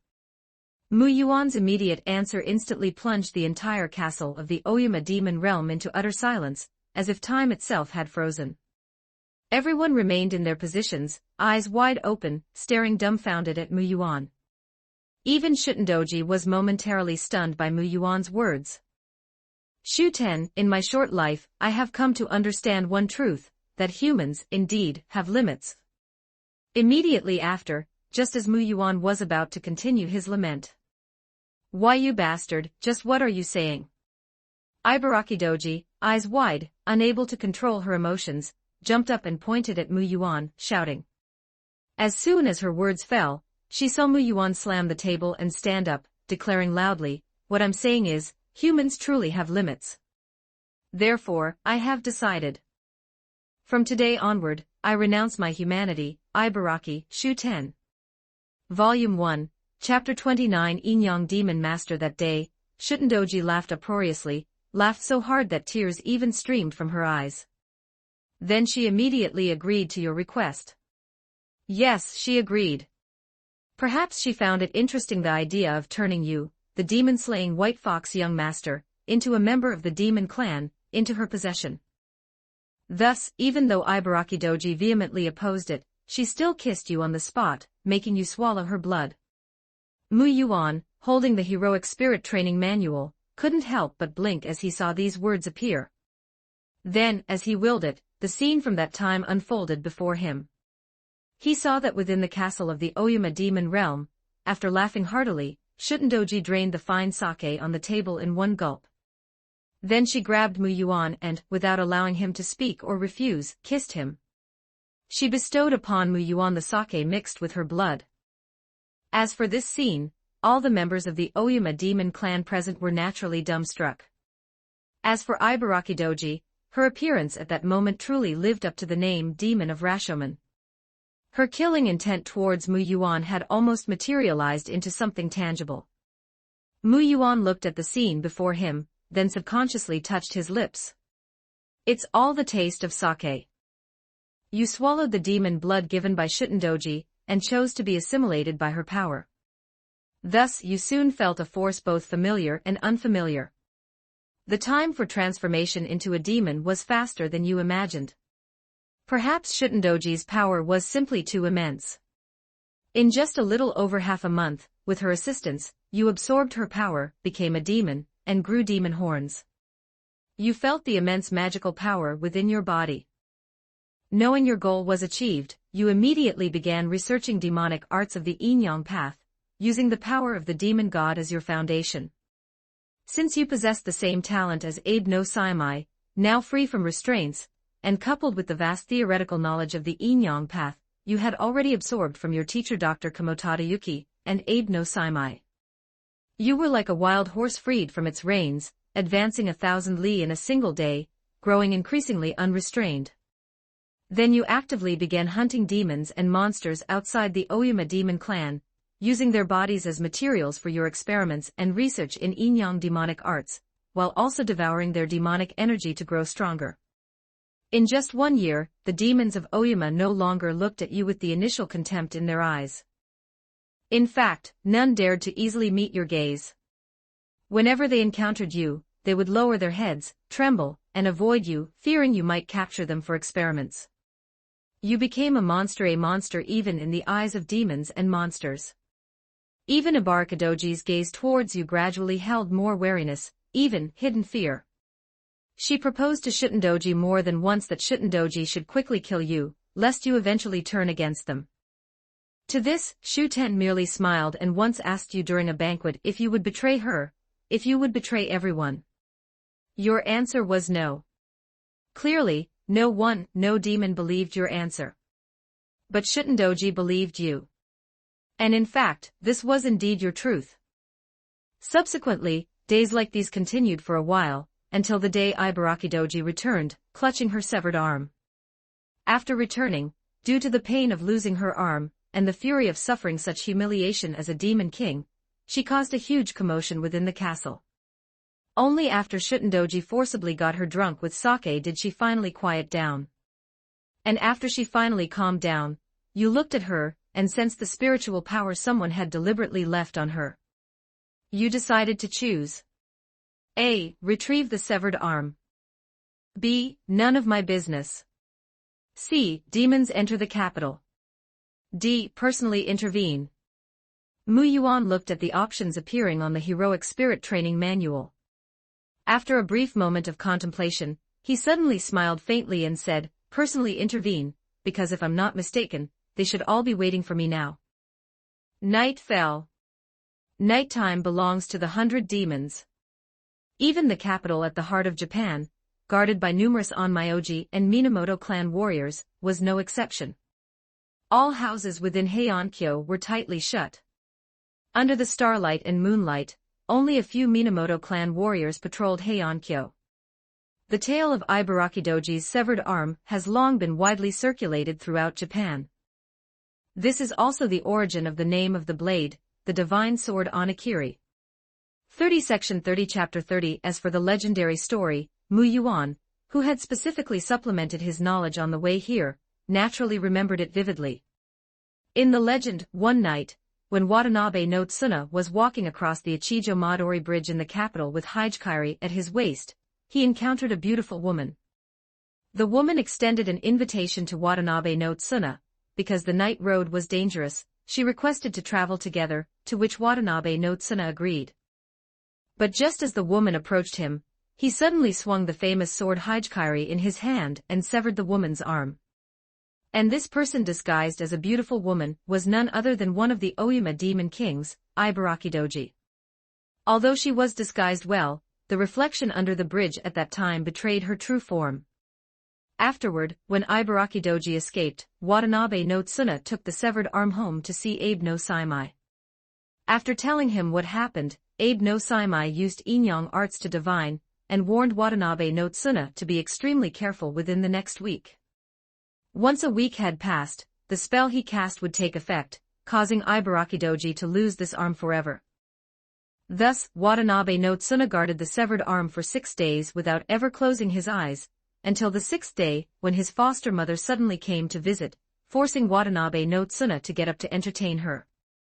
The foster mother came in and said she wanted to see the demon's wrist, so he brought it out.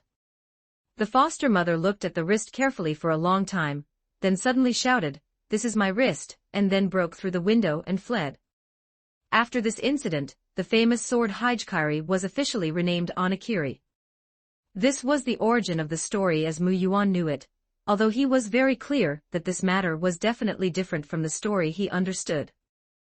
But he knew this matter was related to Abe no Saimai, and he had also sensed the spiritual power that the other party had intentionally left behind on Ibarakidoji. Mu Yuan knew he could not ignore this invitation. In fact, even without the invitation, he would have chosen to return to retrieve that severed arm for Ibarakidoji. Therefore, that night, he returned to Heiankyo. Mu Yuan walked alone in Heiankyo under the moonlight. Floating in front of him was an origami crane folded from paper, and on the crane was some of Ibarakidoji's blood. It floated in the air, leading Mu Yuan toward the direction of the severed arm. On the way, even though a few Minamoto clan warriors occasionally walked past him, they were unable to see him, and brushed right by. Mu Yuan did not walk for long before arriving in front of a residence. Mu Yuan looked up, watching this familiar residence. Watanabe no Tsuna's mansion. For a moment, his expression could not help but be a bit dazed.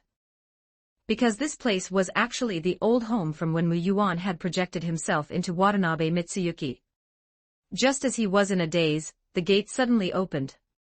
A woman dressed very gorgeously appeared before Mu Yuan, elegantly bowed to him, and then stood to the side. Mu Yuan glanced at her, smiled slightly, reached out to let the floating origami crane land in his hand and vanish, then walked inside. And just as Mu Yuan walked into the mansion, the woman stood up, closed the door, and under the illumination of the moonlight, transformed into a butterfly, flapping its wings and gradually flying away. Mu Yuan walked into the mansion and saw that the lights had already been lit inside. Watanabe no Tsuna stood to the side, holding his sword. Abe no Saimai was sitting by the dining table where a wine set had been arranged, watching the walking in Mu Yuan with a smile. At the same time, Ibaraki Doji's severed arm was right beside him. You actually really came. As Mu Yuan walked in, Watanabe no Tsuna suddenly spoke. At this moment, even he, who had always appeared very rigid and formal, had a slightly complex gaze as he looked at Mu Yuan. Mu Yuan heard this and smiled at Watanabe no Tsuna, saying, "Brother Tsuna, long time no see." Watanabe no Tsuna looked silently at the pair of demon horns on Mu Yuan's head, then said indifferently, "I cannot bear that title of brother. Mu Yuan, you are a demon now, and I must slay you." Mu Yuan was not angry when he heard him say this, he just smiled, walked past him, and came before Abe no Saimai. Several years had passed, and at this moment, Abe no Saimai, wearing a white onmyoji robe, had already shed the immaturity of the past and become even more dazzling. Mu Yuan looked at him, and Abe no Saimai naturally looked back at Mu Yuan. Then the two looked at each other and smiled. Without needing more words, Mu Yuan sat down and drank the wine placed in front of him in one gulp. "You've certainly become much more forthright. It seems you've been doing well at Oyama," Abe no Saimai said with a smile. "It's alright, it's just that Shutendoji is a bit annoying." Abe no Saimai, who was pouring wine for Mu Yuan, looked at him curiously. Mu Yuan said helplessly, "Every day she thinks of all sorts of ways to harass me, saying that demons are naturally meant to be like that I should indulge my desires and seek pleasure, and not constrain myself. It makes it so I can't sleep peacefully every day. She talks so nicely, but to put it bluntly, she just thinks I'm handsome and is lusting after my body. She's shameless. It forced me to prioritize researching a barrier that could block and warn me. It took a long time, but I finally have a peaceful sleep now." Abe no Saimai couldn't help but laugh out loud when he heard Mu Yuan say this. "Mu Yuan, you are in bliss but don't know it. I've heard that Shutendoji is a peerless beauty of the highest order. Heh, I don't want to be ridden by her. Let's wait until I can beat her before talking about anything else.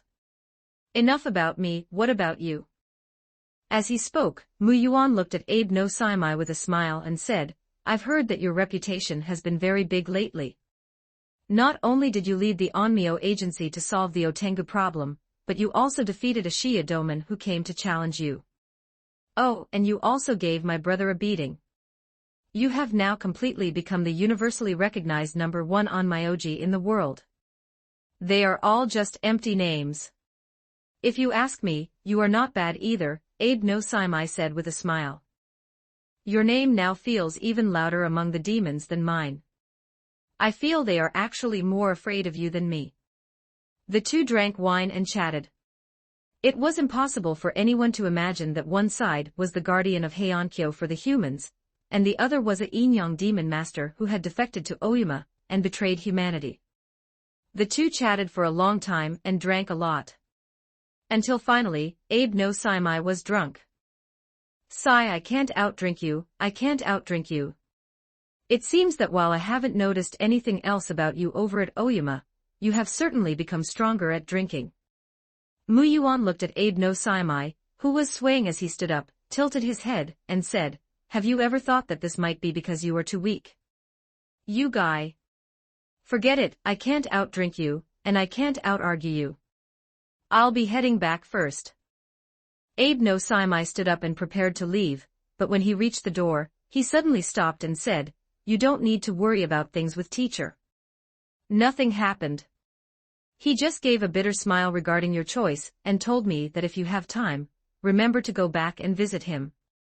However, you need to be careful yourself. Not long ago, we finally discovered that golden-haired, white-faced nine-tailed fox who escaped, and we launched a subjugation against her, but we failed. I heard she has been asking many people about you. Presumably, because of what happened back then, she has held a grudge against you all this time. She should be coming to find you before long." Mu Yuan heard this, and the action of pouring wine paused for a moment before he said, I understand." Abe no Saimai nodded and was about to leave, but his raised foot hung in midair for a long time. "Mu Yuan, next time we meet, I think it will be when I come to slay you." After saying this last sentence, Abe no Saimai finally left. And after he left, Watanabe no Tsuna, who had been sitting in the corner by the wall, resting with his eyes closed, also opened his eyes. P.S. I originally planned to write this plot in one go, but sorry, my brain is getting heavier and heavier. I already have a bit of a cold, so I'll do it tomorrow. 2 chapters updated with over 7,000 words. Although the update is a bit slow, the volume is quite significant. Volume 1, Chapter 30. Long time no see, Fox Sister. Are you sure you won't come back? Inside Watanabe no Tsuna's mansion, after Abe no Saimai had left, the now awake Watanabe no Tsuna was like a sharp sword about to be unsheathed, making people afraid to look directly at him. Regarding his question, Mu Yuan did not answer, just looked at him with a smile. In the reflection of Watanabe no Tsuna's eyes, although Mu Yuan now had 2 demon horns on his forehead, it did not diminish his attractiveness. Instead, it added a touch of wicked beauty to him. Coupled with the ability derived from Shutendoji, the purple eyes that could make one's heart flutter in an instant, and his own innate white fox young master aptitude. It made the current Mu Yuan look just like a rich and fragrant poisonous wine. Even though one knew it was highly toxic, one still wanted to take a fierce taste. Even Abe no Saimai, that beautiful young master recorded in history, had to pale slightly in comparison to the current Mu Yuan. This was probably the reason why Shutendoji couldn't help but want to harass Mu Yuan every day. Of course, Watanabe no Tsuna would not be shaken in the slightest by the beauty Mu Yuan displayed. He was only looking at Mu Yuan's eyes at this moment. Those were a pair of calm and clear purple eyes, just like the stars under the night sky. There was not a trace of madness or bloodlust, completely different from the rumors. Mu Yuan was now a monster-like existence. His actions would naturally and inevitably reach Heian-kyo. He slaughtered demons and used their corpses as materials for experiments, devouring them to make himself stronger, which made almost all demons increasingly afraid of him. And if an existence that could make demons fearful wasn't a monster, then what was? Therefore, everyone said that the original White Fox young master Mu Yuan had long since fallen into the demonic path, was tainted by the aura of demons and gods, and had surrendered to the demon clan. It was even very likely that his reason had been devoured by the demons and gods, turning him into a monster with only his shell left. But Watanabe no Tsuna now knew that the Mu Yuan before him hadn't changed at all. He was still the same as he was back then. Because when he met Mu Yuan back then, Mu Yuan's eyes were just like this. So that's how it is. The so-called rumors that you were seduced by demons and gods and fell are completely unbelievable. You are very clear about what you are doing and chose to do so. Watanabe no Tsuna understood in his heart and said. Abe no Saimai had said when he separated from Mu Yuan back then that he could not control Mu Yuan, even though he was such a favored child of heaven, the #1 person among Onmyoji. Because no matter what Mu Yuan did, he would clearly understand what he was doing, and what he needed, and he had no restraints on him. And this was the reason why Abe no Saimai didn't say a single word to try to bring Mu Yuan back tonight. Actually, I do quite want to come back. Mu Yuan suddenly said, after all, over at Oyama, there is no one to discuss Inyang arts with me. They are just a bunch of crude guys who only know how to eat and drink. Although I am quite talented, cultivating Inyang arts in the body of a demon is inherently unorthodox, so progress is very slow. And how should I put it, it doesn't feel very lively over there. Things like that Otengu and Ashiya Doman business, I really wanted to get involved. After all, these events were the capital for the sublimation of the heroic spirit training manual when it was inscribed in the future. But sorry, if I come back, you would definitely make me abandon my current cultivation, right? That won't do. Inyang arts aren't just about learning theory, they require practice. Actually, as early as 5 years ago, teacher didn't really teach us things anymore. That guy Saimai is moving really fast, while I have been slowing down more and more. Mu Yuan sighed lightly. The current situation was just like when Mu Yuan and Okita Tsuji were learning swordsmanship together. He clearly had the same talent as Okita Tsuji, but he was slower than her during the first simulation. However, the main reason this time lay in his own body. After all, Mu Yuan was exploring Inyang arts with the body of a demon. Although Mu Yuan felt helpless about this, there was nothing he could say. After all, if he didn't take this step, he wouldn't be able to proceed with the follow-up. Is that so? Watanabe no Tsuna answered indifferently. He didn't really understand what Mu Yuan meant, but he didn't care. You want to take back Ibarakidoji's arm, right? Watanabe no Tsuna said, and as he walked toward Mu Yuan, he slowly drew the famous sword Onakiri. The beautiful blade flashed with a sharp, cold glint in the lamplight of the room. Then come and snatch it back from my blade. At this moment, what Watanabe no Tsuna displayed toward Mu Yuan was naked killing intent. Even if it was Mu Yuan, even if he was the friend he had favored back then, as long as the other party was demonic and appeared before him as a demon, his martial arts would not waver in the slightest. Watanabe no Tsuna was different from Abe no Saimai. Tonight, Abe no Saimai had really come to find Mu Yuan to drink and chat. But Watanabe no Tsuna was here to slay him. Mu Yuan did not reply, and there was no need to answer. Then, wild demonic energy exploded with Mu Yuan at the center. At this moment, the demonic power displayed on Mu Yuan approached that of a demon king. After all, the source of Mu Yuan's power was that Shutendoji, and Mu Yuan was personally intervening at this time, with the enhancements provided by the heroic spirit training manual still present on him. Immediately, Mu Yuan drew his sword against Watanabe no Tsuna. It was a bone sword, crafted by Mu Yuan in Oyama from the bones of numerous demons. Although it still couldn't compare to Onakiri, it wouldn't shatter at a single touch. Are you not using demon arts? Seeing that Mu Yuan hadn't even taken out any talismans, Watanabe no Tsuna couldn't help but say indifferently. What I used just now already counts, and against you, brother Watanabe, I think using the sword in my hand is better than Inyang arts. After all, no matter how you put it, you are another projection of mine, something like an ancestor figure. Watanabe no Tsuna nodded gently upon hearing this, then watched Mu Yuan before him quietly, not daring to let his guard down even in the slightest. How long had it been? Even Watanabe no Tsuna couldn't quite remember. Apart from a few people like Minamoto no Yorimitsu and Shutendoji, Watanabe no Tsuna couldn't remember the last time he had felt the scent of death. This scent even made the corners of Watanabe no Tsuna's mouth curl upward involuntarily. Excitement welled up in his eyes as he looked at Mu Yuan. Immediately, Mu Yuan moved, and almost at that very instant, Watanabe no Tsuna swung the famous sword in his hand toward Mu Yuan. A flash of pearly white light streaked by. As the blades clashed, the wild, violent demonic energy surged upon the bone sword. The immense power gained from entering the demonic state caused Watanabe no Tsuna to immediately feel a sharp pain radiating from his arm.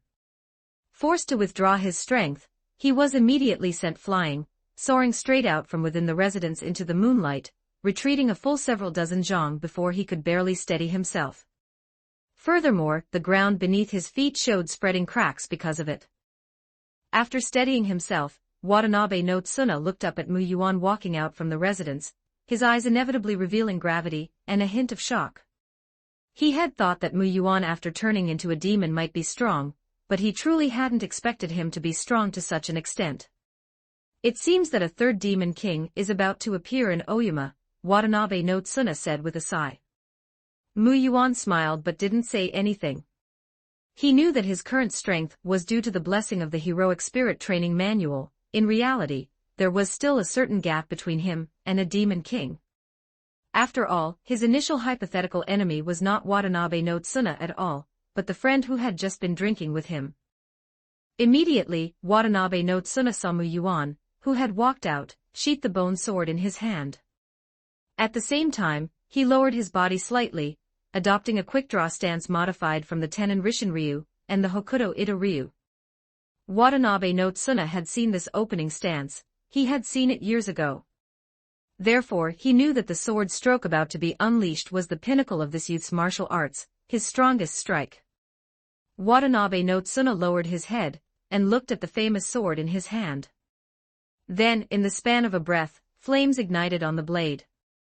The fire engulfed him directly, rendering his hair and eyes red.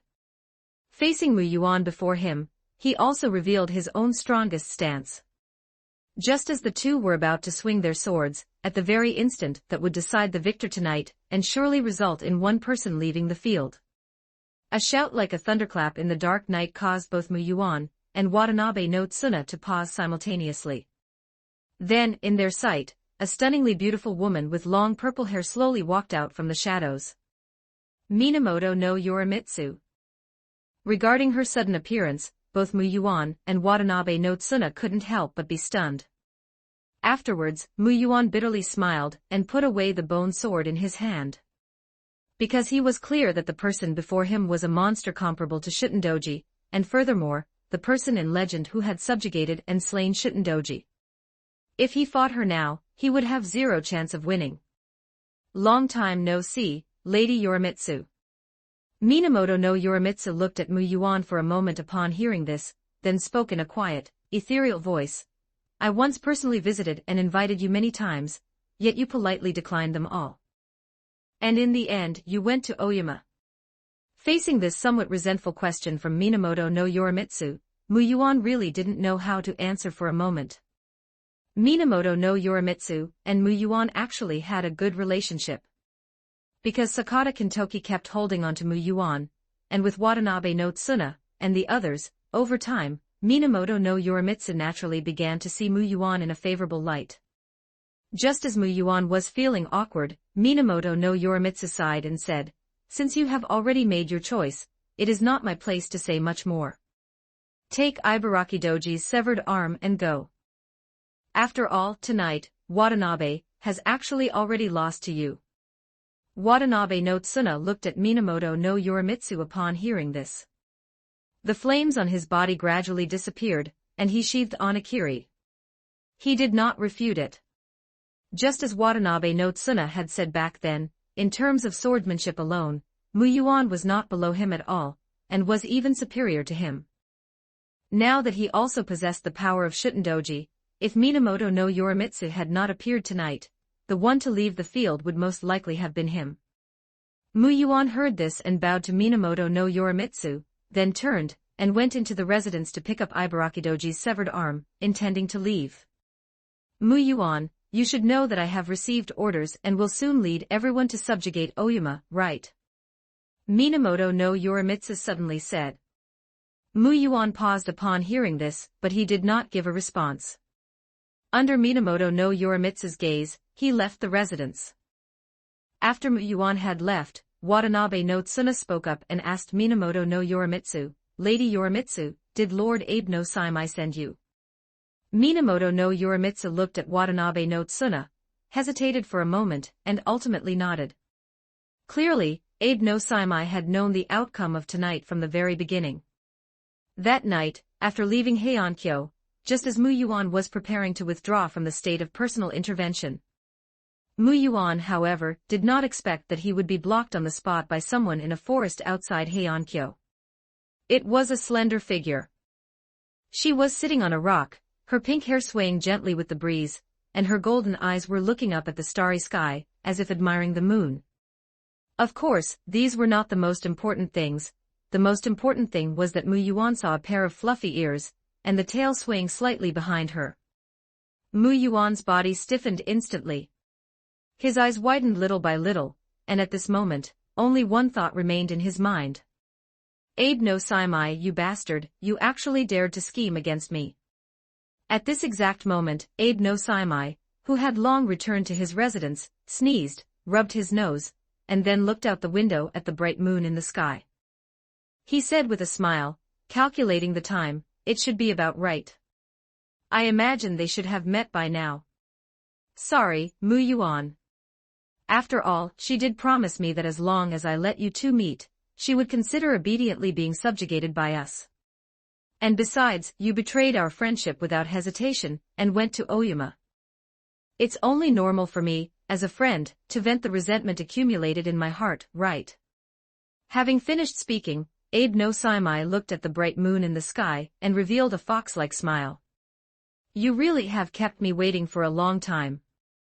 Just as Mu Yuan was cursing Abe no Saimai wildly in his heart, the woman admiring the moon broke the silence, slowly turned her head, and looked at Mu Yuan with pale golden eyes. The corners of her mouth curled up slightly, revealing a stunning, gentle smile, and she said, Young Master Mu Yuan. I wonder if you still remember this young woman. Fox sister. Mu Yuan, biting the bullet, could only reply with a sheepish smile, just calling me Mu Yuan is fine. The white-faced golden-haired nine-tailed fox, Tamamonome. That's right, the person appearing before Mu Yuan at this very moment, could it be anyone other than Tamamonome, who had left Heiankyo in grief and indignation after being called Fox Sister by Mu Yuan all those years ago. Chapter 31, Fox, God. How should one describe it? At this moment, Mu Yuan looked at Tamamonome before him. She seemed to really just be sitting there leisurely admiring the moon, but the pressure she brought upon Mu Yuan made him feel as if he had arrived at the foot of a high mountain, with snow falling from the peak, as if he could be buried by an avalanche at any moment. This was a monster even more terrifying than Shutendoji. No, it should be said that in this current era, within this Heiankyo, she was actually the biggest monster, right?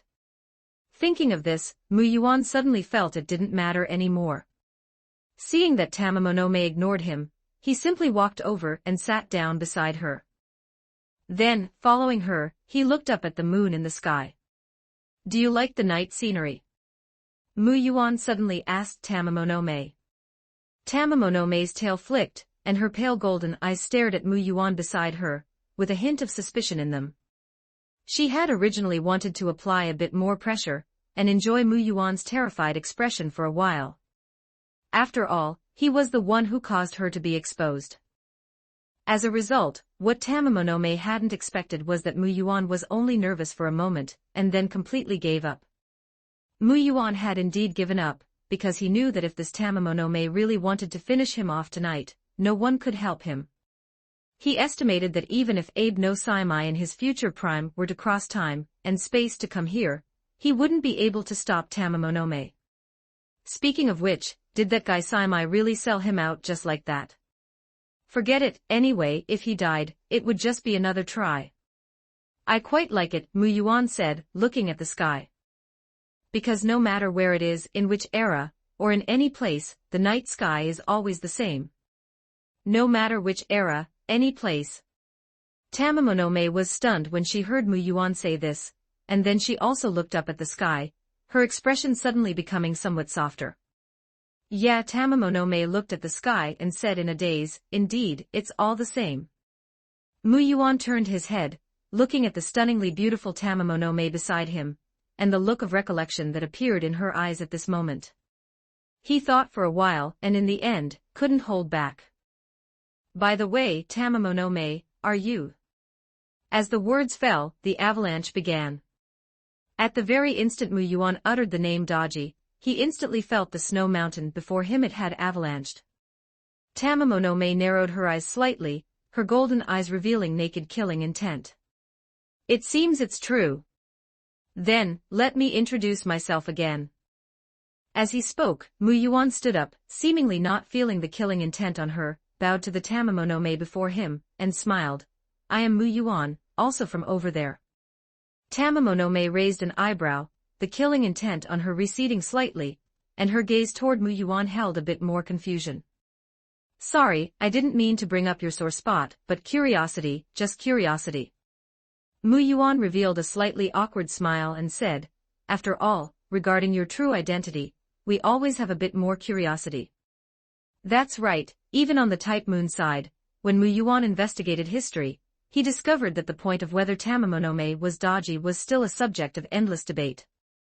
Hearing this, the confusion in Tamamonome's eyes grew even larger. She sized up Mu Yuan, who was standing before her. If she hadn't smelled that there was no scent of lying on Mu Yuan, she probably would have swallowed him in one bite. After all, he was quite good-looking, it would be a pity to tear him apart. By the way, Mu Yuan actually also felt that the Tamamonome before him was somewhat different from the impression he had before crossing over, although her appearance and such were exactly the same. But she wasn't as lively as in Mu Yuan's memories. However, thinking about it carefully, it makes sense. After all, that heroic spirit seemed to be a clone manifested from a single thought, while this one here was the real, original article. Tamamonome's tail swayed twice, she tilted her head slightly in thought for a while, then narrowed her eyes and looked at Mu Yuan, saying, then can I understand one thing? When you called me Fox Sister in the palace back then, it wasn't some so-called child slip of the tongue, but that you knew very well what was going on, right? Mu Yuan was stunned for a moment, blinking his eyes as he looked at the Tamamonome before him. 32 Section 32. Chapter 32. He truly wanted to offer some sort of defense for himself. However, under the gaze of Tamamonome's golden eyes, he could only place the severed arm of Ibarakidoji in front of her and say, dodgy, slip of the tongue, Lady Tamamonome, after I leave, could I trouble you to deliver this arm to Ibarakidoji? I still prefer how you look when you call me Fox Sister. With the corners of her mouth upturned, Tamamonome revealed a devastatingly beautiful smile. Fine then, I won't make things too difficult for you tonight, considering that we both came from over there. As she spoke, Tamamonome leaped lightly from the rock she had been sitting on. She clapped her hands, clenched her right fist, and said to Mu Yuan, let me punch you once, and everything between us will be wiped clean. Oh, right. I will deliver this severed arm to Oyama for you, don't worry. How is that any different from just telling me to go die? And of course you can resist, in fact, that might be even more interesting, Tamamonome said to Mu Yuan with a smile. Upon hearing Tamamonome say this, Mu Yuan simply lay down, and gazed at the moonlit night sky. He adopted an attitude of I'm ready, do as you please. This, in turn, made Tamamonome feel a bit bored. But when she thought about how she had lost nearly 20 years of leisure time, because of Mu Yuan's big mouth, and now had to hide every day, Tamamonome felt quite angry. Just as Tamamonome prepared to use her legendary signature move, the polygamy castration punch on Mu Yuan. Mu Yuan, who was lying on the ground looking at the sky, suddenly gave a soft sound of doubt. Because he felt as if he had seen a shooting star. Of course, seeing a shooting star in the night sky wasn't strange, but the problem was that Mu Yuan noticed the shooting star seemed to be flying right toward him. Tamamonome, who quickly turned her head to look in that direction, also saw it, or rather, she sensed it. She sensed a familiar divine power. Then, under Mu Yuan's increasingly wide-eyed gaze, he saw the shooting star flying straight toward him. And it landed beside him with a speed that Mu Yuan couldn't even react to, or more accurately, it landed between Mu Yuan and Tamamonome. After it landed, Mu Yuan sat up and saw clearly that this was not a shooting star at all, but merely a wooden arrow. Furthermore, after it landed, it simply stuck there without causing the kind of scene Mu Yuan had imagined a falling star would create. But precisely because of that, it seemed even more terrifying. Mu Yuan then noticed that the design of the arrow looked very familiar. Just as he felt puzzled by this, Tamamonome, eyes wide, looked at the arrow that had landed before her, then looked up toward a distant point in the sky. Then, she shouted in quite an exasperated manner, is this how you are? This guy has fallen into the demonic path, and become a demon, Yet you don't care at all, but you won't let me punch him to vent my frustration. Hey, we're all foxes, why must a fox make things so difficult for another fox? Mu Yuan tilted his head. But he wasn't stupid, so after his brain churned for a moment, he quickly realized who was responsible. The shrine, and the appearance of the shrine maiden holding a bow and arrow in that shrine, appeared in Mu Yuan's mind. After realizing this, he looked at the arrow on the ground. Mu Yuan immediately understood why it looked so familiar. He also realized why Abe no Saimai had the guts to sell him out. Tamamonome, do you know who Jean is? Mu Yuan couldn't help but ask Tamamonome. You already called her by her name, and you're still asking me who she is. Tamamonome rolled her eyes at Mu Yuan unceremoniously, looking quite furious. Mu Yuan thought again, is she a god? Don't you already know that? Tamamonome said impatiently. She really is a god, Mu Yuan couldn't help but exclaim. Abandoned in the snow as an infant, then chosen by a god and taken back to be raised, what kind of legendary story is this? The key thing was that Mu Yuan thought about it carefully and realized it actually made sense. The Heian-kyo era, although the end of mystery in Japan, was not completely devoid of gods. One must know that the divine change demon poison wine, and the star helmet armor that Minamoto no Yorimitsu would later use to subdue Shitandoji were both divine artifacts bestowed by gods. Even that so-called divine change demon poison wine was said to be the same wine used when subduing Yamata no Orochi. Yamata no Orochi was also beheaded because it got drunk. Incidentally, when Shitandoji was later summoned as a heroic spirit, she even used this wine as her noble phantasm. She didn't care at all if it was poisonous wine, she only cared if it was delicious. Therefore, even if she knew from the start that it was poisonous, she would drink it anyway. Mu Yuan, stand properly. Just as Mu Yuan was deep in thought, a sullen-faced Tamamonome clenched her fist again and said toward the distance, I won't beat him to death, for the sake of us all being foxes, but you must at least let me vent my frustration. At the very least, he has to lie down for 10 days or half a month for me. After Tamamonome finished speaking, although there was no response, the arrow blocking them disappeared. That's more like it. Get up, stop lying there. Hearing that he didn't have to die, Mu Yuan hurriedly scrambled up. Then, just as Tamamonome was about to beat him fiercely, as if thinking of something, Mu Yuan suddenly shouted, wait a moment, I have a question to ask. Speaking of which, Tamamonome, since you are Daji, you must know a lot about cultivation, Yin-yang arts, Taoist arts and so on, right? At this, Mu Yuan's eyes couldn't help but light up. I know them, so what? Although she was a bit annoyed that Mu Yuan mentioned that person's name again, considering that they were all foxes, and had both come from over there, Tamamonome decided to endure it. Mu Yuan's eyes lit up even more. Are you wanting me to guide you? Tamamonome looked Mu Yuan up and down with suspicion, then pursed her lips and said, don't even think about it, no way. Not to mention that your path is completely skewed, it's only thanks to your decent talent that you actually managed to cultivate some techniques. Do you really think that if I punch you once, the matter between us will be completely wiped clean? No, it certainly won't be in this lifetime. Mu Yuan shook his head, then looked at Tamamonome with a smile.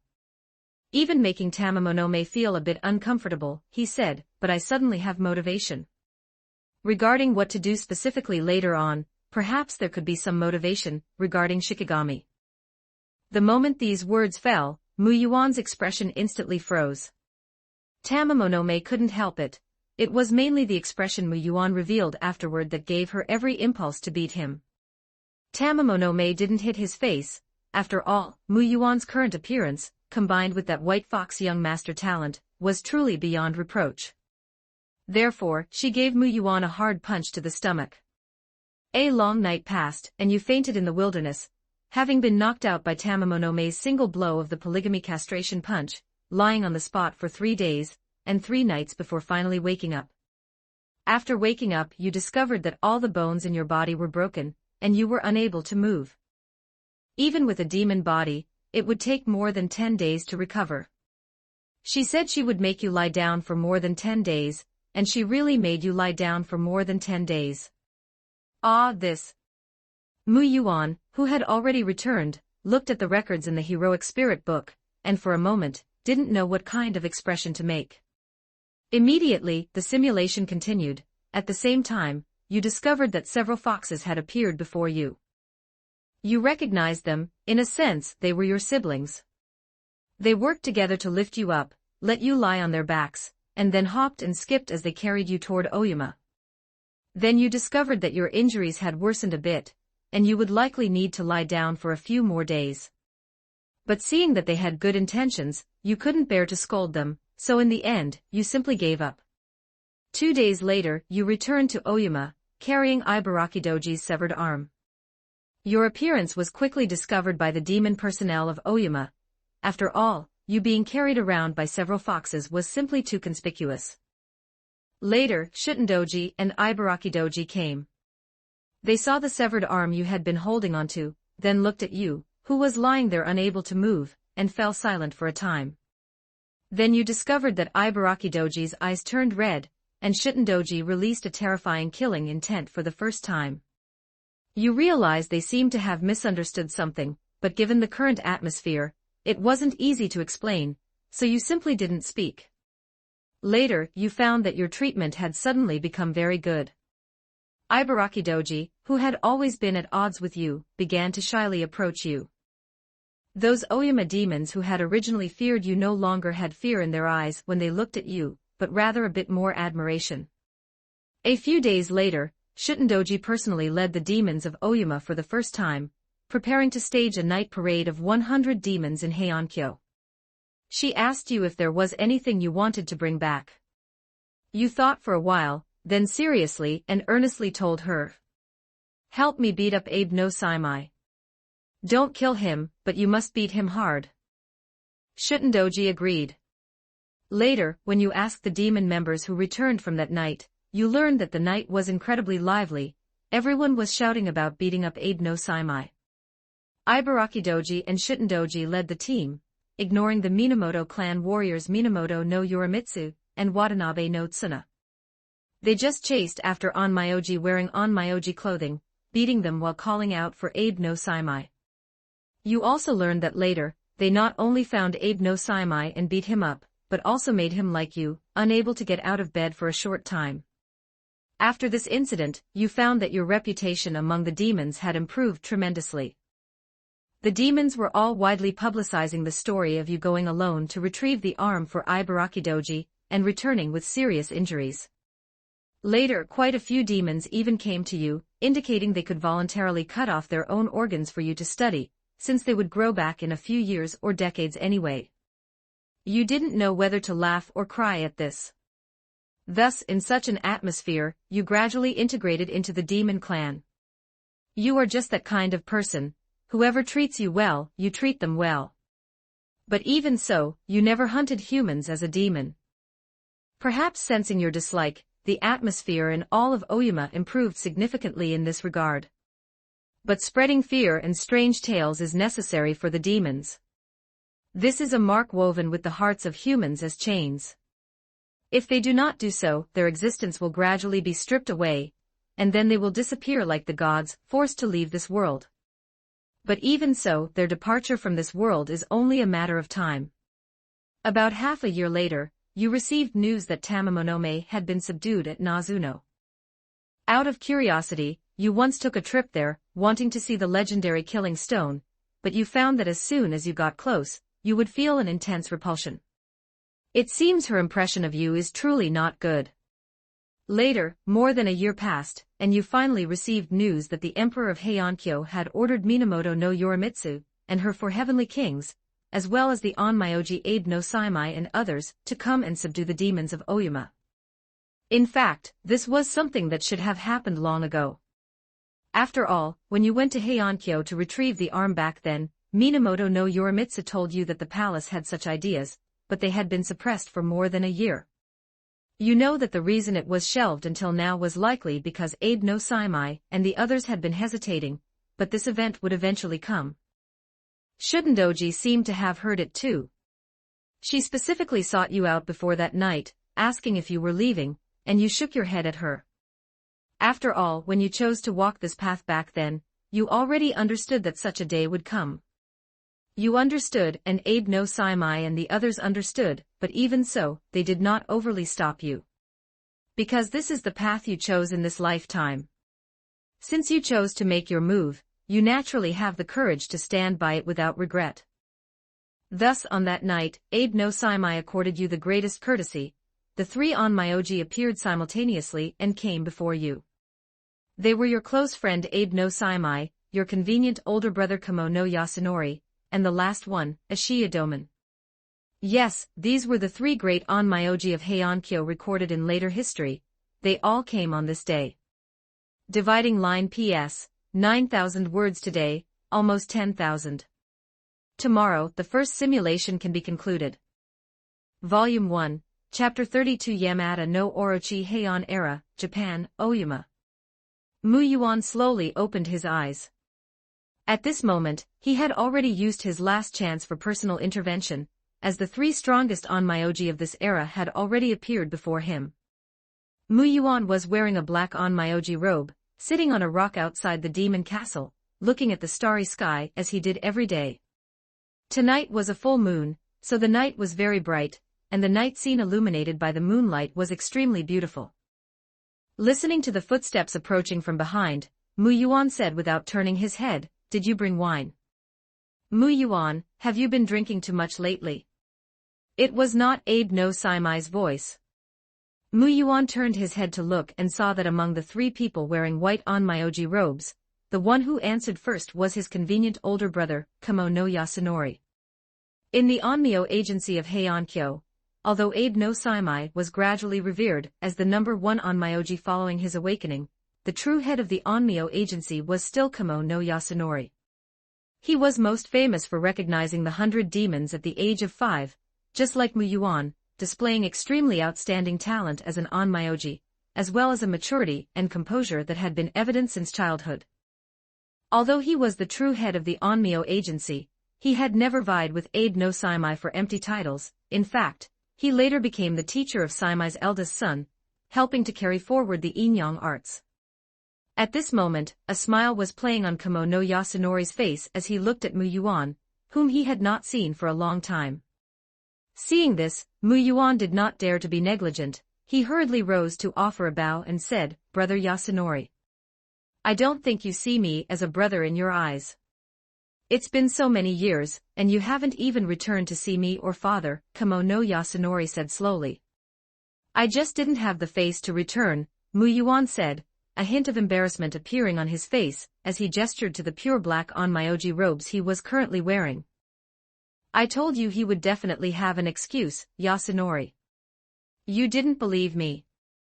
At this point, Abe no Saimai finally spoke from the side, smiling as he gestured with the fine wine in his hand. "Look, I'm the one who understands you after all. You didn't learn anything else after becoming a demon, but you certainly learned how to drink. Come, this is the best wine in Heiankyo. I had to beg Fujiwara no Michinaga in the palace for a long time before he finally agreed." As he spoke, Abe no Saimai set down the wine, and took out the wine set he had prepared beforehand. After kneeling and arranging it, he began to pour the wine. During this time, Mu Yuan looked at the last of the three men and smiled, saying, "I believe you must be the rumored Ashiya, right?" That was a man whose face always wore a cruel, almost perfect smile. He had been observing Mu Yuan, and only when Mu Yuan turned his gaze toward him did he offer a bow and smile, saying, "This monk greets Master Mu Yuan. I have long admired your name, Master Mu Yuan. It is truly my honor to finally meet the other rumored white fox young master today." Mu Yuan smiled and returned the bow, just about to speak when all right, stop with the pleasantries. Come. Abe no Saimai interrupted their conversation, stood up, and divided the poured wine among them. Immediately, the four of them raised their cups, smiled, and drank together. "How is it, Mu Yuan?" After drinking, Abe no Saimai wiped his mouth with his white sleeve and smiled at Mu Yuan, gesturing to the other two. "My hospitality, not bad, right? It's more than just not bad." Mu Yuan's purple eyes scanned the three men in front of him, and he couldn't help but say, with this level of prestige, even Shutendoji and Ibarakidoji wouldn't have this honor, would they? Mu Yuan's words were true. Whether it was Tamamonome, Shutendoji, or Otengu, the three of them had never gathered and worked together. Even in the original story, Abe no Saimai never showed up for the subjugation of Shutendoji. He let Minamoto no Yorimitsu gather the three divine artifacts, and then just laid back and relaxed. But today, they had all left Heiankyo together, coming here solely for Mu Yuan. After all, isn't this what you love? As a friend, how could I not satisfy you at a time like this? Abe no Saimai continued. That's right, an event of this scale would inevitably be recorded and passed down, and then used for the sublimation and imprinting of heroic spirits. Although Mu Yuan had never said it, how could his hobby of joining in the fun be hidden from Abe no Saimai's eyes? Mu Yuan smiled, suppressing the warmth in his heart, and didn't say anything more. Then, tilting his head to think for a moment, he looked at Abe no Saimai and said, I don't think that's the only reason, right? Saimai, you must have your own little scheme for coming here today, right? For example, taking advantage of this final moment to beat me up once. Mu Yuan pointed to his own face. It was a face even more stunning than Abe no Saimai's. To this, Abe no Saimai did not answer, his smile only becoming a bit brighter. You're overthinking it, my friend, Abe no Saimai replied with a smile. How could I, Abe no Saimai, be such a petty person? Saimai, why would you mention being petty? Mu Yuan blinked his eyes faintly, then pretended to have a sudden realization. I understand. Saimai, you're talking about that time a year or two ago when the Shutendoji and Ibarakidoji brought the demon clan to find you, right? As these words fell, Abe no Saimai's smile instantly stiffened. But before he could speak, he heard Mu Yuan continue, looking surprised. It can't be, right, Saimai? Could it be that the dignified number one onmyoji in the world would actually hold a grudge over this? Is he really that lacking in magnanimity?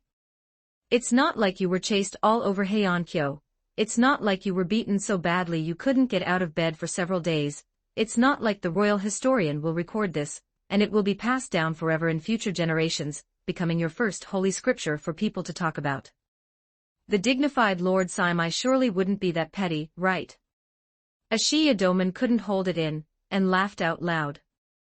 Then, perhaps sensing the atmosphere was wrong, he hurriedly covered his face with his long sleeves, his body trembling uncontrollably.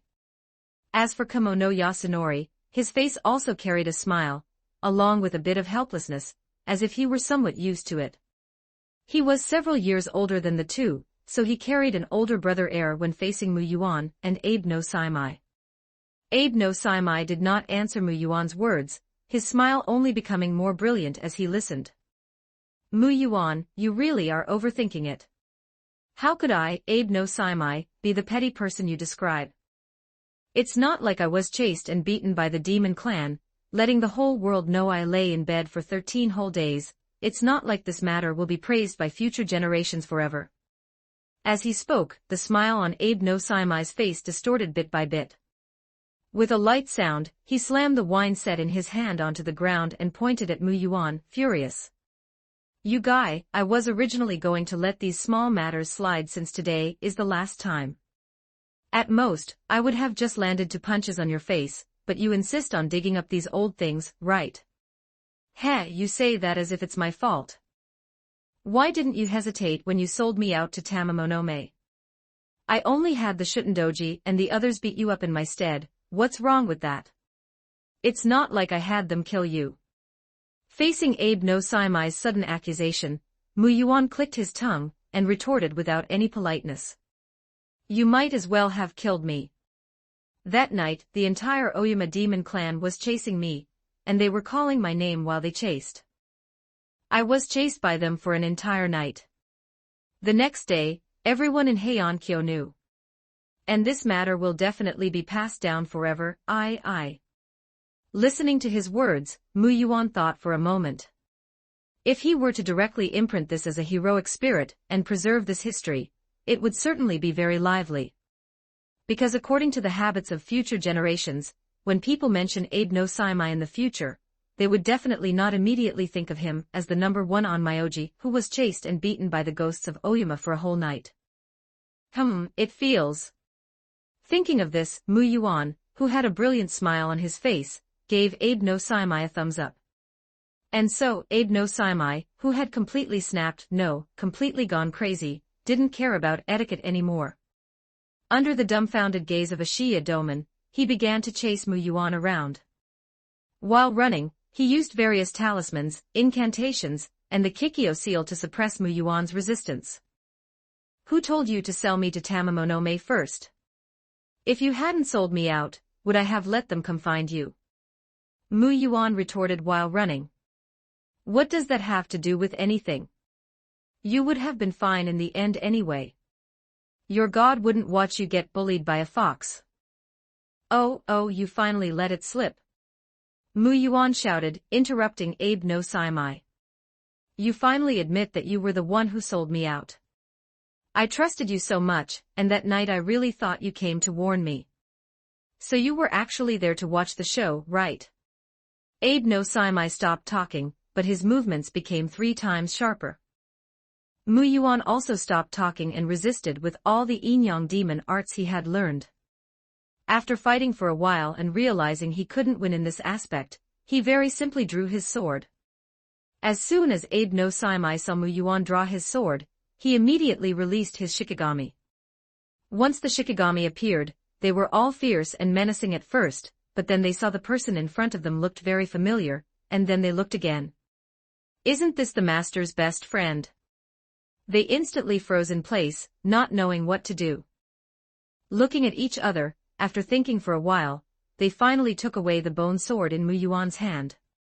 With Mu Yuan's sword gone, Abe no Saimai's Shikigami, having recognized Mu Yuan, also stopped the others, telling everyone not to be impulsive. The result was that the two of them fought, and in the end, they didn't use any magic or sword techniques, but went straight to hand-to-hand combat. This was nothing like a battle between the world-shocking onmyoji Abe no Saimai, and the demon-shocking Yin-Yang demon master Mu Yuan. If this were to be recorded, the historian would probably find it incredibly troublesome to deal with. This.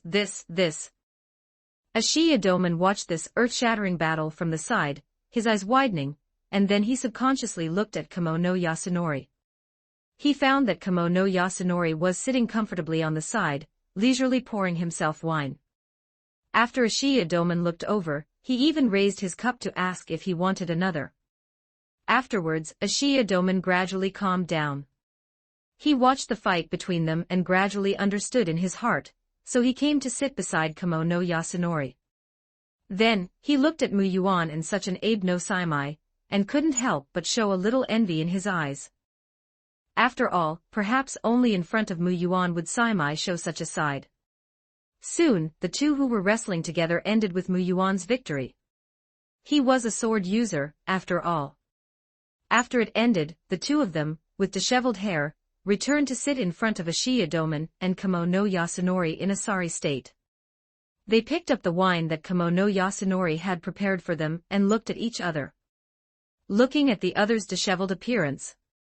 In the end, they couldn't help but burst into laughter. Really, I owe you. Let future generations laugh if they want, I won't be able to hear it anyway. Then Abe no Saimai said, draining the wine. Mu Yuan smiled and said, don't worry, the things you're worried about won't happen. After finishing, Mu Yuan, who had drunk the wine, did not pay attention to the questioning gaze from Saimai, but calmly said, speaking of which, it's about time. If I drag it out any longer, I won't be able to see Shutendoji for the last time. After Mu Yuan finished speaking, the originally harmonious atmosphere instantly became quiet. Mu Yuan did not mention Ibaraki Doji, because at this time Ibaraki Doji was not there.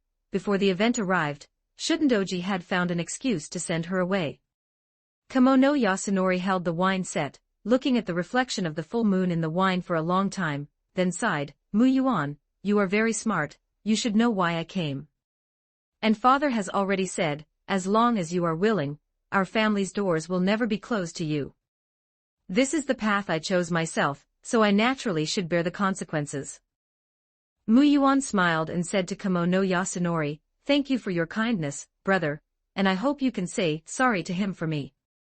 If Master Muyuan feels that my presence here is inappropriate, there is no need," Ashiya Doman spoke up. "Before coming here, I actually deliberately tried to understand your life. Although you are indeed a demon, you have never harmed a single person to this day, and have even exorcised many evil spirits, so this is the path I chose, and the Shutendoji is very good to me. I will not betray her." Muyuan interrupted him. His voice was very calm, but very firm. "I said it from the beginning," Abe no Saimai said lightly. "He has never hesitated, but has always been making the most clear-headed choices. Everyone, no need to say more. I hope you all can help me, and see me off." Abe no Saimai tidied up his disheveled hair, then stood up and gave them a deep bow. "Since this is my younger brother's choice, I, as his older brother, can only do this." Kamo no Yasunori sighed and stood up. Ashiya Doman's expression was somewhat complex as he looked at Muyuan for a long time, and then said, "If there is an afterlife, I would really like to meet you in another way."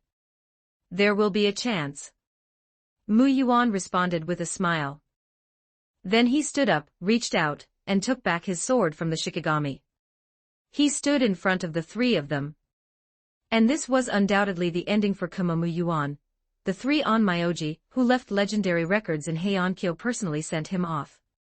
Not long after, inside the Demon Domain Castle, Muyuan, holding the broken bone sword, returned to the castle covered in blood. Then, he saw Shutendoji, whose head had already been severed, flying around the castle, making terrifying ghostly wails. And Minamoto no Yorimitsu, who was confronting her, surrounded by thunder and lightning, appearing like a god of ogres in this moment. 34 Section 34 Chapter 34 Muyuan's voice was very soft. After all, he had no more strength left to shout. But even though his voice was soft, the moment it fell, Minamoto no Yorimitsu and Shutendoji stopped simultaneously and looked over at him. Then Minamoto no Yorimitsu saw him, covered in blood, dragging his body step by step as he walked in, arriving before her as she widened her eyes.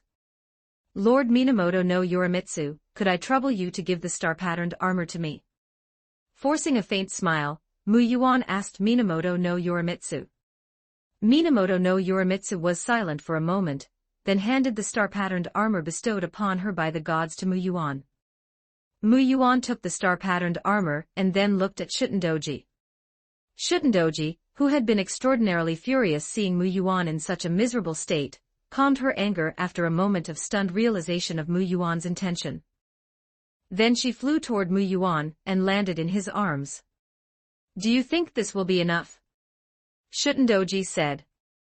Muyuan nodded and said with a smile, "How about that? I didn't betray you, did I?" Shutendoji did not speak.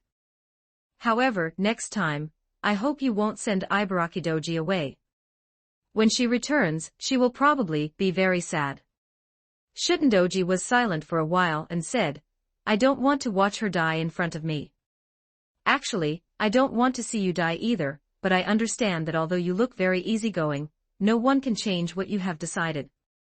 Muyuan smiled, then wrapped Shutendoji in the star-patterned armor, and she did not offer the slightest resistance in the end. After finishing this, Muyuan looked at Minamoto no Yorimitsu. She had been watching silently from the side. "My apologies, Lord Minamoto no Yorimitsu. In truth, I really did want to become your fifth heavenly king, but in this life, my obsession with the Inyang arts was too deep." Minamoto no Yorimitsu shook her head. The power of the ox demon god on her body faded, and she showed a gentle smile toward Muyuan, saying, "It's fine, you don't need to worry about it. Also, Lord Minamoto no Yorimitsu, when you go back, please tell Sakata Kintoki that if he can be a bit quieter in the next life, and not be so noisy, I will definitely become his good friend. Actually, he is right outside. If you want, I can have him immediately." Minamoto no Yorimitsu's words stopped halfway. She looked at Muyuan, who was slumped before her clutching the star-patterned armor, remained silent for a moment, and said softly, "Yes, I will pass it on to him." After speaking, Minamoto no Yorimitsu put away the famous sword in her hand, the one that had severed Shitandoji's head. Turning around, just as she was about to leave, a terrifying magical power suddenly exploded behind her.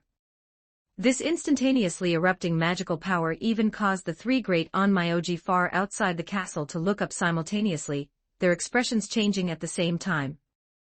Minamoto no Yorimitsu, who turned around abruptly, immediately locked her gaze onto the source of this terrifying magical power, and then her eyes widened bit by bit. An expression of disbelief appeared in her eyes. Because the source of this terrifying magical power was actually emanating from the already dead Muyuan. That crimson magical power dyed the entire castle a bloody red. And within this, Minamoto no Yorimitsu also heard a chaotic howling sound, like a dragon yet not a dragon. Then, struggling to open her eyes to look at Muyuan, who was climbing up from the ground, she saw it behind Muyuan. She saw a phantom. A terrifying phantom with 8 heads, preparing to open its eyes bit by bit. Then, at the very moment its eyes were about to open wide, an arrow, flying from who knows where, carrying the divine power of purification, pierced through this phantom, accompanied by a woman's voice. "What are you trying to do to my child?" Thus, under that piercing, unwilling roar, the phantom pierced by the arrow gradually disappeared from behind Muyuan, dissipating into this world. Shutendoji. Ibukidama Myojin of Mount Ibuki, child of the most terrifying evil god of Japan, Yamata no Orochi. And the blood that Muyuan consumed during his transformation into a demon was precisely her blood. The era at hand was not an era like the shogunate where magical power was almost non-existent, rather, it was the Heian era, an age where the gods had only recently departed, and some, like Yukonomitama, had not yet fully left. P.S. Sorry, the update is a bit late because I got back a bit late today. However, there will be another update later, but it will probably be past 12 o'clock. You can read it when you wake up tomorrow. Volume 1, Chapter 33. Inari God Yukonomitama Muyuan had a dream. He dreamed that he seemed to be in an endless deep sea, as if he had crossed between the worlds of the living and the dead, and was falling continuously, with the depths below being endless darkness. He did not know how long he had been falling, until he finally arrived before a behemoth, a monster taller than a mountain, with the terrifying appearance of 8 heads and 8 tails. Its breath seemed capable of igniting the flames of calamity, devouring everything in the world. It seemed to be sleeping, or perhaps it had been sealed here. Muyuan stopped before it, gazing at it. Then, as if it felt Muyuan's gaze, one of its heads slowly raised to face Muyuan, and then it opened those eyes of madness, wishing to destroy everything in the world. And then, the dream ended. Fuyuki City, Mato residence, inside Muyuan's room. When Muyuan woke up, before his brain had fully recovered, he heard a soft call, followed by the sound of noisy footsteps. Brother Sama, are you awake?"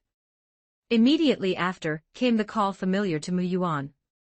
Muyuan opened his eyes and saw Sakura Mata gazing at him with an anxious face.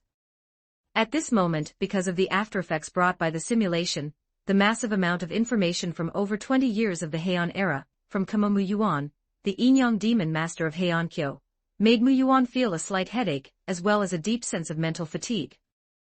He slowly got up and sat up with the support of a tall woman beside him. Then he looked at Sakura Mato, who was gazing at him anxiously, Mata Shinji not far away, and the stunningly beautiful older woman beside him. Subconsciously turning his head to look at the sky outside the window, it was just at the moment when the dawn light was tearing through the curtain of night, illuminating the earth. "How long have I been asleep?" Muyuan, gradually understanding what was going on, looked at the anxious Sakura Mata beside him and asked. "A day and a night. Brother Sama, are you really okay? Why did you faint again? Although this time you didn't faint for a week like last time, no matter how we called you, we couldn't wake you up. Brother Sama, you." "Master." "Cough, Sakura, calm down." With a light cough, the tall older woman supporting Muyuan spoke, "It's fine, I have already checked. His body has no abnormalities, it's just As she spoke, the tall older woman's bewitching purple eyes couldn't help but look at Mu Yuan. In her eyes, filled with deep confusion, she said, "It's just that I don't know why, he just couldn't wake up." Mu Yuan did not answer her question, but just looked at her. While cleverly changing the subject, he asked a question he already knew the answer to. "May I ask, this unfamiliar lady, who are you?" "You can call me Ryder." The older woman's words were not yet finished. "Her name is Medusa."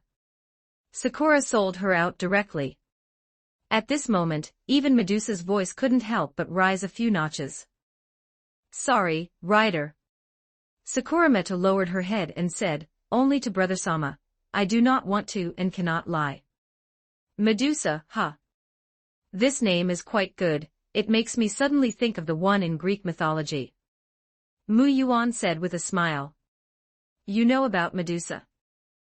Mata Shinji finally spoke from the side, and then said with a look of realization, "Oh, I forgot.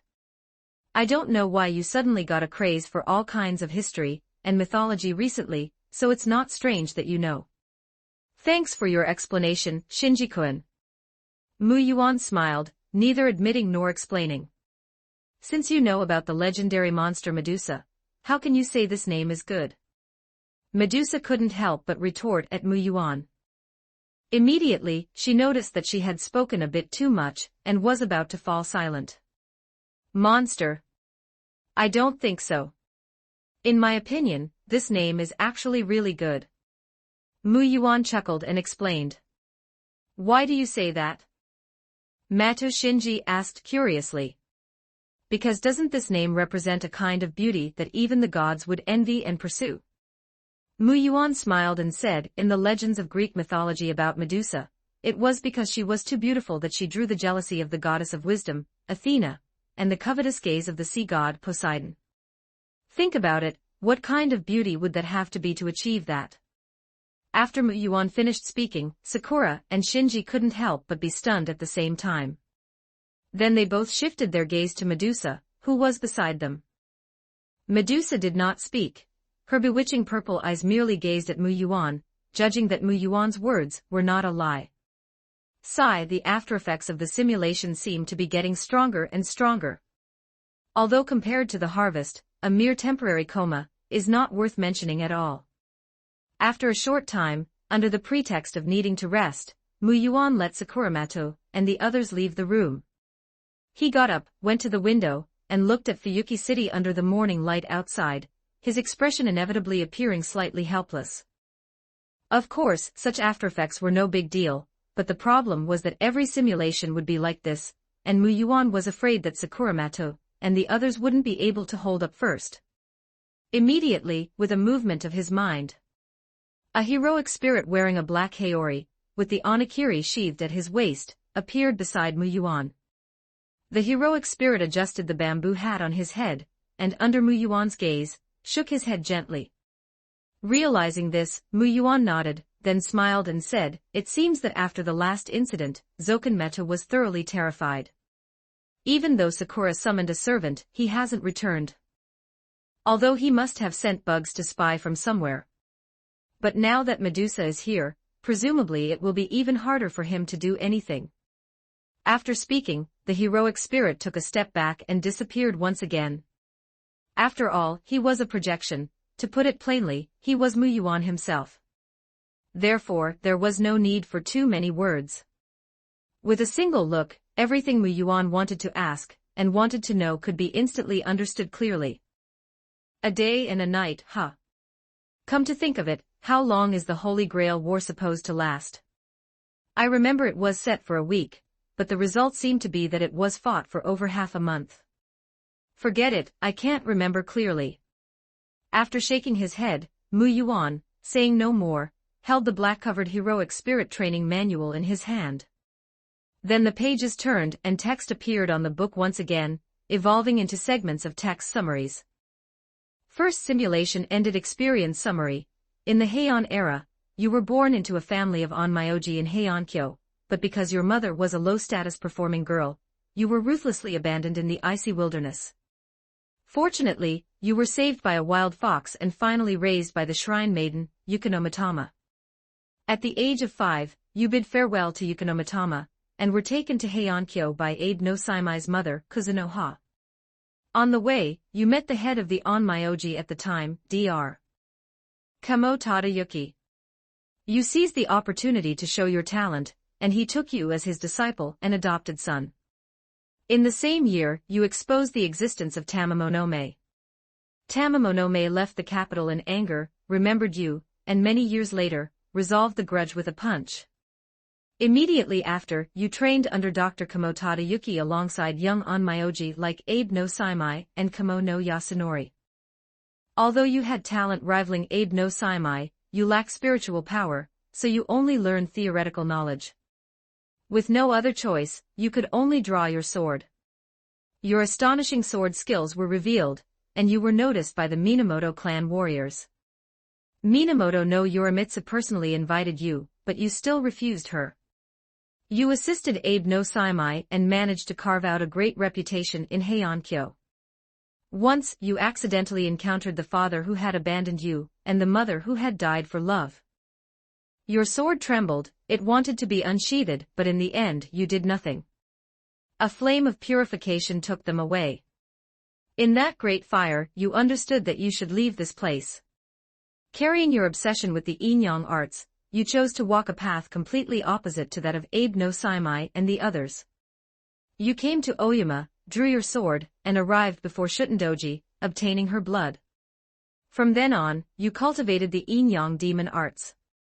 Your reputation as a Inyang demon master eventually became no less than that of Abe no Saimai among both humans and demons. This was something you had not expected, but having become a demon, you were bound to fight your close friend Abe no Saimai. Therefore, on that day in Oyama, your close friend Abe no Saimai brought the 3 future great Onmyoji of Heiankyo to gather before you and see you off. Chapter 35. In the end, dragging your already broken body, you came before the severed head of the sake-drinking demon, and left this world together with her. Age of death, 23, spirit quality, heroic hero. Note, Abe no Saimai gave you a grand gift at the end. The 3 great Onmyoji appeared together, even disregarding the safety of Heiankyo, just to see you off. If this matter were recorded, it would surely be passed down forever and become an absolute scripture, hence the quality of heroic hero. Perform spirit inscription. System prompt, you have 2 simulation opportunities remaining. After spirit inscription, you will no longer be able to perform spirit simulations. Although he was somewhat surprised that his first simulation directly earned a heroic hero evaluation, Mu Yuan naturally still chose no. After all, he still had many things to do, and one of his main goals, solving the mana problem, had also not been completed. In the next simulation, I'll reincarnate into a new life. Mu Yuan closed the black book in his hand, and looked at the world illuminated by the dawn light outside the window, saying, I hope next time I don't end up with some manaless body again. Wait, if I reincarnate, will I still have a chance to see Tsu? Just as Mu Yuan was thinking about this question, a knock came from outside the door. Then Sakura-mato, carrying porridge, entered the room. Mu Yuan looked at the entering Sakura and suddenly thought of something, so he asked casually, by the way, Sakura, do you know of any gods related to foxes in Kyoto? Kyoto is Heiankyo. Thus, Japan's Kyoto is also known as the 1,000-year ancient capital. It was meant to be a casual question, but to his surprise, Sakura-mato quickly replied, Brother, are you perhaps asking about Lady Inari God? Inari God? Mu Yuan looked at Sakura, stunned for a moment. Sakura-mato nodded and said, during a middle school field trip, I once went to the Fushimi Inari Taisha in Kyoto to worship the Inari God. Inari God, what is her name? Lady Inari God. Sakura-mato tilted her head and thought for a while, then replied somewhat uncertainly, I remember Lady Inari God's divine name seems to be honored as Lady Amaterasu. Dividing line P.S. Yesterday I said I'd lie down for a bit, but then I closed my eyes and opened them again. It was 9 in the morning. Dumbfounded expression. I scrambled up to type. 3 updates today to make up for yesterday's facepalm. Volume 1, Chapter 34 Command Spell Amaterasu, Inari God. Also known as Ukano Matama no Kami, or Karaine no Mikoto. In Japan mythology and legends, she is the daughter of Susanoo, and the goddess Oyamatsumi's daughter, Ohaime. She governs the harvest and is a goddess of harvest. At the same time, she holds a very high status in Japan, and her Inari shrines are the most numerous shrines in Japan. The head shrine of all these shrines is Fushimi Inari Taisha, located in the Fushimi district of Kyoto. Rumor has it that her divine messengers are the white foxes from Japan legends, symbolizing the achievement of people's happiness.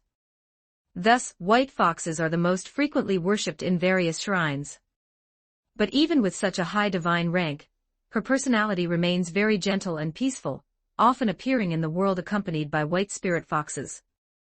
In the Meta family hall. As Mu Yuan learned this information, the image of her from his memory couldn't help but surface in his mind. She was a beautiful woman with long white hair falling behind her, wearing a Miko outfit and smiling very softly. Her white skirt swayed gently, young foxes circled her knees, and the Kagura bell rang softly in her hand. During his childhood, Mu Yuan had fallen asleep to the sound of her Kagura bell more than once. At that time, Mu Yuan had actually guessed that her identity was certainly extraordinary. But at most, he thought she was a fox immortal like Abe no Saimai's mother, Kuzunoha, never imagining she was actually a deity. And the Inari god, Amaterasu, at that. As Mu Yuan absorbed this information, his expression became somewhat dazed. "Brother, are you really all right? Do you want to go back and sleep for a bit longer?" Snapping back to his senses at the sound, he looked at Sakurameto, whose eyes showed worry, smiled, and shook his head, indicating he was fine. "Sleep more. He's already slept for a day and a night. If you ask me, he should get more exercise, ideally by shoveling the snow at our front door," Shinji Mato said dissatisfiedly while eating breakfast nearby. Mu Yuan looked at him and said, "Speaking of which, Shinji, why aren't you at school?" "What school?" "Because of your situation, I've already taken leave.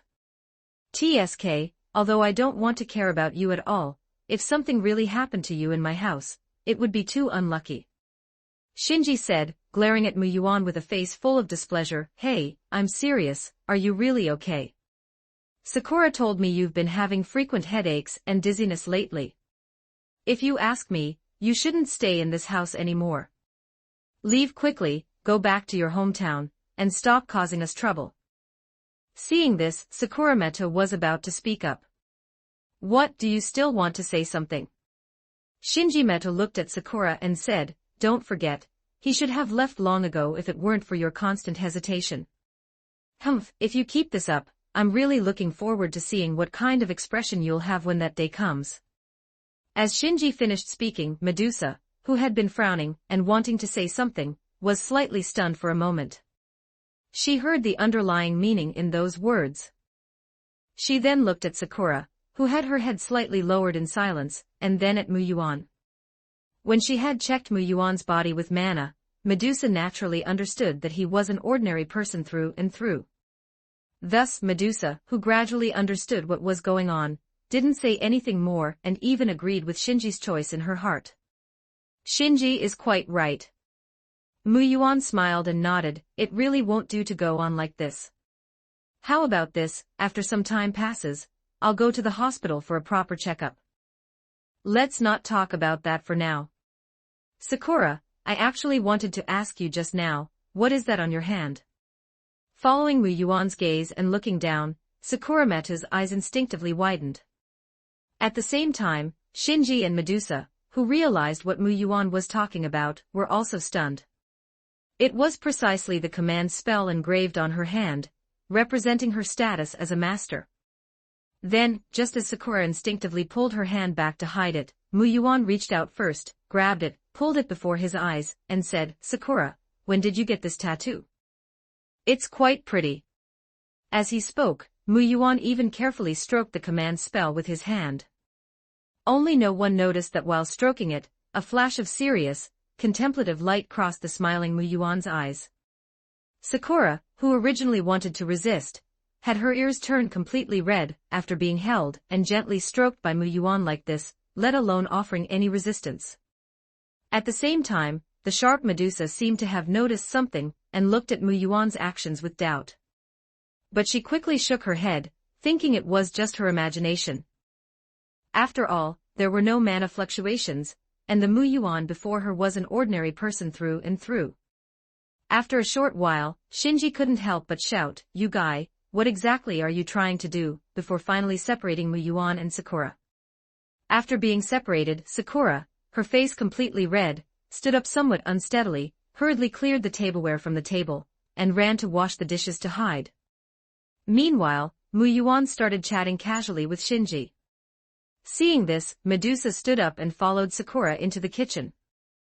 Medusa didn't say much after entering, only speaking plainly while skillfully helping Sakura clean the tableware. "I can send him away without anyone noticing." As the words fell, Sakura Meta's body clearly trembled, and then she lowered her head, saying nothing. In the hall, Shinji Meta was demanding debts from Mu Yuan. Okita Tsuji's catalyst, Kashuo Kayamitsu, Watanabe no Tsuna's Onigiri, oh, that one doesn't count, and Abe no Saimai's 5-bone bat fan. While Mu Yuan apologized with a smile, promising to return them in a few days, he also changed the subject and asked about Zoken Meto. Once the question was out, the effect was excellent. Shinji Meto instantly stopped caring about the catalysts, and also frowned in confusion about the matter. Because since that night, Zoken Meto had not returned once, nor had he contacted him even once. Even though Sakura had summoned Medusa, nothing had happened. Mu Yuan even heard him mutter that it would be better if Zoken Meto never came back. Mu Yuan didn't respond much, only looking in Sakura's direction with a thoughtful expression. Clearly, Sakura had hidden the matter regarding the heroic spirit Watanabe Mitsuyuki from that night.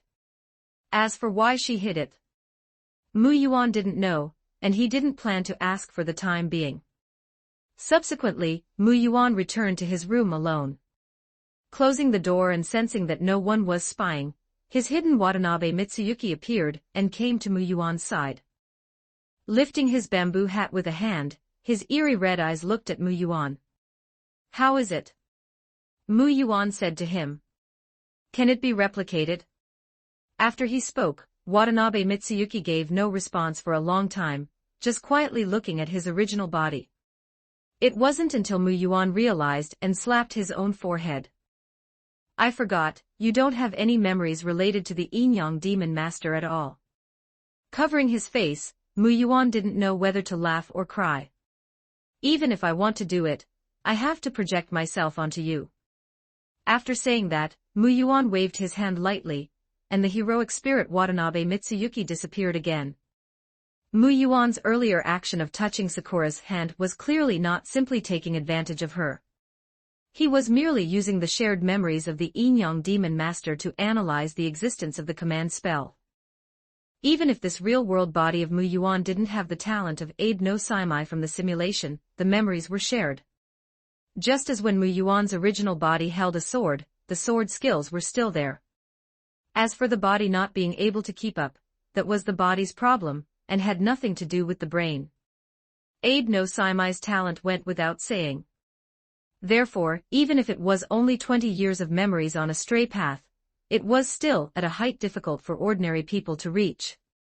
Thus, Mu Yuan already understood that the so-called command spell was actually a crystallization of mana reaching a certain level.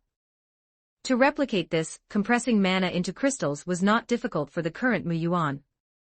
It should be said that the corresponding technique was extremely simple. The difficult part was that Mu Yuan discovered this command spell was connected to another technique, which was undoubtedly the large Holy Grail and heroic spirit summoning.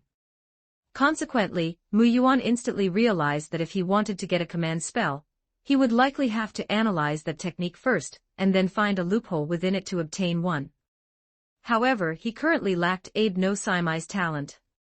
It wasn't that he couldn't crack it using memories, but it would likely take a lot of time to try. And it was highly likely to be discovered. So after a brief thought, Mu Yuan gave up on immediately searching for the heroic spirit summoning, and large Holy Grail magic circles hidden in Fuyuki City. Instead, he planned to take this difficult problem directly into the simulation and seek help from Abe no Saimai and the others then.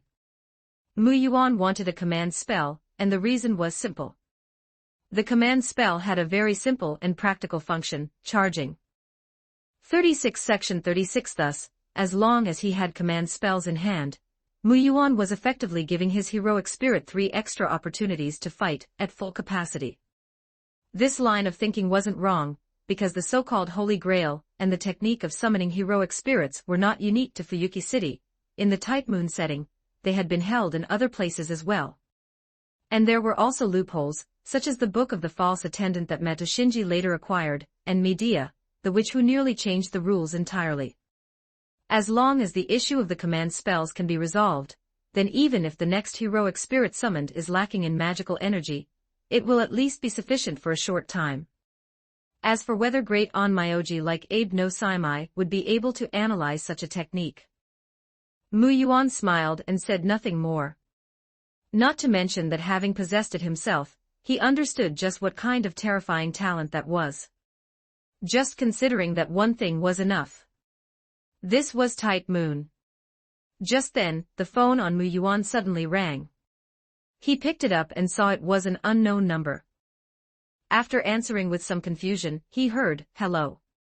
Is this Mu Yuan?" Hearing that familiar voice coming from the phone, Mu Yuan couldn't help but pause for a moment. He asked hesitantly, "This voice? Could it be Tosaka-san? Division line. P.S. Well, given the current progress of the plot, there doesn't seem to be anything particularly worth writing about in the real world, so I will speed things up for now. For the first clash of heroic spirits, let's wait for the command spells after the next simulation. After all, no command spells means no magical energy.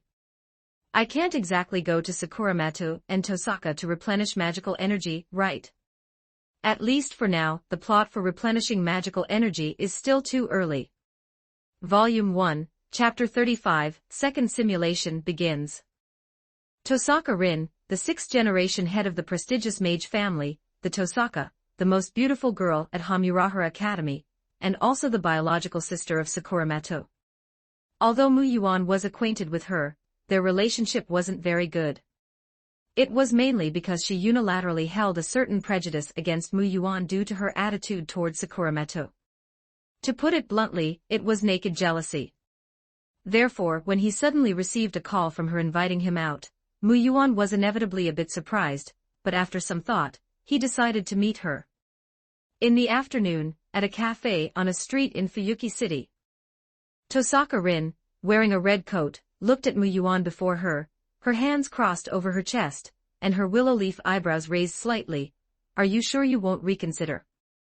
"I have no plans to leave Fuyuki City for the time being," Mu Yuan said calmly.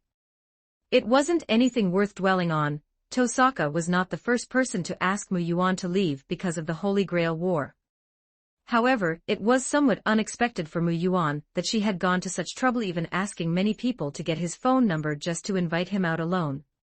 Tosaka Rin lowered her head slightly and remained silent for a while, then bit her lip and said to Mu Yuan, "If that's the case, how about you become my boyfriend?" Mu Yuan, who was stirring the coffee in front of him with a silver spoon, paused.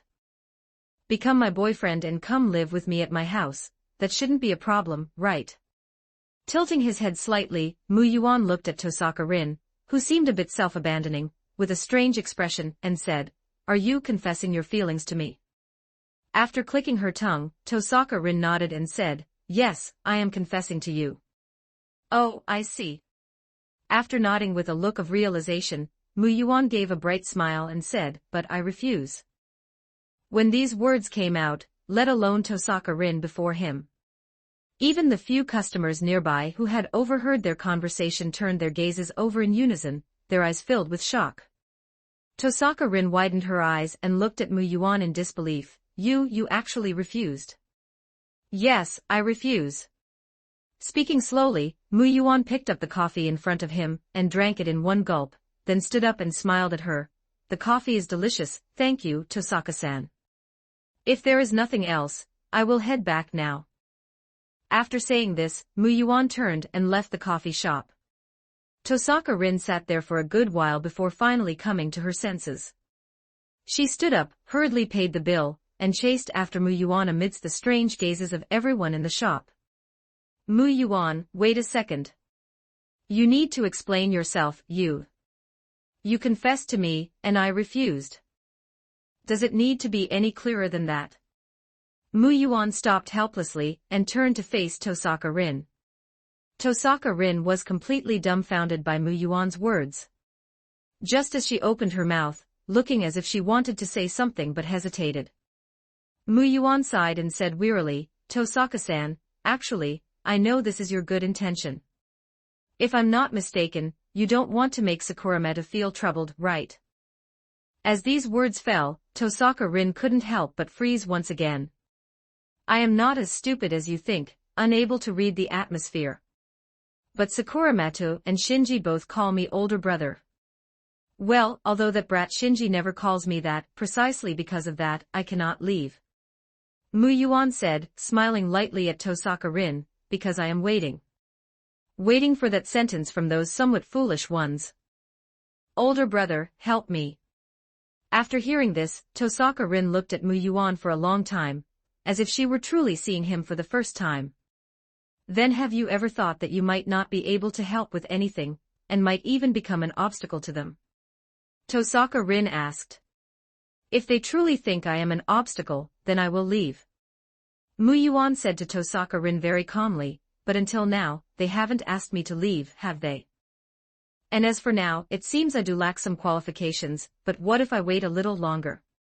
As Mu Yuan said this, his words were very light, and there was a faint smile on his face, as if he were speaking about something trivial. But if Okita Tsuji were here, she would find this scene very familiar. This moment was just like back then, when Mu Yuan, the master of Onigiri, fell into becoming a demon, and was then guarded and imprisoned at Watanabe. That time, he had smiled just like this, accepting the contempt of the world without offering any defense for himself, hiding his sword until the very moment it was swung. Waiting for one more time, or waiting for many more times. Mu Yuan's voice fell softly. Afterward, Tosaka Rin left. She didn't say anything more. Mu Yuan watched her retreating figure until she was completely gone, then said, Medusa-san. I guessed correctly, didn't I? As his voice fell, Medusa, dressed in modern clothes, walked out from the shadows nearby. She gazed at Mu Yuan with her enchanting purple eyes for a moment before saying, Sakurameta was worried about you, so she had me follow you to see why you suddenly went out.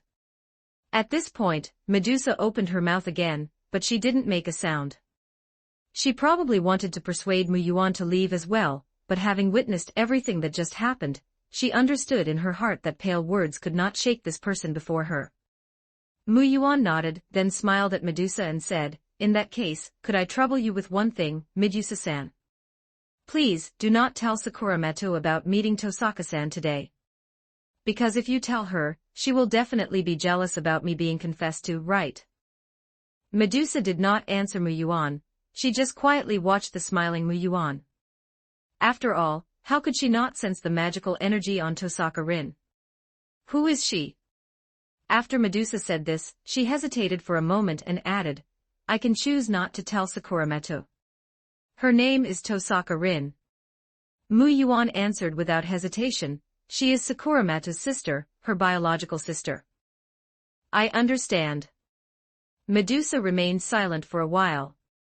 She didn't ask Mu Yuan how he knew this, but instead nodded and said, I will not tell Sakurameta. After that, the two walked together toward the Mata residence. During a silent stretch of the road, Medusa said quite suddenly, magical energy, although it is very faint each time, I have indeed sensed it. There is a faint magical energy leaking from your room. What is magical energy? Mu Yuan blinked and looked at Medusa. Then, he smiled. Like a blooming epiphyllum, it bloomed with that momentary beauty. Medusa, who had smiled, didn't say anything more, leaving Mu Yuan standing there, dazed, watching her leave for a good while. That is why I say, the name Medusa, rather than representing a monster, represents a kind of beauty that even the gods would envy. Shaking his head, Mu Yuan followed her. The next day, Fuyuki City, Hospital. Muyuan lay on the hospital bed, looking at Sakuramoto, who had been staring at him continuously. He felt a bit of a headache and said, "Sakuramoto, please don't look at me with those big, watery eyes, it's like I'm about to abandon you and go far away. Anyone who didn't know better would think I had some terrible, serious illness." "Didn't the doctor check?" "He just said I was mentally exhausted, and that I'd be fine after some rest. Go to class, be a good girl. But older brother, after I leave you." Sakuramoto hadn't finished her sentence. "Medusa-san will take care of me, right, Medusa?" Muyuan hurriedly looked at Medusa, who was daydreaming nearby, with a look of appeal. Medusa was taken aback upon hearing this, and then, under Muyuan's gaze, nodded helplessly. "Yes, I will take good care of him. Master, you should go to class." At this point, Medusa hesitated for a moment and then said seriously to Sakuramoto, "Although it seems like nothing has started yet, if anything happens to Master, please remember to notify me immediately." Sakuramoto did not answer Medusa. Her gaze lingered on Medusa and Muyuan for a moment. In her eyes, a hint of suspicion was revealed. Yesterday, she had discovered that she had let Medusa follow her older brother. As a result, when they returned, the relationship between the two of them seemed to have become much closer instantly. Medusa also no longer had that strong sense of rejection, viewing Muyuan as a burden in the Holy Grail War as she had initially. Incidentally, the reason why Medusa basically appeared in public now was because Sakuramoto did not want Muyuan to be suspicious, so she lied and said that she was a guest staying there briefly. Therefore, it was naturally not appropriate to keep hiding away. However, after looking for a long time without figuring anything out, Sakuramoto finally had to give up. "All right then. Medusa, you must take good care of older brother, do you understand?" Sakuramoto said very seriously to Medusa.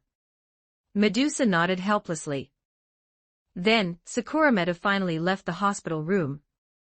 After Sakuramoto left, Muyuan stretched fiercely, then looked at the weather outside the window and couldn't help but say, "The weather is really sunny today, even though it was snowing just 2 days ago. Medusa, I'll leave the rest to you. I'm going to sleep." Medusa, sitting in front of Muyuan, looked at him in confusion and said, "Didn't you just wake up not long ago?" Muyuan did not answer, but the corners of his mouth turned up slightly, revealing a slightly strange, faint smile to Medusa. "Actually, I still want to rest a while longer. After all, I am still mentally exhausted, but unfortunately, time is getting tighter and tighter." As he spoke, Muyuan shook his head gently and said, "So, I'll leave the rest to you in every sense, Medusa-san." After speaking, without waiting for Medusa to react, Muyuan had already lain down and closed his eyes. At the same time, he said faintly in his heart, "Simulation, start." Chapter 37. Indeed, although he had found a method to address the issue of magical energy, it was not completely resolved. Therefore, even though he had not fully recovered, Muyuan had to immediately begin his second simulation. Moreover, this time, to avoid causing Sakuramoto and the others excessive worry, Muyuan directly chose to lie in the hospital. Thus, just as Muyuan's consciousness descended, and the black leather-bound heroic spirit training manual slowly opened in his mind, Medusa, unaware of any anomaly, was peeling an apple nearby. "Muyuan, would you like some?" Medusa stood up and saw that Muyuan had already closed his eyes, breathing evenly. She paused briefly, murmuring, "Fell asleep so quickly." Then she sat back down and started eating the apple herself, completely unaware of the severity of the situation. The black book slowly opened, lines of text appearing on the heroic spirit training manual. P.S. To briefly explain here, each simulation conducted with a catalyst corresponds to one heroic spirit. However, during each simulation, you can restart 3 times, with the option of spirit inscription only available at the very end. Speaking of which, since you've read this far, you shouldn't have this question anymore, right? Volume 1, Author's Note on Going Paid. Well, it's time for the paid release. Originally, I didn't want to write this note, but I felt it wouldn't be good to just sneak onto the paid list without saying anything. This book is actually a kind of rehabilitation training for me, since I haven't written for nearly half a year, and my skills have gotten rusty. Otherwise, the first arc wouldn't have left a slight regret. But up to today's writing session, I've gradually been getting my groove back. Just wait and see what Luren does next in the Heian era. After all, I've spent so long collecting information and organizing the plot. I'm quite confident about the upcoming story. At least when it comes to writing plots, you can have a little faith in Luren. Also, it's been a long time since I wrote fanfiction, and I'm a bit unused to the fast pace of fanfic. The plot here is a bit slower, more gradual, so please bear with me.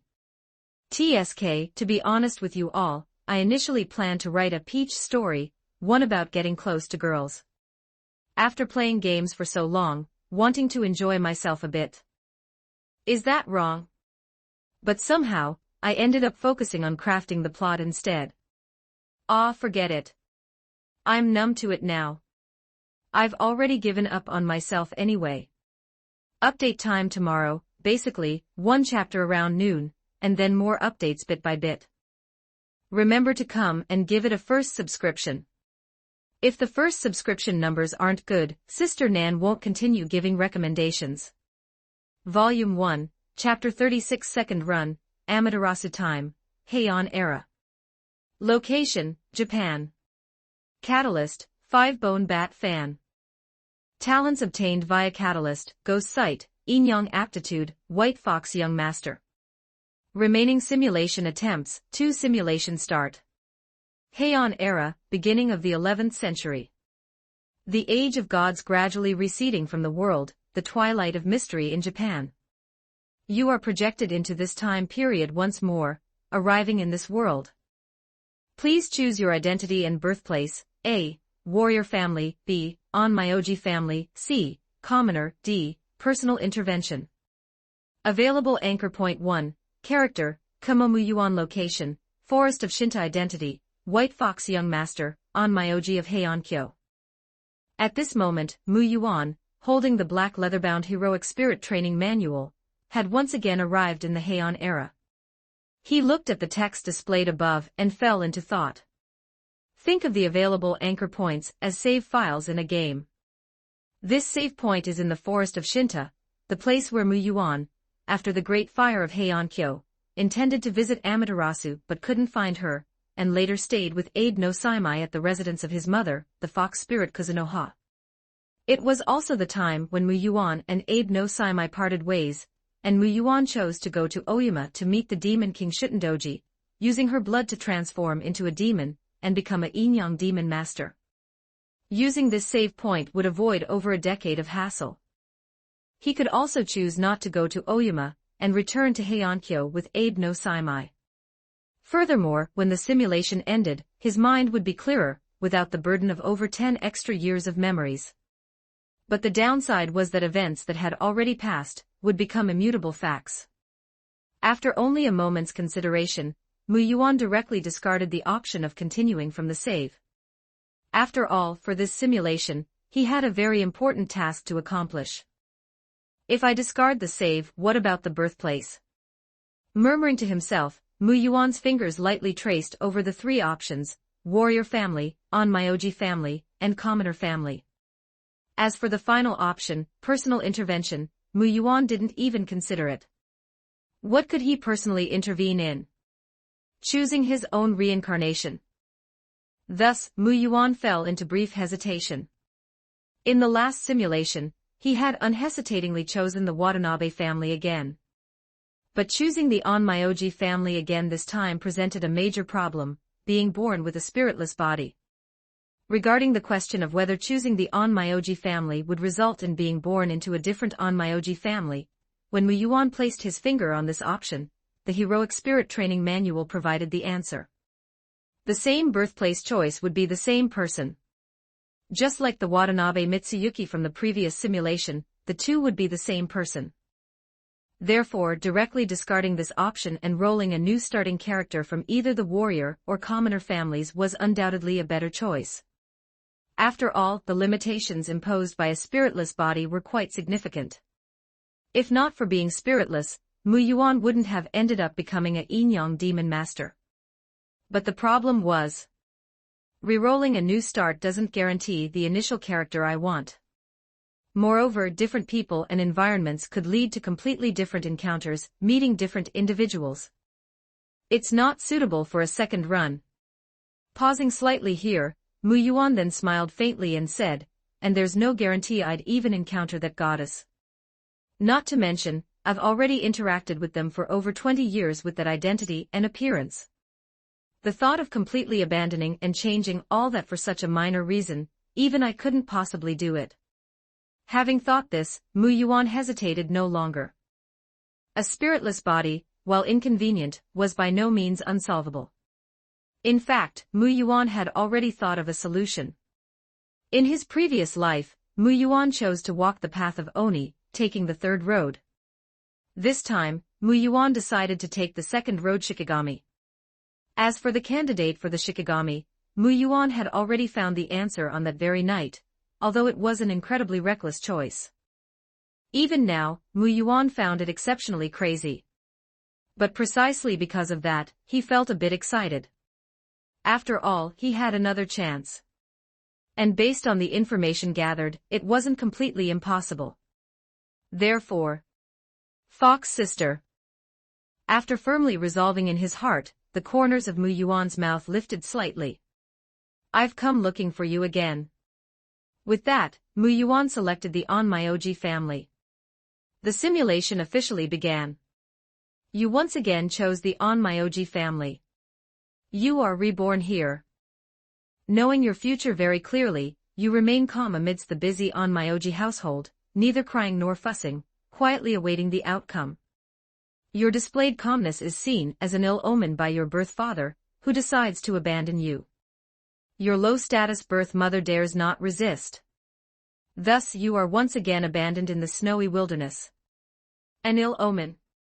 Ha, if I didn't have the experience from the first run, I might have believed your nonsense. At this moment, Mu Yuan, holding the heroic spirit training manual, watched the scene of his projected self's birth father abandoning him from the absolute perspective of the observer, and gently shook his head. Then the scene shifted. His projected infant character was already wrapped in some cloth, abandoned in the snowy world. Mu Yuan gazed at the wind and snow that painted the world pure white, looked at his projected infant self, and couldn't help but say, speaking of which, she should be arriving soon, right? The she Mu Yuan referred to was naturally the wild fox, who had come out foraging, and ended up saving his life back then. But soon, a sudden, light ringing sound beside his ear made events unfold completely beyond Mu Yuan's expectations. Amidst the heavy snow, just as you awaited the arrival of your wild fox mother, you suddenly heard a pleasant yet incredibly familiar ringing sound, the gentle shaking of a kagura bell. Then, within your sight, a woman you knew all too well, no, one should call her a goddess. She arrived before you. Under the widened gaze of Mu Yuan, who held the book of heroic spirits. In the midst of the blizzard, the wild fox mother he awaited did not come. This time, it was Amaterasu the Inari god Yukinomitama who arrived. Crowned by the morning sun, clad in the knight's attire, her white skirt swaying gently, young foxes frolicking at her feet, the kagura bell chiming in her hand. The gently chiming bell dispelled the storm. It also dispelled the chill from the infant Mu Yuan's projected body. Now, accompanied by the white spirit fox at her side, Yukinomitama came before Mu Yuan in her divine form. Indeed, she was not wearing the Miko attire from Mu Yuan's memory, but had donned her divine robes. Her beautiful crimson eyes gazed upon the infant Mu Yuan. Why is she here? On the other side, Mu Yuan, holding the book of heroic spirits and observing everything from the observer's perspective, was utterly shocked. After all, according to the first run's plot, she should have appeared at the shrine in her identity as the Miko, Miss Amaterasu. But no matter how astonished Mu Yuan was in his heart, events continued. After gazing at the infant for a short while, Yukinomitama suppressed the faint trace of surprise in her eyes, and a gentle smile soon appeared on her face. Then she approached the infant, bent down, and gently picked him up. Accompanied by the spirit fox and the soft chime of the Kagura bell, she vanished from the snowy wilderness. The Inari god Yukinomitama came before you. Clearly, she came specifically for you. Now she looks at you. Those beautiful crimson eyes seem to see through something, but soon she smiles, unconcerned, and carries you back to the shrine. You return to the familiar shrine. The familiar Miko, Amaterasu, also appears before you. She says nothing, asks nothing, raising you just as she did in the past. Regarding this, although you have some doubts in your heart, you ultimately remain silent. With Amaterasu, it's as if nothing happened. Soon, some fox children arrive at the shrine. You see the familiar fox mother, and your fox brothers and sisters. Life at the shrine passes quickly. Soon, 5 years go by. Just like before, Abe no Saimai's mother, Kuzuno Ha, arrives. You know the time for your departure has come. Amaterasu understands too, but she still does not try to keep you, gently watching as you make your choice.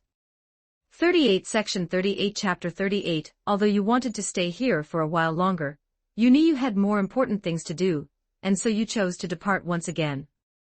Only this time, before leaving, you came before Tsu. You asked her, "Great goddess, may I ask, could you tell me your name?" Inside the shrine, the young Mu Yuan, about to depart, asked Tsu, who was dressed in Miko attire. He did not call her Lady Tsu as he usually did, but instead called her Great Goddess before his departure. A cool breeze caused her white hair, which trailed onto the shrine floor, to sway slightly. Tsu looked at Mu Yuan before her and replied softly, "My name. Didn't you actually know it from the very beginning?" "That's different," Mu Yuan smiled and answered Tsu. Tsu was silent for a moment, then stood up and patted Mu Yuan's head. Immediately, in the blowing breeze and within the blink of Mu Yuan's eye, her clothes became pure white. She donned the crown of the morning sun, and revealed her divine form. "Amaterasu." She answered Mu Yuan, saying, "That is my name." "Then I think I know my own name now." Mu Yuan spoke seriously to Amaterasu in his youthful voice, "From today onwards, my name shall be Yumitsu Mumo." Facing Mu Yuan's words, Amaterasu gave a shallow smile and slowly nodded her head. You left the shrine, bid farewell to Tsu, and once again encountered your teacher Dr. Kamotada Yuki, accompanying him to Heiankyo. Demarcation line P.S. This is the first chapter today. The second chapter will be updated by 6 p.m. at the latest. Sorry, Luren has no backlog of chapters, so I can only write as much as I can today.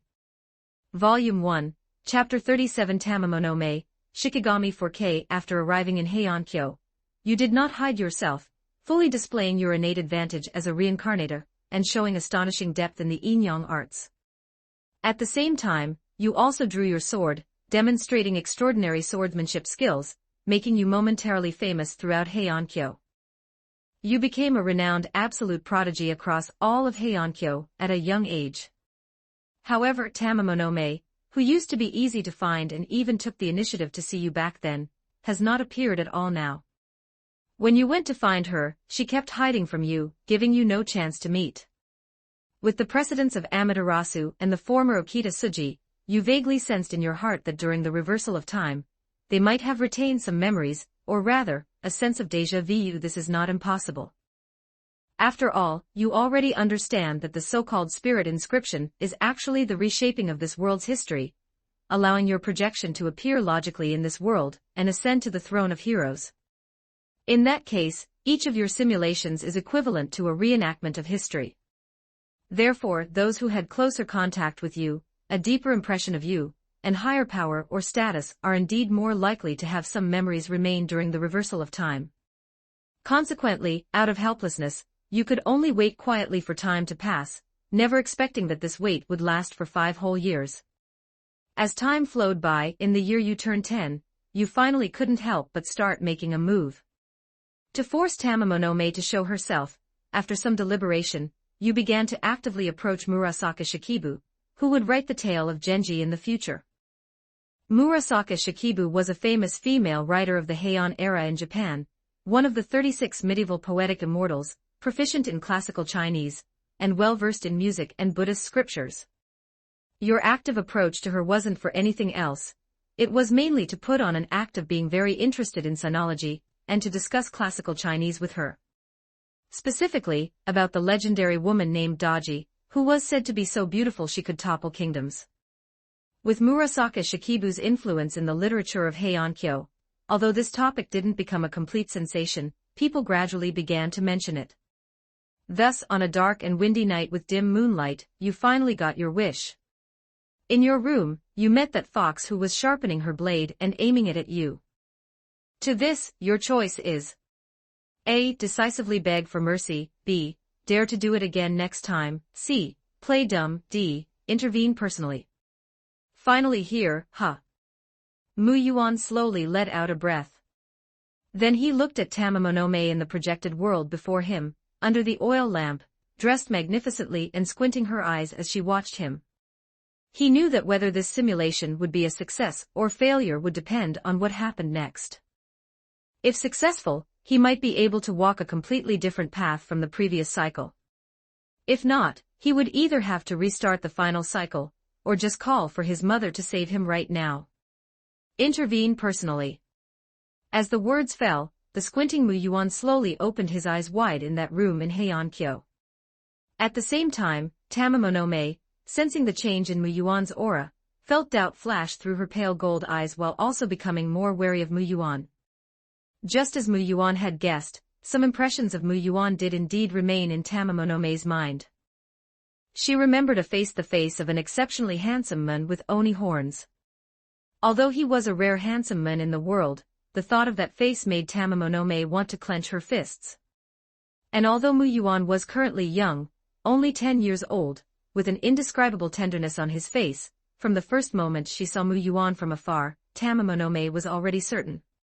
He was likely that bastard from her mysterious memories. So all these years, she had tried everything to avoid Mu Yuan, but in the end. Just as Tamamonome was staring straight at Mu Yuan's face, comparing it with the face of that detestable handsome man in her memory. Mu Yuan greets Lady Tamamonome. Mu Yuan stepped forward and gave a very respectful bow to Tamamonome by the candlelight in the room. Tamamonome looked at Mu Yuan indifferently. She was silent for a long time before frowning and asking Mu Yuan in confusion, "Did Amaterasu tell you about me?" Even if she had some sense of déjà vu, it was clearly not much. Thus, smelling the scent of that other fox on Mu Yuan, and seeing through Mu Yuan's body that his soul was indeed young, and not some immortal playing the game of borrowing a corpse to return to life, Tamamonome naturally made such a guess. No, Mu Yuan shook his head gently and said to Tamamonome with a smile, "It wasn't her. I knew Lady Tamamonome's identity from the very beginning.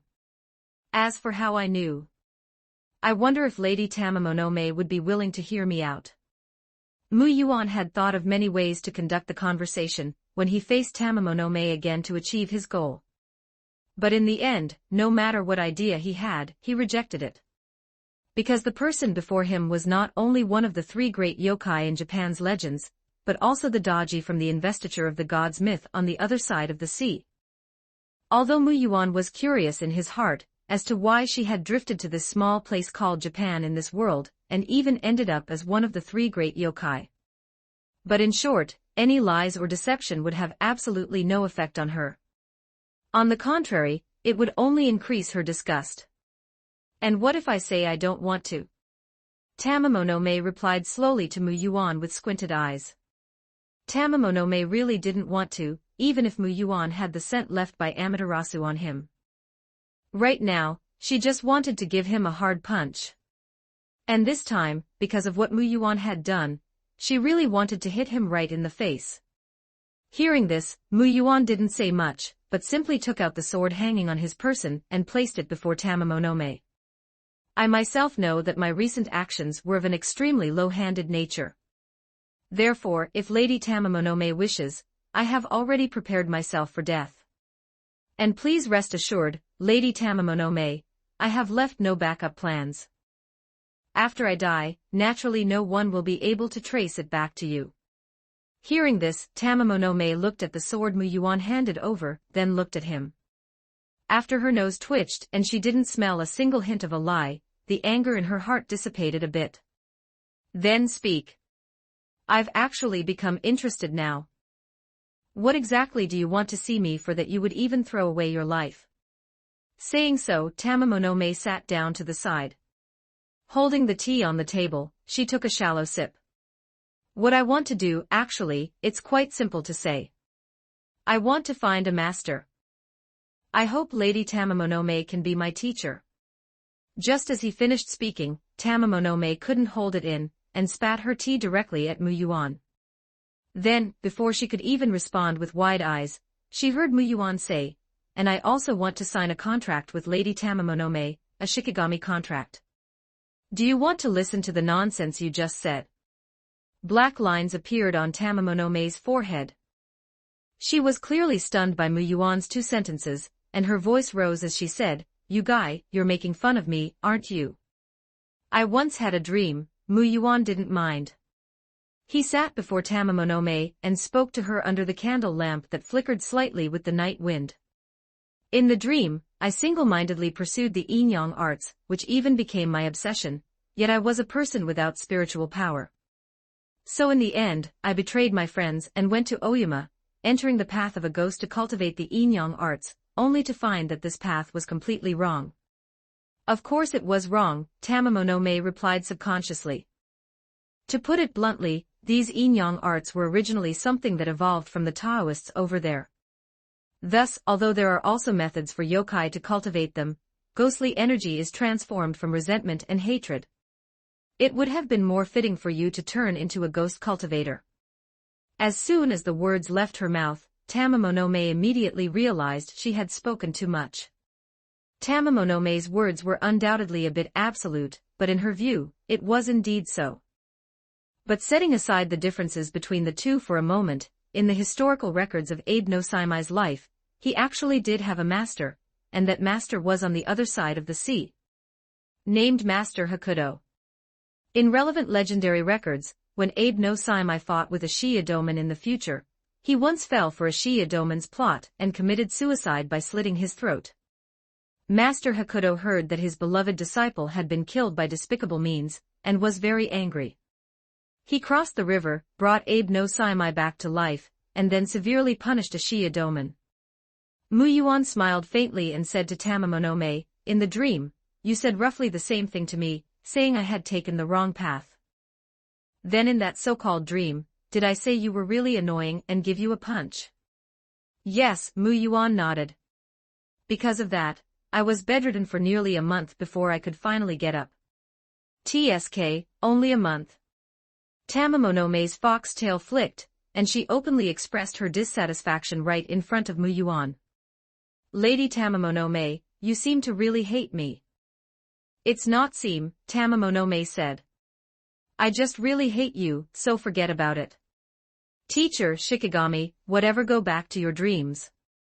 Muyuan found that the Tamamonome at this time had a bit of the flavor of the heroic spirit in his memory who would say, I'll decisively curse you.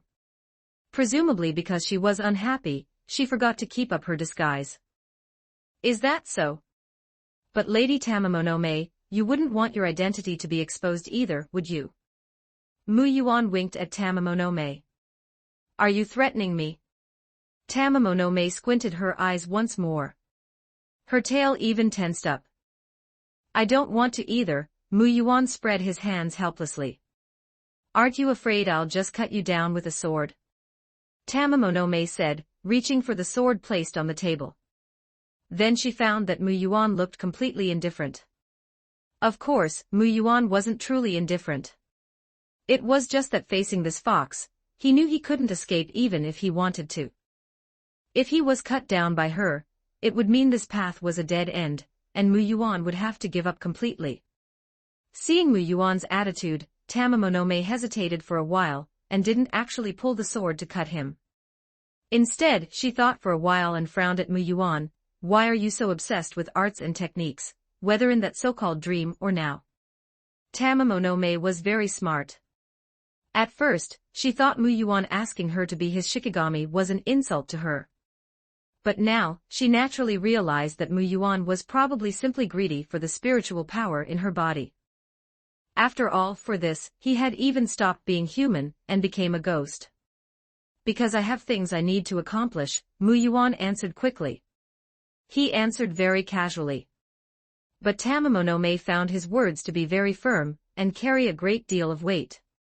I have no reason to agree to Chapter 39. Tamamonome thought for a moment longer before saying, after all, there's no benefit for me in agreeing to your request, is there? I'll help you hide your identity. Tamamonome gave a disdainful smile and said, you'll help me hide. How could you help me hide? Do you really think I care about that? Want to stay in this world a little longer? As she spoke, Tamamonome tilted her head and looked through the window at the night sky outside. After all, it's only a matter of time before I am subjugated. Mu Yuan fell silent. He understood the meaning behind Tamamonome's words, which was why he remained quiet. The mystery was fading. Even if Tamamonome was unwilling, she would eventually have to leave because of it. Even if I agree to your request, would you, as my student, really be willing to stand by my side when I am being subjugated, oppose humanity, and kill your friends?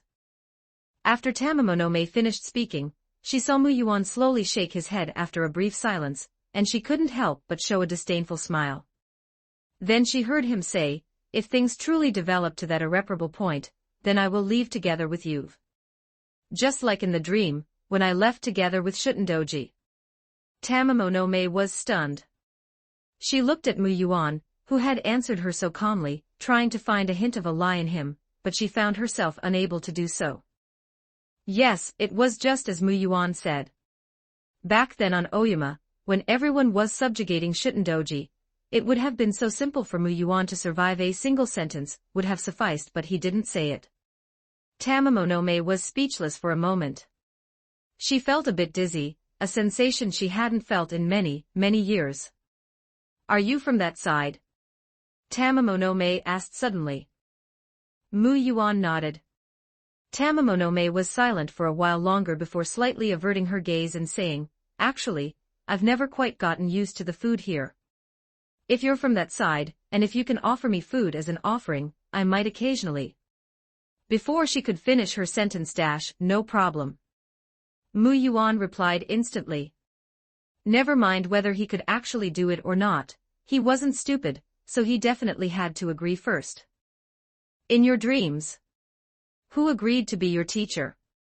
Looking at Mu Yuan, who had immediately and smoothly climbed up the ladder she'd offered, Tamamonome's mouth couldn't help but twitch. Fox sister. If you call me by that disgusting name again, I really will kill you. Although given Mu Yuan's current appearance, calling her that wasn't technically a problem, Tamamonome felt her fox fur stand on end the moment she heard that name. Then she looked at Mu Yuan, who was visibly happy.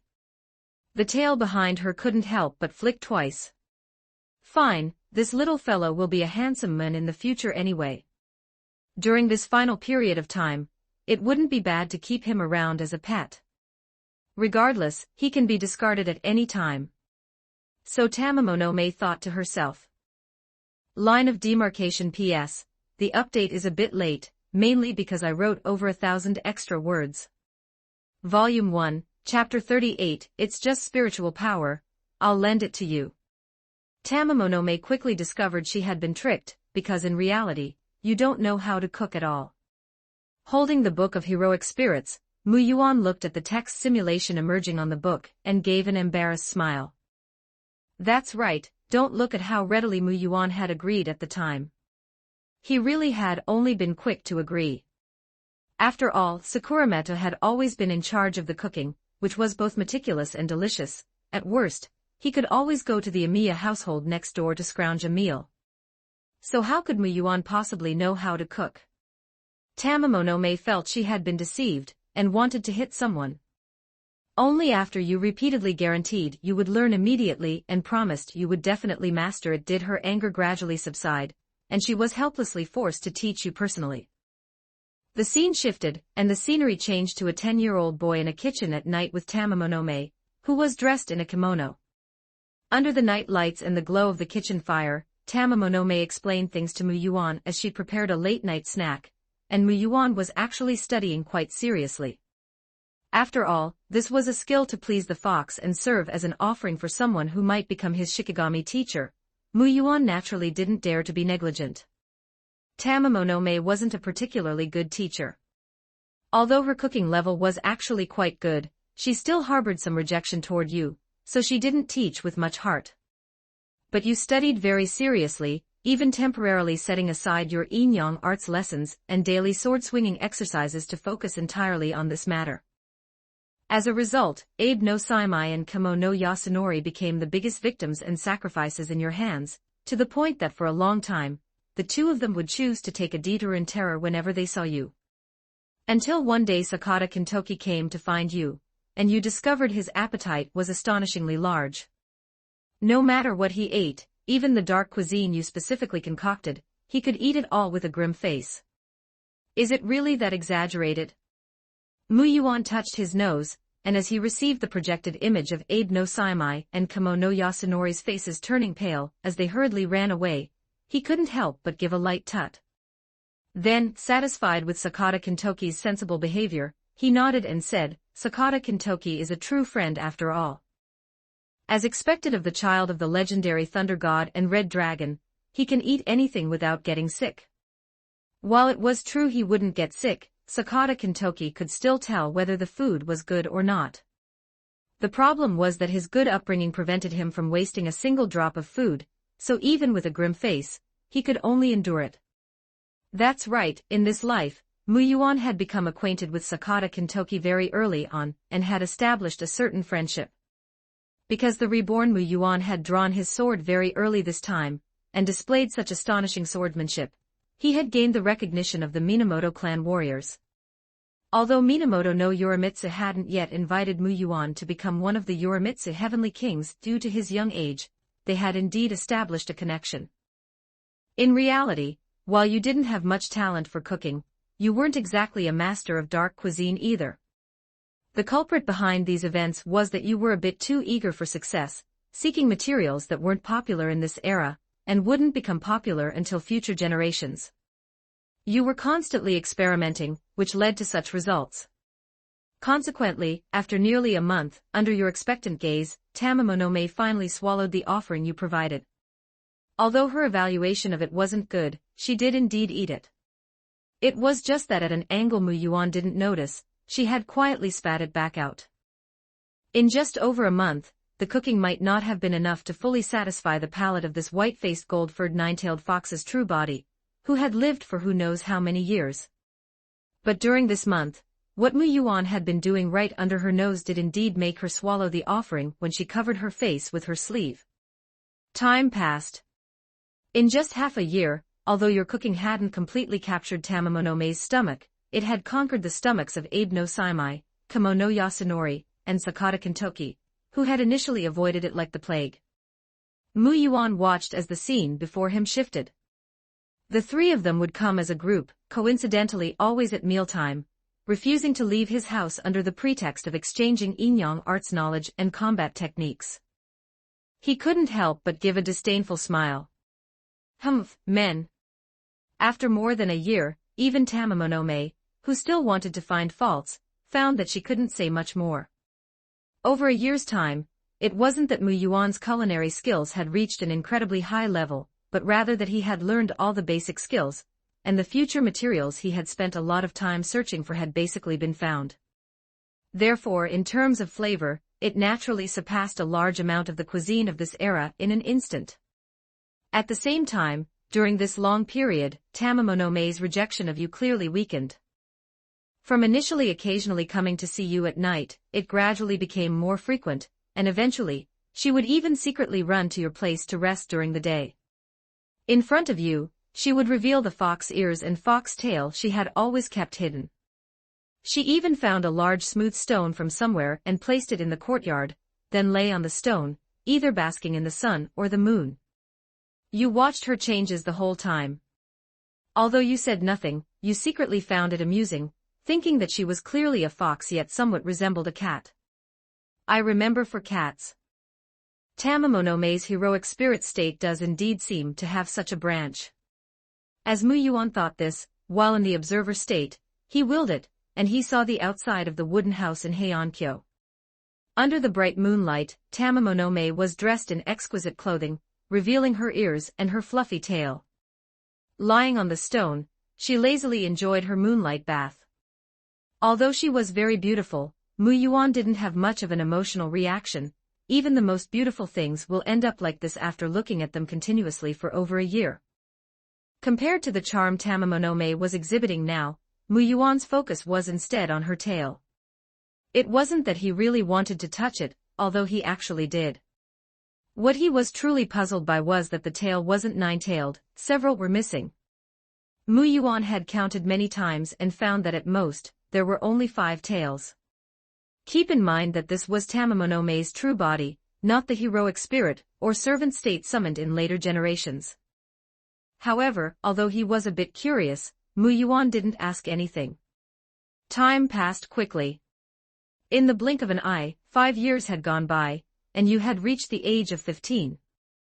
Because you had begun swinging a sword in your childhood, your body in this life was somewhat stronger than in your previous life, and there was an extra hint of heroic spirit in your eyes. Then, on a day just like any other, Abe no Saimai came to visit you. At 15, he had already begun to make a name for himself in Heiankyo, reaching the time period when you had exorcised demons with him back then. Except in this life, you didn't wield the sword in your hand to assist him. He came to your place, scrounged a lunch as usual, and then suddenly spoke to you about a person. This person was outside your expectations, yet also within reason. The person he spoke of was none other than Tamamonome. In the afternoon, in the small house where the sunlight shone in, Mu Yuan and Abe no Saimai sat facing each other. On the small Japanese wooden table in front of them sat tea. The current season was summer, so both were dressed in relatively cool attire, wearing white clothes with their pitch-black hair flowing long. Although both were only 15 years old and the childishness on their faces hadn't completely faded, their handsome features were already enough to make others stop and cast gazes of attention. The two of them had somewhat similar complexions, because of the white fox young master talent, both possessed a fox-like charm. The only difference was that Mu Yuan was more heroic, while Abe no Saimai was more delicate. Furthermore, Saimai often narrowed his eyes, revealing a half-smiling, enigmatic expression that made people want to punch him. At this moment, the summer breeze blew through the long hair of the two people sitting in the room. Under Mu Yuan's gaze, Abe no Saimai, who had been chatting and laughing with him, suddenly spoke shocking words after an unintentional glance, asking about him and Tamamonome. To be precise, he was asking about the matter between him and that dangerous white-faced gold-furred nine-tailed fox. Mu Yuan was surprised by this, but after a brief silence, he didn't choose to deny it. Instead, he asked in return, Saimai, what are you trying to say? Mu Yuan wasn't surprised at all that Saimai knew Tamamo's true identity. In the current Heiankyo, there were actually only 2 people who could see through Tamamonome's disguise at a glance. One was Mu Yuan, and the other was Abe no Saimai. After all, the extraordinary ghost sight ability of Mu Yuan's projection was originally inherited from his catalyst. Tamamonome had always thought she hadn't been exposed, but that wasn't actually the case. Since I was young, from the moment I unintentionally saw her, I knew her true identity. Abe no Saimai didn't answer Mu Yuan's question immediately. Instead, after putting down his teacup, he said, but I didn't say anything because she is too powerful. From her, I seem to see corpses piled as high as mountains, and endless resentment and anger. Therefore, although I discovered her identity early on, I had to pretend to be oblivious. After all, I couldn't guarantee whether she would directly destroy this city out of anger if I pointed out her identity. Hearing this, Mu Yuan couldn't help but fall into silence. Only then did he suddenly realize how foolish it had been to directly name Tamamonome's identity during their first meeting at age 5 in the first simulation. At that time, if Tamamonome had wanted to kill him, absolutely no one in Heiankyo could have stopped her. Therefore, Mu Yuan, can you tell me what you intend to do? Abe no Saimai's expression became serious at this moment as he said to Mu Yuan, "Do you know what you are doing? I don't believe that you, with talent no less than mine, wouldn't know her identity."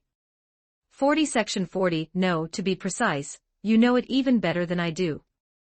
For example, the legend of the nine-tailed fox that once circulated in that vast country across the sea. Abe no Saimai did not explicitly name Daji. After all, in this regard, he really didn't have as much nerve as Mu Yuan. Why can't you just pretend you never saw it? Mu Yuan, who had been silent for a moment, sighed softly. Abe no Saimai smiled faintly and said, "Actually, I really wanted to wait, at least until I had made some preparations, but there isn't enough time. Therefore, I've decided to take a gamble." "A gamble?" Mu Yuan looked at Abe no Saimai in confusion. Abe no Saimai did not answer Mu Yuan's confusion, but instead picked up the tea on the table again, took a small sip, and then said with a smile, "Mu Yuan, your tea brewing skills are getting better and better, but it seems like you haven't had a drink in a long time, right?" Mu Yuan was stunned for a moment. "In that dream, you were someone who loved to drink very much." Hearing Abe no Saimai say this, Mu Yuan couldn't help but fall silent for a brief moment. That was true, even Tamamonome, whom he had only met twice, still retained some memory of Mu Yuan, although the main reason was that her resentment was too great. How could Abe no Saimai, who had the deepest friendship with Mu Yuan, not know about that dream? "She didn't like alcohol very much and said that since I was young, I shouldn't be so reckless, so I stopped drinking afterward," replied Mu Yuan after a silence. "Is that so? Then you learned to brew this tea because of her, right? And the fact that you were suddenly so eager to learn cooking back then was also because of that, wasn't it?" Abe no Saimai raised his teacup and asked with a smile. Although Mu Yuan didn't know what he meant, he still nodded. And he said very straightforwardly, "Because I want her to become my Shikigami. In that dream, I walked a path of becoming a demon, but I found it didn't work, so I had to look for another way. Cultivation is actually somewhat effective, but spiritual power grows too slowly. I estimate that even if I lived a few hundred more years, I might not reach the level of spiritual power you have now. Therefore, I want to find a Shikigami, and I feel the best candidate is her." "And the result?" Mu Yuan spread his hands and said, "Haven't you seen it already? Then have you ever thought about one thing?" Abe no Saimai said, "Everything you have sacrificed is actually completely useless. She is just using and toying with you, she will never give you what you want. You are merely wasting your time." "Of course I have." As Mu Yuan said this with a smile. He did not notice that Abe no Saimai's peripheral vision glanced under the tree in the courtyard outside, that was a large tree leaning against a big rock. Because he saw Tamamonome often lying there, Mu Yuan had later transplanted it there to provide her with shade and shelter from the rain. "Actually, I personally also lean toward the idea that I won't get anything in the end." "How does that saying go?" "Oh, right. Simp, simp, simp until you have nothing in the end." "If that's the case, then why?" Abe no Saimai narrowed his eyes, but he hadn't finished his sentence. "I just think days like this aren't bad." Mu Yuan continued, looking unconcerned, "And from the very beginning, I had already prepared myself to accept failure. Tamamonome is actually just my first option, and as for my second option." As he said this, Mu Yuan looked at Abe no Saimai in front of him with ill intent. Seeing this, Abe no Saimai was visibly stunned for a moment. Then his mouth twitched. Good heavens, to think the gossip ended up being about himself. "Saimai-chan, we are best friends, aren't we?" "Stop right there. If you continue, do you believe I'll cut ties with you?" Abe no Saimai had black lines on his forehead, while simultaneously feeling a gaze coming from the side that was becoming increasingly murderous. His head hurt even more. After a slight pause, he looked at Mu Yuan again, his tone carrying a faint, lingering feeling as he said to Mu Yuan, "And best friends, you really dare to say that? In that dream, when you left, you didn't have the slightest hesitation." Hearing this, Mu Yuan stopped talking. He just clicked his tongue softly and lowered his head, whispering, "Fine, forget it. If it doesn't work, I'll just go to Oyama again. If that doesn't work, I'll go find Jean, or just wander around this world. I refuse to believe I can't find a Shikigami who can form a contract with me." Seeing Mu Yuan like this, Abe no Saimai couldn't help but feel a bit amused. Then he thought for a moment and said to Mu Yuan, "By the way, Mu Yuan, do you know why, in that dream, even though you clearly did such excessive things, I, as well as Brother Yasunori and the others, still treated you as a friend?" Mu Yuan looked up at him in confusion. "Because you are stupid." Mu Yuan suddenly felt this conversation was somewhat familiar. It seemed that, back then, Okita Tsuji had also said the same thing to him.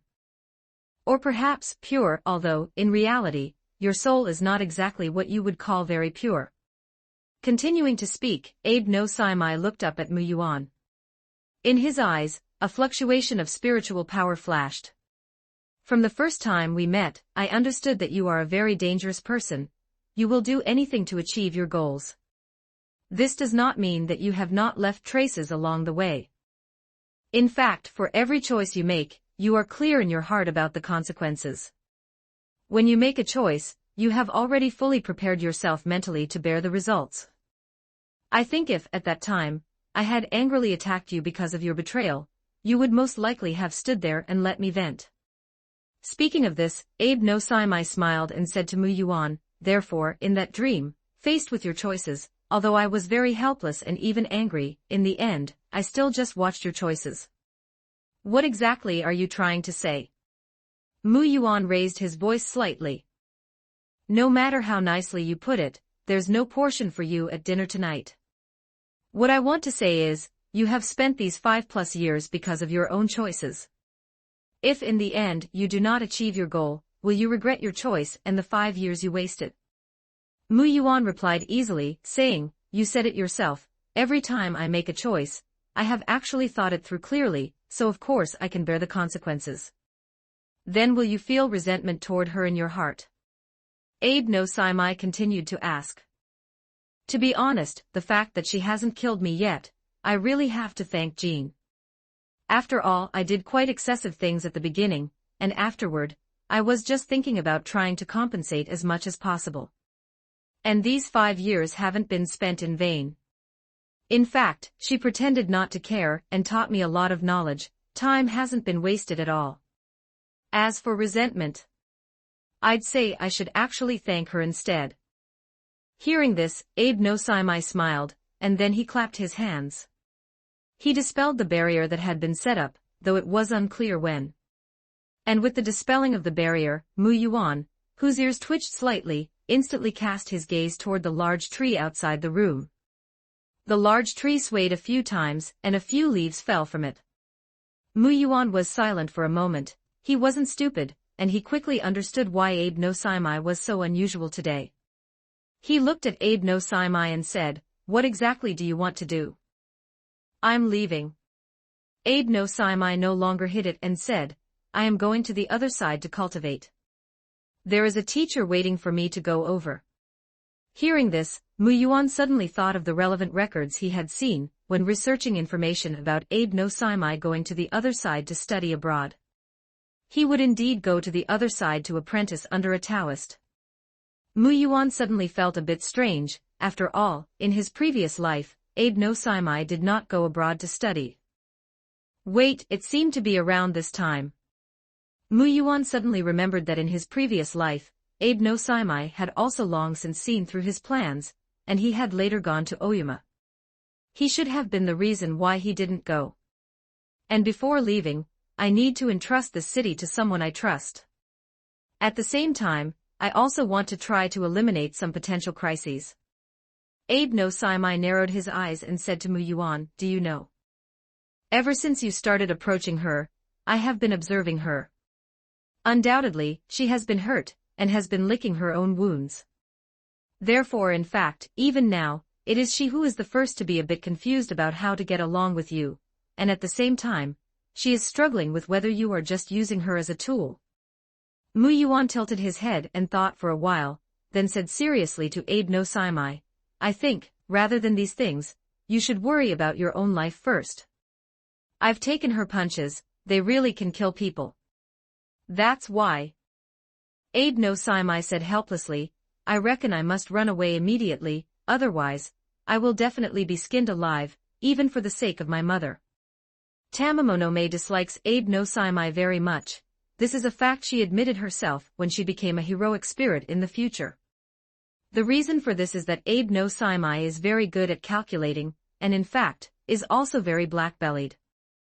By letting Mu Yuan speak like this to Tamamonome today, even if Tamamonome still has no intention of becoming Mu Yuan's Shikigami, as long as Mu Yuan is still in Heiankyo for one day, then she certainly will not attack Heiankyo. Even if there are any problems, she will likely help. So the next day, Abe no Saimai ran away, although even so, when he left, Mu Yuan still vaguely saw the shadow of Tamamonome following him in secret. The future Abe no Saimai could probably indeed be fearless of the Tamamonome before him, but now, he is clearly still young. Therefore, this beating is unavoidable. After that day, you found that you did not see Tamamonome again, and time flew by, with a full half a month passing. Just when you were wondering if she had already left, and didn't want to see you again. On that rainy night, she suddenly appeared in front of you, slightly damp, and without waiting for you to speak, she grabbed your hand, used her claws to make a cut on your hand, and let your blood drip onto a folding fan she took out. You saw that the style of this folding fan was somewhat familiar, and you quickly recognized it, a catalyst, the 5-bone bat fan. One side of the fan was blank, while the other side, representing the night and the moon, depicted the true form of a beautiful white-faced, golden-furred 9-tailed demon fox. The moment your blood dripped onto this folding fan, it was absorbed by it, and then you felt a faint connection forming between you and it. And the moment you grabbed it, a massive amount of spiritual power filled your entire body through this folding fan.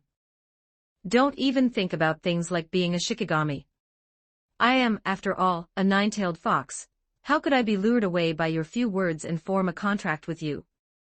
As Tamamonome said this to Mu Yuan, her expression at this moment held an undisguisable weariness. Rainwater had also soaked her hair. After all, in order to make this magical artifact, she hadn't slept since that day. Furthermore, she had plucked many fox-tail hairs and dripped many drops of her essence blood to refine it. But as for spiritual power, I'm not that stingy. Considering that you have been giving me offerings for these 5 years, I'll just lend it to you to use.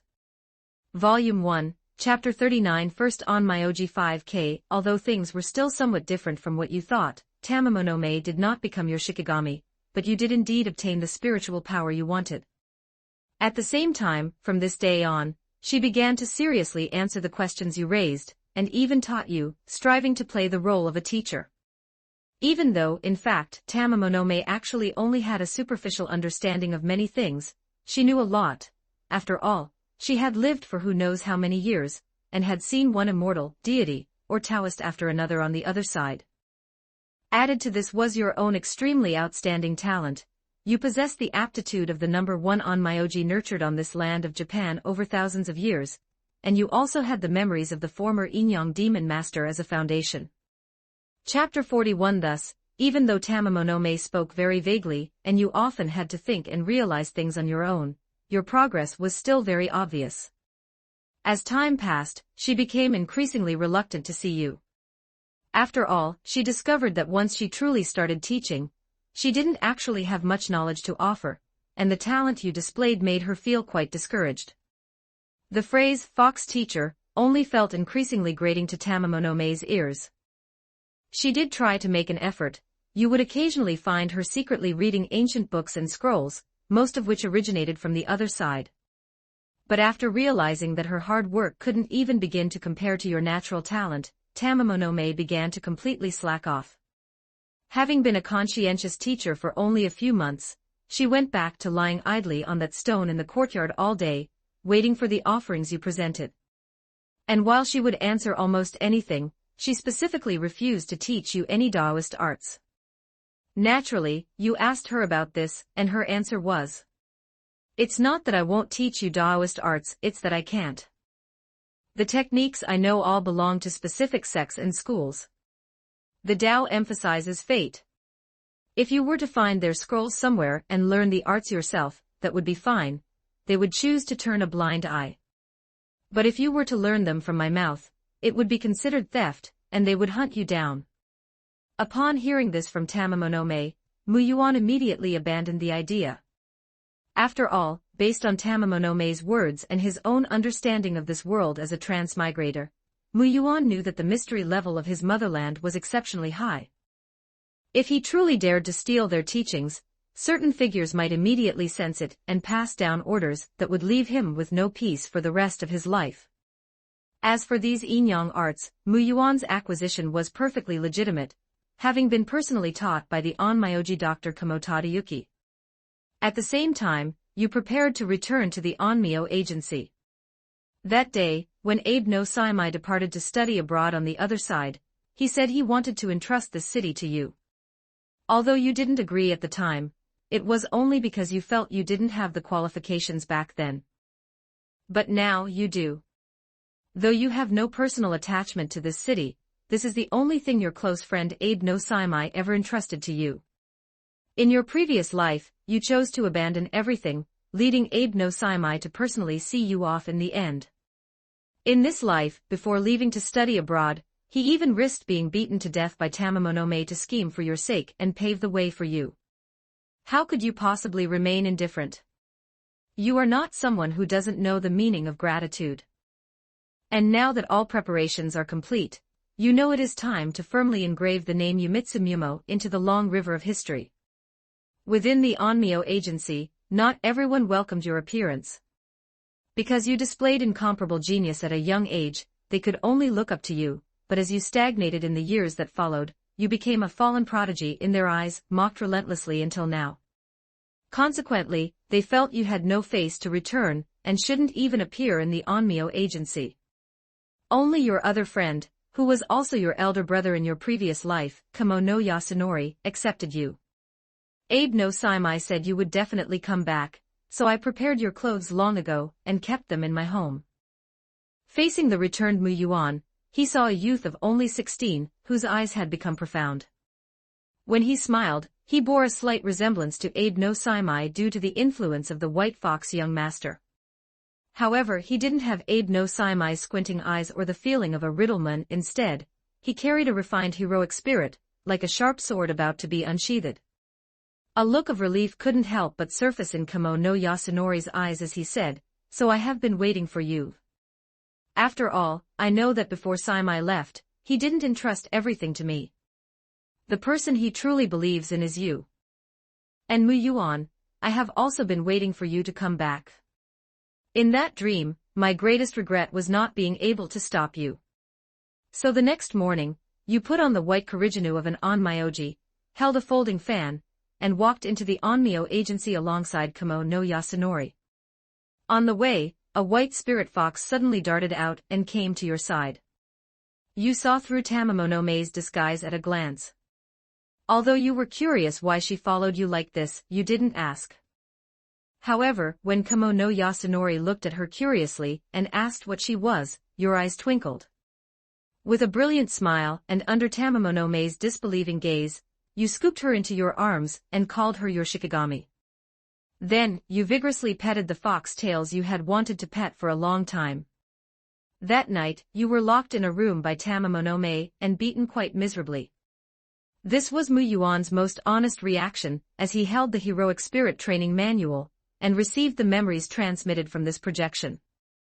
Those were Tamamonome's tales, after all. As for why Tamamonome followed you, it was simple. She had lived with you for over 10 years, so how could she not know what you were thinking? She came to watch the show. Indeed, from beginning to end, you have never been one to be passive. Moreover, because the spirit inscription requires leaving a deep mark on history, you had to act in a high-profile manner. That day, you arrived at the Onmyo agency, sat in the hall, and bluntly told everyone that you wanted to be the #1 Onmyoji here. You challenged everyone, whether in literary or martial arts. Your arrogance naturally drew the glares of every Onmyoji present, except for the wryly smiling Kamo no Yasunori. Furthermore, in their eyes, you were still just that fallen genius of the past who didn't deserve to be there. Then, under the amused gaze of Tamamonome disguised as a white fox, you remained undefeated from morning until sunset. In literary matches, whether it was regarding the way of yin and yang or even the obscure path of demon arts, you displayed absolute dominance. As for martial arts, with you lightly waving your folding fan, even if Abe no Saimai returned now, he would likely have to avoid your sharp edge for a time. Eventually, even your teacher Dr. Kamotada Yuki came and challenged you to a martial duel. You were originally unwilling to accept, but that day Dr. Kamotada Yuki's gaze was very serious. You sensed he had some deeper intention, so you finally accepted. And then, he lost. Although Dr. Kamotada Yuki didn't mind and even seemed very happy agitated, even you had indeed made everyone else look bad. Finally, Kamo no Yasunori stepped forward and defeated you in a literary match using the skills of the four arts. Although these were not yin-yang arts, you still chose to concede, preserving the final shred of dignity for the Onmyo agency. Thus, this day, which felt extremely long for all the onmyoji of the Onmyo agency, finally came to an end. The news spread quickly. In just one night, your actions were exposed to everyone in Heiankyo at the fastest speed. After all, it was too shocking. You stepped over every onmyoji in the Onmyo agency, making all of Heiankyo tremble for you that day. It could be said that after 10 years of sharpening the sword, its unsheathing shocked the world. In the span of a day and a night, your name became known to everyone in Heiankyo. Though when you returned home that night, you were cornered by that fox and beaten severely. You've really crossed the line. You actually dared to touch your teacher's tails. A shikigami, is it? Petting the fox, is it? Today, I'll give you another lesson, and the title will be Respecting Your Elders. Mu Yuan looked at the text appearing on the Heroic Spirit Training Manual and curled his lip. So what if I got beaten? I got to pet the tails. Those were Tamamonome's tails, and the real ones at that. Who else can say they've done that? The next day, just as you suspected, Dr. Kamotada Yuki's sudden challenge yesterday was not without reason. He invited you to the Kamo residence. You went, and although you were beaten quite badly yesterday, fortunately, Tamamonome didn't hit your face. At the mansion, Dr. Kamotada Yuki told you the reason. He intended to entrust two powerful shikigami to you. Their names were Zenki and Goki. Inside the Kamo residence, the current Dr. Kamotada Yuki was already elderly, his hair white. When the elder Dr. Kamotada Yuki told Mu Yuan the names of Zenki and Goki, Mu Yuan was clearly stunned for a moment, surprise flashing in his eyes. Because he knew of the existence of these two ghost gods. Kamotada Yuki had an ancestor named Kamo no En no Ozunu, also known as En no Ozunu. He lived between the Osaka and Nara periods, and was a sorcerer of that time, commonly known as En no Gyoja. At the same time, he was one of the founding fathers of Onmyodo. And what En no Ozunu was most famous for in the public eye were the two shikigami by his side, Zenki and Goki. Since our ancestor passed away, Zenki and Goki have been sealed in the back mountain of our Kamo clan, and to this day, no one has been able to form a contract with them. Actually, I originally intended to wait until Saimai returned from the other side to tell him about this, and let Zenki and Goki reappear in the world, but... As he spoke, Dr. Kamotada Yuki looked at Mu Yuan and said with a smile, after yesterday, I realize there is no need to wait for him to return. But these are things left by your ancestor, teacher. Mu Yuan hesitated and said, and I am an outsider, is this really okay? Kamotada Yuki smiled and said to Mu Yuan, I already learned from Kamo no Yasunori that Saimai entrusted this place to you. Besides, you are my student, so what is improper about it? Furthermore, when I asked for your name back then and you told me it was Yumitsu Mumo, although I felt some regret, in my view, you are actually more suitable than Saimai. Kamotada Yuki spoke. He stood up with a smile and patted Mu Yuan's hair. It was like an elder stroking his junior. Although he didn't state it clearly, Mu Yuan already understood his meaning. Indeed, after all, in his previous life, his name was Kamo Muyuan. Faced with Dr. Kamo Tadayuki's entrustment, your choice is A. Accept, B. Refuse, C. Personally intervene. Since things had already been said to this point, Muyuan obviously had no reason to refuse. You accepted the 2 shikigami entrusted by Dr. Kamo Tadayuki. That same day, you followed him to the back mountain, and saw these 2 legendary ghost gods in a sealed cave. As the text emerged and the projected memories were transmitted, Muyuan, holding the heroic spirit training manual, saw the scenery before him shift. He arrived inside that cave and saw the 2 ghost gods. Zenki was tall and burly with crimson eyes. His bare upper body had red muscles like coiled dragons, and he breathed out turbid air. His limbs were bound by heavy chains, he held a giant stone axe, and he had 6 eyes on his body. Goki, on the other hand, was a woman, a mature lady with long blue hair. She held a water bottle in her hand, and had a cloth bag at her waist. With just one look you understood they were very strong, having already reached the strength of a demon king, likely not inferior to Ibarakidoji. They were also surprised to see you, as they didn't sense the bloodline of No Ozuna within you. The method to make them your shikigami was simple. Zenki's requirement was that you must defeat him head-on, he would suppress his power to fight you. Goki's requirement was for you to drink with her, as long as you could outdrink her, she would follow you. Combat and alcohol, you found this somewhat amusing, yet it felt perfectly natural. After all, this is the demon race. Thus you stayed in the cave for a day and a night. When you emerged the next day with your clothes somewhat torn, and looking disheveled, you found that your teacher Dr. Kamo Tadayuki had not left. He had waited for you outside the cave for the entire duration. Although he had great confidence in you, he was actually very worried because, until now, not a single person who tried to subdue Zenki and Goki had succeeded. Some had even lost their lives in the cave forever. Kamo Tadayuki saw you come out completely unharmed, he already knew the answer. He smiled very happily, knowing that Zenki and Goki would surely follow you and leave their legend in this era once again. Later, when you returned to the Onmyo agency, you found yourself surrounded again by those indignant Onmyoji. After all, the events between you and them had spread to every corner of Heian-kyo, and they were naturally unwilling to accept it. They truly had no way to beat you in literary or martial arts, so this time they mainly wanted to suppress you with shikigami. Mainly, they had asked around and heard that your only shikigami was a white spirit fox you had picked up from somewhere. Seeing this, you agreed with a brilliant smile. Then, in front of all the Onmyoji, you released Zenki and Goki. From that point on, you completely became the nightmare of every Onmyoji in the Onmyo agency. At the same time, the next day, when the news that you had gained the recognition of Zenki and Goki, 2 ghost gods who had left illustrious names in Onmyoto and made them your shikigami, spread through Heian-kyo once again. You became the undisputed number 1 Onmyoji in Heian-kyo.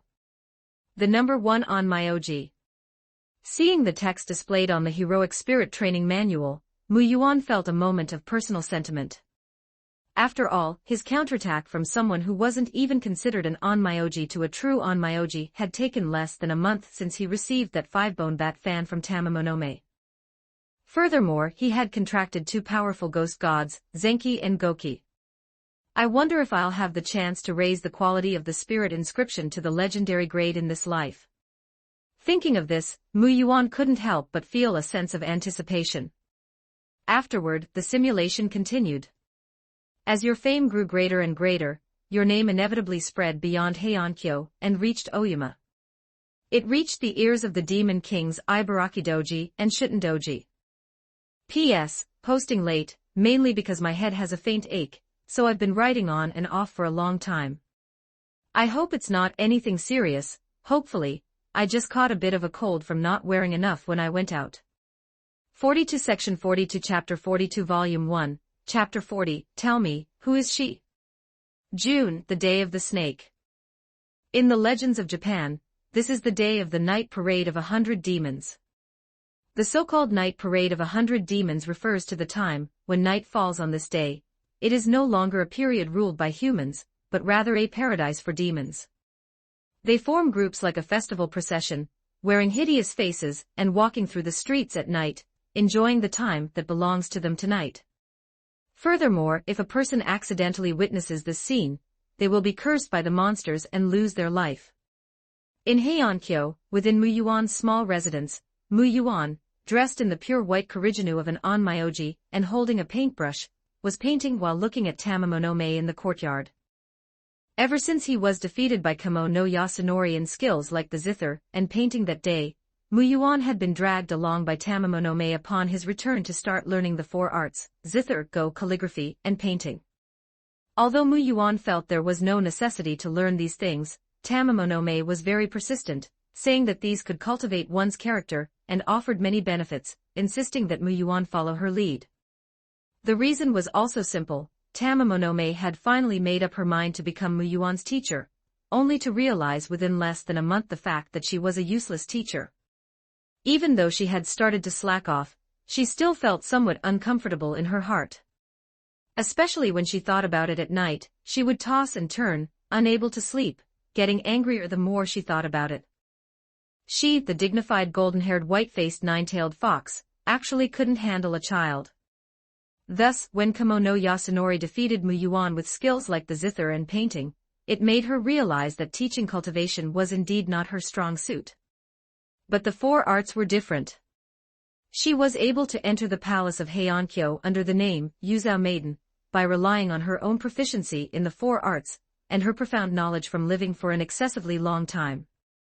So, after thinking it through, in order to regain her dignity as a teacher, Tamamonome pestered Muyuan, insisting he learn from her. Muyuan originally had no interest at all, feeling it was a waste of time, but a single sentence from Tamamonome that these things could be offered to the gods made him hesitate. Tamamonome's words were not false. After all, various shrines in Japan had all kinds of kagura dances dedicated to the gods.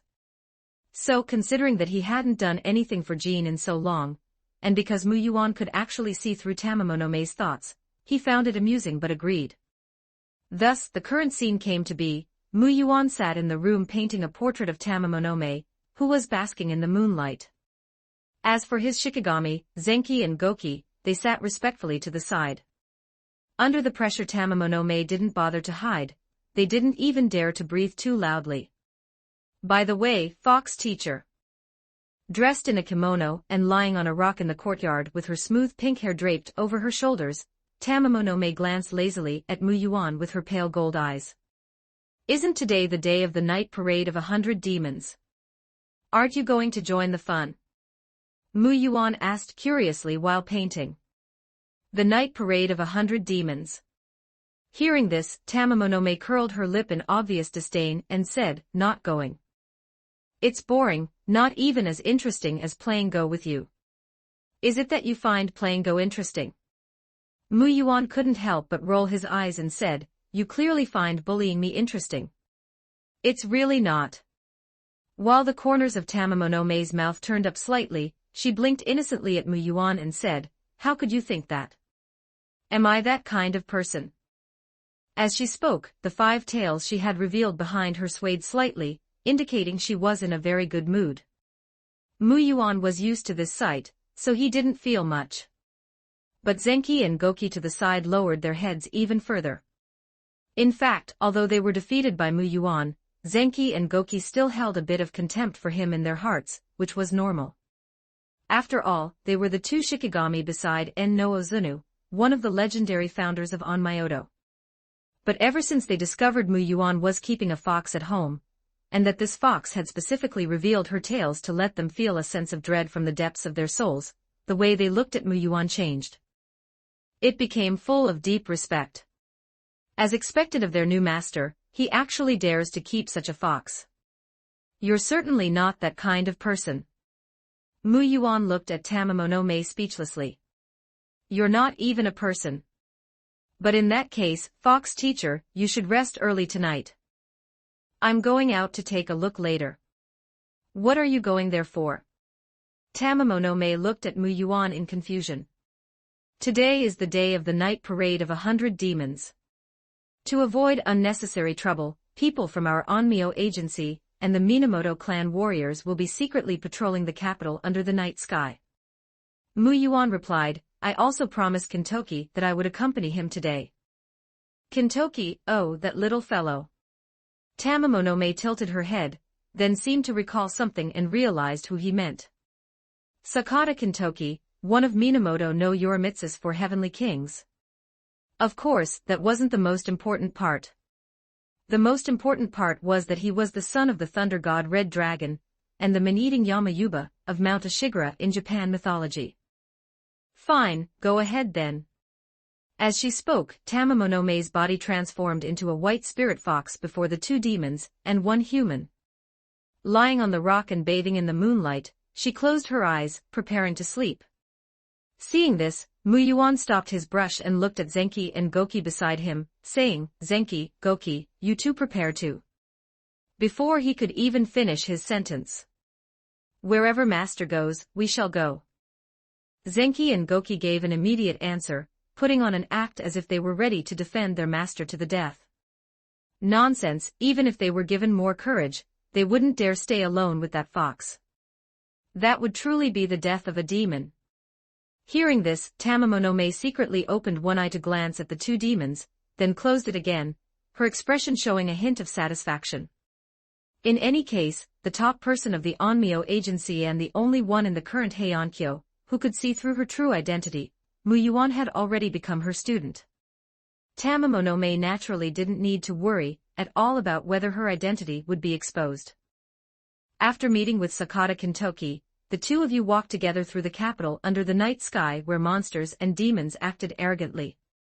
Talking and laughing, you directly entered the night parade of 100 demons. Although there are rumors that ordinary people will die from a demon's curse if they see the night parade, you and Sakata Kintoki were naturally fearless. After all, no one without eyes would dare to curse you. Accompanied by Zenki and Goki, the 100 demons who recognized your identities could only make way for the 2 of you during their grandest festival. In your previous life, you were the Inyang demon master of Oyama, so you understand that every night parade is led by a demon king. You originally intended to meet that demon king, and subtly remind them not to cause trouble tonight, but you could not find them. Just as you were wondering, you suddenly sensed an incredibly familiar surge of demonic power erupting in the distance. That is a monster howling at the moon, the existence of a king of demons, one of the demon kings of Oyama, the demon of Rashomon, Ibarakidoji. Your expression changed slightly, and then, without even waiting for Sakata Kintoki beside you to react, you instantly vanished from his side, heading in the direction of Ibarakidoji. When you arrived, you saw a bridge, and at the same time, you saw the yellow-haired Ibarakidoji looking angrily at the warrior before her, the head of Minamoto no Yorimitsu's 4 heavenly kings, Watanabe no Tsuna. How is this possible? This was your first thought, because the timing was completely wrong. You remember very clearly that Ibarakidoji's arm being cut off should have happened 3 or 4 years later. Because back then, for the sake of her severed arm, you were bedridden for a full 1 or 2 months. But no matter how surprised you were, the fact indeed appeared before your eyes. Facing Ibarakidoji, who was stopped by Watanabe no Tsuna, your choice is. No, that's not right. Your expression suddenly changed drastically. Because at this very moment, your face was suddenly gently caressed. Enchanting words whispered in your ear, and a breath fragrant with the scent of wine enough to make anyone dead drunk blew against your face. Long time no see, Mu Yuan. She, who had arrived beside you at some unknown time, and jumped onto your back, grabbed you. The child of Yamada no Orochi, the true king of Oyama Shitendoji. Long time no see. Always been thinking of you. Under the shine of the bright moon, Shitendoji appeared on Mu Yuan's back at some point, gently embracing him. Soft little hands gently caressed Mu Yuan's cheeks, and her exhaled breath brushed against Mu Yuan's ear. She even stuck out her pink tongue, and lightly licked Mu Yuan's ear, her strange purple eyes revealing a hint of satisfaction. Not bad. It's that familiar scent. Zenki and Goki, who arrived immediately after, froze at the sight. Then, upon sensing the terrifying power of a demon god from Shitendoji, their expressions changed instantly, and they cried out, "Master." As they spoke and were about to step forward, Mu Yuan stopped them with a look. And just then, just as Shuten said, "You really did appear." Ibaraki Doji, who had been glaring at Watanabe no Tsuna, suddenly ignored him, and excitedly returned to the side of Mu Yuan and Shuten Doji. Those beautiful amber eyes watched Mu Yuan, looking very happy as she said, "You. Shuten, and I have come to fetch you." As Ibaraki Doji's words fell, how could Mu Yuan not understand what was happening before his eyes? If one were to ask who was closest to Mu Yuan during the previous simulation, beyond a doubt, besides Abe no Saimai, it was these two demon kings of Oyama, Shuten Doji and Ibaraki Doji. Especially Shuten Doji.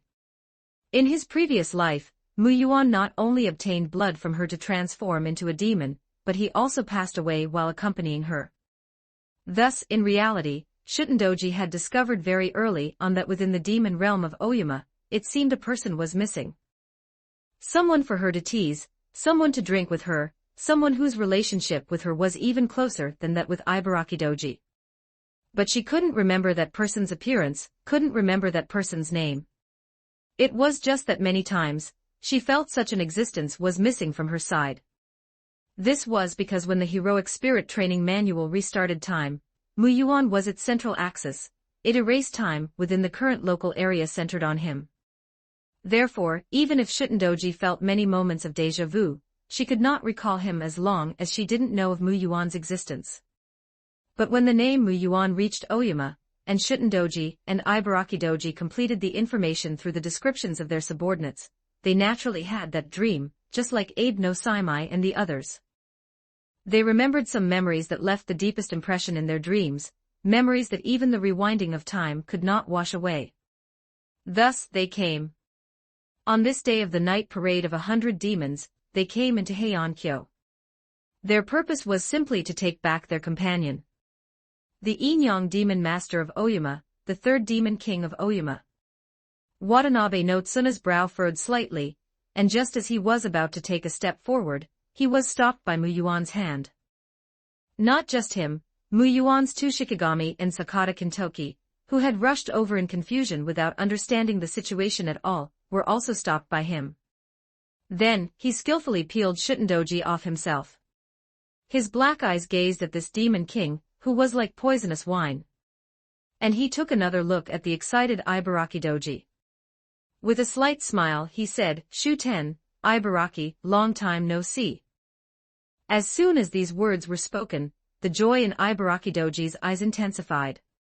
For this meant that he acknowledged his identity.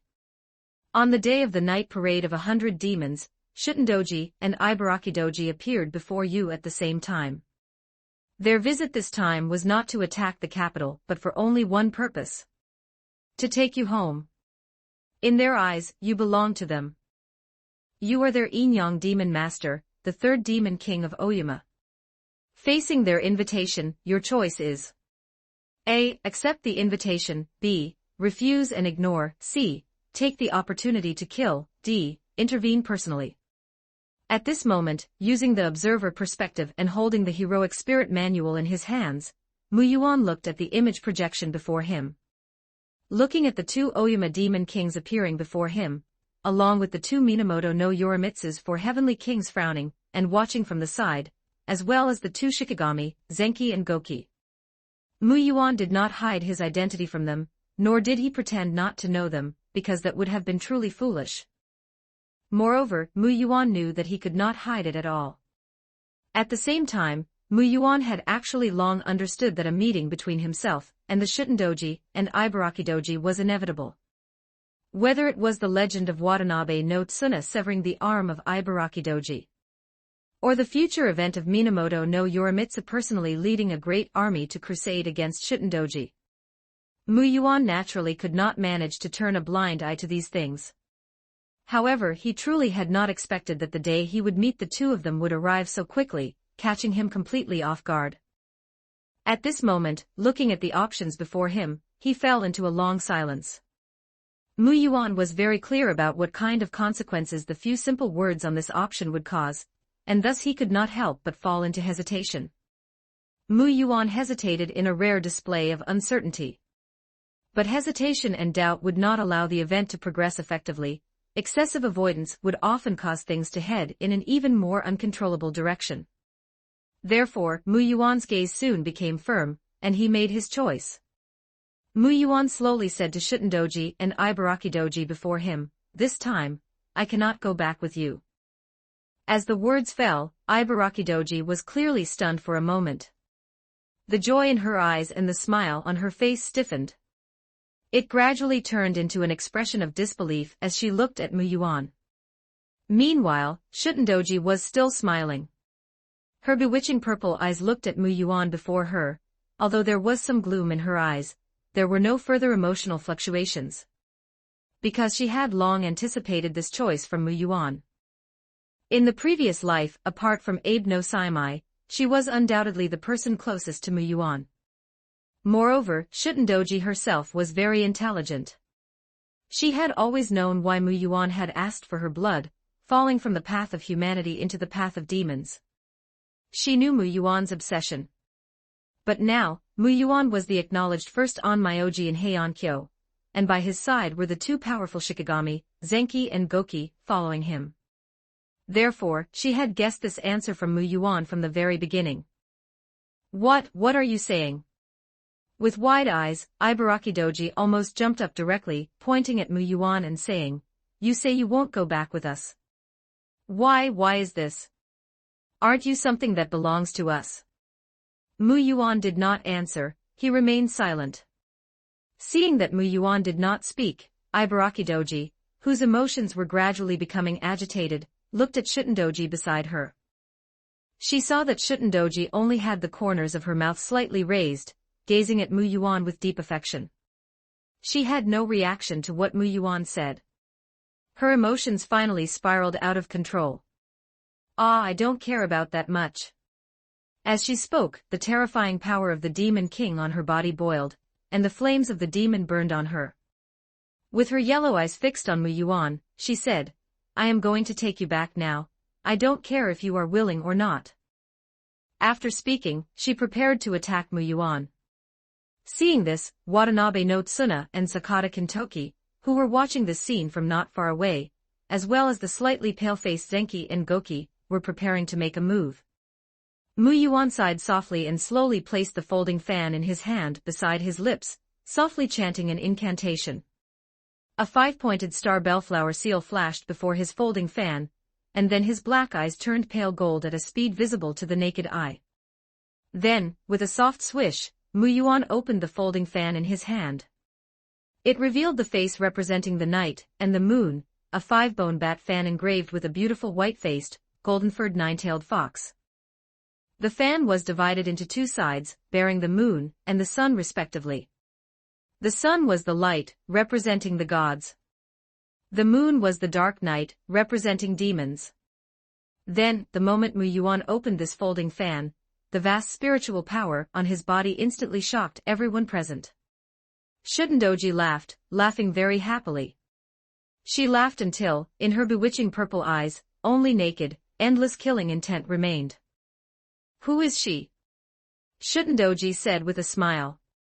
Her voice was still soft, carrying the scent of wine that tempted one to fall. "This is truly wonderful. After all, I have actually been worrying that my fine wine was missing a precious wine starter, but now I finally don't have to worry about that." "Mu Yuan, tell me quickly."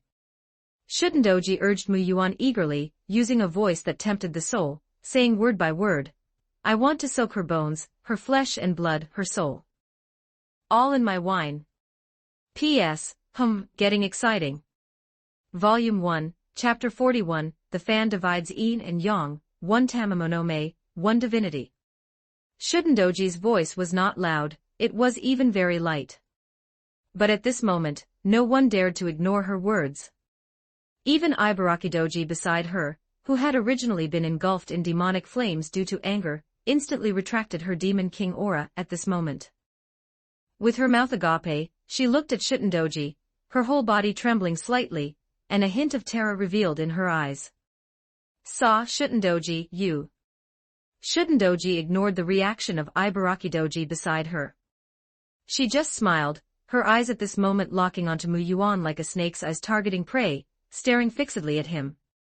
Staring at the white-faced, golden-furred nine-tailed fox engraved on the folding fan in his hand. Facing the pressure brought by Shutendoji at this moment, everyone was silent. Zenki and Goki both looked somewhat grim. As Mu Yuan's Shikigami, they should have gone to protect their master, but they discovered that they seemed unable to do anything. As for the head of the Minamoto no Yorimitsus for Heavenly Kings, Watanabe no Tsuna, and the Sakata Kintoki beside him, their faces were filled with gravity. The only one on the scene who could still maintain calmness and indifference was surely Mu Yuan. Facing the Shutendoji before him, after a moment of silent pause, he shook his head gently, refusing her. So Mu Yuan, you are not planning to tell me about her. Seeing this, the smile on Shutendoji's face became even more beautiful, so beautiful that Ibarakidoji beside her felt that even breathing became difficult at this moment. Since that is the case, can I understand it this way, between me and her, you have chosen her, and decided to betray me. The Shutendoji spoke slowly once again.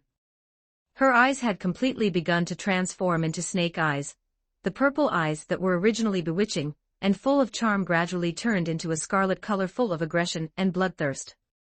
Even her short purple hair seemed to be growing, and was tinged with a hint of emerald color. Shutendoji stared fixedly at Mu Yuan, waiting for his answer.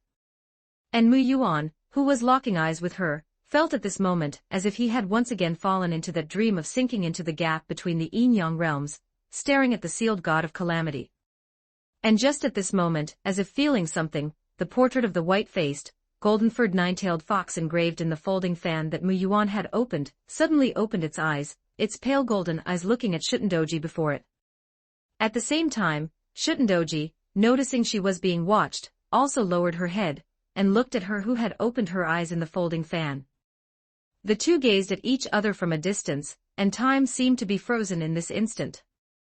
Until Mu Yuan, coming to his senses and noticing this, snapped the folding fan shut. I have never thought of betraying you. Mu Yuan replied, feeling somewhat helpless in his heart at the same time. You sleep your sleep, what are you trying to do by opening your eyes and looking over at this time? Could it be that you still think tonight's night parade of 100 demons isn't lively enough? Shutendoji answered indifferently, and the speed of her hair's transformation slowed down a bit. Incidentally, at this time, Ibarakidoji beside her was already so scared that her eyes were almost rolling back. She was frantically shaking her head and signaling to Mu Yuan from behind, telling him to listen to Shutendoji. But Shutendoji, I cannot go back with you. It's over. After Mu Yuan said this, Ibarakidoji's eyes rolled back completely. She was almost scared silly. But unexpectedly, upon hearing this, Shutendoji did not immediately fly into a rage, but was silent for a while before looking up at Mu Yuan and saying, Yin-yang art's really that important to you? Because of some things. Mu Yuan answered calmly, it is something I must obtain, even, it is one of the purposes for my coming here. Shutendoji did not answer, she stared at Mu Yuan for a long time before saying, then what if I say that right now, I am going to take you back regardless of everything? Mu Yuan, you know we are the demon race, we only do things and enjoy ourselves as we please, we will never wrong ourselves. And as long as you are willing to go back with us, then. As she spoke, Shutendoji's eyes glanced at the folding fan in Mu Yuan's hand, spat out a sound and said, I can also, for the time being, not pay attention to it. If it is to go play occasionally, naturally I can.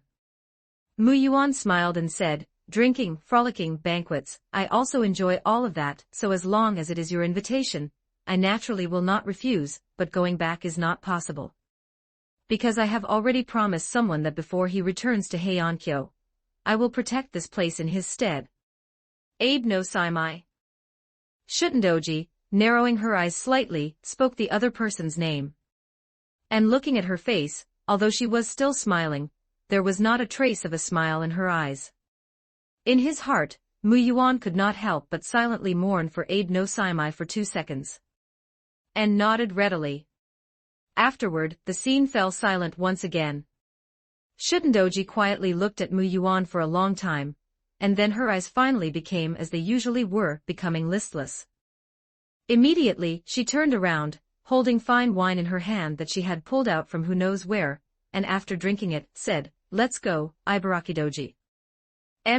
Okay. Ibarakidoji, with demonic flames reigniting on her body, raised a huge stone axe in her hand, a wild smile on her face, just as she was preparing for a great battle. Wait. Shutendoji, what are you saying?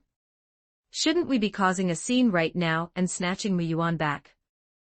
Ibarakidoji, having realized what was happening, looked at the Shutendoji who was walking past her ready to go home, her eyes wide, and her face full of bewilderment. That's right, according to the habits of the Shutendoji and Ibarakidoji, in the current situation, no matter how nicely Muyuan spoke, they should have ignored all that and just made a move to forcefully pack Muyuan up and take him back. After all, they were demons, pursuing pleasure, indulging in enjoyment, demons who simply would not care or consider that much. Even Muyuan, looking at Shutendoji's petite back at this moment, had a look of puzzlement in his eyes.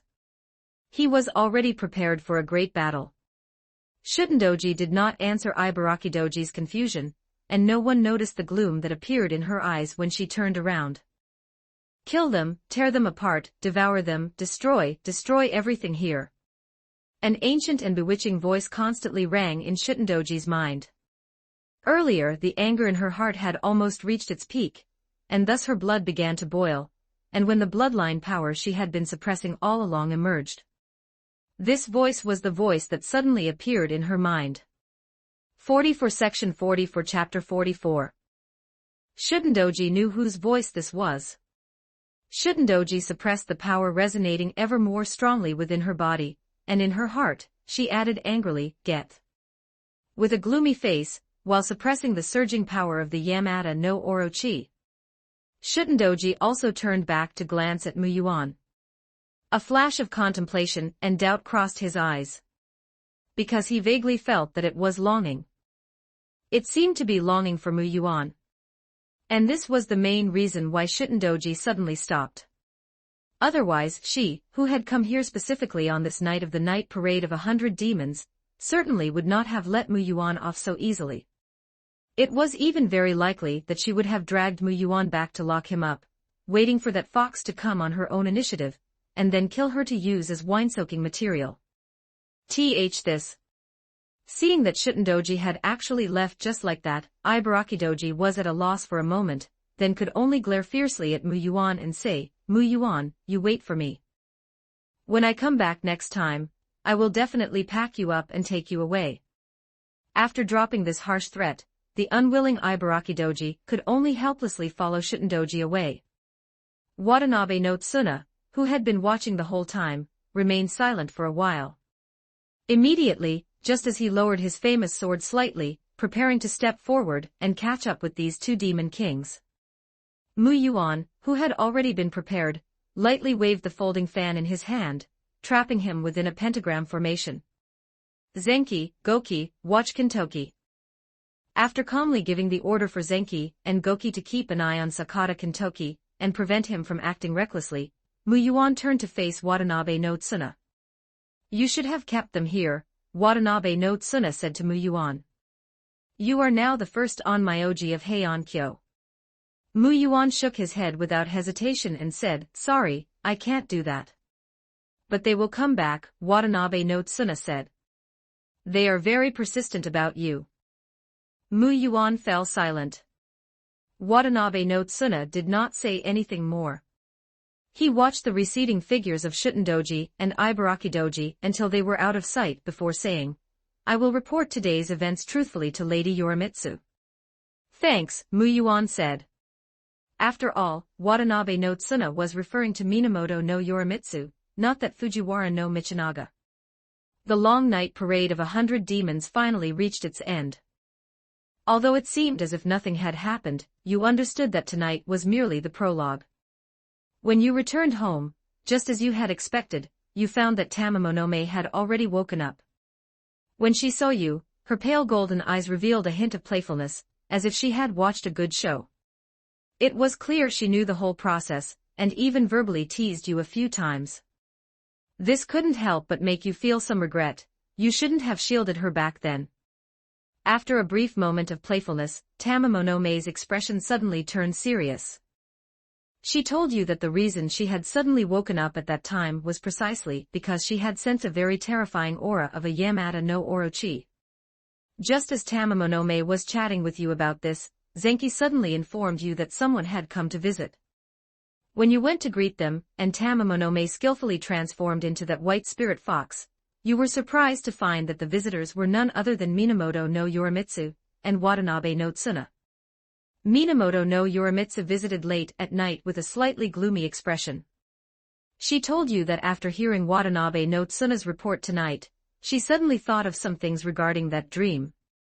She told you that in that dream, just when you were about to leave with Shutendoji, a terrifying power suddenly surged from your body.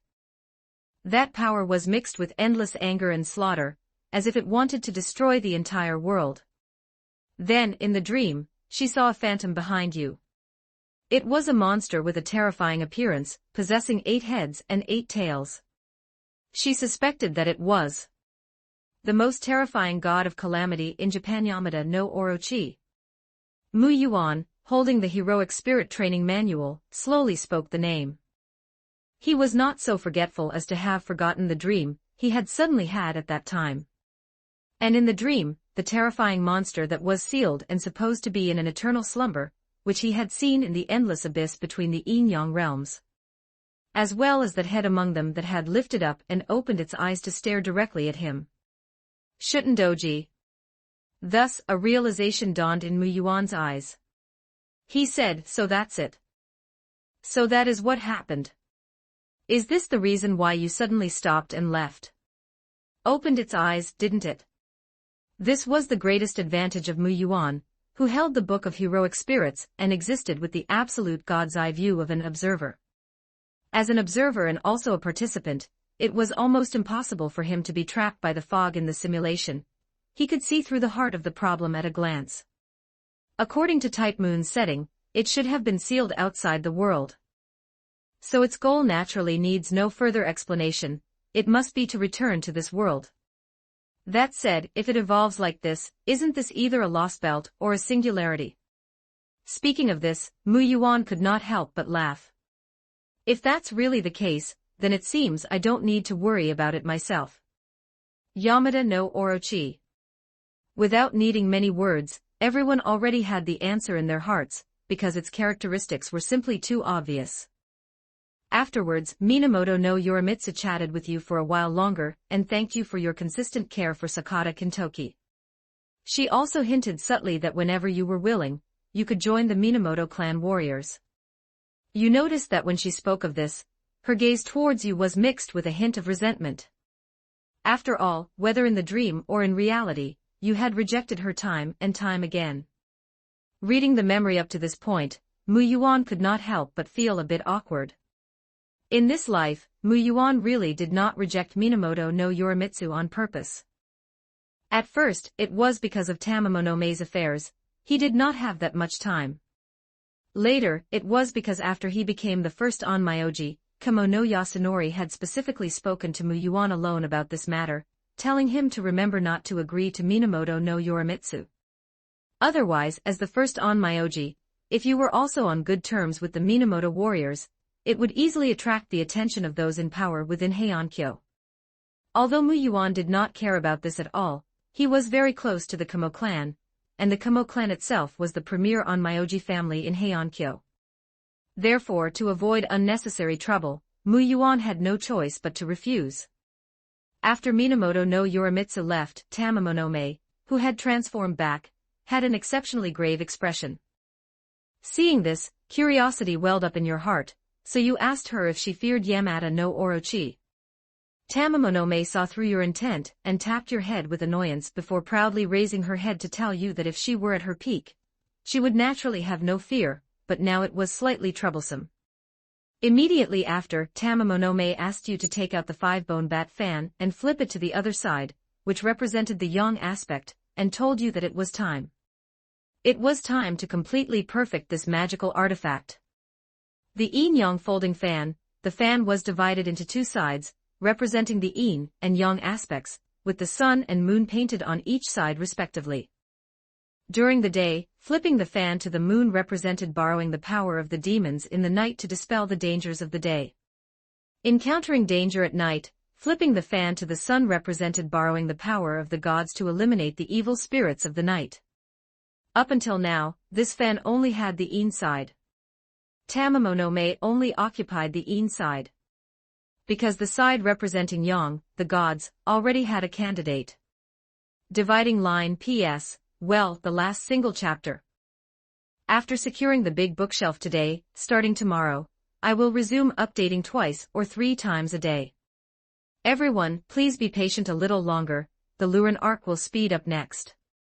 Volume 1, Chapter 42. Giving Amaterasu the best gift. You naturally knew who that deity Tamamonome was referring to, but you were a bit hesitant, saying that it seemed you had been bothering her too much all this time. Tamamonome merely chuckled at this, telling you that since she had bestowed the surname Amaterasu upon you back then, there was no such thing as bothering her. On the contrary, if you did not go to seek her out but sought someone else instead, that would be truly inappropriate. Therefore, the next day, after bidding farewell to everyone, you immediately headed to Shinoda Forest to visit the fox immortal there, who was also Abe no Saimai's mother, Kuzunoha. After you explained your purpose, she did not hesitate, and took you to the place where the Inari god currently resided. This time, Amaterasu did not refuse to let you in like in the previous life.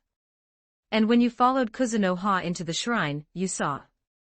The shrine, the sky was slightly bright, the hazy morning light removed the veil of night, illuminating the world. In the scattered morning light, located in the dance hall of the shrine, you saw a white-haired woman wearing a shrine maiden's outfit, Amaterasu sitting inside. Then, the moment the sunlight shone on her, she stood up. Holding the gold and silver fan in one hand and the Kagura bell in the other, she began to move lightly in the shining sunlight. Amaterasu's steps were light and graceful. Accompanied by the light ringing of the Kagura bell, her beautiful white hair drifted along with her dance steps. Her expression was solemn, and her dance was stunningly beautiful. This was the Kagura dance, a beautiful dance rumored to be dedicated specifically to the gods. Now that Amaterasu was appearing as a shrine maiden, it was not inappropriate for her to perform this dance. After a long while, the song ended. Amaterasu stopped and sat down quietly.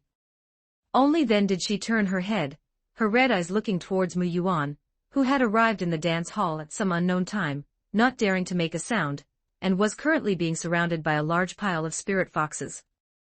A hint of a smile appeared in her eyes. "You're back." Muyuan pushed away the spirit fox that had crawled onto him, who was also one of the siblings from back then, and nodded to Amaterasu with a smile, saying, "I'm back, Amaterasu." Regarding the issue of what to call Amaterasu, Muyuan had actually been troubled. He had called her Lady Amaterasu, Lady Inari God, and Lady Amaterasu, but he found that no matter which term of address he used, it would be met with her gaze. She neither objected nor approved, she just looked at Muyuan. Therefore, in the end, Muyuan just used Amaterasu to address her, just as he had at the beginning. As for the reason, Muyuan had actually asked her unintentionally later on, but the reason was simpler than he had thought. It was just because although those titles represented respect, they made her feel a bit distant. Amaterasu watched the playfulness between the spirit foxes and Muyuan with a smile, and after a while, she said, "Come here." Muyuan obediently came before her. He saw Amaterasu holding the Kagura bell, and the gold and silver fan, shaking the bell gently while fanning Muyuan lightly. The breeze brought by the gold and silver fan caused a black and red phantom to appear from Muyuan's body, which was then driven out and transformed into the phantom of a black snake. Muyuan noticed this scene, and was just about to stand up in surprise, but he found that Amaterasu had stood up a step earlier. While pressing on his shoulder to tell him not to move, she came before the black snake struggling on the ground.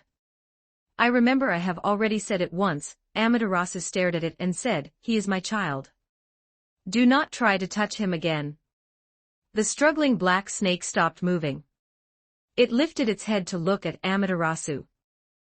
Although it did not speak, a hint of mockery clearly flashed in its crimson eyes. Seeing this, even in Amaterasu's eyes, a flash of anger appeared. And as if sensing her anger, the spirit foxes that had been sitting quietly on the side suddenly stood up, rushed towards the phantom, tore it to shreds, and devoured it completely. The Yamata no Orochi, the god of calamity. Amaterasu sighed softly, then turned her head, and placed her gaze back on Muyuan. Her eyes revealed worry as she said, "The thing I worried about most has happened. Muyuan, it has set its sights on you." Afterwards, Amaterasu told you everything. The Yamata no Orochi, the god of calamity, was originally a disaster sealed in the abyss between the yin-yang realms, trapped in an eternal slumber. But during a bloodline flow it sensed unintentionally, it suddenly discovered your existence. That's right, the last bloodline flow was precisely when you chose to head to Oyama, and obtained blood from Shutendoji to enter the path of the demon. Situated in the abyss between the yin-yang realms, it, who was already outside the world, saw it. It saw your future and your present. Therefore, this allowed it to see a sliver of possibility from a possibility to return to this world once again from outside the world. Chapter 45, Outside the World. At this moment, Muyuan, holding the heroic spirit training manual in his hand, couldn't help but show a grave expression in his eyes. The future and the present are actually quite easy to understand. That dream, Muyuan muttered thoughtfully. Indeed, that dream, the one Muyuan experienced at the end of his last simulation, where he kept falling and saw the true form of Yamata no Orochi. At that moment, it saw the Muyuan of the Heiankyo era, and the Muyuan of the Fuyuki City period simultaneously. This was not impossible. After all, this was the Type Moon world. Setting aside various things like clairvoyance, Yamata no Orochi itself already existed outside the world, in a place where time did not flow. If it were the future, Yamata no Orochi would certainly have no ability to escape from the yin-yang realms and return to reality. But the era Muyuan was currently simulating was the Heiankyo period, an era when the gods had not yet completely departed. Has really become difficult to handle. After sorting out his thoughts from Amaterasu's words, a bitter smile appeared on Muyuan's face. At the same time, this made Muyuan realize one thing. That is, the heroic spirit training manual is indeed powerful, possessing the power to reshape history and mold heroic spirits. But as the era shifts further back and the level of mystery encountered becomes higher, it is highly likely that uncontrollable situations will arise. After learning all this from Amaterasu, you suddenly understand why Tamamonome wanted you to see her immediately and said it was time to perfect the Dharma tool. You ask Amaterasu if there is a way to stop it. She thinks for a long time before telling you that although she has temporarily dispelled the phantom on you, it has actually already noticed and observed your existence. However, it is only that. It is, after all, sealed. Especially in this era, most gods have already departed, and before long, everyone will be rejected by the world and forced to leave. Therefore, it cannot actually do anything to you. But there is one person who might be affected by it, and that is the Demon King of Oyama Shutendoji. Therefore, you need not do anything, just be slightly careful and try not to have too much contact with Shutendoji, and nothing will happen. Shuten. Yamata no Orochi. Muyuan looked at the text appearing on the heroic spirit training manual. He understood why that phantom appeared on him. It must have been because of that meeting with Shuten during the night parade of 100 demons. In other words, if I want to avoid trouble from Yamata no Orochi, as much as possible, I need to find a way early on to have Minamoto no Yorimitsu eliminate Shutendoji. Muyuan was very smart. Although Amaterasu didn't say it explicitly, he had already heard the underlying meaning in her words. This inevitably caused Muyuan to fall into silence. Amaterasu was in no hurry for you to answer regarding Shutendoji. Instead, she asked why you returned this time. You replied about the 5-bone bat fan. Upon hearing this, Amaterasu merely nodded, her eyes showing no surprise, as she clearly already knew. At that moment, you added that you also returned because you hadn't seen her for many days and missed her very much. Amaterasu was stunned for a long time, looking quite surprised, simply because both of your statements were the truth. You were not so foolish as to lie to a deity. Afterward, you stayed there for a few more days. As for Kuzunoha, she had already departed after bringing you here. During this time, you gave the things you brought to Amaterasu as gifts and offerings. Although she accepted them all happily, her favorite offering was the delicious food you personally made for her, the fried tofu. Due to Tamamonome's training, you had some insights into how to please a fox. You did your best to take care of Amaterasu during this time. Although your care made Amaterasu feel very unaccustomed, she also saw that the reason you did these things was to thank her for her constant care for you. Therefore, she humored you and frequently showed a gratified and happy smile. Time passed quickly, and in the blink of an eye, more than a month had gone by. One day, Amaterasu suddenly found you and said she wanted you to paint a picture for her. You agreed. That day she sat under the blooming cherry blossom tree in the shrine. She was not in her shrine maiden form, but appeared before you with the morning sun as her crown, and the night as her robes, revealing her divine form as the Inari god. Pure white spirit foxes surrounded her. With a paintbrush in hand, you personally painted this beautiful scene for her. When you finished painting, you felt very fortunate. Thanks to Tamamonome's persistence, you had learned this skill, and could preserve this beautiful moment. After you finished, Amaterasu came over to take a look. After nodding in satisfaction, she smiled and gently shook the kagura bell in her hand. Amidst the sound of the bell, when you came to your senses, you found that the canvas before you had disappeared, replaced by your familiar folding fan. And on the folding fan, the side representing the deity had now completed its engraving. It was the figure of Amaterasu that you had personally painted. She told you that this was the best gift she had ever received from you. P.S. One update in the afternoon, one in the evening. I sent that the daily routine. However, this afternoon's update was indeed a bit slow. Sorry, I'm just slow with my hands. Luren is really working hard on coding. Volume 1, Chapter 43. Yes, soon, you return to Heiankyo. In fact, you didn't say goodbye to Amaterasu. You just woke up one morning to find yourself already back at Kuzunoha's residence in the Shinoda forest. When you returned to Heiankyo, you immediately attracted the attention of many people, simply because you are the current #1 on Myoji in Heiankyo. You spent some time dealing with trivial matters like being summoned to the palace before finally returning to your own residence. When you returned, you saw Tamamonome still lying on that rock. She didn't say much about your return, only giving a slight nod. Tamamonome didn't ask if your trip was successful, as she had already guessed the outcome. In fact, to be precise, she held a bit of a grudge against Amaterasu. Because in her dreams, she remembered being shot at by her with an arrow. Although it didn't hit, foxes are very vengeful creatures. And when she looked at your folding fan, and saw how beautiful Amaterasu was in the painting, sitting under the cherry blossom tree with spirit foxes nearby, and a smile on her lips, and then looked at her own side with that simple engraving of a white-faced, golden-furred fox.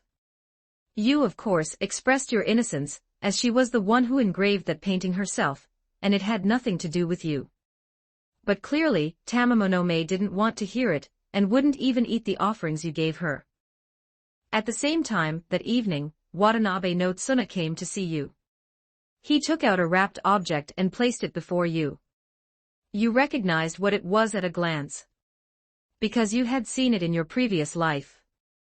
Ibaraki Doji's severed arm. In Muyuan's home, when he saw Watanabe Northwest Tsuna place Ibaraki Doji's severed arm before him, he was clearly stunned for a moment. Then, without even needing Watanabe no Tsuna to explain the sequence of events, he understood what was going on in his heart. After all, in his previous life, he was the Inyang demon master of Oyama. Ibaraki Doji's personality was undoubtedly very impulsive. Therefore, after she failed to take Muyuan away that day, it was impossible for her to just let it go. Muyuan estimated that during the time he was staying at Amaterasu's place, she must have run into Heiankyo to cause trouble more than once. What day is this? After a brief silence, Mu Yuan asked Watanabe no Tsuna. The 6th day. Tomorrow is the 7th, Watanabe no Tsuna replied. The 6th day. It happens to be today. Recalling the legend of Anakiri, where Ibarakidoji retrieved her arm on the 6th day, Mu Yuan couldn't help but smile. Brother Tsuna, then do you think? Mu Yuan looked at Watanabe no Tsuna, but before he could finish his sentence, he saw Watanabe no Tsuna stand up. I was never here today. After saying that, Watanabe no Tsuna gave a bow to Mu Yuan and turned to leave. Mu Yuan was stunned for a moment. Watching Watanabe no Tsuna's departing back and then looking at the severed arm before him, how could he not understand his meaning? After all, on that night of the night parade of 100 demons, he was one of the witnesses. Mu Yuan was speechless. He rose and bowed to Watanabe no Tsuna's back, noting the matter in his heart. Then he said to the two Shikigami beside him, Zenki and Goki, Zenki, go and open the door. Also, bring out all the best wine in the house. After saying that, Mu Yuan looked at Tamamonome, who was sitting inside the invisibility barrier, holding the folding fan and pouting as she flipped it over and over, getting angrier the more she looked at it. Fox teacher. Tamamonome ignored Mu Yuan. Lady Tamamonome. She still ignored him. Fox sister. Tamamonome finally looked up, rolled her eyes at Mu Yuan, then threw the folding fan to him. Without waiting for Mu Yuan to speak, she gave a huff, transformed into a fox, and ran out. Watching all this from the side, the mature Goki, who was struggling to hold back her laughter, smiled at the embarrassed Mu Yuan and asked, Master, do you need me to go and invite Lady Tamamonome back? No, I'll go personally tomorrow.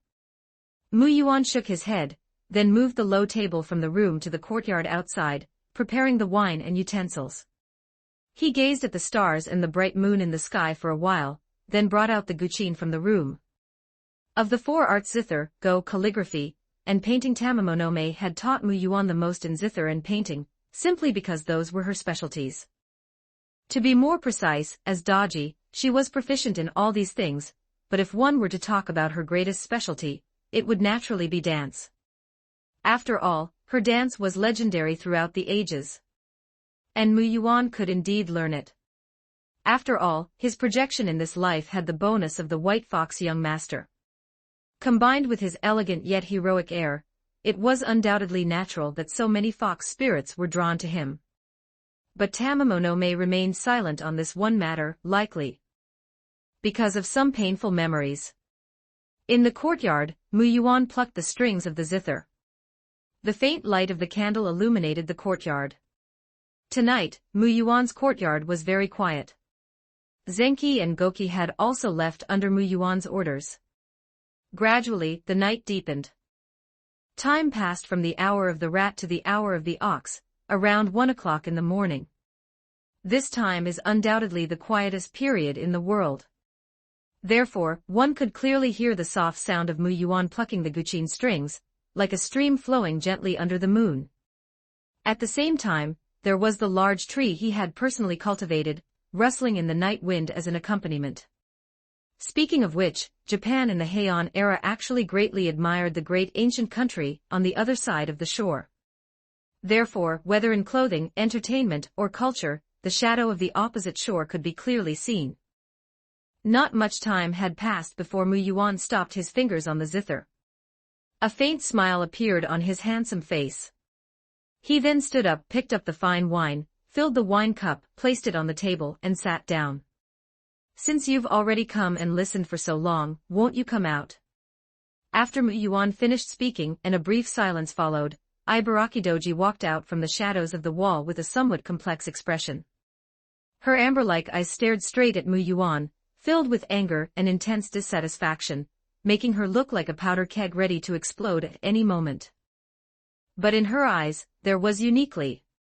She walked over and opened her mouth, originally wanting to say something to Mu Yuan. She had many words of accusation, and venting she wanted to speak, but seeing Mu Yuan drain his wine in one gulp before her, she didn't know exactly what to say.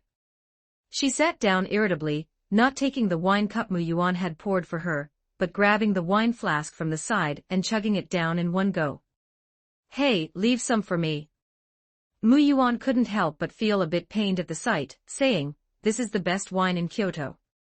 Even I don't get much from the palace." "Is that so? But how come I think Shuten's wine is countless times better than this?" Ibaraki, who had drunk more than half of it in one gulp, gave a wine burp toward Mu Yuan.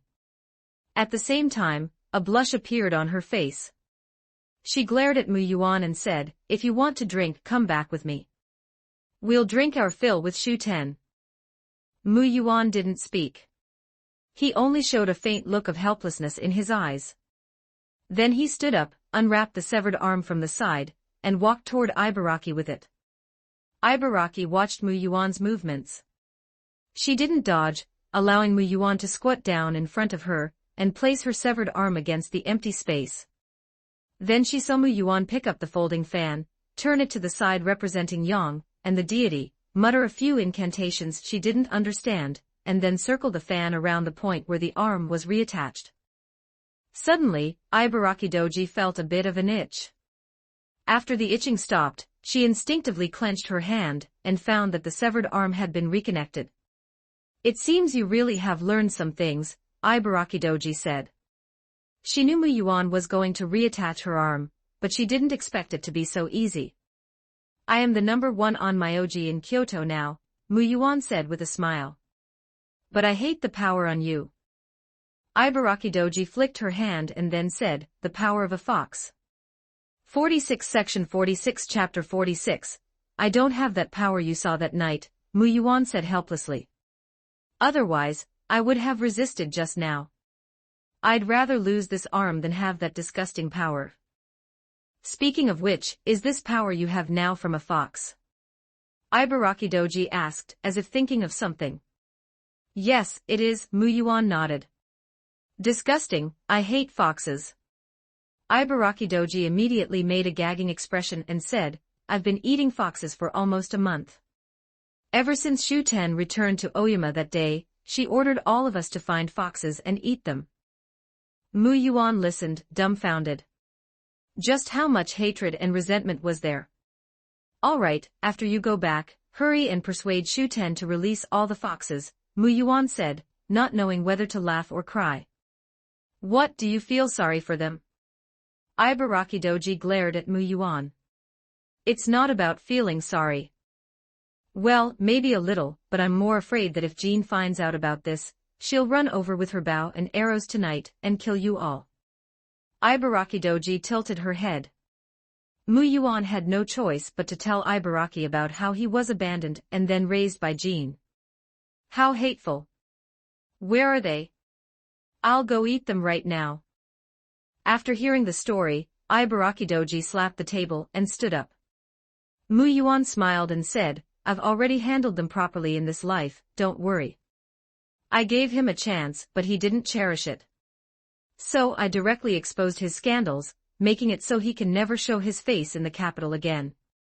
At the same time, I erased the woman's memories of him.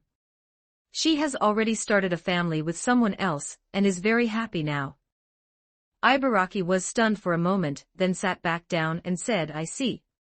After saying that, she drank some sake for a while, then peeked at Mu Yuan cautiously and asked, "Then, will you come back with me tonight?" Mu Yuan thought for a moment, looked at her severed arm, and said with a smile, "If your arm had just been severed, I might have personally escorted you back. But now, sorry, I probably won't be able to go back for a while." Hearing this, Ibaraki Doji gritted her teeth, and was about to break the arm that had just been reattached, but she was stopped by Mu Yuan's folding fan. Then, seeing Mu Yuan's somber face and clearly angry expression, Ibaraki Doji shrank back her head. "Ibaraki, I really can't go back now, and because of some things, I think Shuten probably wouldn't let me back right now either," Mu Yuan said to Ibaraki with a hint of pain. Ibaraki asked directly. Mu Yuan hesitated for a moment, then patted her head. But Ibaraki angrily slapped his hand away. "Humph, if you won't say it, I'll go back and ask Shuten myself." After saying that, Ibaraki stood up and turned to leave. Halfway there she suddenly stopped, turned back to Mu Yuan, and said, "For the sake of the sake and the hand tonight, I won't capture you. But I'll be back soon, and next time, I won't care about any reasons, I'm definitely taking you back." With that, Ibaraki left. Mu Yuan watched her depart, sat down again, and took a few sips from the sake set. Just as he drank, he heard someone say by his ear, "Haven't I told you many times to drink less of that stuff?" Mu Yuan turned his head and found Tamamonome, who had returned. Moreover, she was now wearing a very magnificent and noble court dress, which complemented her already peerless beauty. Even Mu Yuan, who had been staying with her every day for the past few months, was dazed for a good while. Tamamonome didn't say anything upon seeing this, but the corners of her mouth curled up slightly. Then, without a word, she reached out, causing the folding fan on Mu Yuan to fly into her hand. After opening it and giving it a gentle stroke, she threw it back to Mu Yuan and sat down on a nearby rock. As she sat, she observed her surroundings, adjusting her posture and angle. Mu Yuan watched her, completely bewildered and confused. It wasn't until he noticed that Tamamonome's behavior was very similar to the feeling of posing for a photo in the future that he suddenly realized. He picked up the folding fan and looked. Sure enough, the image of the white-faced, gold-furred nine-tailed fox originally engraved on it had disappeared. By this time, Tamamonome had already struck a pose, her pale gold eyes fixed on Mu Yuan. Mu Yuan knew very well that if he dared to say a few extra words right now, he probably wouldn't have a good time for a long while in the future. So he obediently got up and went into the room to find his painting brushes. Then by the moonlight, he opened the folding fan, and was about to start painting. However, he froze in place for a long time without making a single stroke. Tamamonome gradually grew impatient and said, "What's wrong?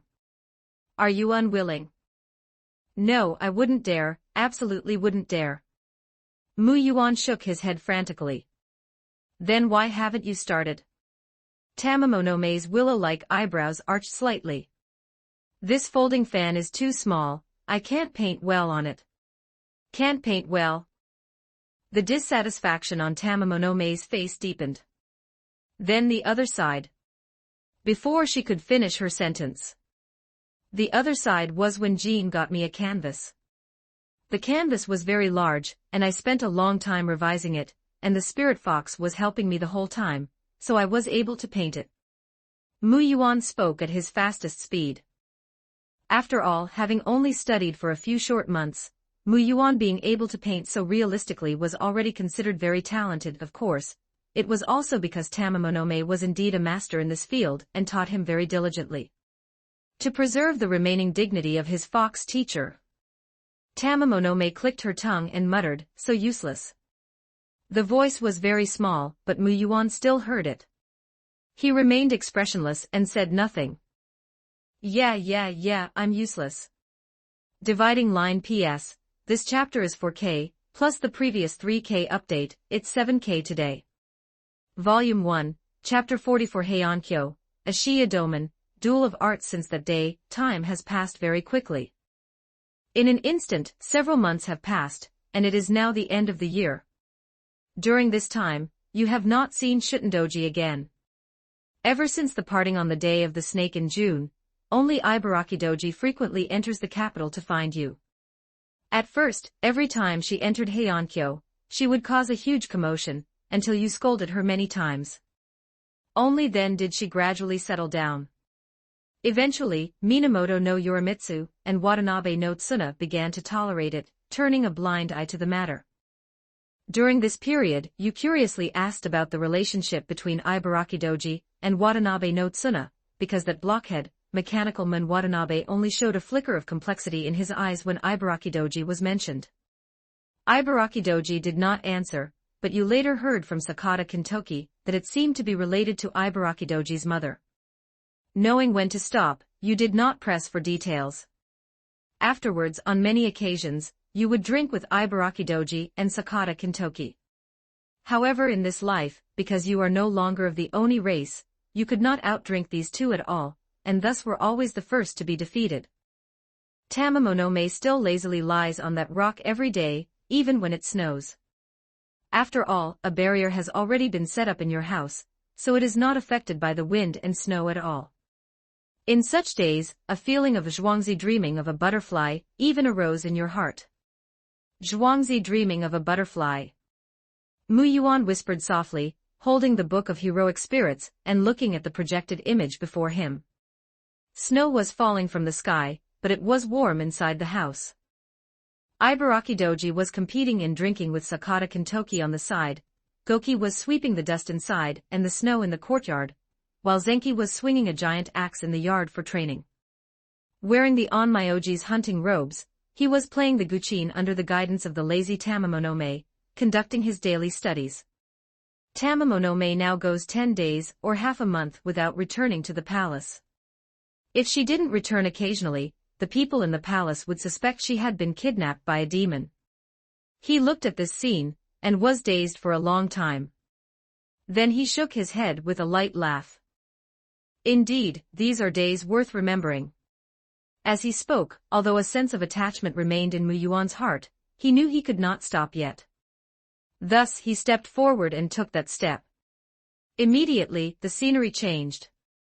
Inside the Onmyo agency of Heiankyo, a man appeared before Mu Yuan. The man's pupils were like polished obsidian, and a smile so cruel it could be called perfect hung on his face as he appeared before Mu Yuan. This humble monk greets Mu Yuan. Inside the Onmyo agency, the man performed a perfectly polite salute to Mu Yuan, then smiled and said, "I have long heard of your great name, Mu Yuan. Today I finally have the chance to meet you. I wonder if you would be willing to discuss the way of yin and yang with this humble monk." Mu Yuan looked at the man before him. Then he smiled. "See, haven't they met again? The last of the three great Onmyoji of Heiankyo. And also the greatest enemy in the life of the great Onmyoji Abe no Saimai Ashiya Doman. Ashiya Doman has arrived. His arrival quickly caused unexpected trouble for you, as the Onmyo agency was instantly divided into three factions. One faction consisted of the Onmyoji, who were truly won over by you during your rise over the past year, and followed you. Another faction consisted of those who had always been displeased with you, had not befriended you, or were even unwilling to befriend you. They all chose to follow Ashiya Doman. As for the last group, they naturally chose to remain neutral and follow Kamo no Yasunori. The number of people following you was the smallest, mainly because you had been obscure for so long, and then suddenly rose to prominence, becoming the top among the Onmyoji. This caused many to feel intense jealousy toward you. The people in the Heiankyo Palace also seemed happy to see this situation, so no one stepped in to mediate the conflict. Thus, the turmoil continued for quite some time. In fact, you understood in your heart that this was also the way the people in power expressed their dissatisfaction with you.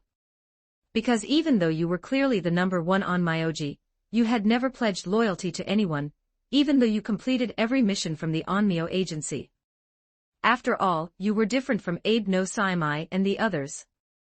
The reason you stayed at the Onmyo agency, besides leaving your mark on history, was mainly because of your promise to Abe no Saimai. Until that day, when Ashiya Doman, who had been preparing for a long time, felt the time was ripe and sought you out for a duel of arts. Facing Ashiya Doman's invitation, you did not refuse. After all, you had no reason to refuse an event that could leave behind a legendary tale. On that day you and Ashiya Doman were in the palace. Besides all the Onmyoji from the Onmyo agency, many others came as well. Even the emperor of this era came to watch the duel between the two of you. Heiankyo, inside the hall of the Onmyo agency. At this moment, Mu Yuan and Ashiya Doman stood in the sun-drenched courtyard. Mu Yuan was wearing pure white Onmyoji hunting robes, while Ashiya Doman was dressed as a Japanese monk. At the same time, Mu Yuan held a white spirit fox in his arms. Coupled with his handsome face that held a charm like a fox and his snow-white attire. Even Ashiya Doman, who didn't care about appearance at all, couldn't help but feel a sense of defeat at this moment. He felt that even before the formal duel had begun, he had already lost a round. At this moment, many people were gathered around the courtyard. Minamoto no Yorimitsu, accompanied by her 4 heavenly kings, sat respectfully beside the current powerful minister Fujiwara no Michinaga.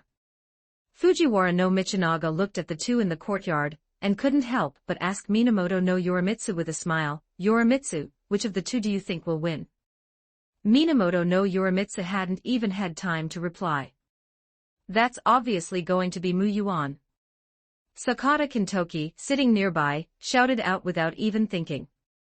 Just after shouting, he was glared at by the other heavenly kings and shrank his head back. "Ha ha ha, just as the rumors say, this child is indeed very close to Muyuan," Fujiwara no Michinaga laughed loudly. Chapter 47. At this moment, Murasaka Shikibu, who had been sitting quietly to the side with little presence, also spoke up, saying, "I also believe that Muyuan should be the victor." Fujiwara no Michinaga glanced at Murasaka Shikibu and said, "So even you believe that Muyuan is the stronger one?" Murasaka Shikibu nodded. Fujiwara no Michinaga said no more, only smiling as he looked at the two men in the arena, then suddenly remarked, "Speaking of which, this child who was picked up by Dr. Kamo, how old is he this year?" Kamo was Dr. Kamo Tadayuki, the Onmyoji teacher who had entrusted Zenki and Goki to Muyuan. He was now advanced in years and rarely made public appearances. "This year." Minamoto no Yorimitsu was stunned, clearly not understanding why he would ask such a thing. After a moment's hesitation, she answered, "He has not yet reached the age of weak crown." The age of weak crown meant 20. He still had a year or two to go. Approaching the age of weak crown, then, Fujiwara no Michinaga said. "As far as I know, he doesn't seem to have started a family yet, right? Furthermore, I've heard that this child doesn't seem very close to us. But since you all trust him so much, I naturally do the same." Looking at the smiling Fujiwara no Michinaga, who was speaking to her with such pointed implications. Understanding what was happening, Minamoto no Yorimitsu lowered her head and remained silent. After all, she couldn't possibly agree to anything on Muyuan's behalf. Seeing Minamoto no Yorimitsu's reaction, Fujiwara no Michinaga, having touched upon the subject, smiled and said nothing further. Shortly after, the spellcasting duel officially began. The white spirit fox jumped down from Muyuan's lap. Muyuan watched her leave with a look of regret, his face practically screaming that he hadn't petted her enough. The spirit fox flicked her tail, her pale gold eyes glaring fiercely at Muyuan. After leaving him with a look that said, "Just you wait," she ran to the side and lay down. Then, Ashiya Doman was heard laughing. With a gentle wave of his hand, a massive canvas flew in from the distance and landed before the two men standing in the courtyard. It hung suspended in the air, never touching the ground. "I have long heard that Muyuan's painting is the finest in Heian-kyo. Countless noble ladies long for you to paint their portraits, yet so far only the famous Yuzao maiden of Heian-kyo has had that honor. In the art of painting, this humble monk is untalented, and knows he is no match for your hand. Therefore I can only request the gods and demons to do the work in my stead." As he spoke, Ashiya Doman reached out with a smile, and a paintbrush appeared in his hand. Then, to the gasps of the onlookers, the brush flew up on its own and began to paint across the canvas. Before long, a wild wolf was depicted on the canvas. The wolf was lifelike. Before anyone could step closer to examine it, it actually leaped out from the painting. It bared its teeth and looked around before finally locking its gaze onto the white spirit fox. With a howl, it gave chase to the spirit fox. Muyuan almost burst out laughing at the sight. The spirit fox narrowed her eyes. She originally wanted to swat it dead with one tail, or even just swat Ashiya Doman to death directly. But seeing so many people present, she had no choice but to reluctantly stand up and pretend to run away. After running for a while, she noticed Muyuan was just watching the show. She stopped and bared her teeth at Muyuan for a few moments.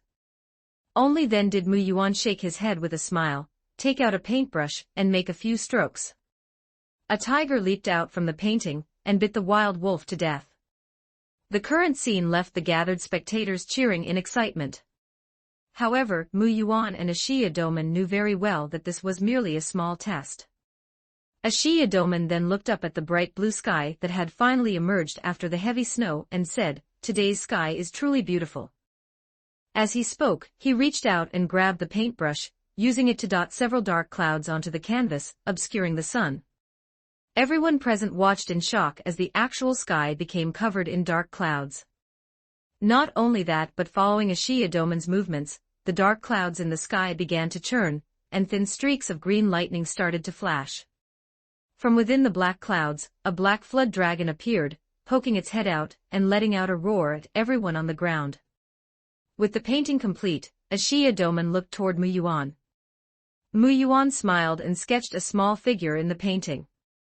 The figure jumped out, wearing a black haori and bearing some resemblance to Muyuan, with scars on his face. "Brother Tsuna, may I borrow your sword for a moment?" Muyuan called out to Watanabe no Tsuna. Watanabe no Tsuna threw his famous blade. The small figure caught it, then drew the sword and flew toward the flood dragon in the sky, slaying it with a single strike before the eyes of the crowd. A massive amount of blood fell, drenching the courtyard like a rainstorm. Before anyone could react, the small figure and the flood dragon vanished together. When the crowd came to their senses, they found the sky was still a clear azure blue. Ashiya-doman narrowed his eyes. His expression became serious as he painted a dark shadow on the canvas, enveloping the sun in the sky. Immediately, the world plunged into darkness. Muyuan smiled, gently waving the folding fan in his hand. He painted a bow and arrow on the canvas, then held the bow and shot toward the sun. The arrow struck down the darkness, and the world became bright once more. By this point, everyone was staring in a daze. Even Minamoto no Yorimitsu and the others were speechless with surprise. Only a few onmyoji who could see through the trickery, along with the spirit fox, curled their lips. These were actually just illusions, used to scare those who didn't know any better. As the duel reached this point, Ashiya-doman suddenly burst into laughter. He then painted a vast ocean on the canvas. Once finished, he lifted his foot and stepped into the painting. Muyuan gave a light laugh and shook his head, following him into the painting as well. Thunder and lightning raged inside the painting. After quite some time, the two emerged. When they came out, Muyuan's clothes were still perfectly clean, but Ashiya-doman was soaked through. Finally, Ashiya-doman let out a sigh. He bowed to Muyuan once more, then turned and left the place immediately. There was no need for further words, the victor had clearly been decided. It was long after Ashiya-doman had departed that the people present finally came to their senses. The spirit fox then looked at the shocked, incredulous, and even worshipful gazes directed at Muyuan by almost everyone present. She couldn't help but lift her head proudly. "Impressive, right? I taught him. The duel is over. Although you and Ashiya-doman did not actually use your full strength, nor did you use any lethal spells, you have indeed won." By the very next day, the news had already spread to every corner of Heiankyo. Murasaka Shikibu even came to see you on the spot, excitedly asking if she could record the event. You agreed. That evening, Fujiwara no Michinaga personally came to find you, intending to betroth one of his daughters to you. You refused, stating that with the demons not yet eradicated, how could you think of starting a family?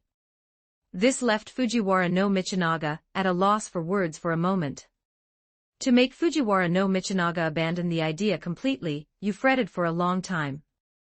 It happened that Minamoto no Yorimitsu was also present, and in a flash of inspiration, you subtly implied that you actually admired Lady Minamoto no Yorimitsu. After that day, you noticed Sakata Kintoki looking at you with an incredibly strange expression. Oh, by the way, that night you were beaten behind closed doors by Tamamonome again. Is petting a fox really so pleasurable that you can't stop yourself? You answered quite frankly, yes. And the trouble brought by Ashiya-doman's arrival is far from over.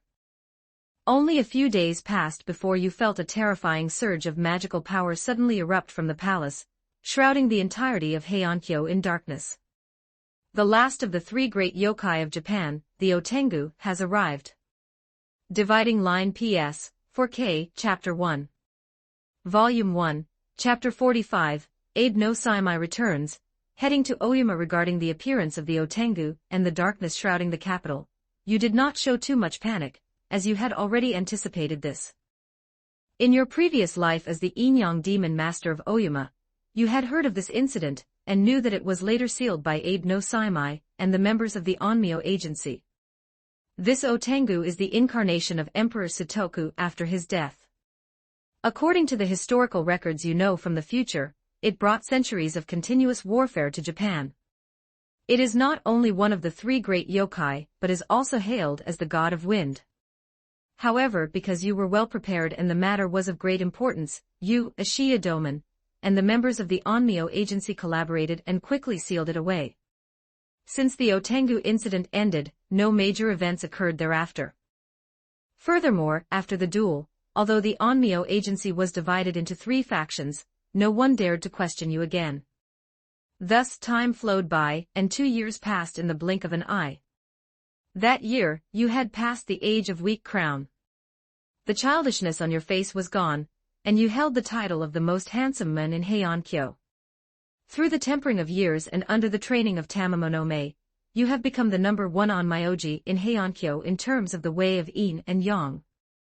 In terms of music, chess, calligraphy, and painting, you are now only slightly inferior to Tamamonome.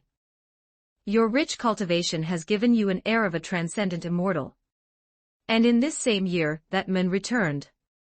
The one who, like you, possessed the face of the white fox young master Abe no Saimai, who had been studying abroad on the opposite shore, has returned. On the day he returned, there was a great reaction throughout Heian-kyo, especially within the Onmyo agency. At the same time, you were very happy, not only for the return of a friend, but more importantly, you can finally leave. After Abe no Saimai's return, you choose to A. Stay here, B. Go to Oyama, C. Wait and see, D. Intervene personally. He's finally back. Mu Yuan, holding the heroic spirit training manual, watched the text appear on the book, a faint smile appearing on his face. Since you are back, our promise has been fulfilled. It is time for me to go and do what I must do, Mu Yuan said calmly. He did not hesitate and directly chose to head to Oyama. The third day after Abe no Saimai's return, Heian-kyo, inside Mu Yuan's wooden house. It's about time for you to leave, isn't it? That afternoon, the sunlight was very bright. Mu Yuan and Abe no Saimai sat facing each other in the courtyard, a go board placed between them as they played a game. Beside them was an ancient tree that had grown very tall over time. Its lush foliage provided shade for the two of them. Abe no Saimai's sudden remark caused Mu Yuan's hand holding a white stone to pause slightly. Then, he placed it down with a light laugh and said, "Truly, nothing escapes your notice." "Just as I said when I left, you are very pure," Abe no Saimai smiled. "And as for what happened in Heian-kyo after I left, I am not entirely ignorant. Yasunori has been in constant correspondence with me. As for you, after all these years, you didn't even think to write me a single letter. What would I write about? You find out anyway. You resent me," Abe no Saimai sighed. "You know I didn't mean it that way. When I entrusted the capital to you, I had no intention of binding you here. At the time, I only wanted to entrust what I cared about most to the person I trusted most. The matter of Oyama was indeed my oversight." Mu Yuan fell silent. Have things progressed to such a dangerous point? Seeing Mu Yuan's silence, Abe no Saimai's expression became incredibly solemn. In these 3+ years, since that meeting on the night of 100 demons, Shuten has not come once. After a long while, facing Abe no Saimai, Mu Yuan chose not to hide it any longer and said, "This is not her character. Normally, she should have been coming up with all sorts of ways to destroy Heian-kyo and take me away. She hasn't done so, which means there is only one possibility: she cannot see me. As for why she couldn't, the reason went without saying. Yamada no Orochi." Back at that shrine, Amaterasu had actually already said that because he was exiled and suppressed in the rift between the Yin-Yang realms, even though it is now the Heian era, Yamada no Orochi, is actually powerless to influence this world. But Shutendoji is the sole exception. After all, she is his daughter. Is it very dangerous? Abe no Saimai asked. It's not a question of whether it's dangerous or not, Mu Yuan smiled. Otherwise, I wouldn't have waited until you returned. Our promise is fulfilled and now I'm going. Saimai, I have no intention of resenting you. Otherwise, I wouldn't have waited here quietly for your return. I still remember those words to this day. That was the evaluation given by the Heroic Spirit Training Manual, at the final summary of the first simulation. Abe no Saimai helped you, inviting the three great Onmyoji, and on that day even abandoned Heiankyo just to send you away. This allowed the legend after his death to be further sublimated, and the heroic spirit reached the quality of a heroic hero. 48 Section 48 Chapter 48 Mu Yuan remembered clearly, so he sat in Heiankyo until Abe no Saimai returned. That is a demon realm. Mu Yuan said calmly, and it is a demon realm prepared specifically for me. It knows I will definitely go, so it is waiting for me. I can go in your place. Abe no Saimai said without hesitation. Hearing this, Mu Yuan couldn't help but look up at him. Having not seen him for several years, Abe no Saimai had undoubtedly changed a lot. He had shed the immaturity of his youth, and his entire person had become mature and dazzling. Abe no Saimai was very strong now. Just from the first glance upon meeting him, Mu Yuan understood this in his heart. Having returned from the other side, he now possessed the capital to truly suppress this era, and even become a legend, a swan song, in the future. The greatest Onmyoji through the ages, no, it should be said he is the only one, Abe no Saimai. What he lacked now was merely the passage of time to settle. Therefore him going might be even more suitable than Mu Yuan, but Mu Yuan still shook his head. Shaking his head, he said to Abe no Saimai, no, what the Shutendoji is waiting for is not you, even if it is the legendary Yamada no Orochi. If the Shutendoji were unwilling, it would not be so easy for an existence to be influenced in just these few years. After all, he had already discarded that power once. How could it be so easily taken by that power again? He should still be throwing a tantrum, I suppose. When Mu Yuan said this, he couldn't help but laugh, saying, after all, he came to pick me up but I refused. And the reason for the refusal was because of you. As he spoke, Mu Yuan looked at Abe no Saimai with a smile. Abe no Saimai was stunned for a moment, then laughed as well, saying, you guy, do you want to repeat what happened in that dream again? I tell you, no way this time. Last time I was stupid. I didn't know to run and thought about taking the opportunity to banish them, only to end up being cornered and chased all night. This time, if you dare to come, I dare to run. After Abe no Saimai finished speaking, the two couldn't help but laugh together. Laughing, Abe no Saimai suddenly said, so this time, do you still want me to watch your choice like that time in the dream, watch you walk down another path, and perhaps even watch you leave this world once again? Mu Yuan was stunned. Clearly, he hadn't expected Abe no Saimai to say that suddenly. And Abe no Saimai, who had instantly stopped laughing, also looked at Mu Yuan for a long time.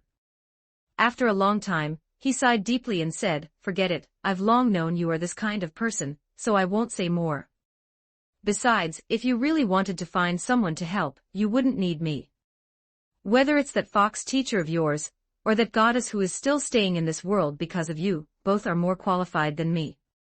However, it is precisely because I know you are such a person that I, Abe no Saimai, consider you the most important close friend in my life. Have you ever thought that, in essence, I might not be as you say? Mu Yuan asked Abe no Saimai suddenly, could it be that I am only acting this fearless because of the current situation, and that I dare to do anything? Abe no Saimai smiled, shook his head, picked up a black piece, and placed it on the board, saying, what if it is a dream, and what if you wake up? Perhaps in the dream, you add a little more courage and fearlessness, but your soul cannot change, and your essence is naturally the same. Let me guess, after waking up from the dream, you might have some trouble in reality. This is likely the reason you came to this dream to seek help, for example, your questions about summoning arrays for heroic spirits from years ago. Moreover, your situation in reality must be very dire, but you have never thought of escaping, right? Just like the demon's nest you are about to go to, I think in that so-called reality after waking from the dream, you have never thought of escaping either. Abe no Saimai's words left Mu Yuan stunned on the spot, until Saimai spoke again, saying to Mu Yuan, "And Mu Yuan, you." Mu Yuan looked down and saw that he had indeed lost. He had lost this game to Saimai by one piece.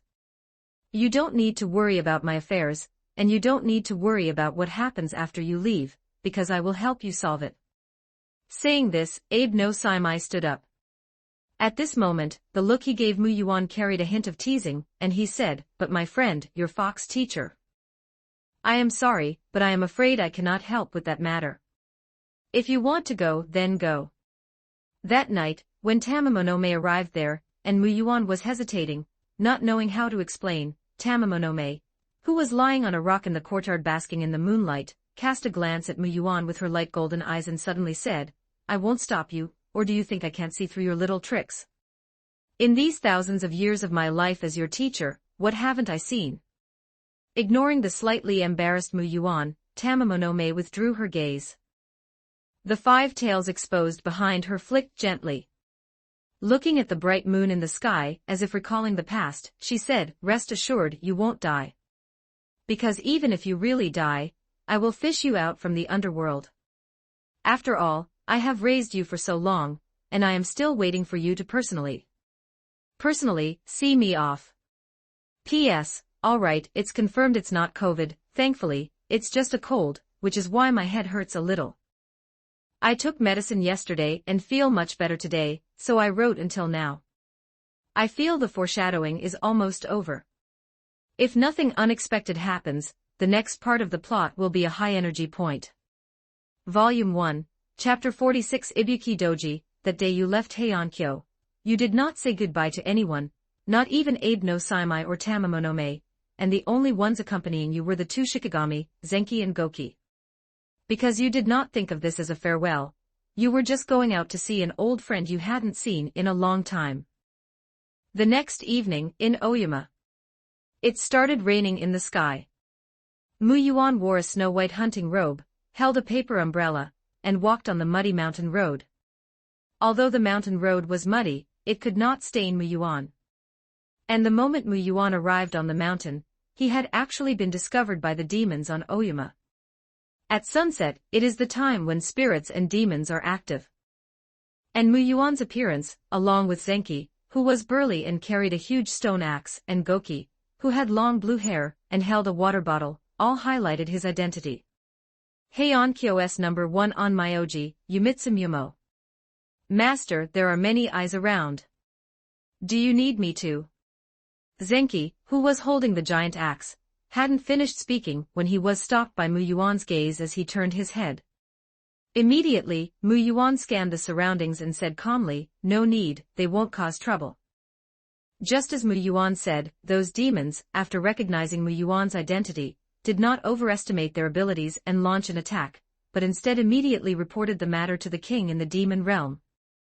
As for the road up the mountain, Mu Yuan was naturally familiar with it. After all, in his past life, he had held a sword and killed his way to the top of the mountain. Not long after, the sky cleared, and you returned to Oyama once again. Upon learning of your arrival, Ibaraki Doji quickly came before you. She was very excited to see you and pulled you along to talk about many things, but you had no heart to listen. Only because when you looked up, you saw a terrifying magic power almost visible to the naked eye on the top of Oyama where the moon appeared after the dark clouds dispersed. That magic power had no concealment, and even surged a bit more when you gazed at it. You naturally understood in your heart who this magic power originated from, and Ibaraki Doji, who had been pulling you to talk, gradually lowered her voice after noticing that you seemed to have discovered something. She brought you to the mountaintop, but it was not the demon realm you were familiar with, because even Ibaraki Doji hadn't entered it for over a year. Now there was only one person in the demon realm. You prepared to enter, but Ibaraki Doji pulled you back. This time, she had a conflicted expression you had never seen before, and then you heard her say to you, "Don't go in, Mu Yuan. Ibaraki Doji held Mu Yuan's hand.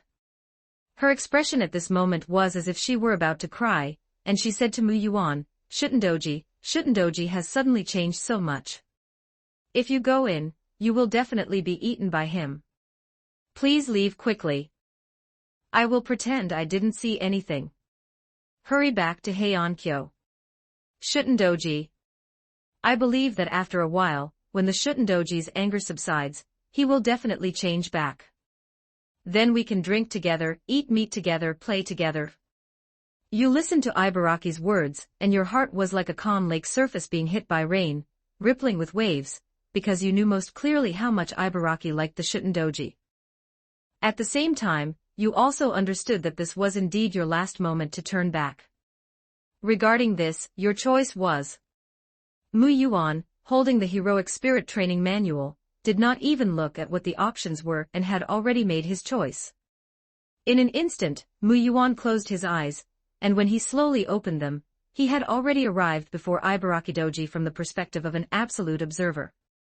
Personal intervention. This was the second time Mu Yuan used personal intervention in this simulation. The last time was to face Tamamonome. Now, he only had the last chance for personal intervention left. After the personal intervention, Mu Yuan naturally had no discomfort. After all, the projection was him, and he himself was the projection. He looked at Ibaraki, who was a head shorter than him, and looked like a petite girl on the outside, smiled, and reached out to ruffle her hair. Why wait? When I come out, let's drink together immediately, isn't that good? Though you all have to go easy on me, after all, this body of mine can't handle your roughhousing. Ibaraki Doji did not like being ruffled by Mu Yuan because she felt she was the demon king of Oyama, and it was too embarrassing. Because of this, she even had some resentment about her height later on. But at this moment, in front of the demons of Oyama, she didn't slap Mu Yuan's hand away, she just looked up at him, stunned. Looking at his eyes. They were clear and deep eyes. Just by looking at them, and looking at the faint smile on his face, Ibaraki Doji felt her originally extremely complex emotions gradually being soothed. Mu Yuan, why did you suddenly abandon us? Ibaraki Doji lowered her head and said, if it weren't because you abandoned us and insisted on becoming that number one on Myoji in the world, the Shutendoji wouldn't be so angry. Although the Shutendoji looks like he isn't interested in anything and is fine as long as he is happy and having fun, I actually know that the Shutendoji is very protective of his things, and doesn't even allow others to touch them. Mu Yuan nodded and said, I know. Since you know, then why? Mu Yuan didn't answer immediately but ruffled her hair once more. Because I have been walking on a path from the very beginning. That path is very winding indeed, so I must find various ways to smooth it out. Even Mu Yuan himself didn't know how long he would have to walk this path. At the same time, where the end point was. Time is not long. Is that path very long? Ibaraki Doji asked. Very long. Mu Yuan replied. Then have you smoothed it out now? Ibaraki Doji continued to ask. Mu Yuan shook his head. So you won't stop, right? Mu Yuan smiled again and said to Ibaraki Doji, I won't stop. Before the path is smoothed out, no matter what I encounter, I won't stop. Hearing this, Ibaraki Doji enjoyed Mu Yuan's head ruffling for a while longer, then stepped back a few steps and made way for Mu Yuan. Bring the Shutendoji out. Ibaraki Doji's amber eyes looked at Mu Yuan, and she said earnestly, he has been angry enough. You tell him not to be angry anymore. I miss him so much, I want to drink with him again. All right, count me in then. Mu Yuan nodded with a light chuckle, agreeing. Just as he was about to walk inside, little master. Goki called out, stopping Mu Yuan.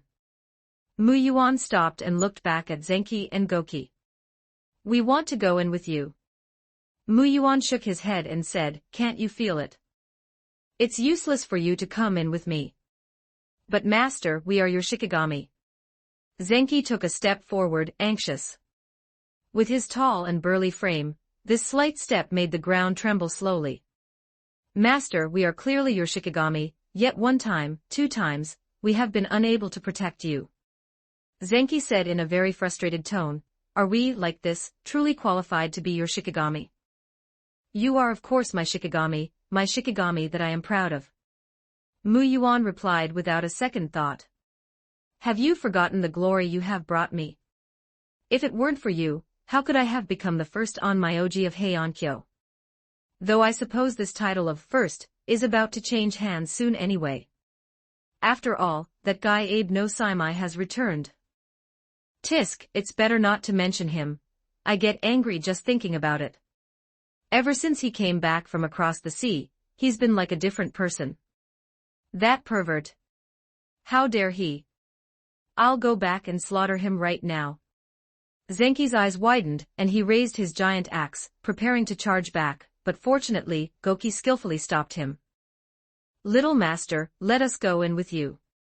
After stopping Zenki, Goki said softly to Mu Yuan, as your Shikigami, if we can only stand by while our master falls into danger, that is the greatest humiliation of our lives. Such a situation is more painful to us than being killed. Upon hearing this, Zenki hurriedly nodded and looked at Mu Yuan. Mu Yuan smiled helplessly and shook his head again, saying, if it were anything else, I would certainly agree, but... Zenki, Goki, you have been with me for many years. You have actually been watching the situation with Shutendoji the whole time. If she were truly a mortal enemy, how could Abe no Saimai and Fox teacher possibly let me come here alone? Besides, I am not some pedantic fellow. If I have those two as muscle, I wouldn't insist on throwing my life away. Therefore, quite the contrary, she is not an enemy to me at all. Hearing this, Goki fell silent. After a while, she reached out and pulled Zenki down. Since that's the case, we will stand here and wait for you, master. If you don't come out, little master, we won't go back. Zenki heard this and hurriedly looked at Goki in a panic. Goki said to Zenki with a helpless expression, Zenki, stop talking. Little master won't agree to let us go in, and if we really followed him in, little master would actually feel very embarrassed. Our little master, he's great in every way, but on this one point, he really makes one feel helpless. Hearing these complaints, Mu Yuan gave an awkward smile, then turned and stepped directly into the gates of the Oyama demon realm. He had entered this place countless times in his identity as the Inyang demon master, so Mu Yuan was not unfamiliar with this path. But this time was different from the past.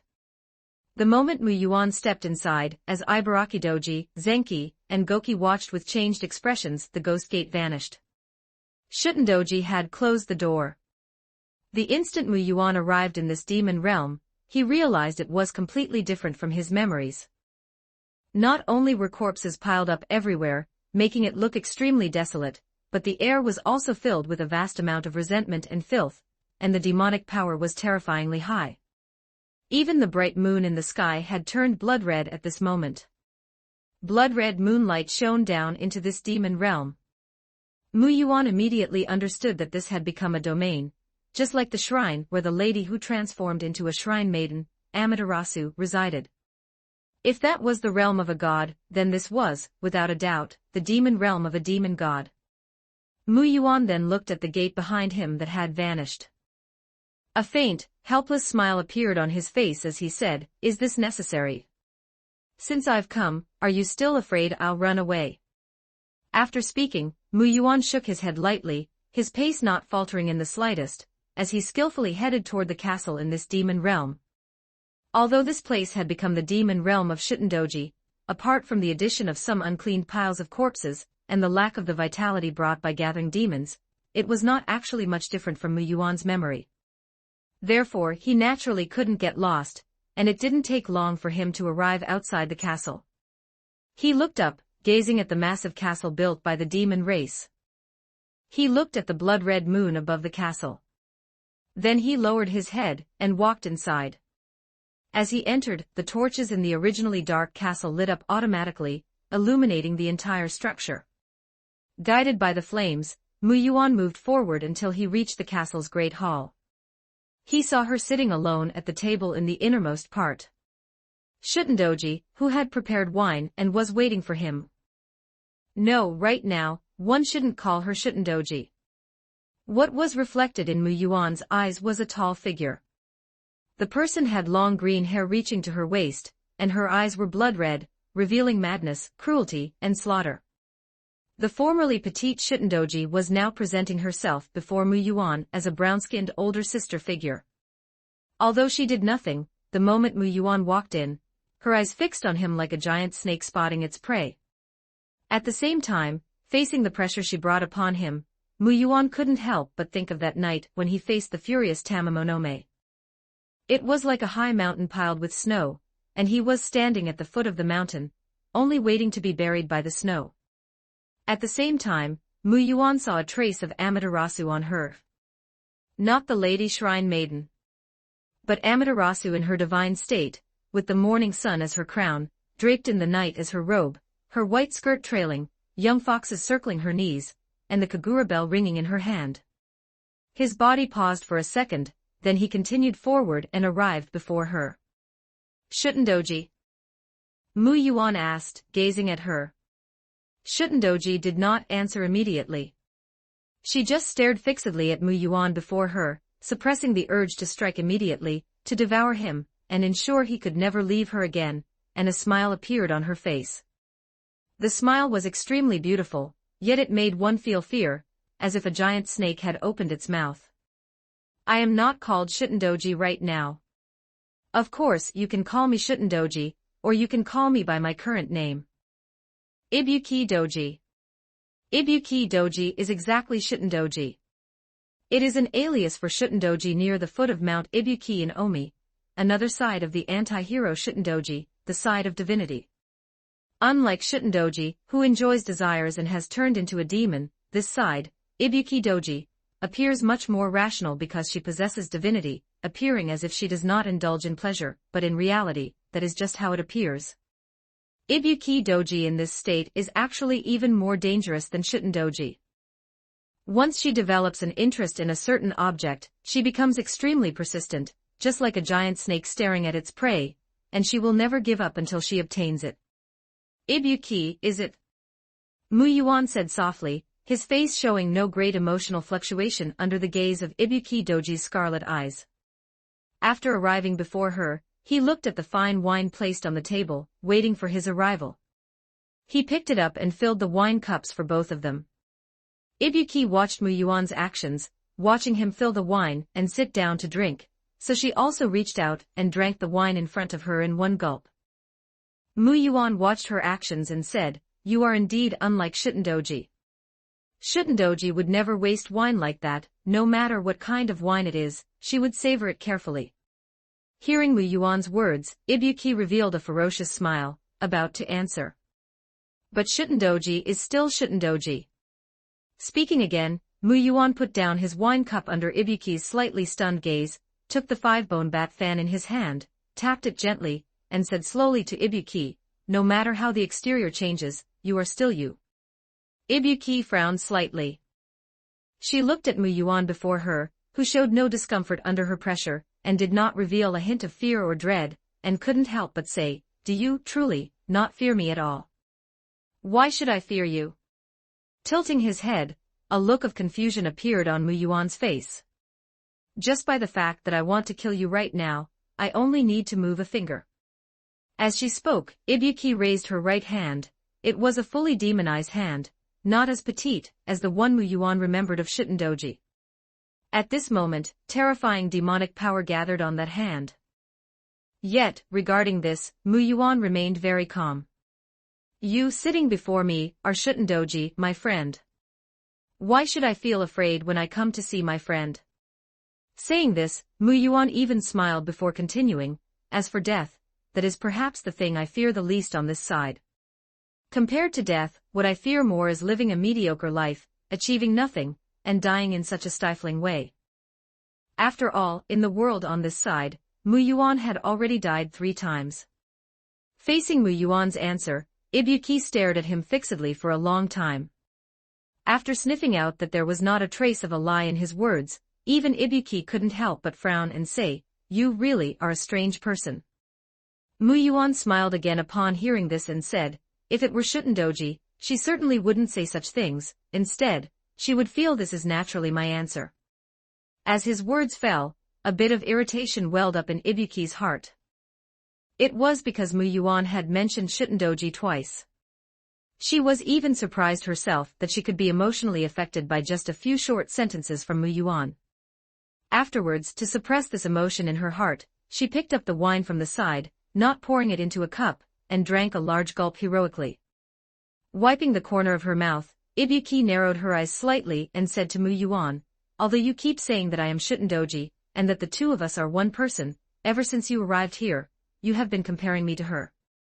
Saying this, the tail behind Ibuki Doji, which was neither quite a snake's nor a dragon's, slapped lightly. Her eyes locked onto Mu Yuan. There was no doubt that if Mu Yuan's answer was unsatisfactory, she would not hesitate to strike and eat Mu Yuan immediately. In my eyes, you are indeed the same person. Facing Ibuki's threat, Mu Yuan remained unhurried, even pouring himself a glass of wine before continuing, as for why I keep comparing you to Shutendoji, that is naturally because you do indeed have some differences. Saying this, without waiting for Ibuki Doji to reply, Mu Yuan continued, in my eyes, you are like another side of Shutendoji that is hidden and revealed, although that is indeed the case. Facing a side of a friend that is different from the past, as a friend, I am naturally surprised, and might even be unable to help but compare it to her usual self. But that is all. Mu Yuan said indifferently, after all, no matter how things change, a friend is a friend. I might even find this matter quite interesting, and after she returns to her usual self, I will tell her about this and tease her mercilessly. Ibuki was quiet for a while. Then have you ever thought about what if she can never change back? No matter what she becomes, I will accept her. Mu Yuan replied with a faint smile without a second thought, as long as this is her choice, a choice truly made. So can you tell me, who made you become like this? 50 Section 50 Chapter 50 Having said this, Mu Yuan set down the wine vessel in his hand. The folding fan in his hand also stopped its rhythmic tapping. Ibuki saw anger in his eyes, anger that came from the bottom of his heart. At this moment, a look of realization finally appeared on Ibuki's face as she said, I see. So that's what thou art thinking. I understand why thou camest here alone, and faced me without a hint of fear. I finally understand. From the very beginning, thou hast firmly believed in one thing, that I could never possibly kill thee. Ibuki Doji murmured, even the reason thou camest here, besides seeing me, was actually mainly for him. Thou art angry, but the object of thy anger is not me, but him. At this point, Ibuki Doji couldn't help but laugh. She said to Mu Yuan, thou art actually angry at my father god. Dost thou not know who he is? He is Yamada no Orochi. He is the most terrifying existence upon this land, the Yamada no Orochi, at whom even the gods of Takamajiehara tremble. Mu Yuan, thou art but a mortal. Thou canst not even shake me, I could kill thee by simply extending a finger. And yet thou actually wantest to strike at him. Perhaps she was too shocked, for Ibuki's verbal affectations disappeared, and she stopped referring to herself as I and him as thou in her archaic style. Confronted with Ibuki's words, Mu Yuan did not nod, but neither did he shake his head. He simply smiled. Seeing this, Ibuki couldn't help but laugh again. This time she laughed loudly, until tears came to her eyes, her tails lashing behind her as she did so. Because of this, the entire demon castle trembled and shook. She was just short of clutching her stomach and rolling on the floor in front of Mu Yuan. No, you are far too interesting. I finally know why she is so fond of you. Ibuki said, the only shackle she left me when she became me was to have me wait for you here, and not to go out under any circumstances until I had waited for you. I couldn't understand it at first, but now it's worth it. Ibuki stopped laughing, her crimson eyes looking at Mu Yuan once more. If before it was a snake gazing at its prey, then at this moment, what was revealed in Ibuki's eyes was naked desire. A naked desire to peel Mu Yuan away bit by bit, then savor him slowly and devour him completely. A naked greed that refused to leave even a single scrap to share with others. Then Ibuki smiled and said, "Mu Yuan, from now on, you shall stay with me. That person isn't worth you doing this for, because it wasn't anyone else who turned her into me, she chose to become me herself." Ibuki continued, "She wanted to kill that fox, the one who stole you from her hands. But just then, Father God found her and told her that she couldn't do it. Because Father God recognized that fox's identity and told Shutendoji about it, my birth came to be. She did it voluntarily. It was her own choice, so." "Yes, all right, I understand. As I thought, it was that bastard with the 8 heads who incited the Shutendoji." Before Ibuki could finish, Mu Yuan interrupted her. Ibuki froze for a moment and couldn't help but say, "Mu Yuan, what are you saying?" "I said she clearly did this voluntarily. It was that bastard who incited it, right?" A bright smile appeared on Mu Yuan's face as he nodded. "I understand perfectly. Thank you, I already know everything very clearly." After Mu Yuan finished speaking, the atmosphere on the scene instantly turned silent. It was Shutendoji who. It was that bastard Orochi who did it. Ibuki stopped speaking. She looked at Mu Yuan, who had interrupted her time and time again. Her tail couldn't help but lash out violently once more. This time, she cracked the ground behind her, showing the ferocity of her strength. Only because at this moment, an emotion surged within Ibuki's heart once again, and she was unable to suppress it. And she knew what this emotion was called. It was called. Forget it, whatever. Then, as Ibuki spoke, she stood up. She stretched, displaying her proud figure right in front of Mu Yuan. "You can't escape anyway." Ibuki smiled happily, sticking out her pink tongue to lick her moist lips. She stared straight at Mu Yuan and said greedily, "Don't worry, I will treat you very gently. Day after day, year after year. If I haven't misunderstood you, are you planning to imprison me?" Mu Yuan tilted his head at Ibuki. "Of course. I can't bear to kill you now."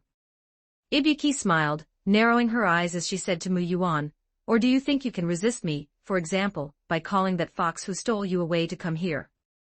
"I naturally don't think I can defeat you." Mu Yuan said quite frankly, "In front of you, I am as small as someone standing at the foot of a high mountain. As for calling Fox Teacher over, actually, as soon as I stepped into this demon domain, I felt it. This is your divine domain. One of the reasons you're waiting for me here is to use this to restrict Fox Teacher's power, right? But if you don't call her..." With a charming smile, Ibuki reached out and gently caressed Mu Yuan's incomparably handsome face, exhaling slowly. "Then you really won't have a single chance, and can only be eaten by me. Well, though I'm actually looking forward to you doing that. I probably can't call Fox Teacher over, but looking at your reaction, it seems Ibarakidoji didn't tell you, right?" Under Ibuki's puzzled gaze, Mu Yuan extended his folding fan, and gently pushed away Ibuki's hand from his face. Then he stood up, took 2 steps back, and flipped open his closed fan. "Speaking of which, it happens to be night right now." As he spoke, he gave it a light flick, rotating the folding fan in his hand to the side representing the sun and the gods. "While I feel that verbal communication is the best solution, I am naturally not Southwest foolish as to place my hopes entirely on talk no jutsu." Just as Mu Yuan's words fell, a giant white spirit fox leaped out from the folding fan. Under Ibuki's suddenly grave gaze, it shielded Mu Yuan in its embrace, its red eyes opening as it quietly watched the Ibuki before it. At the same time, the soft tinkling of a Kagura bell rang out. With the sound, the foul air floating within the castle was instantly dispelled, and the bell landed in Mu Yuan's hand. The pure white spirit fox surrounded him, complementing the white Koriginu Mu Yuan was wearing. With his black hair fluttering slightly and the Kagura bell in his hand ringing gently, he even gave off a somewhat sacred feeling for a moment. "Therefore, the reason I dare to come before you is naturally because I have my own trump card. How does that saying go, as someone favored by the gods, I am indeed acting a bit fearless at this time. After Mu Yuan finished speaking with a smile, his head was gently tapped. He clutched his head and looked up, finding that the white spirit fox protecting him was looking at him with a hint of disdain. It was not Amaterasu herself. Rather, it was the spirit fox that accompanied Amaterasu when she manifested her divine form. As for its name, Mu Yuan remembered it being called Little White. He stuck his tongue out at it, then looked at Ibuki again and said, "Speaking of which, it's normal that you don't know, because I didn't tell Shitandoji about this in my previous life. After all, back then, even I didn't know myself. Therefore, please allow me to introduce myself here." Mu Yuan gently shook the Kagura bell in his hand and gave Ibuki a polite bow, seriously stating his name. "In fact, from the moment I was born, I was abandoned in a land of ice and snow by my biological parents. Later, a shrine maiden lady rescued me and raised me. I call her Tsu, I am her adopted son. Thus my name is Mu Yuan, full name Yumitsu Mumo. P.S. This chapter is 4,000 words. Going to eat, will write more after eating. Volume 1, Chapter 48, Your mouth is indeed very sweet. Yumitsu. Seeing Mu Yuan suddenly become so solemn, Ibuki Doji was naturally stunned for a moment. But after she softly repeated the surname twice, and connected it with the shrine maiden, Tsu, that Mu Yuan had mentioned earlier. Inari God Yukinomitama. Her eyes widened slightly, and her gaze immediately locked onto the Kagura bell in Mu Yuan's hand. Inari God Yukinomitama, she hasn't left yet. Facing the realized Ibuki Doji, Mu Yuan did not provide an explanation. Instead, he gently waved the folding fan in his hand, a hint of helplessness appearing on his handsome face as he said, "Actually, to be honest, I know myself that this is not something worth bragging about on a grand scale. After all, in my current situation." As he spoke, Mu Yuan looked at the spirit fox, Little White, who was protecting him. Then he glanced at the divine artifact, the Kagura bell, in his hand. To put it poetically, I am the child of God, and this is the God's favor for me. To put it bluntly, isn't it just, Mom, I can't handle this, come save me quickly. Let's be reasonable. I, Mu Yuan, am the first Onmyoji of Heiankyo after all, even though that bastard is back and this title is a bit precarious. But calling Mom for help, I, Mu Yuan, need to save face. As his words fell, before Ibuki Doji could react, the white fox beside Mu Yuan couldn't hold it in anymore, revealing a human-like smile, and letting out ing-ing-ing laughing sounds. As for Ibuki Doji, facing Mu Yuan's words at this moment. For a time, she simply didn't know what kind of expression to make. Forget it, I don't care. Anyway, no one is watching now, and besides, if you, Shitandoji, hadn't insisted on doing this and turning into this form, would I have needed to call Mom for help? Having given up on his dignity, Mu Yuan glared fiercely at Ibuki and said, "I'll give you a beating, you troublemaker, and then erase your memory when it's over. That way, no one will know about my embarrassing moment. Then I'll still be the #1 elegant youth of Heiankyo, the perfect white fox young master Yumitsu Mumo. Go, Little White, what are you waiting for? Woof tui, ing." Little White gave Mu Yuan a kick and almost went on strike, if not for the fact that Mu Yuan was young, and it couldn't be bothered to argue with him. Then it no longer hesitated and pounced toward Ibuki Doji. Although Ibuki Doji was somewhat stunned by Mu Yuan's sudden self-mockery, the moment the spirit fox charged at her, she immediately retaliated. At the same time, as Little White charged at Ibuki Doji, the smile on Mu Yuan's face vanished. He turned his head, and looked at the blood-red waning moon outside the castle. The waning moon completely shrouded the demon domain in a bloody hue. Amaterasu did not come, what came was the spirit fox. That meant it was exactly as Mu Yuan had thought at the beginning. Ibuki Doji waiting for him here, no, it wasn't Ibuki. It should be said that the real reason Yamada no Orochi was waiting for him here was this. This demon domain indeed could restrict their appearance. Mu Yuan slowly exhaled, then withdrew his gaze, and gently shook the Kagura bell in his hand toward Ibuki Doji. He understood in his heart that relying solely on the spirit fox, who was a divine messenger, it would be very difficult to defeat Ibuki Doji head-on. After all, she was the child of Yamada no Orochi. Moreover, she was the one who had perfectly inherited the divine side of his nature. From Ibuki, Muyuan felt the same pressure as when he had faced Tamamonome. Therefore, the real key point was actually in his hand. It was in this Kagura bell that Amaterasu had specifically sent to him.